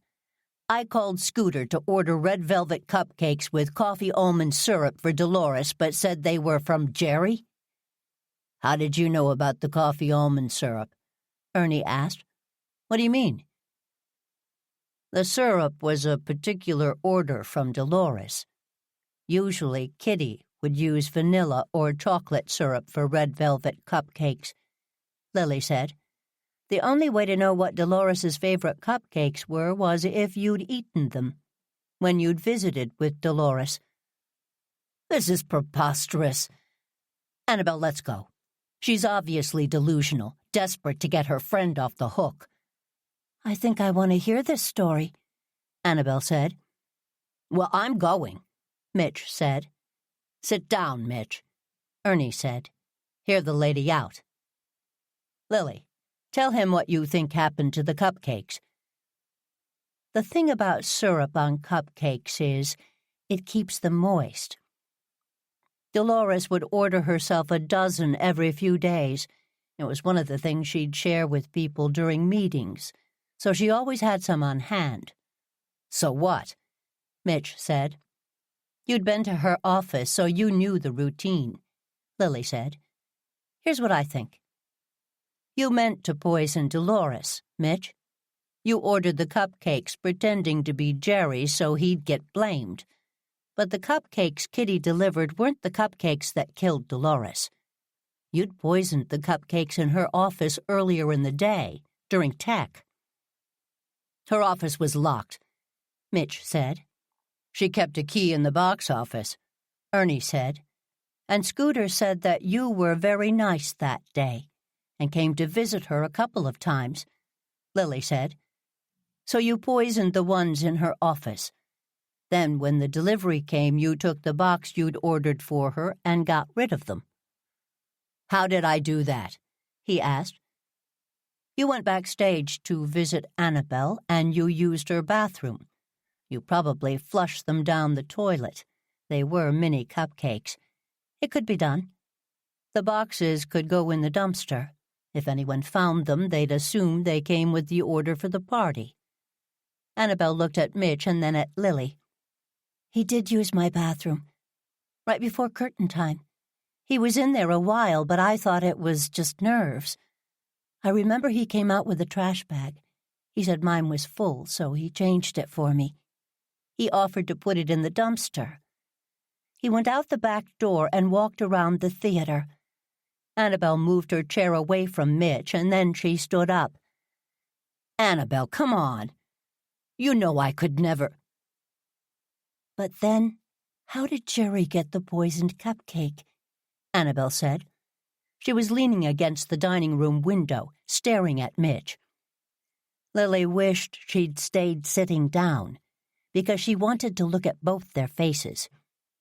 Dolores loved her special treats. She brought her cupcakes out and put them in the box office so that she could have a couple during the reception. There's a picture of her putting 2 on Annabelle's plate and 2 on Jerry's plate.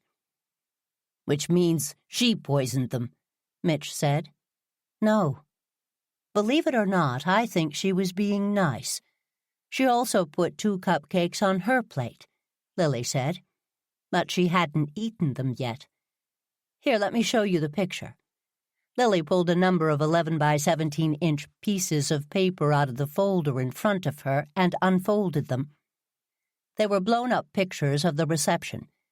The first showed Dolores with the box of cupcakes. The next showed her putting 2 on her plate. The final picture showed her putting them on Jerry and Annabelle's plates. I could have been killed, Annabelle said, looking at Mitch. Why were you so worried about the vitamin pouch the other day? Lily asked. The vitamin pouch? Oh, that, Annabelle said. Yes, that. It's where I keep the things that help me get through the day, Annabelle said. Cigarettes, a joint, some tranquilizers, nothing too heavy. It would be bad if it got into the wrong hands is all. I was worried about that, so Mitch told me I should come back and look for it. Do you remember that night, leaving the theater? You climbed into the back of my car to avoid the reporters, Lily said. You must have had it in your pocket. It got stuck in the wheel well back there. Bash found it this afternoon. Bash? The chief of police? That Bash? Why was he looking for it? Annabelle asked. It occurred to me that if Mitch intended to kill Dolores and have Jerry blamed for it, he needed a backup plan. When he came back to see you, he brought the poison with him, and he put it in your pouch. Why? So that the poison would be found in your possession, Lily said. Annabelle walked behind Ernie and picked the pictures up off the table. She examined them closely. Look at your face, Mitch. You knew, Annabelle said. You knew he was going to eat that cupcake, but you didn't say anything. How could you? What if I'd eaten it? I thought you were off gluten, he said. If you'd tried to eat it, I would have stopped you. Honestly, you have to believe me. What about Jerry? Annabelle asked. Jerry the star, Jerry the chosen one. Did he take any of us with him, Annabelle? No. He ruined our lives and left us. Annabelle started to cry, and Ernie stood up and put his arms around her. Why did you want to kill Dolores? Lily asked Mitch. He looked around the room, and then he hung his head for a minute and looked up at her. Leon wanted me to take over the theater, he said. That's why I agreed to let my play be in the reading series, so that he and I could work together.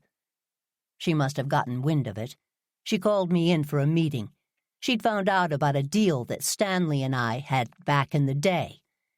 It cut Leon out of the theater. I have no idea how she found out, but she had the letters I'd written to Stanley, saying some unkind things about Leon. She threatened to tell Leon unless I paid her off, which I did. Then she wanted more money, so I told Leon myself. Then what happened? Lily asked. He was furious, not happy with me, but furious with her. He and I were supposed to have a meeting, but he died that morning. She texted me and told me I still owed her. I couldn't. You went to bed early Thanksgiving night, Annabelle, but Jerry and I stayed up drinking and talking. We started talking about Mel and Stanley. I told him about Dolores. Mitch looked over at Annabelle, who was still crying. Then Jerry found the picture of Dolores in the show, Ernie said. He must have started putting it all together. He told me right after the show that I wouldn't have to worry about Dolores anymore. By then it was too late. I am sorry about Jerry, Annabelle, he said. I'd give anything if Dolores had died like she was supposed to.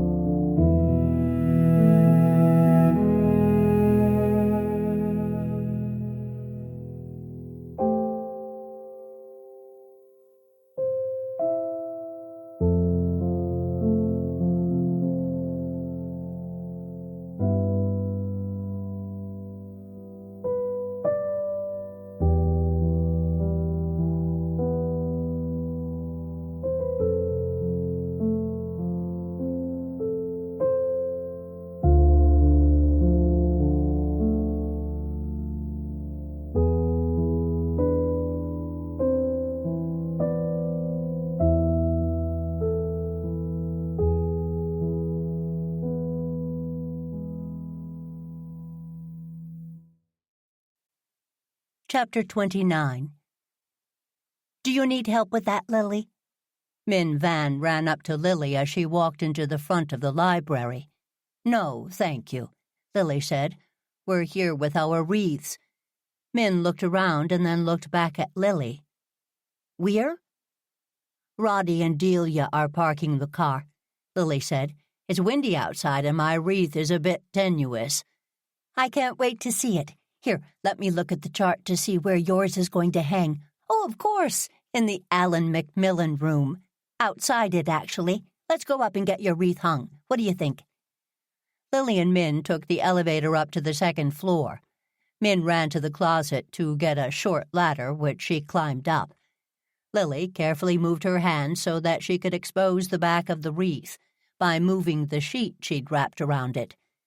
Min found the handhold that Lily had created out of wire, and she held tight while Lily extricated the wreath from the sheet.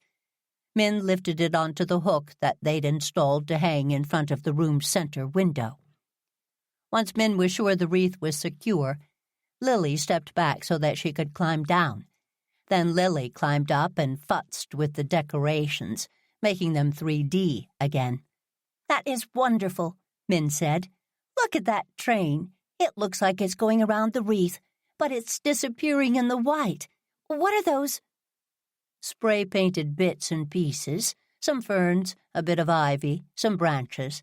I wanted it to look like a snowdrift. So cool. Look at all the details. Wow, the handkerchief with an H embroidered on it.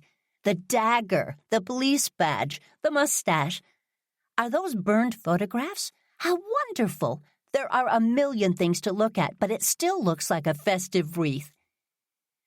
Delia talked me out of spattering blood on it, Lily said, looking up at her creation with a smile. I really enjoyed working on it these past 2 days. It's gotten my mind off other things. I heard about those other things. Well, some of them, Min said. Mitch Layton. I've got to say I was surprised, but I'm glad that the killer was found. One of them, at least. One of them? A long story. Min, thank you again for your help with all of those theater materials, Lily said. They were very interesting. The summary sheet was so helpful. Roddy told me that you used them to show how the scanning procedures worked. I'm glad that the meeting went well last night, and the Historical Society board was happy with the process. Happy? They're thrilled. I'm so glad that you're coming on board. Promise me one thing, though. What? That you'll only work the number of hours we're paying you for. I don't mind. I'd like to show the board that part-time is not sufficient, and that we need to make this a full-time position. I can only do that if you and Delia slow down and help me make the case. Lily stepped up the ladder and tweaked a few more things. I'll do my best, Min said. I really do appreciate the opportunity. Working with the Historical Society is my dream job. The perfect woman for her dream job. That's the kind of synergy I like. Did this really only take you 2 days? I'm impressed that you got your wreath done so fast, Min said. To tell you the truth, we all worked on our wreaths together last night, Lily said. We? Roddy, Delia, and I. Ernie helped, of course, and Warwick and Tamara. We had a lot to discuss. I also hoped that getting ours done early might encourage other people to draw a title. It will definitely help, Min said, taking a picture of the wreath with her phone. Do you know if Ernie is coming by tonight? No, he's at the store. They're pretty busy over there. Oh, I was hoping to talk to him, Min said. She looked at Lily and paused. I'm not sure how to, though. What do you mean? He gave me some boxes of Albert Preston's things when I went over. I've been looking them over. I found a picture of my mother in one of them.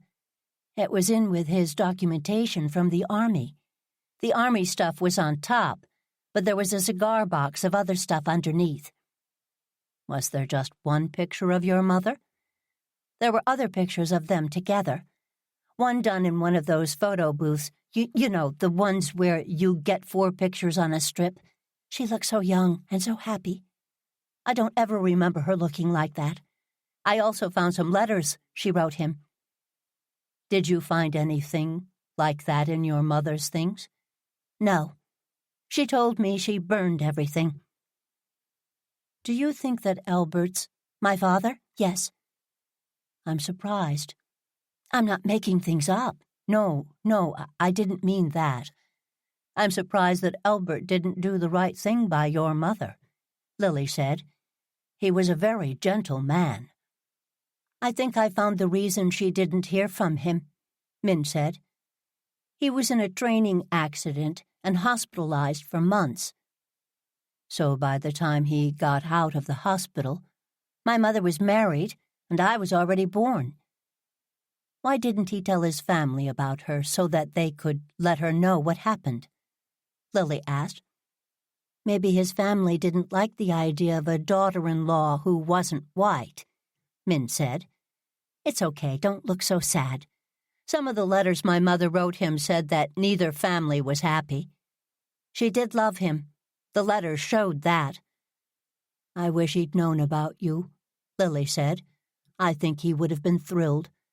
Thank you, that means a lot. I'm going to ask Ernie if he'd mind me taking Albert's papers and trying to get to know him better.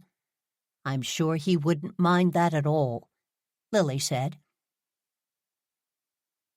When Lily and Min got back downstairs, Roddy was just finishing hanging his wreath behind the circulation desk.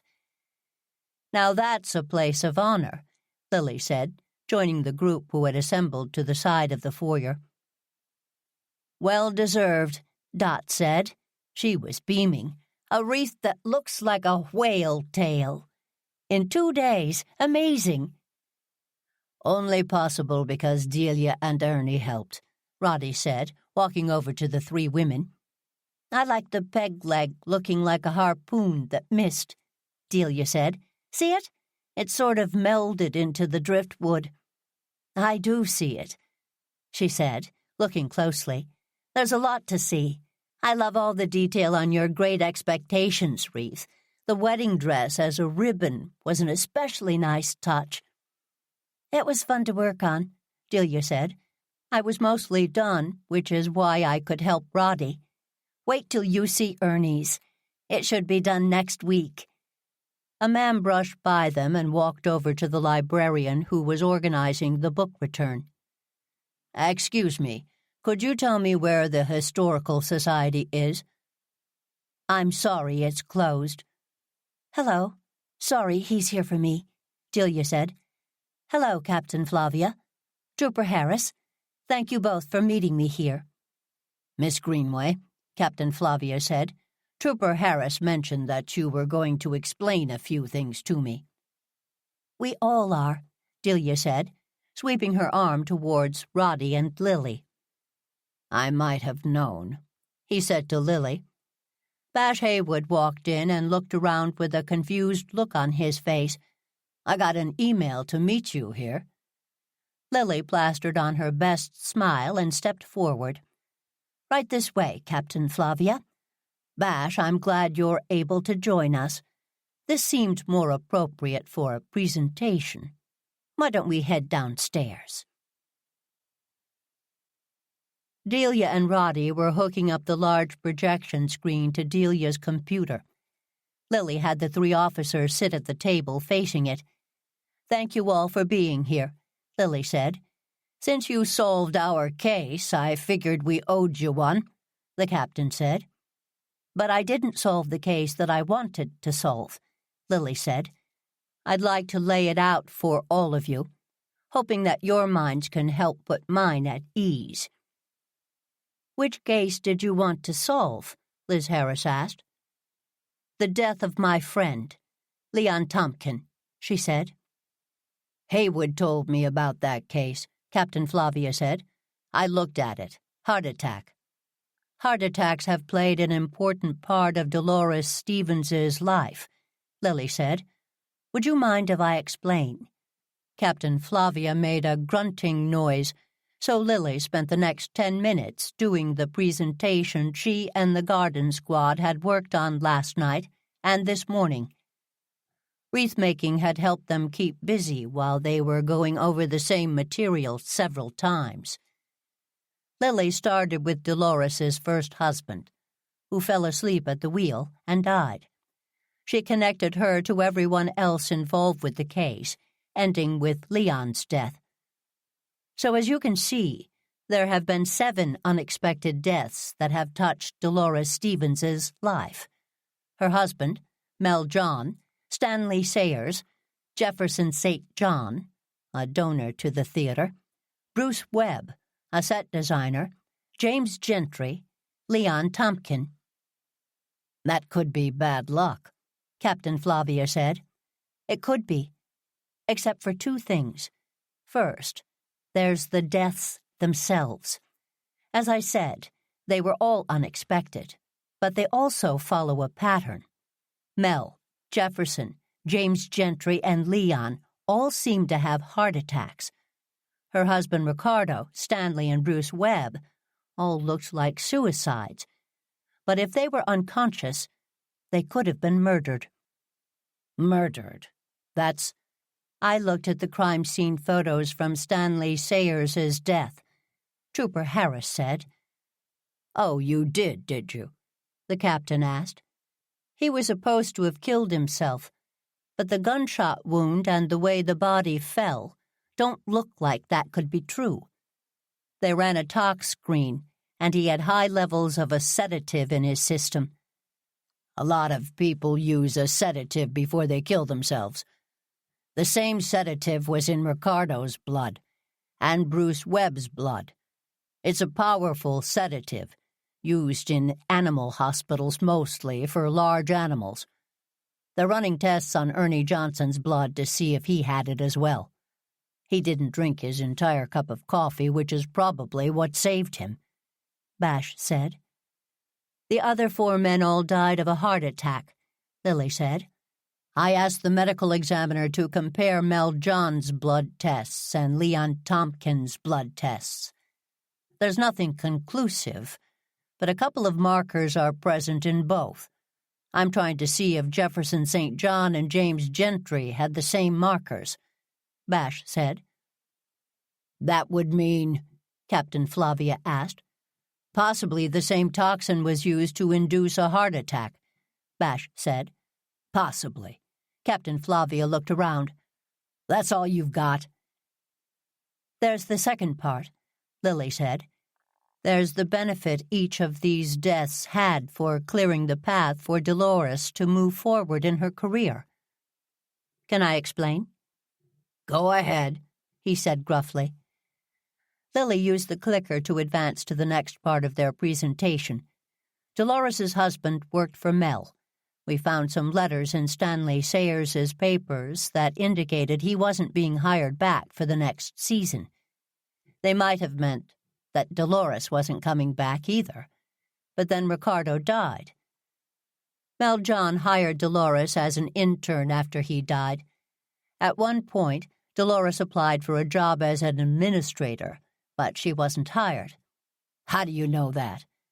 James Gentry emptied Mel's desk and donated the contents to the Historical Society. Delia recently found the box, and Min had been going through it. She found a list of names in Mel's files, and Dolores's married name was on the list. "So she didn't get the job she wanted." "Right. Mel John died a few weeks later. After he died, she got close to Stanley Sayers." "Who also didn't hire her," Roddy said. By then she'd become friends with James Gentry. Shortly after Stanley decided not to hire James, he died. James was hired. "Did Dolores get a job then?" the captain asked. He'd taken out his notebook and was writing things down. "She did. She was his assistant and ran the front of the house," Delia said. "What happened to Gentry?" Lily moved to the next slide, which included the newspaper articles about his death. James Gentry had a heart attack during a tech rehearsal. "Dolores was sitting next to him, according to the newspapers," Roddy said. After his death, Dolores took over running the theater. Bruce Webb was appointed artistic director. He was a scenic designer. He'd taken over from Dolores's husband. He killed himself in the scene shop. He'd locked himself in the paint booth and then combined bleach and ammonia. "Interesting," Captain Flavia said. "We can pull that report."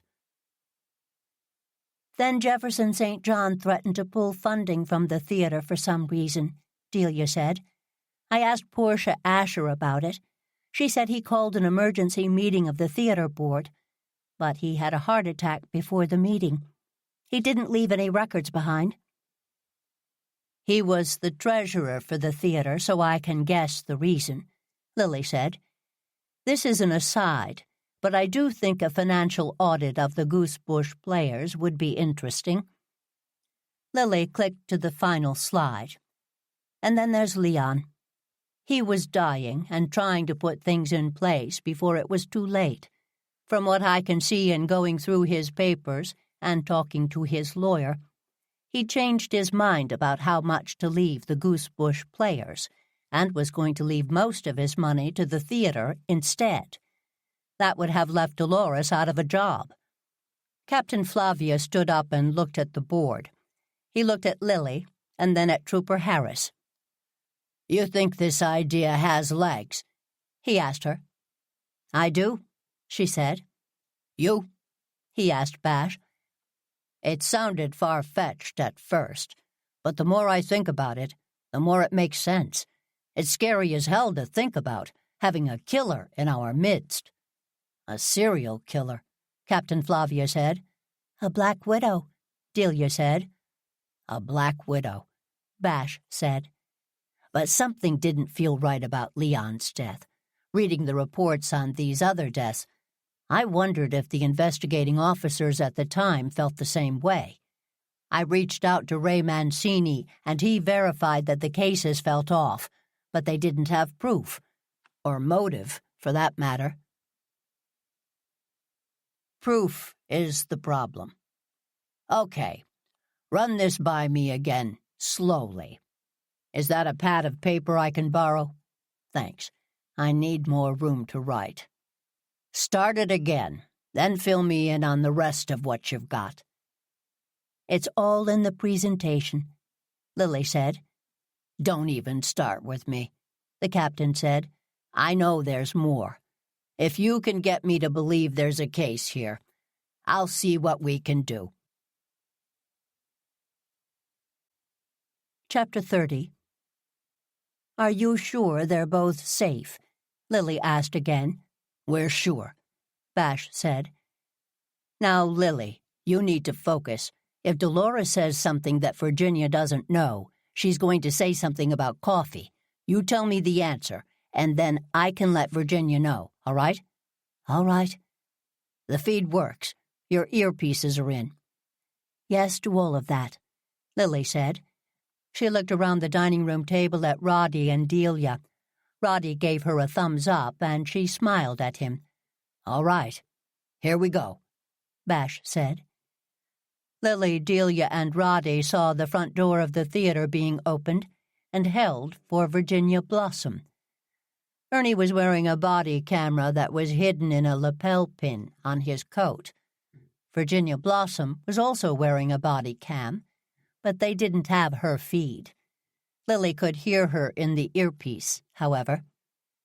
"And this is the lobby," Ernie said, gesturing to the space. "The box office is over there. The management office is right behind it.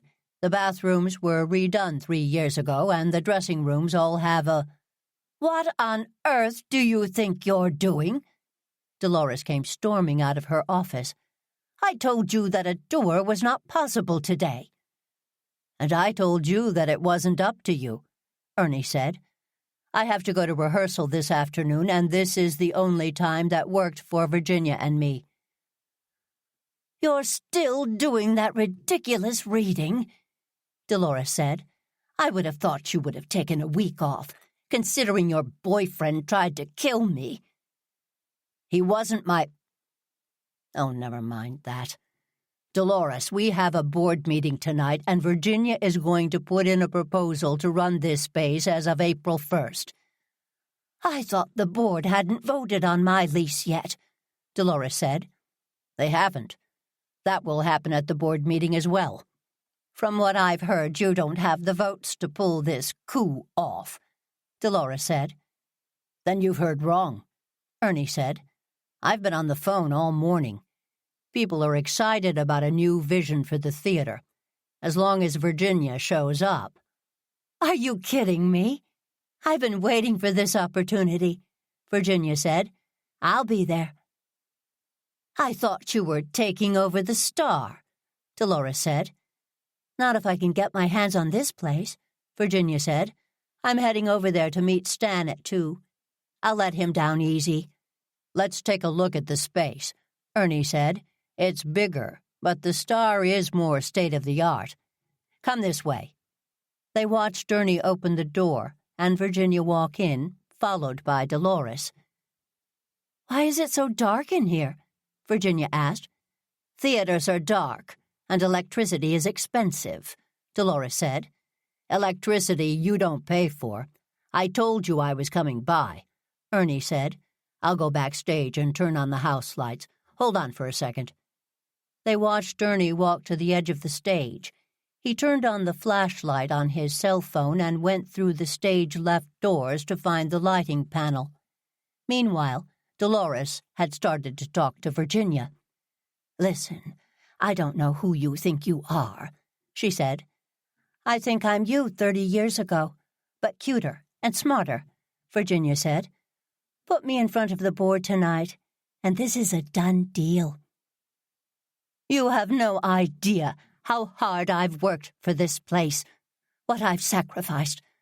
All these years I've toiled just so you can sashay in and take over? If you think for 1 minute I'm going to let you. You're not going to let me do anything, Dolores. Or should I say lowly?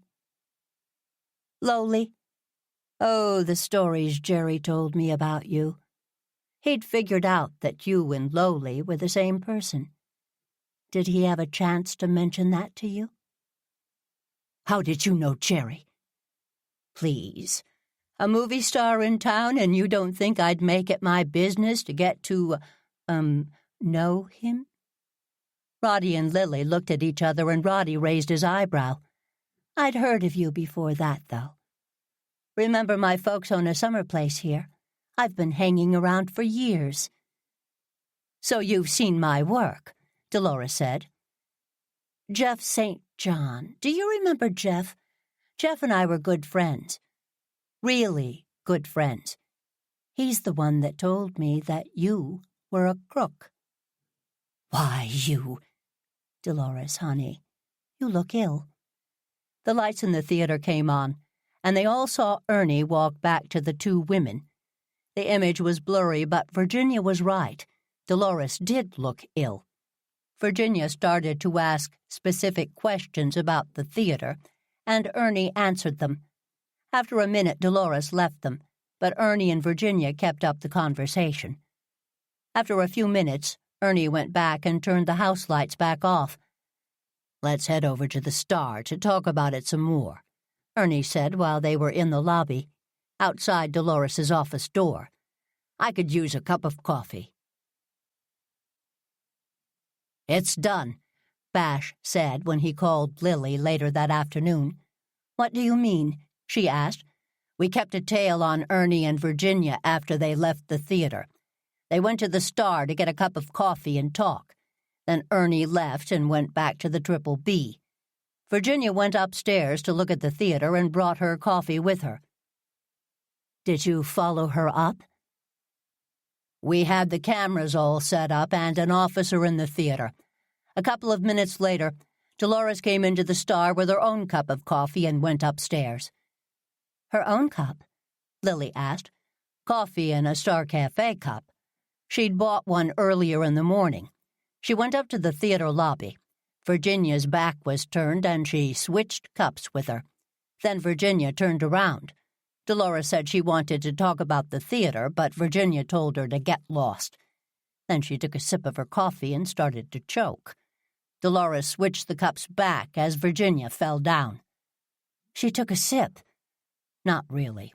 We told her to be careful. She's a great actress. She helped us catch Dolores in the act. The coffee cups are being tested now. What do you think she was going to do? Dolores, I mean. Who knows? Maybe take Virginia into the theater and stage her suicide? Dear heaven, Lily said. Listen, I've got to go. Captain Flavia is letting me sit in on the interview. We were just taking a break. Has Dolores confessed? Not yet. I've got to hand it to the captain, though. He's pretty smooth, Bash said. He kept making mistakes while he was talking to her, and she started correcting him. Then he started asking inane questions. She thinks he's an idiot. She's trying to show him how smart she is, Lily said. Exactly. That's starting to trip her up. She's saying things that contradict what she'd said before. Then she tries to backtrack. Her lawyer's here, but she won't stop talking.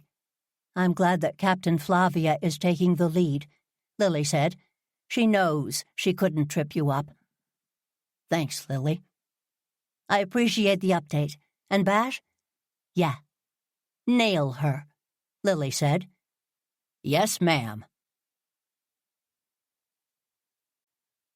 Chapter 31. All right, to your left.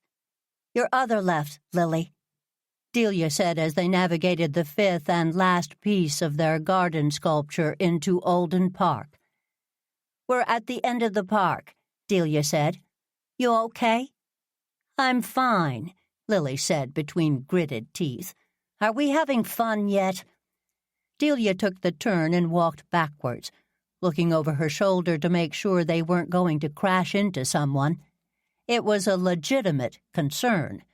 All entries in the Goosebush Garden Sculpture and Lights event had 5 hours to get their sculpture installed and lit. There were 3 more hours to go. Since Ernie was helping run the event, he didn't feel as though helping the garden squad would be fair, so it was up to the rest of them. Warwick, Roddy, and Delia had planned their installation. Lily and Tamara were helping put it together. Roddy's idea took several days to frame, 2 days to decorate, and 3 hours to disassemble and get in the cars. Lily had no faith it was going to work, but she was trying to get a better attitude. They finally got to the other end of the park where Roddy and Warwick were tying the pieces back together, and Tamara was holding a piece up with one hand and a tube of pink lights with another. "How's it going?" Lily asked. "You were right," Warwick said. "We're going to need to fill in some spaces on the piece." "Good thing I brought a bag of leftover flora and fauna then, isn't it?" Lily said. "You're a brick, Lily," Roddy said. "Tamara, could you feed me a bit more of that tube lighting?" "Thank you. The edging is almost done. Let's get that last piece in here." The 5 of them spent the next 2 hours on the sculpture. The entire park was full of people working on their projects. Even though it was very cold out, the work kept people warm, as did the volunteers who were handing out hot cider. "Your project looks great, Lily," a voice said. Lily looked over and saw Scooter McGee standing there with a new clipboard. "Scooter, how lovely to see you. I'm glad you're here." "Ernie insisted I show up," she said. "He gave me a pretty good pep talk." "He's good at those pep talks," Lily said. "Hold on, our corner is tilting. I'm sorry, I have to help." "Of course, it looks beautiful," Scooter said as she moved to the next sculpture to check on progress. Lily looked up. Only the garden squad would try and put a 6-foot heart on a pedestal so that it appeared to be floating. She stepped in to hold it while Roddy laid down on the ground to plug in the lights. "All right," he said, standing up slowly. "Delia, what do you think of the stability?" "Warwick and I just added more zip ties to the stabilizing poles, so I think we're pretty good." "Let's take a step back. We have 40 minutes to embellish," he said. Each of them let go slowly, and they stepped back. The heart didn't move. In fact, from here, it just looked like a big decorated heart. Lily hoped that all of the details worked. They spent the rest of their time closing gaps and adding the exterior lights. Delia got down and plugged those in. They cleaned up their space and stepped back just as Ernie gave the 5-minute warning. Lily looked around at the other sculptures. She saw Portia and her grandson putting the finishing touches on what looked like a martini glass and olive. The Girl Scouts had created a rainbow. From where she stood, Lily saw a menorah and fish and hashtags and smiley faces and sharks and wreaths and more. Ernie blew a horn, and everyone started to count down. 10, 9, 8, 7, 6, 5, 4, 3, 2, 1. Lily saw lights go on all over the park. Successfully, in most cases. Other teams rushed to figure out what wasn't plugged in or to rearrange lights. Lily slowly turned around and looked at their sculpture. She needn't have worried. Roddy's precise design ensured that the heart looked exactly as they wanted it to. Pink lights lit up the edging from inside, so it glowed. Goosebush was written in cursive in ivy that had been spray-painted gold. Lily also saw the initials they'd all woven into the piece. She knew that the plants were all carefully chosen to represent each one of the garden squad. From the outside it looked simple, but the piece took a lot of thought. All of a sudden, people began to cheer and clap. Roddy walked over to Lily and put his arm around her shoulder. "Thank you for being a good sport and for indulging me," he said, giving her a quick kiss on the temple. "Thank you for getting me out of my rut," Lily said, putting her arm around his waist and giving him a quick hug.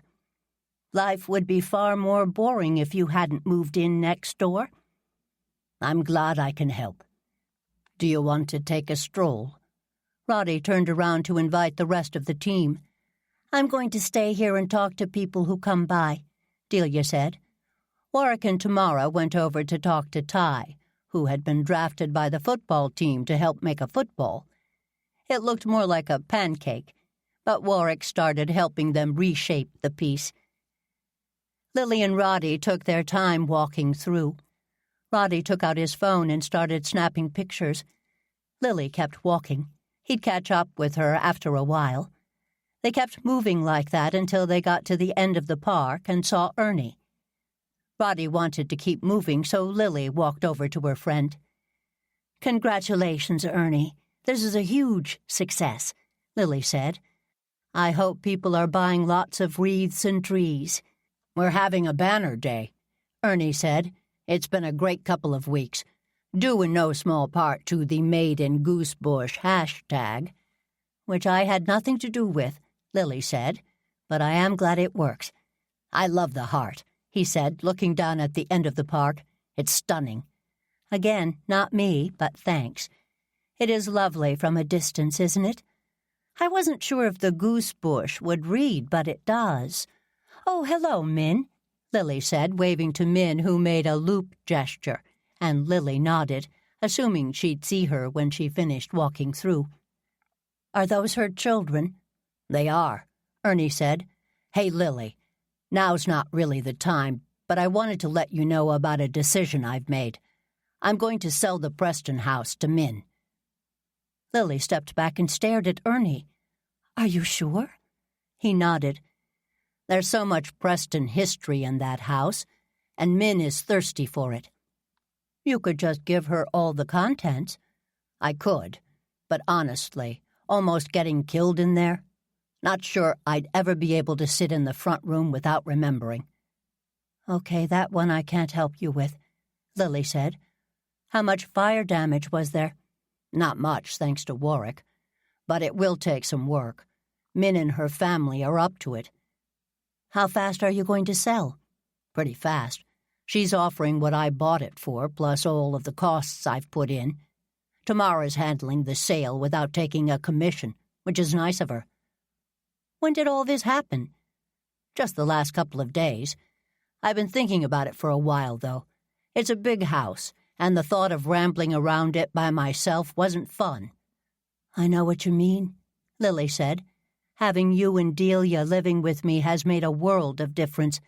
"And the cats," Ernie said. "Oh, yes, the cats," Lily said. "You know you're welcome to stay for as long as you'd like." "Thanks, Lily. I'm going to take you up on that. I thought about renting a condo, but the thought of being alone for the holidays—" "Say no more. You're not going to be alone for anything." "You're the best," Ernie said. "By the way, thanks for everything you've done for the theater so far." "I'm just trying to live up to Leon's expectations," she said. "It will take a while to sort through all of his papers, but we're figuring it out."